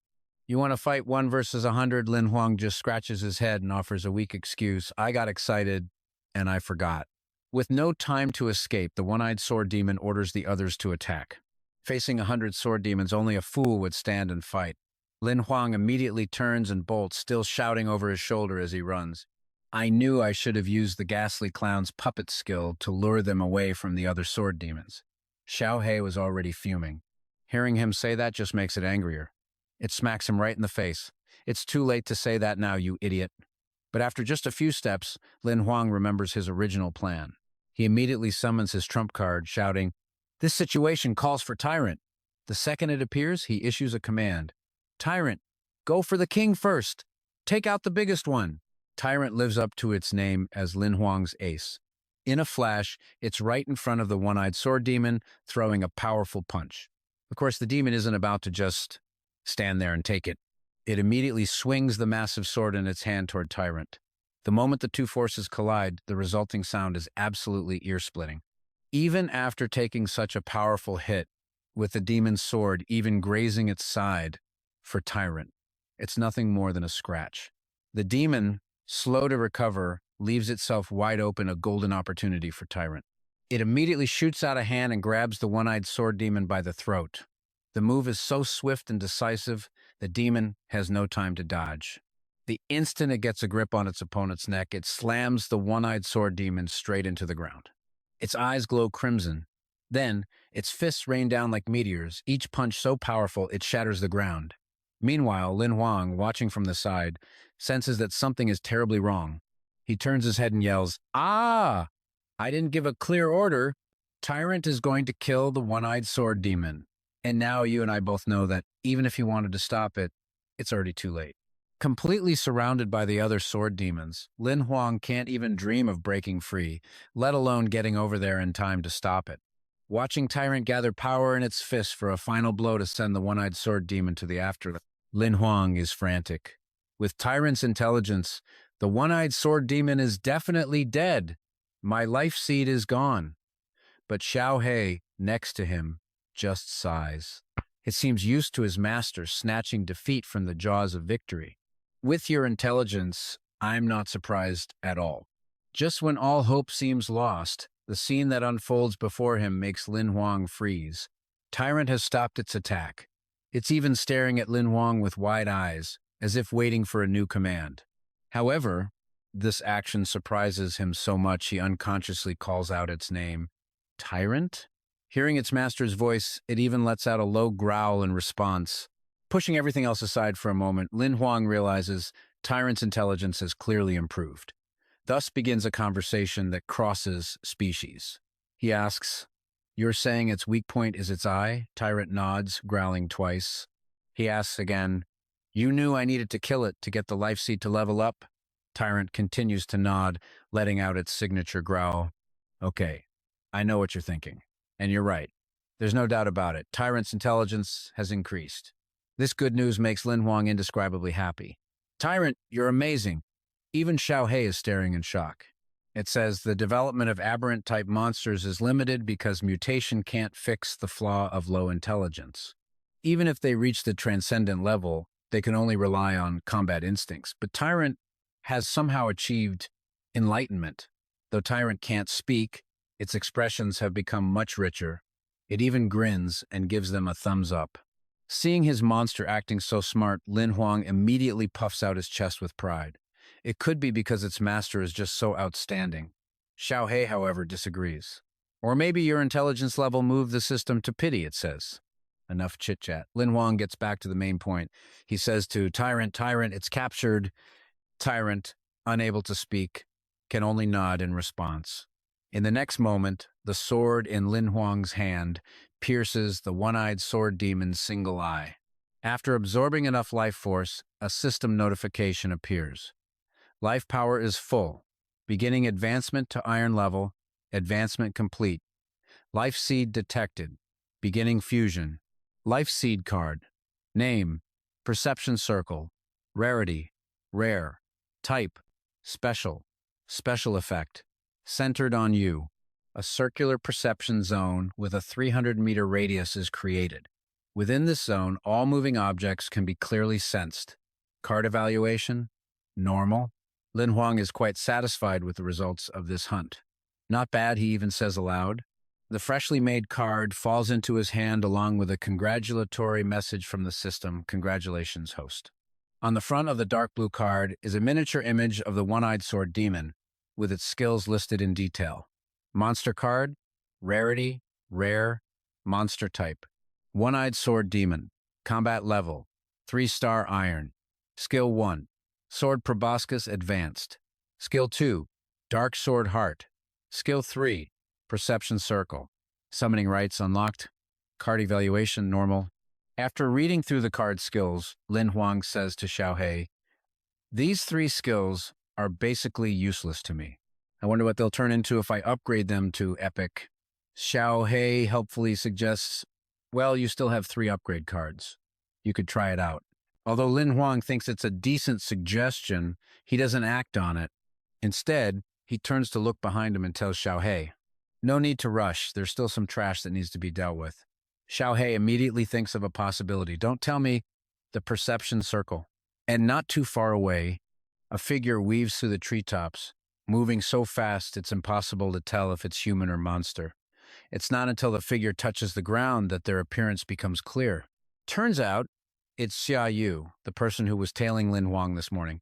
At this moment, she's still very confident in her abilities, even muttering aloud, "From this far away, there's no way he could have detected me. But let me tell you, reality is about to hit her with a painful slap." Thanks to his perception circle skill, Lin Huang spotted her in a second. His voice comes from right behind her. Xia Yu, you're really persistent. I'm pretty sure I was clear. Stop bothering me." Lin Huang's face darkens at Xiao Yu's sudden arrival. You and I both know she's not here to make friends. But when Xiao Yu turns, she's all smiles. Don't get the wrong idea, she says coolly. I just heard a beast roar and came to check it out. A monster you summoned? Though she seems calm, inside Xiao Yu is freaking out. Damn it, I was at least 200 meters away. How could he possibly have found me? Seeing his silence, she keeps talking, feigning surprise. Wow, you've already reached the iron rank. So it was you fighting earlier. Even caught red-handed, Xiao Yu presses on. You're strong, and sensors are rare. Many powers want you. Besides the Hunter Association, you've got plenty of other options, right? However, before Xiao Yu could say another word, the sword in Lin Huang's hand was pressed right against her neck. Under Xiao Yu's stunned gaze, Lin Huang starts his interrogation. Talk. Which organization do you represent? Hearing this, she immediately plays dumb. What do you mean? Lin Huang has no intention of hiding his suspicions and asks directly, You're not here for the Hunter Association's assessment, but for recruitment, aren't you? If you're going to take such a risk, at least tell me which organization you belong to, Lin Huang asks coldly. However, Xiao Yu remains tight-lipped. She knows perfectly well that according to the assessment rules, contestants are not allowed to harm each other. So no matter what Lin Huang does to her, her life should be safe. Therefore, there's no reason for Xiao Yu to tell the truth. I really don't know what you're talking about. I'm here for the assessment, obviously to become a hunter. But Lin Huang doesn't really care about the truth behind all this. Before leaving, he spends a moment to warn her one last time. I'm not going to wait for your answer. Lin Huang glares at her, a hint of killing intent flashing in his cold eyes. Dare to bother me again, and even if I have to break the rules and face the penalty, I'll kill you with my own hands. After saying his piece, he doesn't even want to breathe the same air as Xiao Yu. He instantly summons his steed and leaves, leaving Xiao Yu trembling with rage. She grits her teeth, word by word. You damn brat. For a moment there, he actually wanted to kill me. Interesting. How very interesting. Although furious, she's rational enough to realize something. Lin Huang's last words weren't just a threat. He was actually capable of doing something like that. Getting caught in the act makes Xiao Yu give up on tailing him. Anyway, for her, this wasn't the most important thing. As she prepares to leave, the only ones to hear her words are the sky, the earth, and the night wind. A pity I really don't have time to play with you, time to get to business. A huge explosion rocks the distant forest. It turns out Lin Huang and Tyrant are wiping out monsters one by one. He exclaims, Killing iron-level monsters feels great. Xiao Hei crosses his arms and says, You've been playing for 2 days. Your 4 reserved life wheels are full. You should head back to the city as soon as possible. The 4th round of the assessment is about to begin. Don't worry, Lin Huang replies. Xiao Hei's main life wheel has accumulated 200 cells. We can even handle a golden-level monster and a life wheel cleansing. He smiles and adds, You can summon 4 monsters at once now. Xiao Hei seriously states, Besides the Demon Buster Vine, the other epic level cards have all been upgraded to golden level rank 3. Dealing with the 4th assessment round shouldn't be a problem. The two then move deeper into the forest. Lin Huang speaks up. The Demon Buster Vine is still at iron level rank 3. Its mutation path must be pretty special. After this is over, I need to figure out how to upgrade it. Xiao Hei chimes in. You also need to upgrade the one-eyed sword fiend. Don't forget. I know, he replies. The next morning, everyone gathers by the seashore. A loud voice echoes, 3rd assessment round, participants, 5,541. Those who passed, 489. I now declare the 3rd assessment round over. Now here's where it gets real. You can feel the tension in the air. The 4th round is about to begin. Everyone silence. Lin Huang is shocked by the numbers, thinking, over 5,000 people. And not even 500 were chosen. This elimination rate is worthy of the official Hunter Association. Suddenly, a massive gust of wind blows through. A colossal, dragon-like creature appears in the sky, causing everyone to gasp. It's a 4-winged dragon condor. So beautiful. Who is that person? The head examiner for the 4th round? A pair of slender legs land on the ground, and a woman introduces herself. My name is Mulan, the chief examiner for the 4th assessment round. The people around immediately start whispering. Mulan? You mean the Mulan who's ranked 4th on the gold medal leaderboard for the 7th district? The one they call the Genius Censor? So cool. I can't believe we get to meet someone like her. The 4th round is going to be tough. A smirk plays on Lin Huang's lips. The 4-winged dragon condor is no match for an Alexandrian dragon. Once my Viridian-eyed white falcon levels up to golden rank, it'll definitely hold its own. Mulan raises her voice, demanding silence. I will now announce the rules for the 4th assessment round. She continues to provide more information. This area is called Little Demon Island. It's a level 4 wild zone, filled with corpse flowers, undying bugs, and ghost worms. In the central area of the island, there are many golden level monsters. Everyone should try to stay away from them. To pass, you must hunt 5 different iron level monsters, bring back their complete bodies, and turn them in. The crowd murmurs again. Hunt iron level monsters? That's too hard. We're not censors, and they have to be 5 different types. Suddenly, a hand shoots up. Chief Examiner, I have a question. The person is none other than Lin Huang, and I know what you're thinking. He's about to stir things up. He asks, can we snatch monster corpses from others? Mulan replies, snatching is allowed. Killing is not. Anyone who kills will be permanently blacklisted.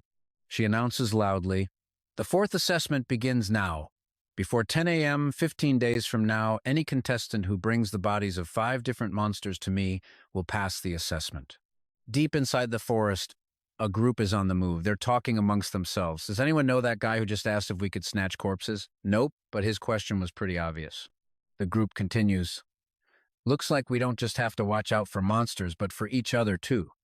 Since our team is killing monsters, we should be a bit safer, right? Just then, Lin Huang appears out of nowhere. Hello, I was waiting for you. They all jump back in shock. Stuttering in fear, they back away. It's that guy! We haven't killed anything yet. He just chuckles and explains, I'm not here to rob you.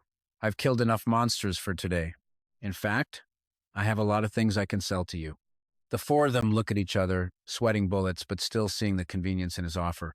Really? Are they all monsters from this island? The chief examiner said we could take them from others, so buying them should count, right? We can just use money that's actually really safe. Do you really have that many monster corpses? He immediately lifts up several giant carcasses. See for yourselves. I've got everything from iron level 1 to iron level 3. Lin Huang stands among the pile of bodies scattered on the ground, slowly introducing them one by one. Iron level 1, 3 life crystals. Iron level 2, 6 life crystals. Iron level 3, 9 life crystals. Come and get them. The group hesitates slightly. They really are iron level monsters from the island, but your prices are 10 times the market rate. That's comparable to a golden level beast. He leans down, a smirk on his face. Even as a team, can you guarantee your own safety? Buying 5 iron level 1 monsters is only 15 life crystals. Lin Huang continues with his sweet, tempting words. 15 life crystals to guarantee you pass the 4th round. Why wouldn't you buy? Hearing his convincing logic, the 4 of them are hooked and rush to buy. I'll buy. This assessment round will be a breeze. The 5th round will be easier too. Besides, once we become hunters, money's easy to make back and we'll take that too. Lin Huang cast a wide net and we're hauling it in. Thanks for your business. Quick, clean this up. The next customer will be here soon. That night, inside a tent deep in the forest, under a brilliant full moon.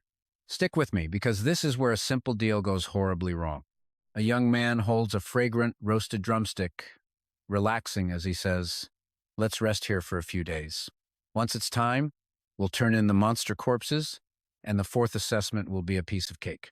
He's so pleased with himself, he's practically beaming. All thanks to that little brat. Even though it cost a ton of money, his face drains of color. He scrambles backward, shouting, Who are you? What is wrong with you? The man, a member of the heretic cult, pulls down his collar to reveal a tattoo. He laughs manically. Finally, I don't have to play with you idiots anymore. The young man recognizes it instantly. Pure terror on his face. That tattoo, His eyes go wide with horror. A blood-curdling scream shatters the silence of the forest. Later, after passing out from the shock, he slowly opens his eyes. He sits bolt upright. Behind him are his former teammates. They speak up, you're finally awake. He grits his teeth. Damn it, we were tricked by that kid. But wait, why are you guys here too? One of them explains, did you see the tattoo on his neck? He's a member of the heretic cult. He captured all of us. The three of them are trapped, overwhelmed by anger and fear. That bastard, to hide his true power and identity so well, he must be golden rank. Don't waste your energy. This cage is a prison-type treasure. It can even hold an imperial rank. The cult kills without blinking. We're dead for sure this time. Stop crying. The chief examiner, Mulan, will definitely save us. She's the 4th-ranked gold medal hunter. Did you forget? The 4th assessment lasts for 15 days. One of them starts sobbing by the time anyone notices. Meanwhile, the cultist walks calmly, the cage holding the 3 of them tucked in his pocket. Below, a powerful, storm-like force tears through the forest. It turns out the tremors were caused by this giant wolf monster. It scans its surroundings, looking for prey. Suddenly, its eyes light up with a predatory glint. But before it can move, Lin Huang's blade flashes, slicing a deep gash across its chest. A smirk plays on his lips. These monster corpses aren't enough to meet demand. I need to get moving. Time to head for the center of the island. That's where the high-level monsters are. Just then, a bear monster lunges, raising its razor-sharp claws. He spins around and deals with it effortlessly, its body cleaved cleanly in 2. Seeing his chance, the cultist lunges forward, dagger in hand. You little brat! You fell right into my trap. But he never expected Lin Huang's next move. He summons a gun, aims it right at the cultist, and asks calmly, "Who are you?" The man freezes, panicking, as Lin Huang pulls the trigger, sending him flying backward. The cultist barely manages to land on his feet. Turns out he reacted just in time, using his dagger to block the bullet. How could you see through my invisibility skill? Lin Huang glances over his shoulder. I knew you were approaching from over 200 meters away, and like I said before, all sales are final, no returns. His eyes sharpen like blades. Or, are you here representing the heretic cult to find me? The man just laughs. The young man with the best score in this assessment. Indeed. Lin Huang calmly replies, you didn't even bother to hide your tattoo. If I hadn't figured it out, I'd be a real idiot. The cultist grinned smugly, trying to recruit him. That attack was just a test. I don't want to hurt you. Join us. With your abilities, becoming a hunter is such a waste. Lin Huang just smiles and flatly refuses. Sorry, I'm not interested in any immoral organizations. And with that, the cultist channels magic into his dagger. A newly promoted iron rank brat like you thinks he has the right to refuse? He gets into a battle stance, but you can still see the condescension in his eyes. Okay, you and I both know this is where the real fun starts. Lin Huang shows no fear, calmly stating, so you're golden rank. Good timing. I killed 3 a few days ago. Are you here to give me a pentakill? The cultist leaps, ready to strike, screaming, you little brat, let's see you talk tough after this. But suddenly, he freezes midair. Tyrant has appeared behind him, grabbing his weapon. What? Tyrant pulls its arm back, building power, then unleashes a devastating punch that sends the cultist flying. Lin Huang walks over. Tyrant, I told you to go easy on him. He can't die yet. He approaches the downed cultist. Luckily, he's still breathing. Lin Huang looks down at him with cold, sharp eyes. You're not the only member of the heretic cult who infiltrated the Hunter Association's assessment, are you? The man laughs arrogantly, defiant. Kill me. I won't say a word. Lin Huang smirks. Don't worry, I'll make you talk. The ghost has already appeared behind him. It transforms into the cultist's exact likeness, making the real one hesitate. Lin Huang's eyes glow red as he asks, what is the heretic cult's plan for this assessment? What is your objective? The cultist, now seemingly hypnotized with vacant eyes, spills everything. There are over 180 test centers in the 7th district. We've attacked 63 of them. All the attack test sites have our agents and spies that we placed within the Hunter Association. We just had to act during the identity verification phase. Our main goal is to seize the Hunter Association's candidates to recruit new members for our organization. Lin Huang presses on, how many of you are at this test site, and what are your power levels? The man bows his head. There are 11 of us in total, 1 at the Azure Flame rank and 10 at the 3rd tier Golden rank. Lin Huang questions him, The candidates you captured, where are them? The man presents the small cage. This is a replica of the dark prison. It's a treasure made to imitate the real thing. Once a creature is released from it, the cage automatically disintegrates. You can unlock it by turning the destiny ring backward 3 times.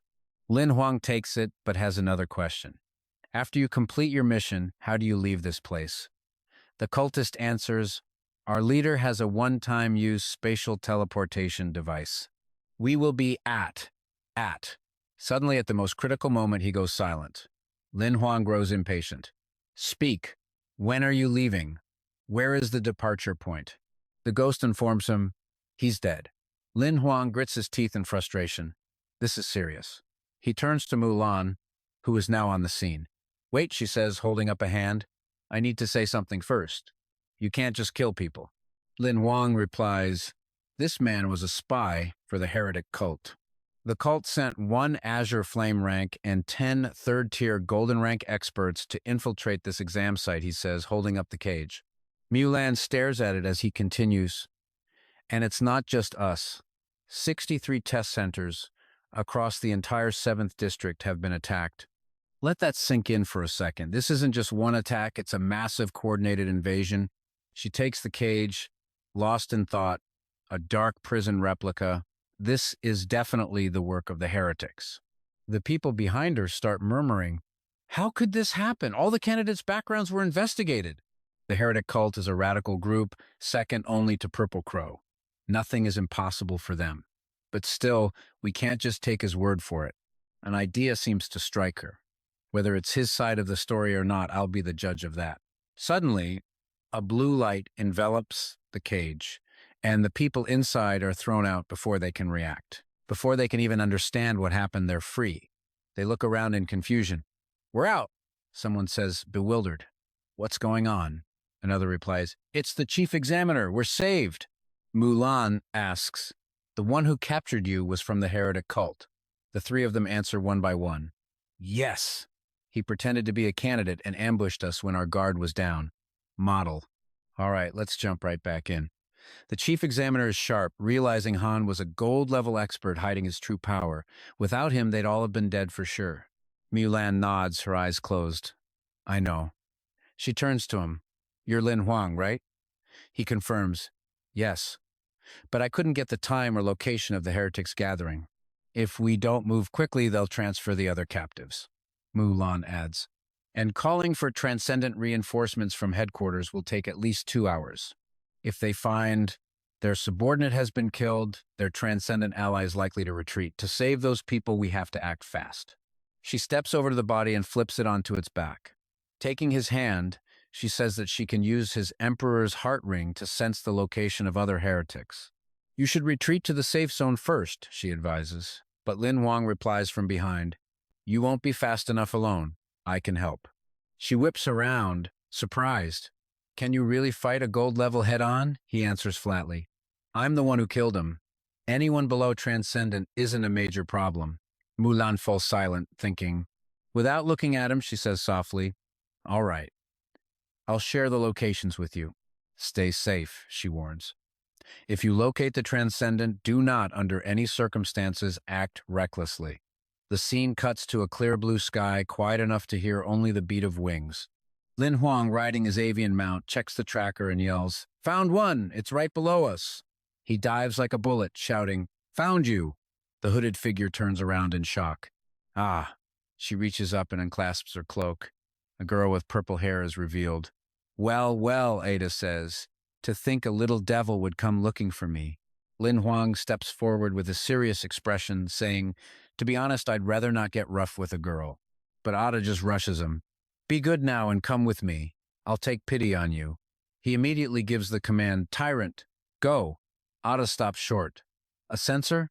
Tyrant unleashes a barrage of strikes, but she's quick enough to dodge them all. Now watch this.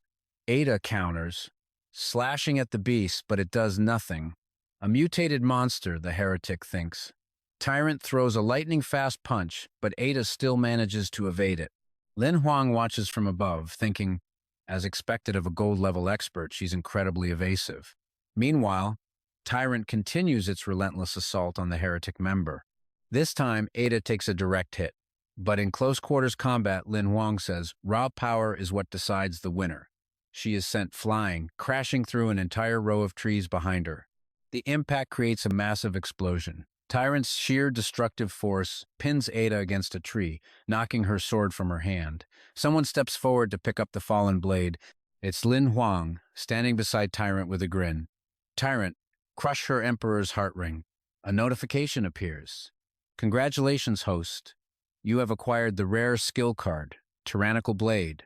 Back on his mount, Lin Huang reports in. I've dealt with 1 gold level, continuing the search for other targets. Mulan responds, I've killed a few as well, but the other gold level still hasn't shown up. She continues, the Transcendent team from headquarters is almost here. You should fall back to the camp for now. Ensure your own safety. Understood. I'm heading back now, he replies. He starts flying back at an even faster speed, but a hand suddenly lands on his shoulder. Even the chief examiner couldn't find that. Transcendent, he thinks. Where could he be hiding?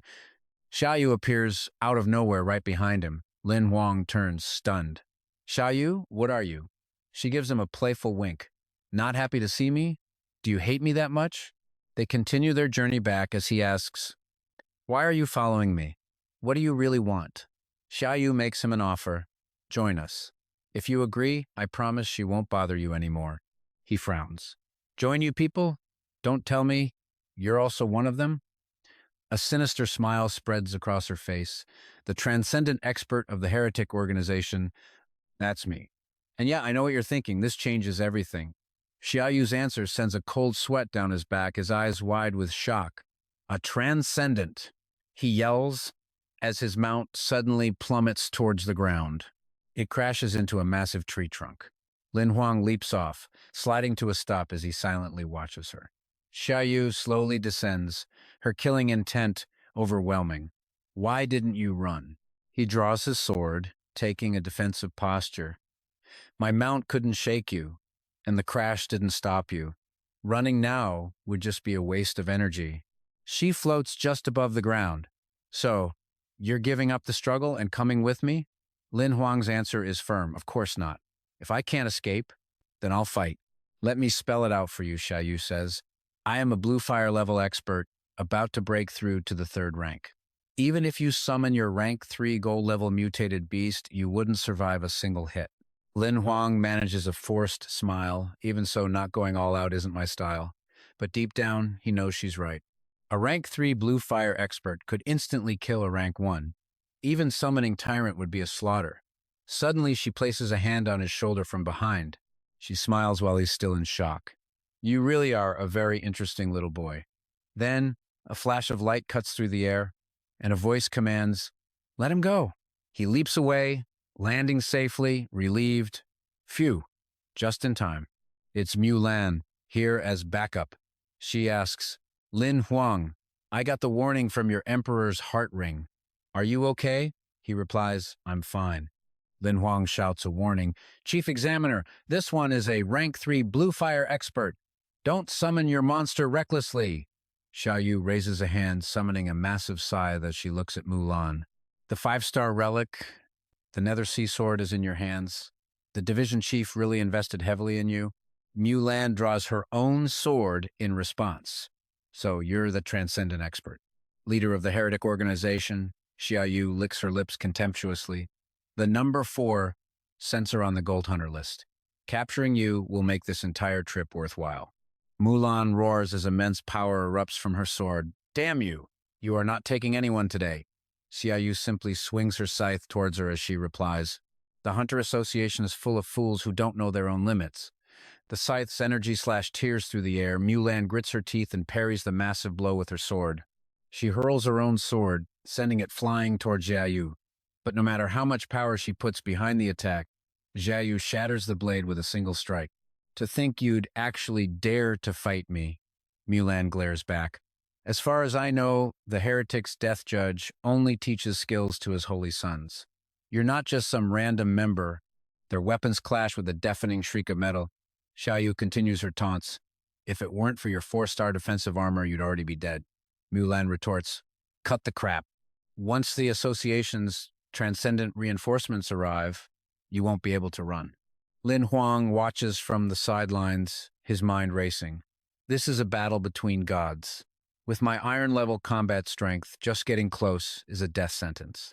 Xiao grips her scythe, preparing another attack. So, you're just stalling for time, that's fine. If I can't capture you, then killing him is good enough. A look of pure dread washes over Mulan's face. Everything Xiao said was a feint. In the instant her guard is down, the scythe is already moving. What? Mulan panics. Damn it. She screams at Lin Huang, watch out! It's an instantaneous spatial teleport. The moment she says it, a flash of light appears exactly where Lin Huang is standing. The scythe is already upon him. In absolute terror, Lin Huang summons his monster. Tyrant materializes just in time to block the fatal blow, but it roars in agony as its arm is cleanly severed. And as Mulan cries out his name, you and I are left with one hell of a cliffhanger. He's back on his feet, sword in hand, fighting beside his tyrant. You think catching me will be that easy? Havu can't help but praise his incredible defense and self-healing. Let's jump right into the action, because her eyes go wide. You have a twice-mutated gold-rank monster? As Lam and Lin Huang stand their ground, Havu snarls, very well. You've forced my hand. With a swing of her scythe, a terrifyingly sharp power erupts. Now witness my true strength. Below them, the very ground is ripped apart by her technique, sending rocks flying and causing Lin Huang and Lam to buckle in pain. She stands untouched in a small clearing. Lin Huang asks, what is this technique? Lam answers, it's the godly royal treasure, the divine punishment scythe. She looks up, her face a mask of worry and pain. This is bad. We're definitely dead this time. The earth shakes violently as Havu raises the divine weapon high. Light explodes from the divine punishment scythe as she explains its power. Among the heretics, only the three saintesses and the chief judge can activate this ultimate treasure. Havu grips the weapon tightly, a sinister smile creeping across her face as her eyes glint with a strange, dark light. Slowly, she says, and its special characteristic is, she swings the divine punishment scythe, and its power literally warps a corner of space, pulling everything in. She screams, one slash to sever all. And watch this. The attack descends on Lin Huang and Lam like a strike from the heavens. Lam's whole body trembles, but she still throws herself in front of Lin Huang to protect him. Her voice shakes. I will not let you touch my candidate. He can't believe she's shielding him. Lin Huang screams out her name, Chief Examiner! Lam bites down hard, her eyes locked on Havu with fierce determination, using the last of her strength. She conjures a shield to block the divine punishment scythe's power. Suddenly, a pillar of light shoots into the sky. Lam is blown back, but Lin Huang rushes to catch her. She wipes the blood from her mouth, her eyes still refusing to give up. He asks about her condition. Are you okay? She maintains her composure and replies, not dead yet. Through the dust, Havu stands arrogantly with her divine weapon. I merely shattered that troublesome transmutation armor of yours. Her eyes flash red as she lets out a sinister laugh. Bringing a gold medal hunter back alive is worth far more than just killing you. Lin Huang looks from Lam to Havu, his mind racing. A weapon like the divine punishment scythe doesn't just cut physical objects, it launches invisible attacks too. Even if he summoned Bai and Charcoal, it would just be sending them to their deaths. It wouldn't solve this crisis at all. What was he supposed to do? Havu just smiles, tightening her grip on the scythe as electricity crackles along the blade. Her eyes are full of provocation and smugness as she raises her voice. Then for this next slash, let's see how your Yuhai sword holds up. Spears shoot towards Lam, crackling with static electricity.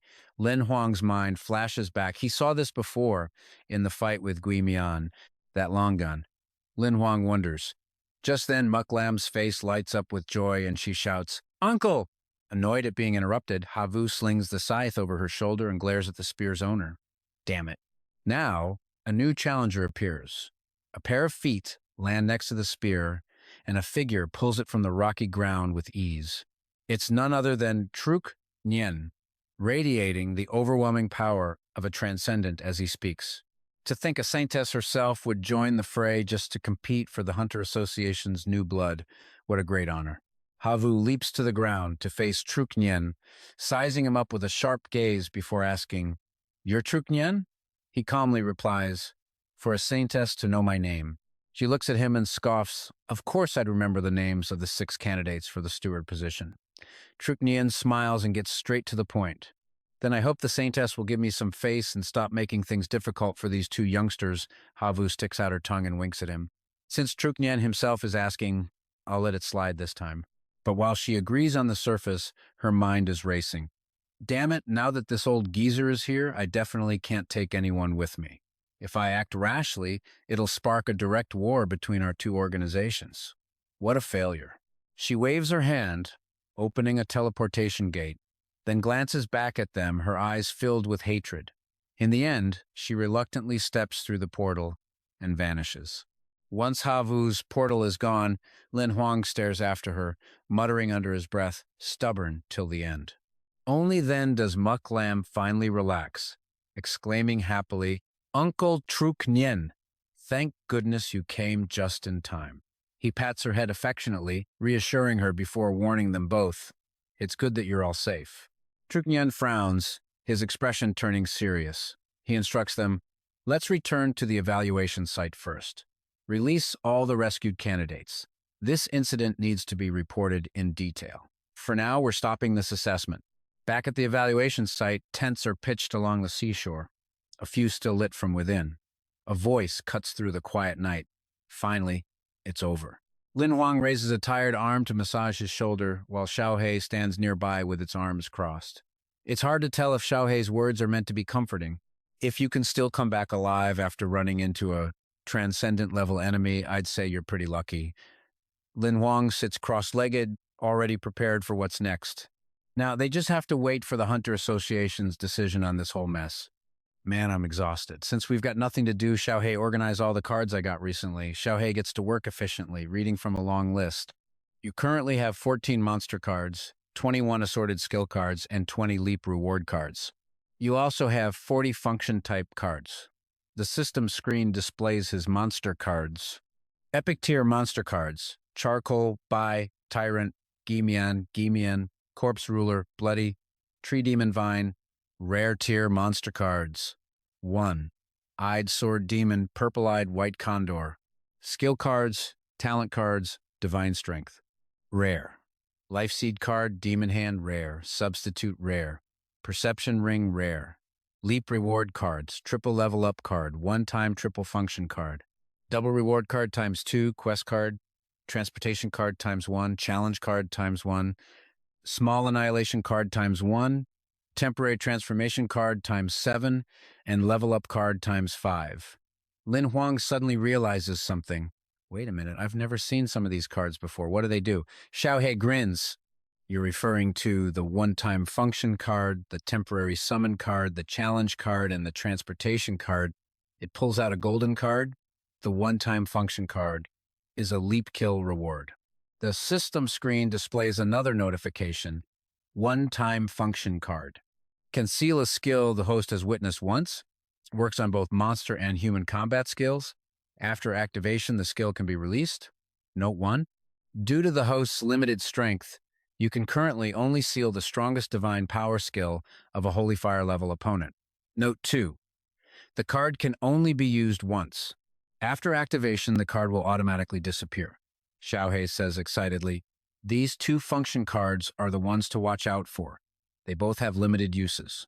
Temporary summon card. After activation, you can randomly summon 1 monster for a 1-hour limit. Note 1. The combat power of the random monster will exceed that of the strongest monster the host currently possesses. Note 2. There is a high probability of summoning a monster related to one you already have. Note 3. Activating the card consumes it. Each card can only be used once. The system displays the card's important notes. Transportation card. After activation, the host can perform a single, fixed teleportation. Note 1. Each activation has a waiting period of 10 seconds. And trust me, what he does with these cards is going to change everything. All right, let's break down the new loot, and trust me, you'll want to remember how these cards work. Rule 2. No using it while moving. Rule 3. The destination has to be a place the user has seen before. And Rule 4. It's a consumable card with only 3 uses before it vanishes. Next up is the challenge card. Once activated, it teleports the user into a special battle dimension. In this space, a random monster is selected to fight. After the user enters, the monster's combat power perfectly matches the user's. The monster's species and rarity are completely random. Second rule. Inside the challenge space, you can only rely on your own abilities, no monster cards or other special items. Third rule. Each card disappears after one successful challenge, and you get a maximum of 3 attempts. Fail all 3, and the card is gone. But the card will also vanish, and Rule 4 is the deadliest. If the user dies in the challenge space, it's a real death. So if you face an unbeatable monster, you better teleport out immediately. This card demands absolute caution, because a death inside that space is permanent. Lin Huang sighs. These are all incredibly useful cards. Looks like his luck is finally turning around. A grin spreads across his face, his hand clenching with determination. With these cards in his arsenal, his ability to adapt to any situation in a fight just leveled up. Suddenly, a voice from outside his tent makes him jump. Lin Huang, are you asleep? He peeks out and calls, It's so late, who is it? To his surprise, it's Mu Lan. She looks a bit shy, but finally says, I have something I need to talk to you about. Lin Huang, wondering why she'd seek him out this late, steps out of his tent and walks over to her. Chief Examiner Lin Huang asks, What did you need me for? Mulan closes her eyes for a moment before replying, The assessment is over. You don't have to call me Chief Examiner anymore. We're equals. You can just call me by my name. After saying this, Mulan turns to look at him, her cheeks slightly flushed. She asks shyly, I heard. You went from a normal person to an iron-level rank in just half a year? What kind of life skill do you cultivate? Hearing this, Lin Huang just smiles and replies, I cultivate the Sterling Battle Manual. Mulan press on. At the beginning, the Sterling Battle Manual's cultivation speed is slower than high-level life skills. What level are you on? Lin Huang smiles and answers honestly, the 6th level. Mulan is taken aback, her voice filled with admiration. The 6th level is incredibly difficult. Some people take over a decade and still don't reach level 5. You got a level 6 in half a year. But inside, Lin Huang thinks, sorry, I'm actually on level 8. A smile then plays on Mulan's face, and her cheeks grow even redder.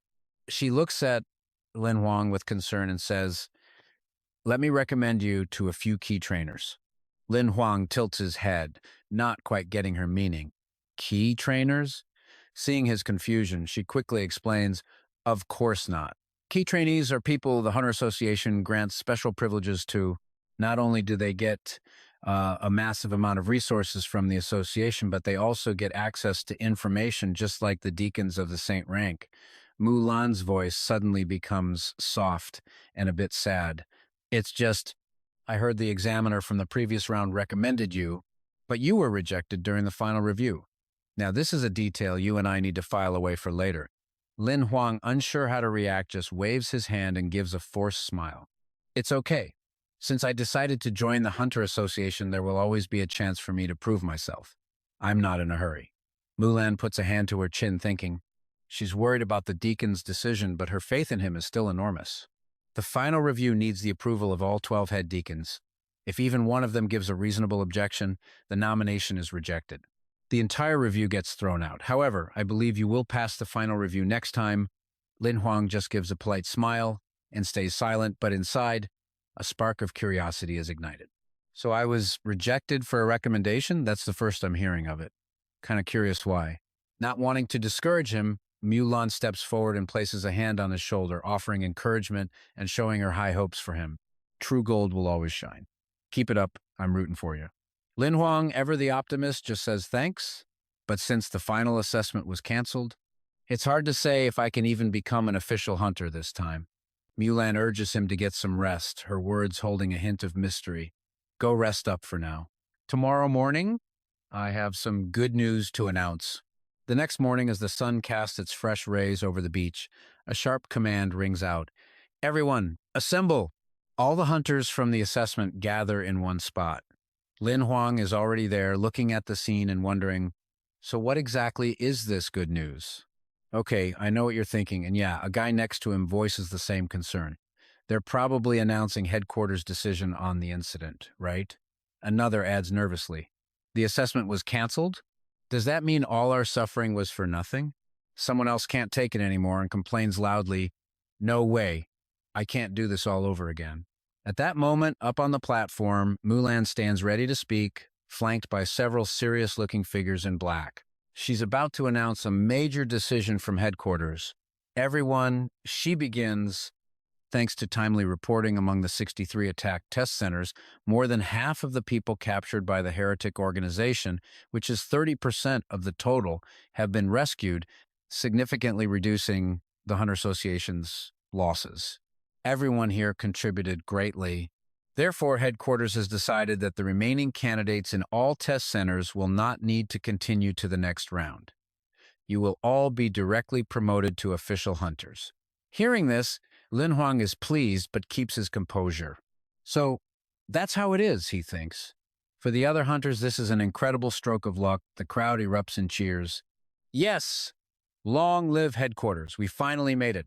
Just then, Mulan's gaze sweeps over the crowd below, landing on Lin Huang, who stands out among the other hunters. She gives him a look full of genuine warmth. Mulan smiles at him, thinking, "We're colleagues now." As if by telepathy, Lin Huang meets her gaze, a sense of gratitude filling him. "Please take care of me."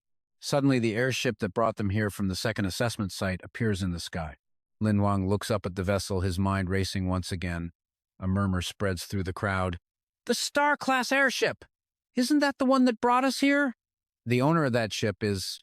On the ship's deck, Qingshan is looking down. He spots Lin Huang and waves enthusiastically, shouting, "Lin Huang, I came to pick you up."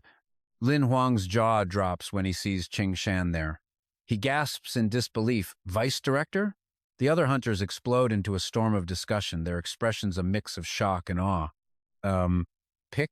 Pick him up?" A few stammered. Others couldn't help but ask, "He's just picking him up?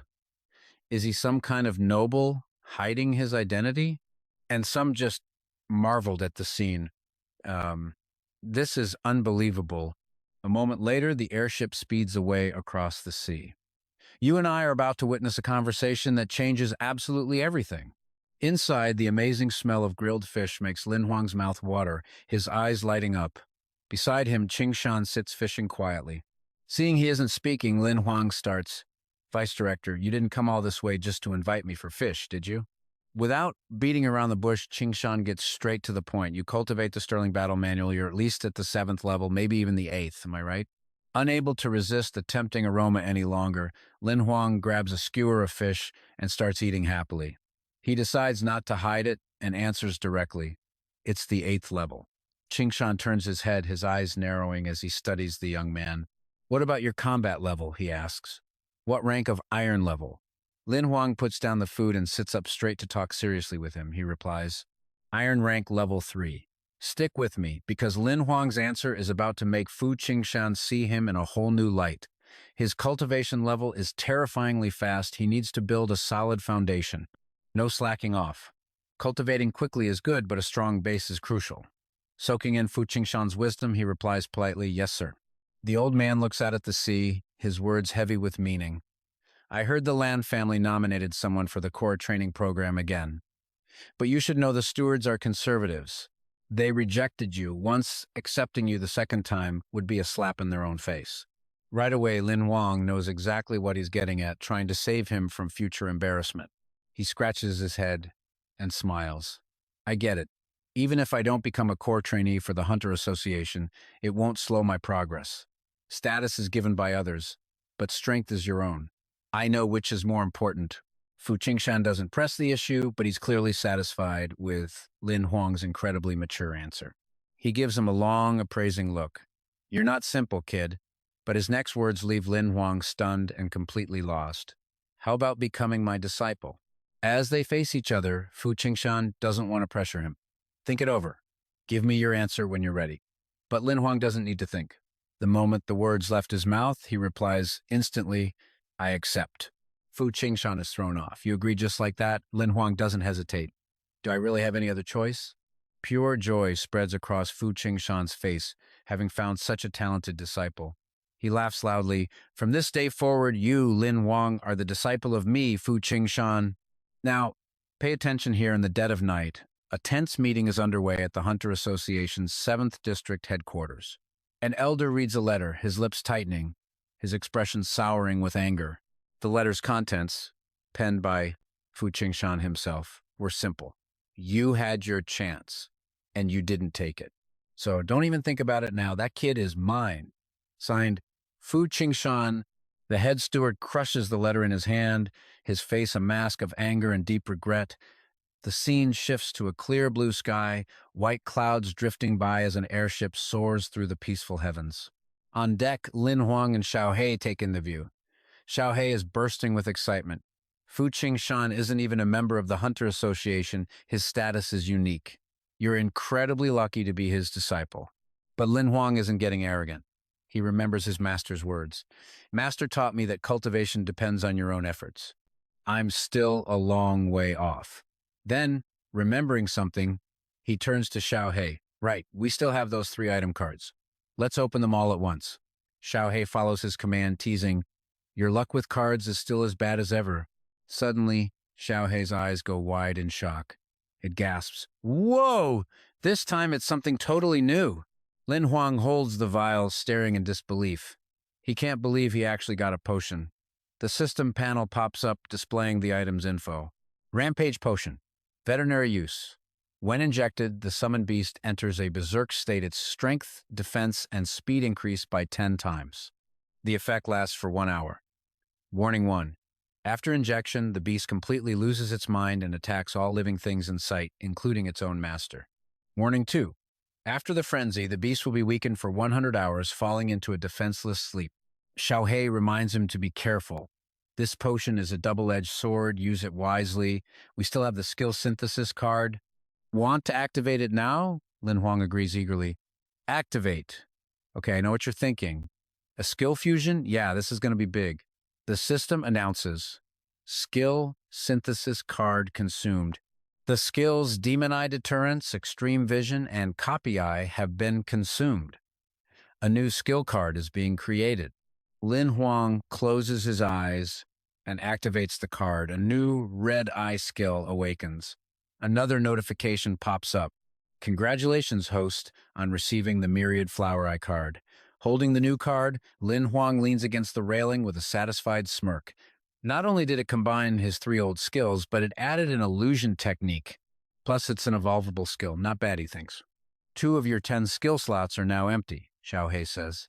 Need to extract a new skill? The system quickly displays the info for the new card. Myriad Flower Eye.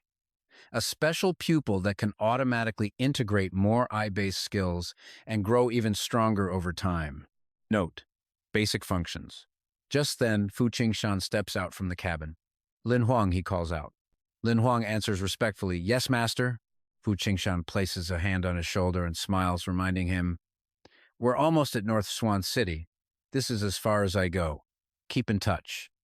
Lin Huang stands tall and looks at his master. Yes, master. The old man is still beaming with pride. Now that Lin Huang is an official hunter, Fu Qingshan has a mission for him. Your task is this. Within 2 months, enter the hunter arena in the 7th district. Without using any of your summoned beasts, you must reach the top 10 of the iron rank. And one more thing, he adds. Remember to record all your fight videos and send them to me. Lin Huang is baffled. But I'm a beast tamer. How can I fight without my summons? Fu Qingshan's face turns serious. He wants Lin Huang to rely on his own abilities and strength. What matters is your own true power. The lesson clicks, and Lin Huang's resolve hardens. I understand, master. The bustling city of North Xuan appears before them, but his master's words echo in his mind, never to be forgotten. Your own strength is what's most important. Summoned beasts can be partners, but in the end, their power isn't your own. As Lin Huang walks the crowded streets, Xiao Hei flies beside him, marveling at Fu Qingshan's methods. Your master is no ordinary person. He wants to see your battle video so he can come up with a training plan for you. Lin Huang strolls along casually. Some of the top gold badge hunters came from the hunter arena. This mission from my master, it's going to be a hell of a challenge.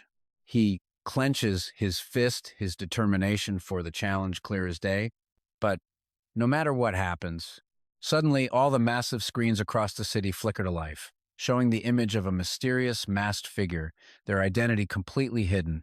The figure begins to address the entire city, to the Union government and the Hunter Association, to all the citizens and friends. The sudden broadcast startles Lin Huang. "Damn it, you scared me to death." The figure continues, "I am the chairman of the heretic organization. My organization and I sincerely apologize for the recent trouble we've caused the Hunter Association. The 12,800 people we captured will be released in 1 month after a review. We will also provide appropriate compensation for all losses caused to the Hunter Association."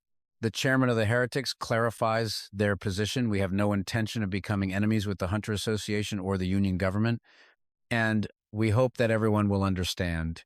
If you're interested, you can call this number."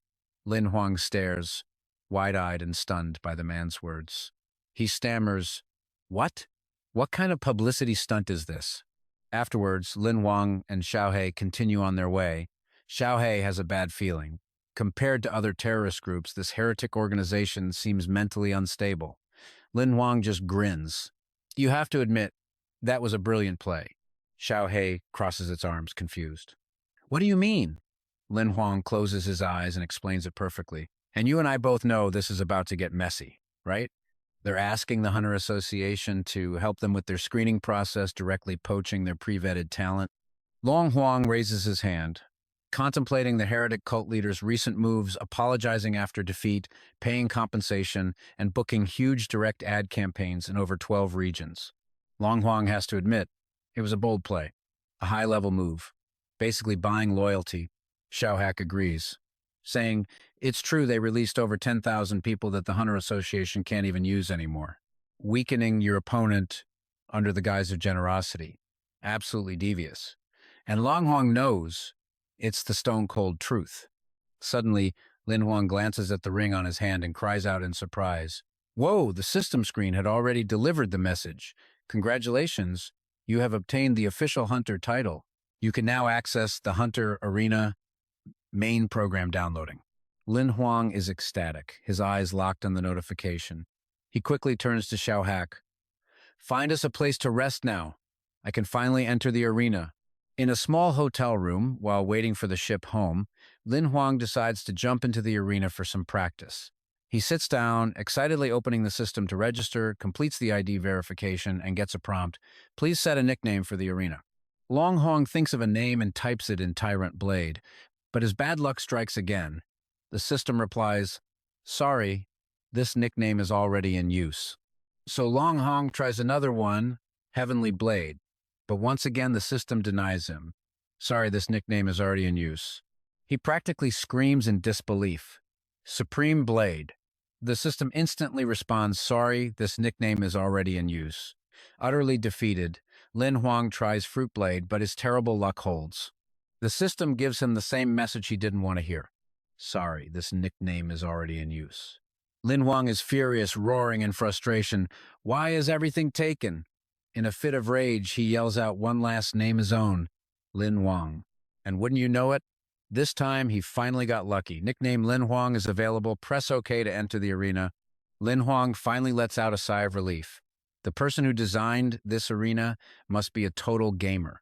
A system voice chimes in, "Hello, Lin Huang. The main program will now perform a full-body scan." Then it explains everything. And you're going to want to hear this, it's wild. It recreates your body in the arena using your real data, with bleeding, pain, death, and all other sensations simulated at 100% realism. Instantly, Lin Huang is pulled into another dimension. Teleportation commencing. He feels like he's floating in a cosmic void and yelps. A few moments later, Lin Huang finds himself inside the arena. The system's voice rings out, "Welcome to the Hunter Arena." Lin Huang is instantly hyped. He looks around, completely amazed. Even for a virtual world, the sheer scale of this place is absolutely shocking. He opens his system. Let's try out the challenge simulation mode. Lin Huang is transported to a sealed space with a notification. Hunter Lin Huang's solo challenge has been accepted. Based on your Iron Rank 3 combat power, you will be assigned to Arena Floor 188. As Lin Huang walks forward, he can't help but notice this entire challenge setup feels exactly like a video game.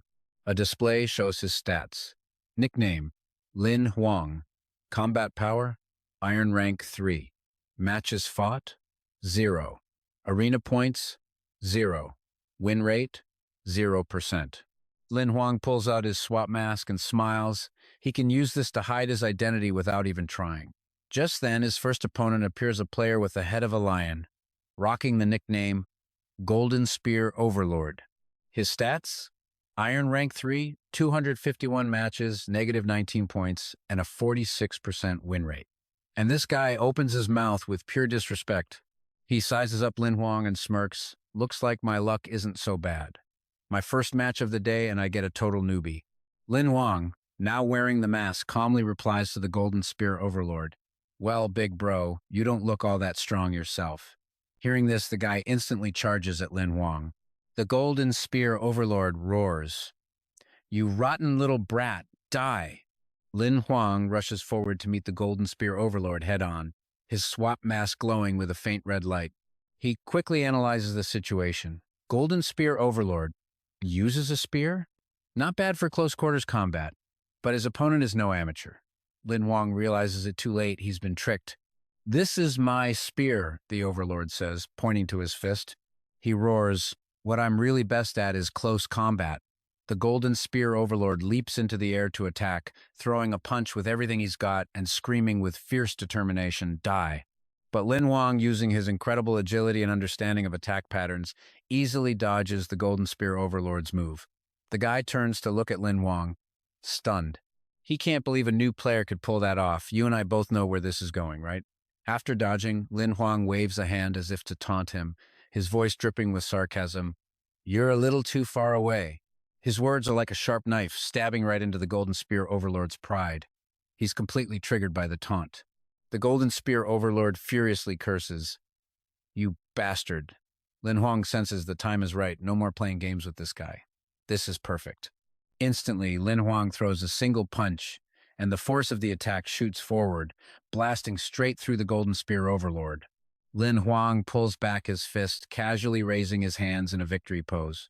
As for the Golden Spear Overlord, he's frozen in sheer terror, screaming, "Oh my God!" With just one attack, Lin Huang blew a massive hole straight through his stomach. The Golden Spear Overlord is terrified, sweat pouring down his face as he stammers, "You. How are you?" The Golden Spear Overlord was killed in an instant, immediately dissolving into thin air. The system's voice rings out, "Congratulations to player Lin Huang on his victory. For killing your opponent, you have earned 2 accumulated points." Lin Huang clenches his fist, marveling at this power. The Tyrant's Body formula combined with the Body Slayer formula, its close combat strength is this insane. The system displays his updated stats. Nickname, Lin Huang. Combat power, Iron Rank 3. Matches fought, 1. Arena points, 2. Win rate, 100%. Lin Huang looks up at his stats on the system, already calculating his next move. 10 consecutive wins doesn't just give 20 points, but 40. He realizes he has to go all out to kill his opponents in these lower-level matches. The system asks Lin Huang if he wishes to continue the challenge. Without a second of hesitation, he gives a firm reply, yes. The moment the words left his mouth, matchmaking for his next opponent began and was completed. Lin Huang sees that his opponent this time is a rather beautiful girl, and she has an incredibly stunning figure. He's a little flustered. Whoa, she's beautiful and strong. The woman's information quickly updates in front of him. Nickname, Her Majesty the Queen. Combat power, Iron Rank 3. Matches fought, 27. Arena points, 19. Win rate, 85%. Lin Huang notices his opponent is holding a long knife. He's a bit concerned.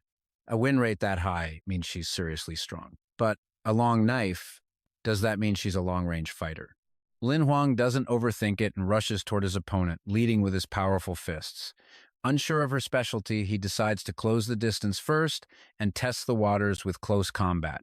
But Her Majesty the Queen just winks at him. She strikes a seductive, provocative pose right in front of him, then blows a kiss in his direction. Little devil, she coos. Just give up. If you surrender, Big Sis here will give you something good. Lin Huang is startled. His whole body feels like an electric current just shot through it, like some kind of power is taking control. He stammers, "Whoa, what the hell is this?" He grits his teeth, sweat trickling down his cheek, a sense of dread washing over him. His body feels stiff, hard to move. She begins to use a cloning technique, approaching him, trying to lure him into her trap. And that's where we give up! Surrender now! The queen's clone screams, trying to break Lin Huang's will. But when he won't give in, she cracks her leather whip and snarls, playtime's over! But as the whip strikes, his body dissolves into nothing. The queen freezes. At that exact moment, the real Lin Huang appears silently behind her, leaving her completely stunned. "You miscalculated," he tells her, "playing this kind of game with me." A swift, powerful chop to the back of her neck sends the queen reeling, unable to believe what just happened. "No, impossible," she screams. As the queen finally fades away, Lin Huang reflects that his kaleidoscope ability is perfect for countering these mental-type attacks. It seems he can use other types of power in this arena after all. Interesting. His opponent vanishes, and the system announces, "Congratulations to player Lin Huang for winning this match. He killed his opponent and earned 2 points. Continue to the next challenge?" Without a single moment of hesitation, Lin Huang's answer is firm. Continue. Several days fly by. Aboard Fu Qingshan's magic crystal spaceship, Lin Huang is in the lounge, talking through the system. Qingshan praises his talented disciple, 30 consecutive wins, 280 points, and that's just in the low-level division. Not a bad record at all. Lin Huang smiles humbly and replies, "Thank you for the praise, master." Qingshan strokes his beard. Thanks to the videos Lin Huang recorded, his master has analyzed everything. "I've watched all your combat videos," he says, before listing out his pros and cons. "Your strength is that your physique is far superior to other Iron Level 3s, even surpassing most Gold Level 3s, but you still have shortcomings, as I'm sure you know." Lin Huang listens seriously, knowing his master is right. "Right now, what you lack compared to a Gold Level 3 expert is speed, both your movement speed, supplemented by body and combat skills, and your attack speed, which is supplemented by your innate talents and sword skills. Your reaction speed can also be leveled up through real combat training." Qingshan nods. "Correct. You understand yourself well. Among Iron Level 3s, your power is indeed top tier." But he still offers a warning. "Compared to other 3-star fighters in the arena, your combat experience is seriously lacking." Lin Huang acknowledges his flaws. "Yes, master. When an opponent's attack density is high, I'm not calm enough. My evasion isn't effective, and I make too many wasted movements." Qingshan adds to the analysis. "In many cases, even when you spot an enemy's opening, you can't react instantly, missing many chances to attack." To remember this vital advice, Lin Huang carefully jots everything down in a notebook. Looking up with focus, he replies respectfully, "Understood. I'll pay more attention from now on." His motivation restored, Lin Huang's eyes light up with excitement. "Starting tomorrow, I'll fight just 10 matches a day and focus on improving my weaknesses." Qingshan offers his encouragement. "You have great talent. If you work harder than everyone else, I believe you'll grow very quickly. Keep it up." Just as the conversation with Qingshan comes to a close, Lin Huang picks up his notebook and says to Xiao Hei, "Master is truly on another level. Just a few words, and my understanding of combat is so much clearer." Xiao Hei is surprised by how quickly he absorbed the knowledge, teasing him, "If you'd been this diligent before, you would have gotten into a prestigious school ages ago." A little annoyed, Lin Huang shoots back a warning, "You really know how to talk, don't you? Don't say another word." But Xiao Hei just challenges him back. "Go on, try and kill me if you can." Suddenly, the ring on Lin Huang's finger begins to chime, cutting them off. He frowns, staring intently at the ring. Now here's where it gets interesting, pay attention. An urgent notification flashes before their eyes. A letter from the Hunter Association headquarters. Classified. Both Lin Huang and Xiao Hei are stunned. A classified letter from headquarters? The system displays the message. "Mr. Lin Huang, due to your outstanding performance in the Hunter assessment, the chief stewards of the Hunter Association have unanimously approved your assessment, promoting you to Gold Medal Hunter, ID number CZS9441218. Who would have thought the chiefs would make a decision like this? Lin Huang is thrilled. No way. They're breaking the rules to promote an iron level like me to Gold Hunter? While he's celebrating, Xiao Hei sees the logic behind it. There was no way to get you into formal training, so giving you the status of a gold-level hunter as compensation is actually a pretty good idea. Aboard the spaceship soaring through the sky, Lin Huang agrees. Not bad. At least with this, I can watch the advanced arena videos. It's been a long time since Xiao Hei offered any praise. You really are a model student. Not long after, Lin Huang arrives back home. Lin Xin, bursting with excitement, throws the door open, her voice filled with anticipation. Brother, you're finally back! Lin Xin rushes to his side, circling him to check for any injuries. Then, the questions pour out. Are you missing any parts? Why are you so much thinner? Weren't you eating properly? Are you okay? Knowing his sister is just worried, Lin Huang doesn't find her questions annoying at all. He says gently, Lin Xin, let me put my backpack down first. As he does, he sees Lin Xuan, who's gotten a neat haircut. The little guy's eyes are welling up as he looks at Lin Huang. Seeing Lin Xuan isn't as shy as before, Lin Huang gives him a warm, fond look. You've grown up quite a bit, Lin Huang says with a smile. Has little Xuan been a good boy lately? Lin Xin hugs her brother's arm and playfully reports, he has. Except for being a picky eater, he's been very good. He even walks me to and from school now. Lin Huang is surprised the little guy has become so responsible. He bends down, affectionately ruffles his hair, and praises him. Good job, you're a little man now. You have to protect your sister. Night falls, and the lights in Lin Huang's house glow brightly. Lin Xin's voice urges him on, Brother, hurry up and take a shower and change your clothes. Dinner's all ready. Also, where are my presents? Lin Huang sighs helplessly. Let me put the bag down first. They're all in here. Lin Xin sits down and pulls out a mountain of toys, stuffed animals, toy cars, drums, and so much more. Suddenly, Lin Xin remembers something. Oh, right, brother, there's one more thing. As Lin Huang and Lin Xuan are eating, she continues, I've been using a VR game to practice my shooting. Lin Xuan got curious, so I let him use my account to play a few times. Wow, that's great, Lin Huang mumbles through a mouthful of food. But his sister's next words make him stop cold. He shot me straight to first place on the scoreboard. Looks like we have another gunslinger in the family. You and I both know this is a huge deal. Lin Huang stops eating and turns to the little boy. A thought flashes through his mind. So, Lin Huang isn't just talented with a sword. He's a genius at shooting too? This kid. While Lin Xuan is lost in enjoying his meal, Lin Huang suddenly asks, Little Swan, give me your hand. The boy hesitates for a second, then softly calls out, Brother? Lin Xuan holds out his hand. Lin Huang reassures him, If you feel uncomfortable, just say so and I'll stop. Lin Xuan smiles. Okay. Using his life power, Lin Huang begins to probe the boy's body, his brow furrowing in thought. My life power has circled through little Swan's entire body. Aside from a little energy consumption, I didn't find anything. Lin Huang turns and says gently, Okay, you can keep eating. Lin Xuan nods and goes right back to his meal. And here's where we leave it with Lin Huang deep in thought. His health is normal, and there's no life power reaction inside him, which means he's just an ordinary person. So what does this mean? Is he simply a natural-born combat genius? Ah, the innocence of a child. One moment the kid was happily chowing down on some meat, and the next he's already drifted off to sleep.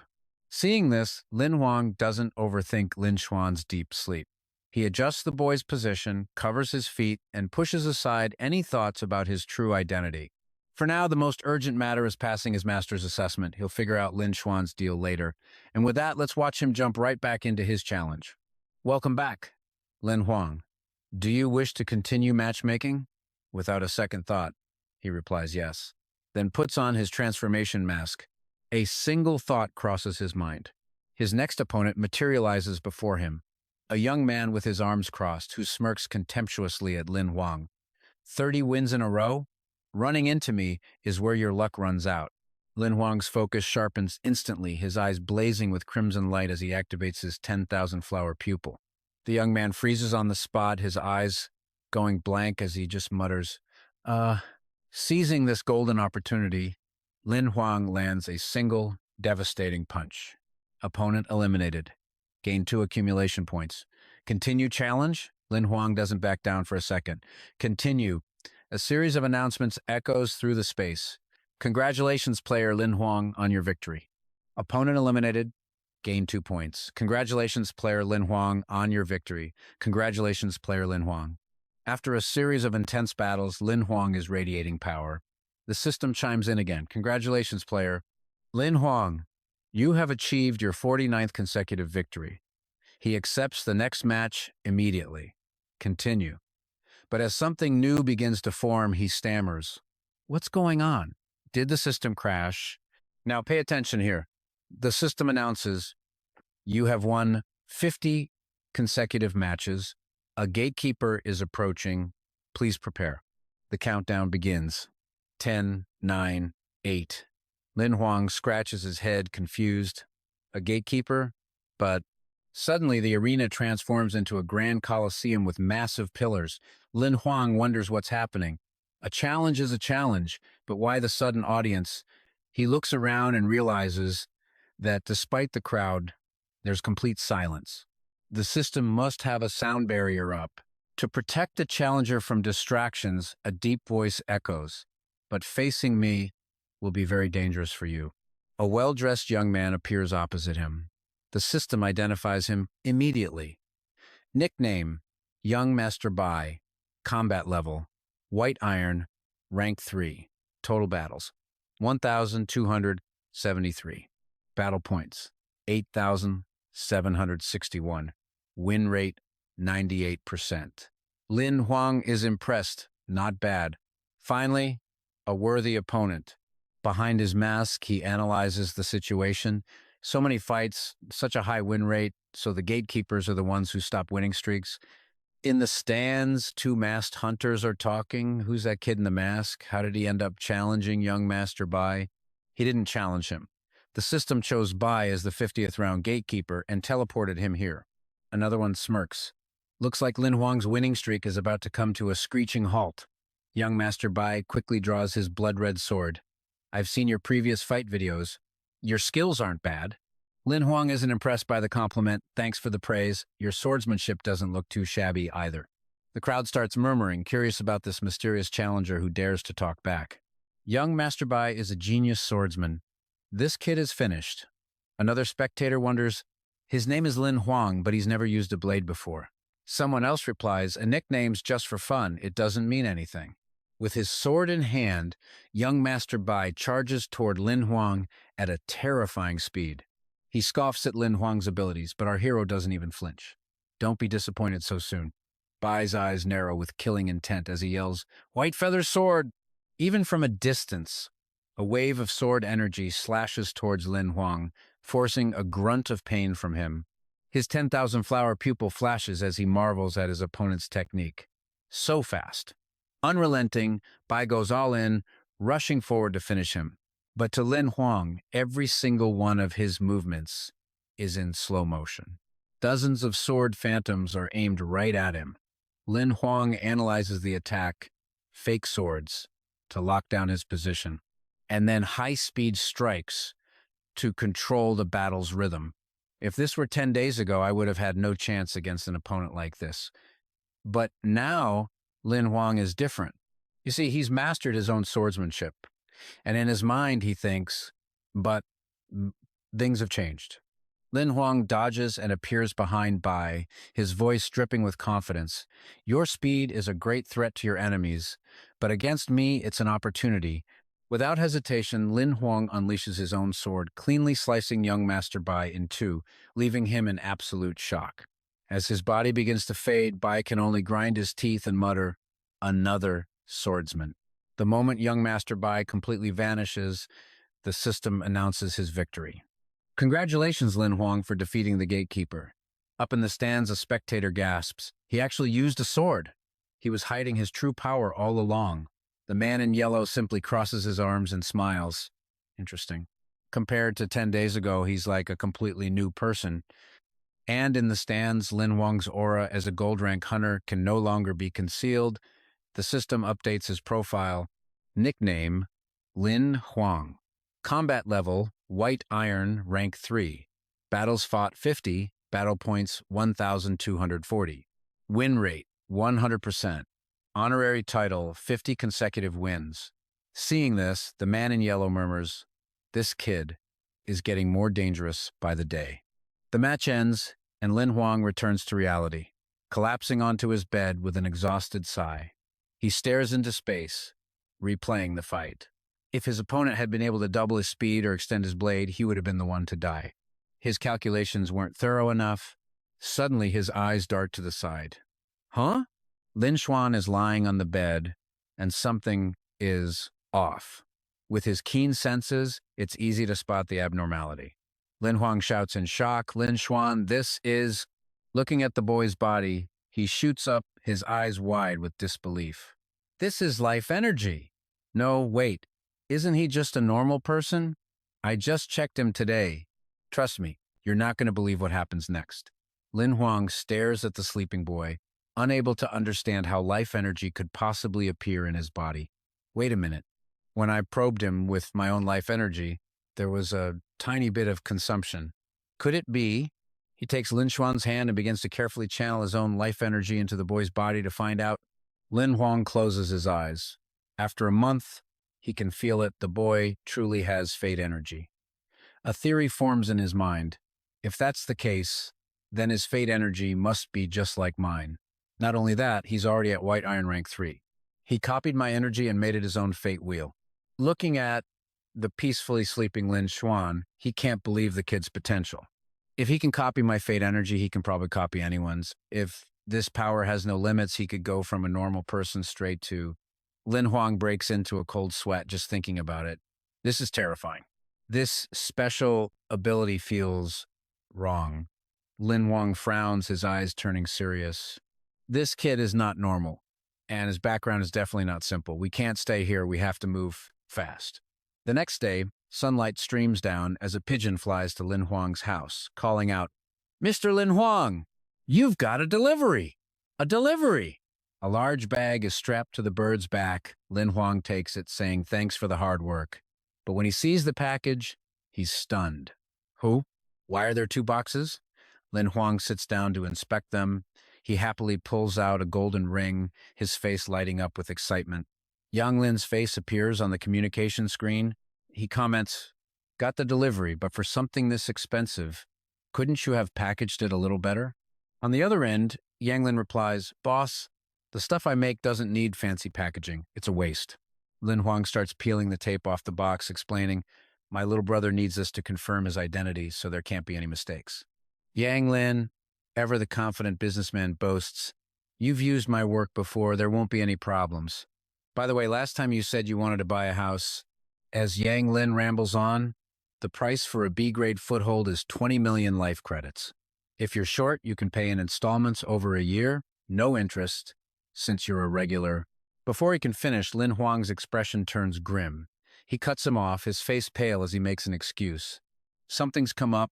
I'll call you back. Yang Lin doesn't think much of it and just laughs. All right, we'll talk later. As he hangs up, Lin Huang's eyes are locked on the other item in the box, his gaze filled with disbelief. Inside the box sits a gray urn. Lin Huang is completely baffled. Is this an urn for ashes? More curious than scared, he picks it up to inspect it. What kind of sick bastard sent this? He mutters angrily. But then he freezes, staring at the symbol on the urn. A black raven stares back at him.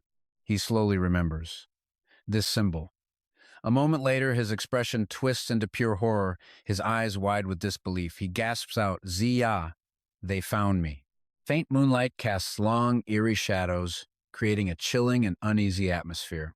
Out of the darkness, 2 figures appear outside Lin Huang's house. A voice cuts through the silence, cold enough to freeze your blood. We're here. 2 masked agents from the Ziya organization are watching the house. Now, pay attention. One of them speaks, his words laced with death. Lin Huang deceived the organization. He escaped the training camp. According to the rules, he must die. The man beside him hesitates slightly. Yes, but he still has a sister. They rush towards the house, their voices sharp and merciless, tearing through the quiet night. One of them scoffs. Humph. The families of traitors are not our responsibility. The other one understands immediately and replies quickly. Yes, understood.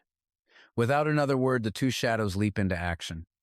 With just a few jumps, one of them lands silently on the second floor balcony.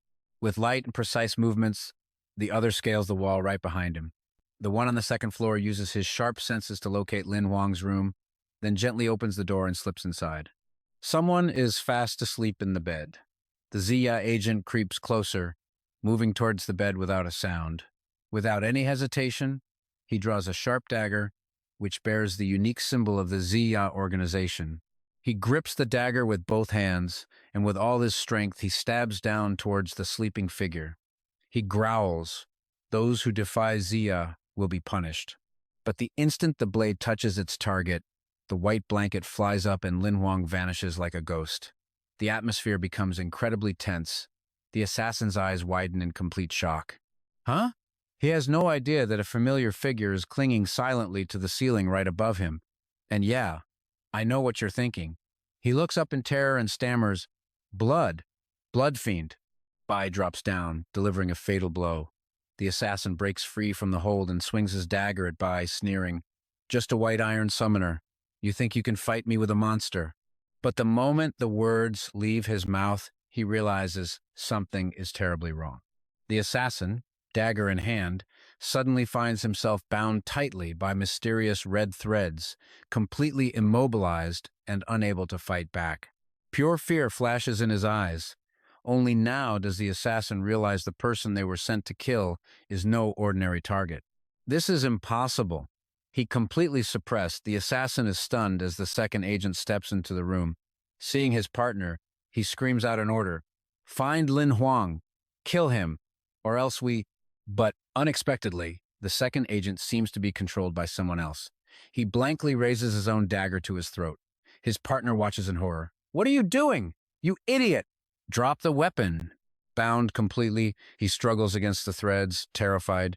"No, this can't be happening. What's going on?"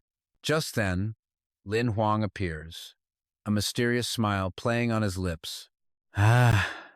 He casually strolls in, hands in his pockets, with Guimian walking beside him. He steps forward and greets them. "Two guests from Ziya, all the way out here.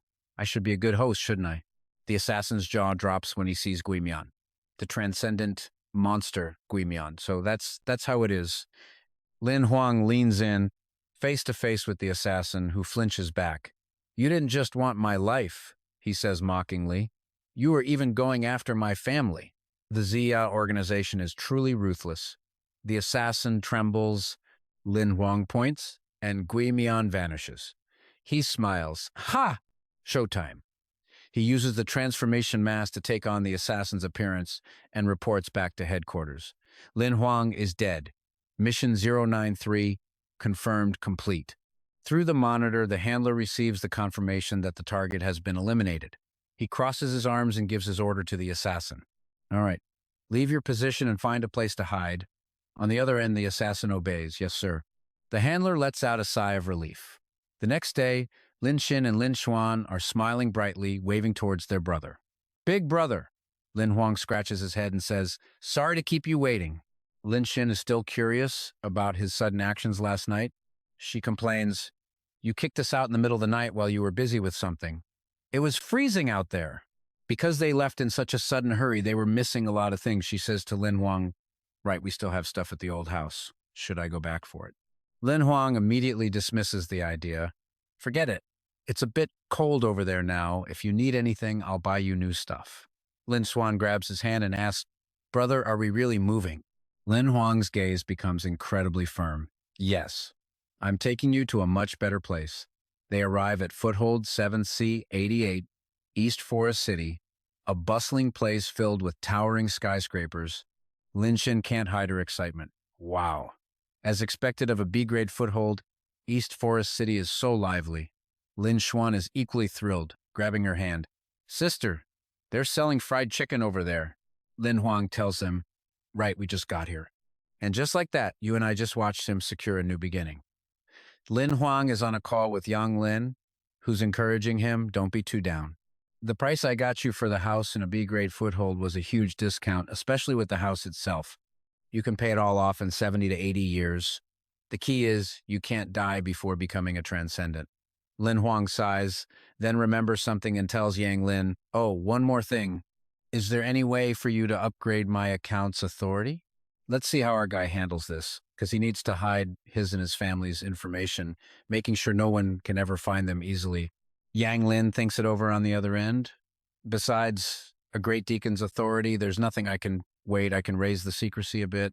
Suddenly, his eyes light up, realizing something. Hold on, he shouts. Yang Lin's voice goes high with pure shock, unable to believe Lin Huang's authority is so high. Big bro, are you messing with me? Your current privacy level is already at Great Deacon tier. No one below that rank can see a thing. Lin Huang is stunned, blurting out, What? Yang Lin's tone shifts to pure respect. Big bro, you have powerful people watching your back, huh? Please support your little brother in the future. While he's on the call, his little sister shouts, Brother, come look. Lin Huang quickly ends the call. All right, I'll talk to you later. The three of them stand there, completely speechless. Lin Xin asks nervously, Is that our new house? Seeing that the place looks great, he answers, Yup, not bad at all. But it's Lin Xuan who shows it on his face, letting out a gasp of pure amazement. Before them stands a massive house with a red roof, built in a classic Eastern architectural style. Lin Huang declares, This is where we start our new life.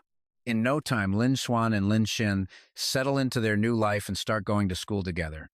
The little troublemaker calls out, Brother, we're off to school. Lin Xuan is just as excited to be heading to class with his sister. Holding a cup of water, Lin Huang stands at the doorway and waves them off, not forgetting to remind Lin Xin, Behave at the new school and take good care of little Xuan. She quickly replies, I know. Goodbye. The second they're gone, Lin Huang's expression flips. He smirks. Finally, the house is quiet. Time to take care of some personal business. Lin Huang quickly dons his disguise mask and enters a match, his body materializing inside the hunter arena. I've still got a month left on my time limit. I need to get this mission done, and fast. Inside the arena, the system's voice booms. Welcome to the Hunters Association arena. Matching opponent. The roar of the crowd makes the whole place feel electric. Lin Huang is back. The guy with the 50-match winning streak. He's been gone for days, and his first match back is against a gatekeeper. What luck. The man in red says, his eyes fixed on Lin Huang, before turning to the man in yellow. So that's the famous Lin Huang, the one they call Tyrant? The man in yellow sits with his arms crossed, a deep, unreadable look on his face. Now pay attention, because he slowly says, Just watch. He's about to give you a very big surprise. Down on the arena floor, Lin Huang's omnivision glows. He thinks to himself, I need to earn 2,000 mission points within 2 months. That's at least an 80-fight winning streak. This is the gatekeeper for the 60th round. Who the hell is this guy? A seriously tough opponent appears. The system flashes his info, nicknamed Feng Wu. Combat level, Iron level rank 3, fights 42,089, wins 30,569, win rate 93%. Lin Huang summons his blade, his omnivision flaring as he studies his opponent. He makes a quick assessment, also a blade user. The man in yellow strokes his chin, feeling a jolt of excitement. Feng Wu. He's a blade user ranked 11th on the leaderboard. The man in red scoffs, completely confident Feng Wu has this in the bag. This kid's winning streak? Yeah, I think it's about to come to a screeching halt. Feng Wu and Lin Huang face off. Feng Wu speaks first. Lin Huang, I've heard your name for a long time. Lin Huang, hoping for a good fight, politely responds, I hope Senior will go easy on me, but it seems Feng Wu is anything but friendly. His eyes look like he wants to eat Lin Huang alive, like he can't wait to cut him down. His gaze is pure murder as he growls, Don't you dare call me Senior. But when it comes to mood swings, no one is faster. His attitude does a complete 180, a huge smile spreading across his face. Feng Wu asks, Can we be good friends? The sudden shift leaves Lin Huang absolutely baffled and speechless. Huh? Feng Wu's intimidating look is the complete opposite of his personality. His words are full of genuine admiration for Lin Huang. I fought young Master Bai once, and his sword speed was insanely hard to read. But you killed him in a single strike. That's incredible. Let's be friends, so we can get to know each other. Lin Huang is in a bind. He scratches his head, awkwardly turning down the offer. I, uh, I don't add friends. Sorry. Internally, he's panicking. I worked so hard to hide my identity. I can't risk blowing my cover here. Without another word, Feng Wu charges at him with terrifying speed, startling Lin Huang slightly. It's fine. Just getting to fight you once is good enough for me. Lin Huang can't believe he's attacking first. Seriously? An attack? Hey, you're supposed to be the gatekeeper here. The skill of a number 11 ranked fighter is no joke. Feng Wu's eyes are locked on, his body a blur as he zips through the air. In the next instant, he leaps up, preparing to bring his blade crashing down on Lin Huang. You and I are watching this, and it's wild. Lin Huang uses Omnivision to read his every move. He doesn't even bother to dodge. He just closes his eyes, calmly waiting. The moment Feng Wu's blade is about to connect, Lin Huang strikes back. That single move completely shatters Feng Wu's attack. He grits his teeth as sweat beads on his forehead, thinking in disbelief, he didn't even use a real blade skill. That was a completely random strike, yet it broke my attack. He really is on another level. Feng Wu holds his blade with new respect. You're right, my blade art is called lightning motion. Lin Huang doesn't look down on his power at all. In fact, he even starts coaching him on how to fix its weakness. You're trying to use speed to cover up your flaws. But you don't realize that the faster you move, the more obvious those flaws become. Show me what you can do with your... Lin Huang unleashes his own power, sparks flying off his body. He stands his ground and replies, "You're welcome." The man in red can't believe what he's seeing. A gatekeeper? This looks more like a master teaching his disciple? The man in yellow just smirks. See? See? I told you he was impressive.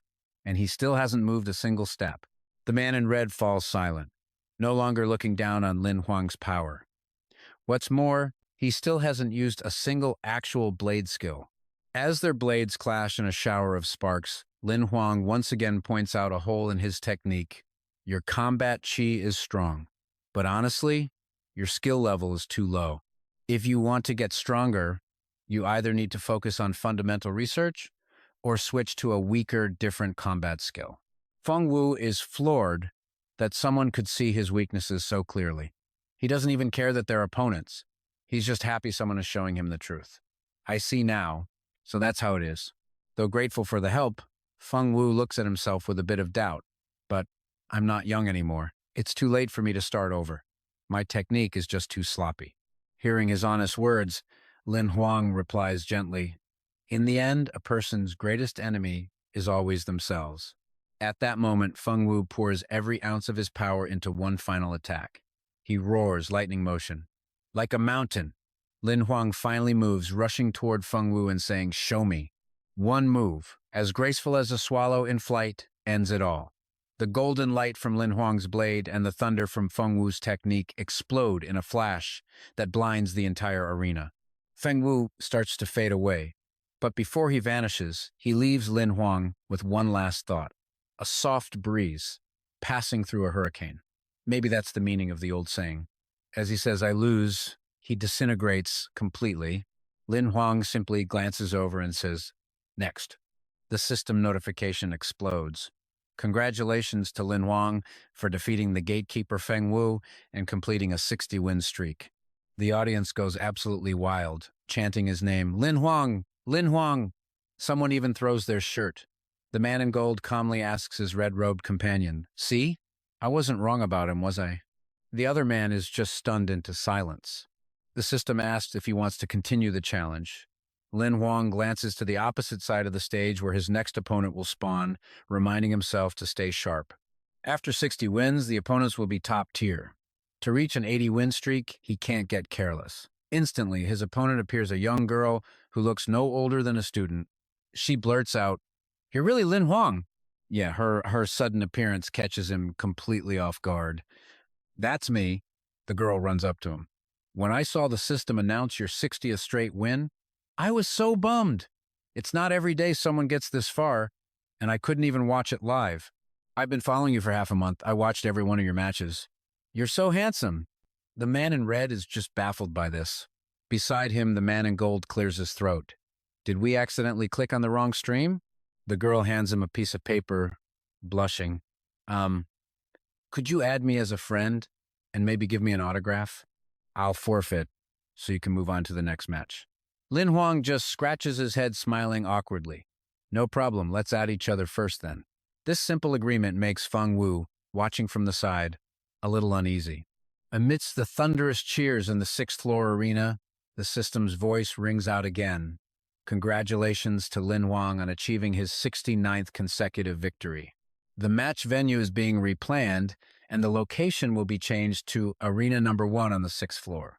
The streak winner will now challenge the gatekeeper. Please wait. The man in gold speaks up. From round 61 to 69, he only took 10 minutes. The red-robed man scoffs. But get this, from here on out, it's a whole different game. I want to see just how far he can really go.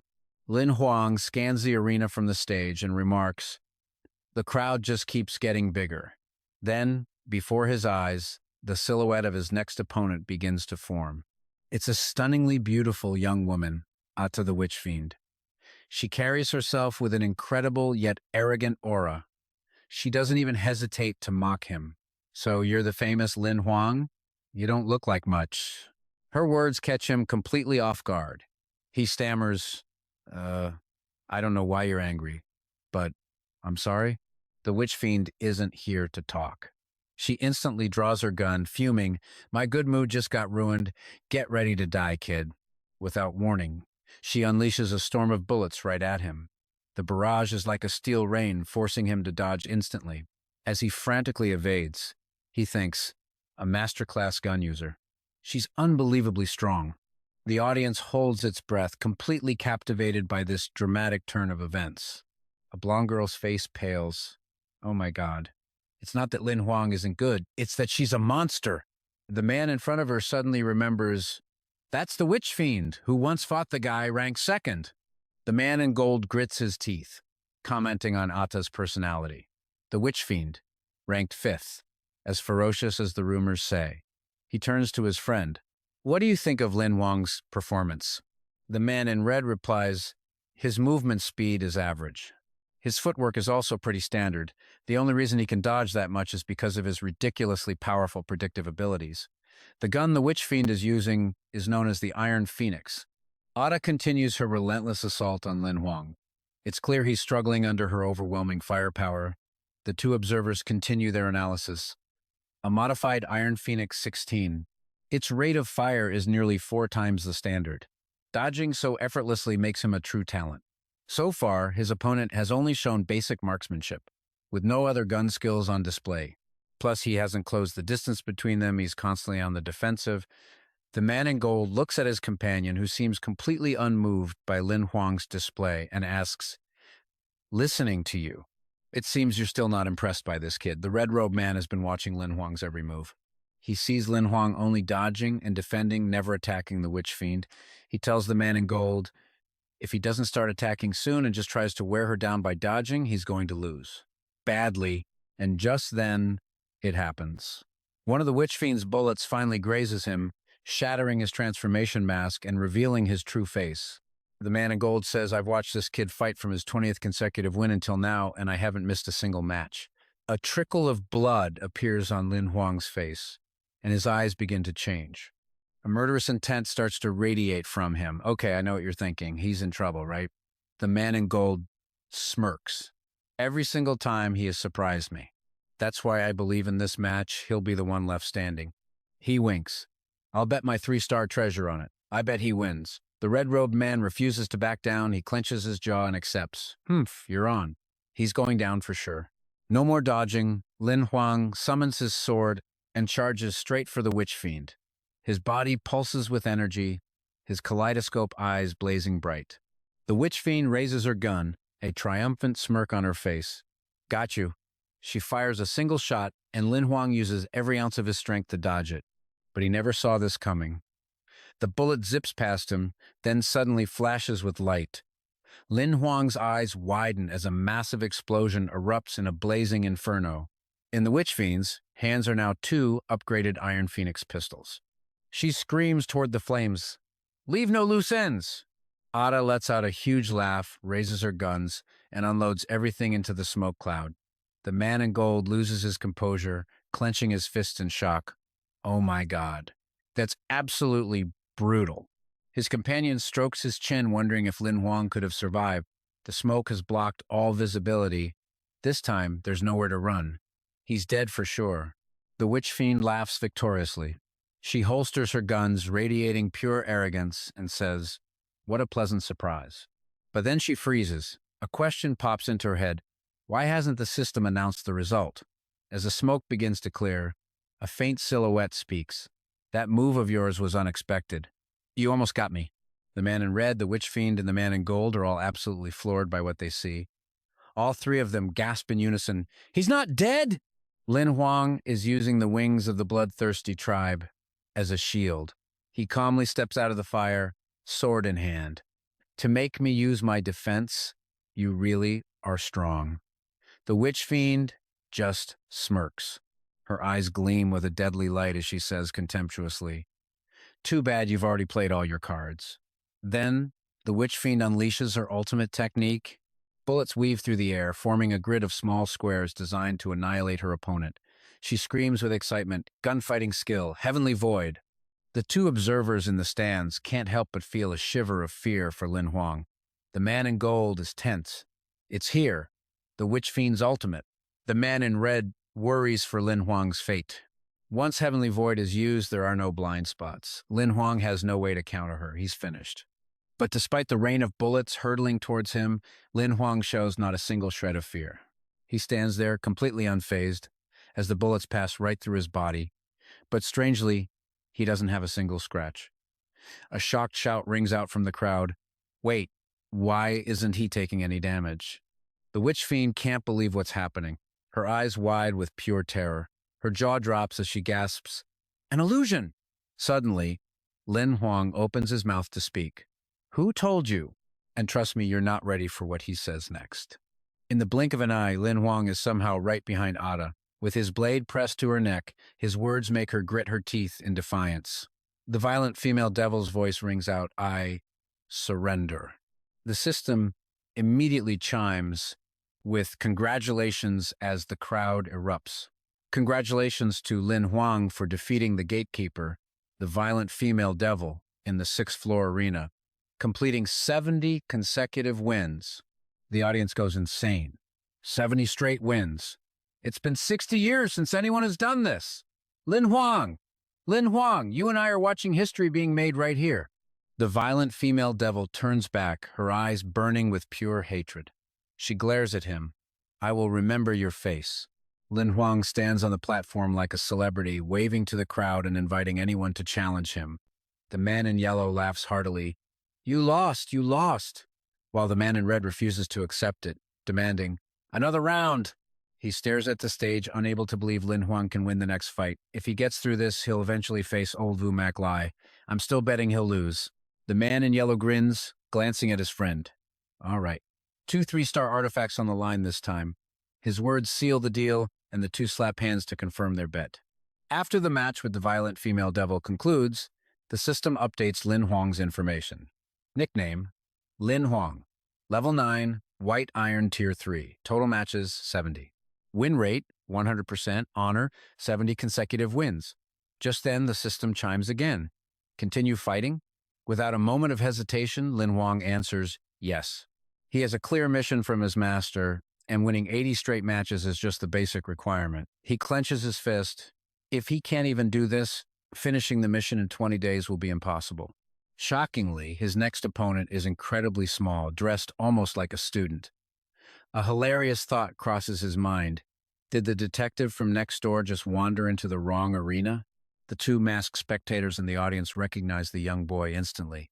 The man in yellow yells, "Mat Not Bao Loi, you have got to be kidding me." Speak of the devil, the man in red scoffs. Vumak Lai himself once said that in the White Iron realm, no one can break this kid's defense. Lin Huang doesn't stand a chance.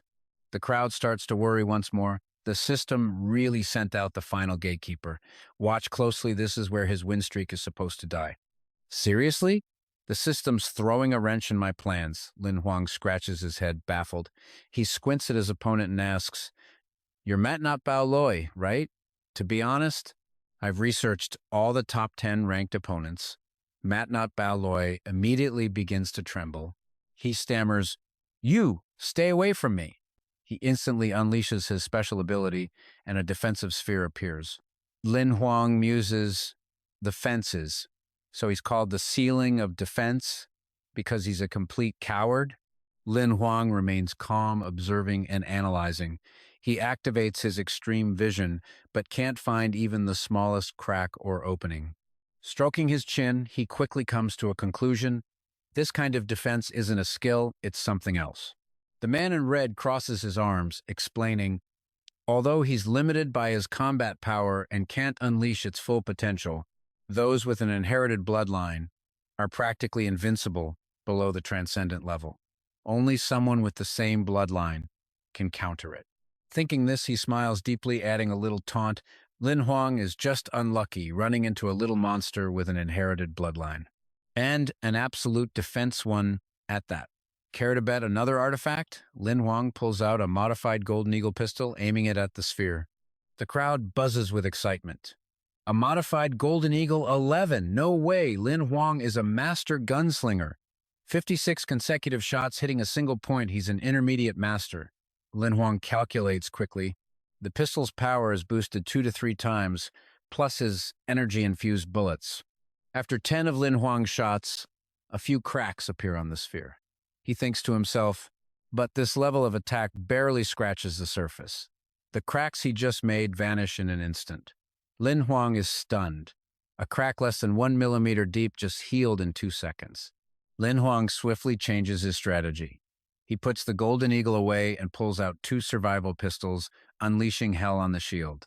The sound of gunfire is deafening. He stands in the smoke, staring at the defensive sphere. After that continuous barrage, the results are slightly better. This time, the shield took 5 seconds to heal. Unwilling to give up, he switches to a heavy weapon. The man in red squints. Just reckless attacks? Is he already out of ideas? The man in yellow next to him is sweating bullets. I mean, let's be real, you and I both know how frustrating this is to watch. The only way to win is to stall until the half-hour time limit, forcing a draw. A draw means Lin Huang's win streak is broken and he starts over. He switches weapons again, grabbing his blade and unleashing a powerful thrust. He refuses to accept a draw. Lin Huang roars in pure rage. "I refuse to accept this!" The blade pierces the outer layer of the defense as he screams, "Blade 20!" After a flurry of slashes, he notices something. The shield doesn't just have structure, it has a massive repulsive force. The deeper he pushes, the stronger it pushes back. Lin Huang gets into position, shouting, "Blade 30." Every single slash is backed by his full, unyielding strength. Sparks fly, but he doesn't falter. He charges forward, panting in frustration.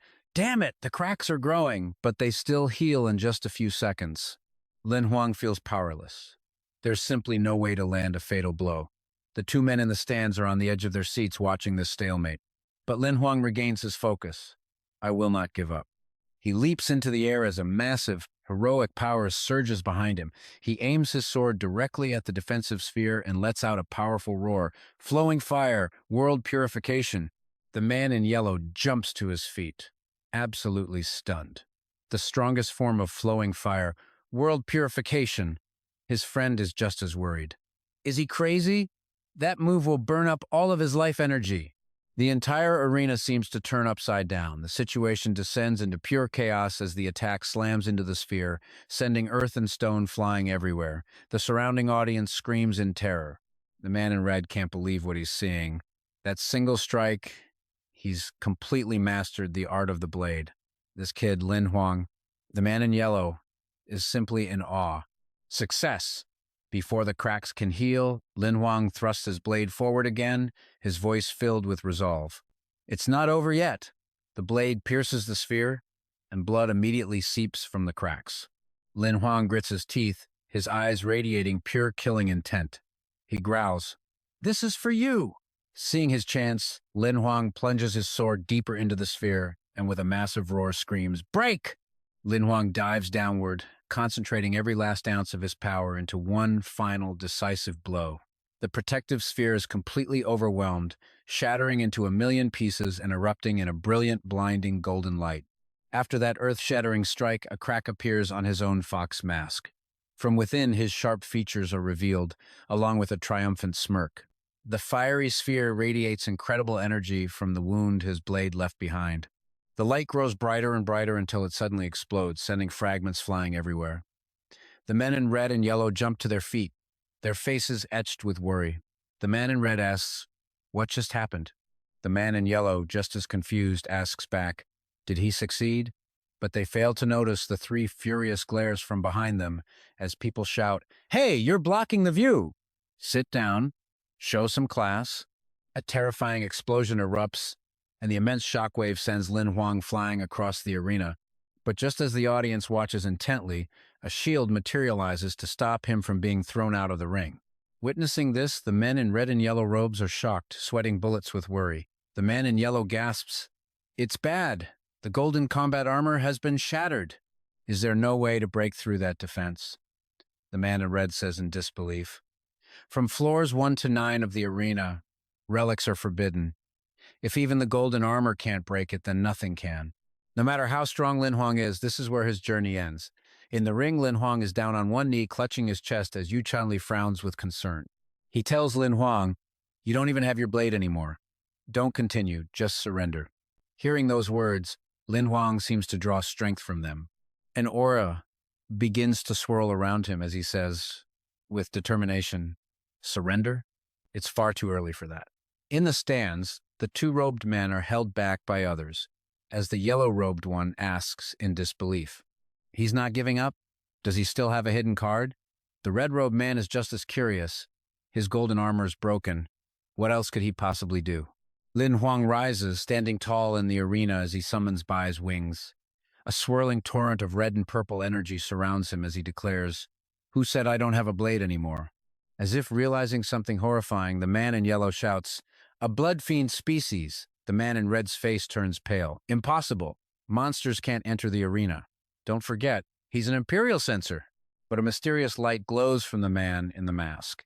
The energy sphere is suddenly encased in a deadly purple aura radiating pure evil. The man in red screams, "It's a monster skill, blood spirit." At this moment, Lin Huang looks like a demon, with tendrils of red lightning crackling around him.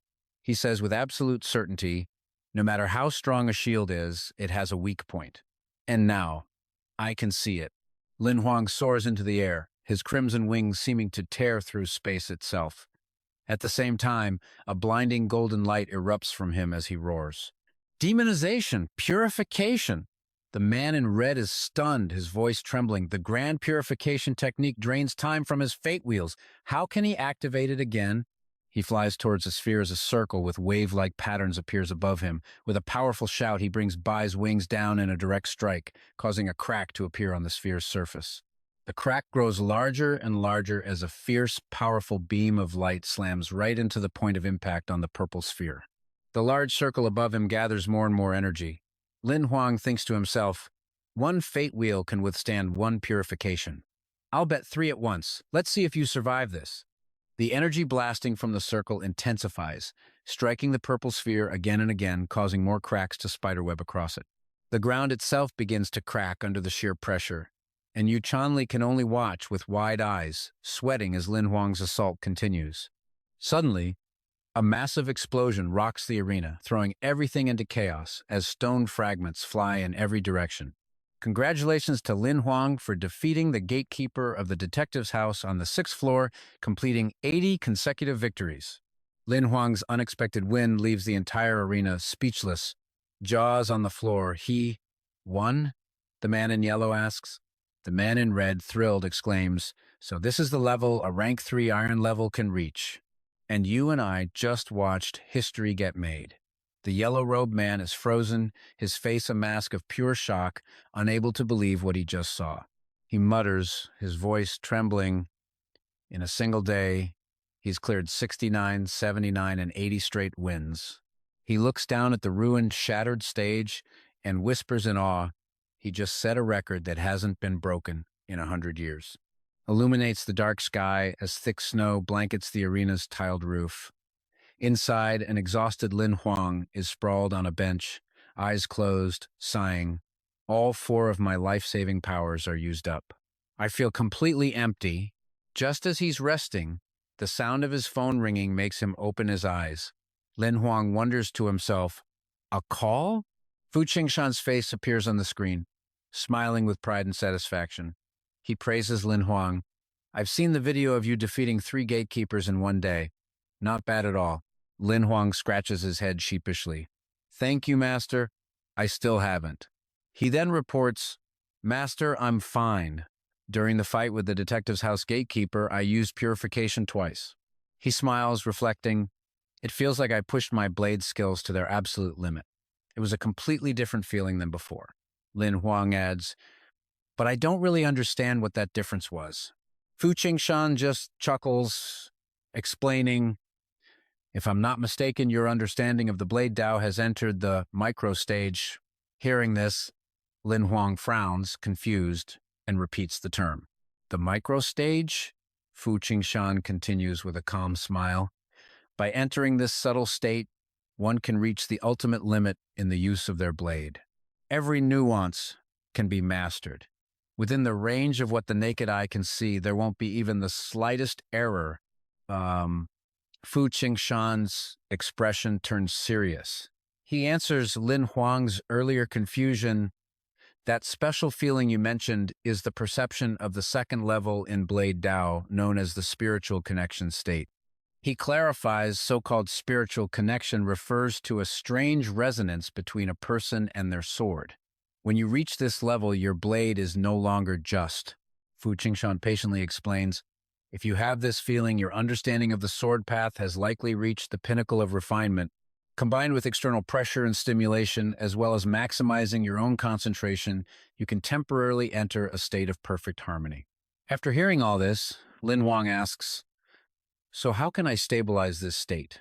Fu Qingshan doesn't explain further. He just crosses his arms and tells him, for the next few days, you don't need to enter the arena. Focus your determination on studying the Blade Dao. He continues, see if you can. After all, your next opponent is the top-ranked gatekeeper, Wu Moli. Hearing that name, Lin Huang falls into deep thought. At Lin Huang's new home, he isn't lazing around, but diligently practicing his blade techniques, his movements fluid like a dance. He suddenly thrusts his sword forward, his brow furrowing in concentration. He sheathes his blade, a smile spreading across his face. Success! I've finally grasped the spiritual connection state.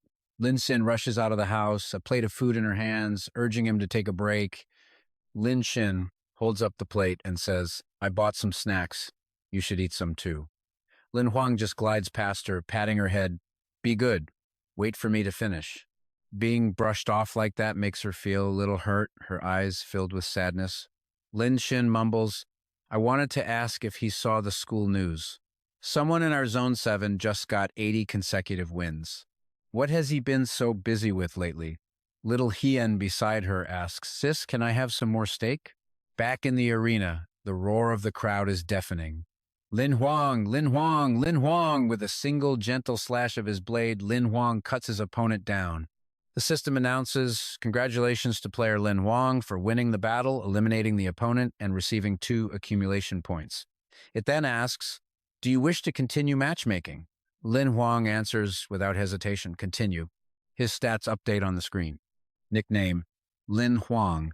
Combat power, iron level rank, 3, battles, 80, arena points, unknown. His next opponent is a beautiful woman holding an umbrella, exuding a powerful aura. She asks in a gentle voice, so you're Lin Huang? You seem pretty average. Lin Huang just awkwardly scratches his head. Well, you're the first person to ever say that to me, he thinks to himself. All right, let's get into it. The second-ranked player on the leaderboard, the one opponent he was worried he'd have to face, she immediately starts taunting Lin Huang. Hiding behind a mask, too scared to show your face, are you even a man? But he doesn't take the bait. I'm a swordsman. Your cheap provocations won't work on me. The woman's umbrella fires a volley of attacks as she screams, Stop hiding like a rat! Lin Huang dodges with ease, firing back a taunt of his own. Miss, your spearmanship. It's a little weaker than the demoness's, isn't it? She glares at him with pure shock, her voice dripping with arrogance. What I know is more than just a little. Lin Huang draws his blade, retreating to build momentum, waiting for the perfect moment to strike. The two instantly clash, the light of their weapons flashing through the arena. Up close, the woman parries his attack. She uses her umbrella like a spear, but Lin Huang just leans back, dodging the thrust with inches to spare. He stares her down. The more you know, the more weaknesses you'll have. Hearing this, the woman explodes with rage, screaming, "Nonsense! I'll take your life!" She lunges again, but this time, he stands his ground, seemingly ready to take the hit. But in a flash, he vanishes, reappearing right behind her.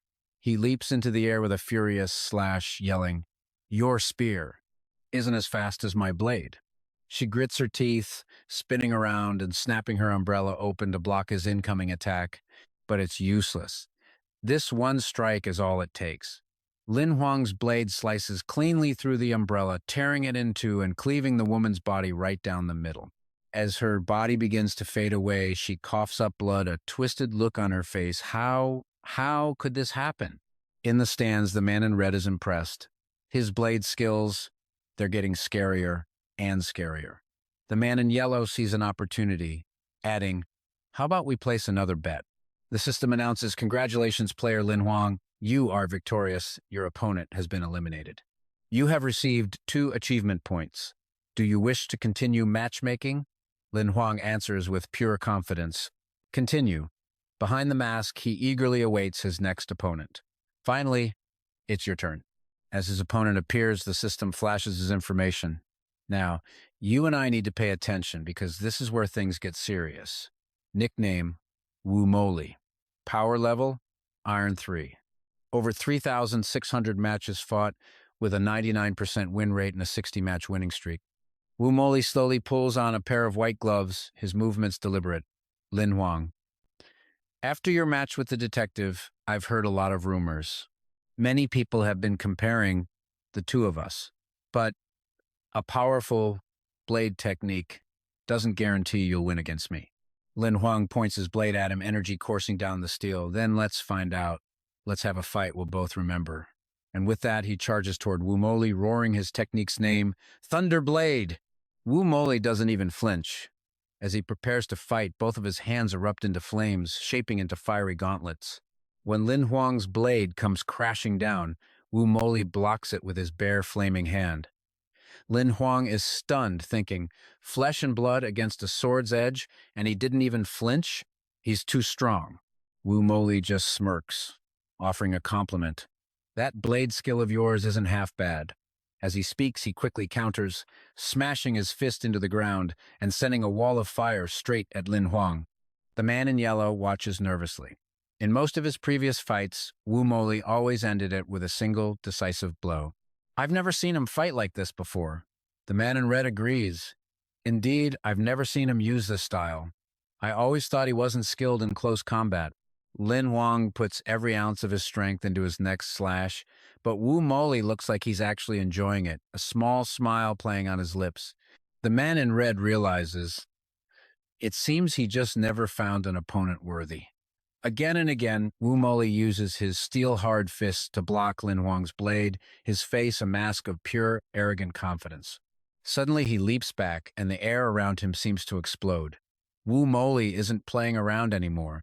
He lets out a sinister laugh as 2 blood-red serpents materialize behind him. Their eyes glow with malevolent light, and Wu Moli's power instantly doubles. He grins and says, "The warm-up is over. Let's begin for real." Lin Huang activates his angelic wings, his voice filled with determination. But in a flash, Wu Moli unleashes the 2 serpents, sending them lunging to tear him apart. Lin Huang doesn't panic. He flies high into the air using his blade techniques to fend them off. Seizing an opening, he shoots like an arrow toward Wu Moli for a close-quarters attack. A twisted smile forms on Wu Moli's face. "Not bad," he says, impressed by Lin Huang's speed and power. Wu Moli focuses his power, and the 2 beasts erupt with a murderous aura. Their strength, magnified several times over, sends Lin Huang flying backward. Unlucky for him, Lin Huang takes a hit. Wu Moli unleashes a demonic fire, its power surging. He opens his mouth and spews an enormous blast of flame, roaring with satisfaction. Not enough! It's never enough. Suddenly, a red, thorny vine wraps tightly around Wu Moli's arm, halting his attack. Lin Huang has him restrained, taunting him, "How about this?" But he isn't held for long. Wu Moli brings his hands together and begins to chant. He scoffs. Watch closely. This is the difference between you and me. Just a few seconds later, the vines are shattered. Lin Huang raises a hand to shield his face, completely shocked that even now, Wu Moli has a trump card to break his hold. A massive red monster, 3 times the size of a man, erupts from Wu Moli's body. All he can do is fly back, watching this insane transformation. Wu Moli lets out a deafening roar. Titan King, emerge! The man in red's jaw drops. It's here. Wu Moli's strongest skill, the Titan King. The man in yellow is stunned. That aura. This isn't a simulated life form. Yeah, you and I are watching the exact moment the entire fight changes. As expected of an Imperial censor, you figured it out, Wu Moli says with admiration. Then you should also understand this kind of super-level life form is not something you can possibly fight against. The Titan King throws a punch and Wu Moli yells, a transcendent life form. Lin Huang is sent reeling. He thinks to himself, I really can't fight a transcendent level attack head on. I can't even withstand the heat. But then again, neither can he. He remembers Fu Qingshan's words. A life form obtained through leveling up will have its own consciousness erased. But if you force the process and absorb it improperly, you risk a violent backlash from the creature. It's like drinking poison to quench thirst. Lin Huang has his strategy, drain Wu Moli's life force to trigger that backlash. His eyes sharpen, but Wu Moli is already chanting, his aura surging as the enraged Titan King forms a massive ball of lightning. Lin Huang freezes, a scream rising in his throat. Oh God! The theory is great, but first I have to survive long enough for the backlash to even happen. The Titan King unleashes a furious torrent of fire toward Lin Huang, the roaring flames threatening to incinerate him on the spot. The man in red clenches his fist in terror. A direct hit from the Titan King's flame, even a transcendent, would struggle to block that. Lin Huang is done for. Bring it out, the man in yellow says, standing his ground. The 3-star relic. Lin Huang soars over the Titan King's head, dodging the attack. Wu Moli turns and scoffs. I knew you'd use your movement skill. I was prepared. And from the beast's mouth, a sudden, massive shockwave of energy erupts.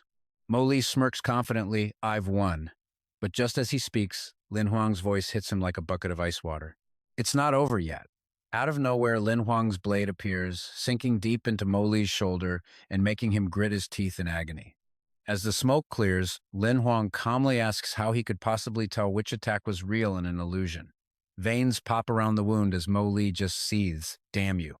At that exact moment, the Titan King is struck by a power backlash. It goes absolutely berserk, roaring and losing all control. The man in yellow puts a hand on his companion's shoulder, warning, the life seed is reacting violently. The man in red just gasps, what? Moli burned through too much energy, triggering the backlash. And pay attention, because if his own consciousness isn't strong enough, the monster takes over. He'll be useless, even outside this arena. Lin Huang summons his sword, preparing to finish the Titan King for good. The man in yellow breaks out in a cold sweat, realizing Lin Huang's plan as he soars toward the beast. Raising his sword high above his head, Lin Huang prepares to destroy both consciousnesses with one ultimate strike. Liu Huo, Jingxi, the man in yellow leaps up to intervene, yelling, Lin Huang, don't! But it's too late. The technique crashes down on the Titan King, the impact shaking the very air. A crack appears on the Titan King as light spills from within. Seconds later, its entire body shatters and Moli collapses in front of Lin Huang. Lin Huang's blade is still in his shoulder as Moli's body begins to fade. He smiles and says, Lin Huang, thank you. The man in yellow is ecstatic. He did it! The man in red realizes Lin Huang destroyed the transcendent life seed's mind, saving Moli. A massive roar comes from the stands, the crowd chanting his name. Lin Huang! Lin Huang! Lin Huang! The system announces, congratulations to Lin Huang for defeating the 8th floor guardian Wu Moli and achieving a 90-game winning streak.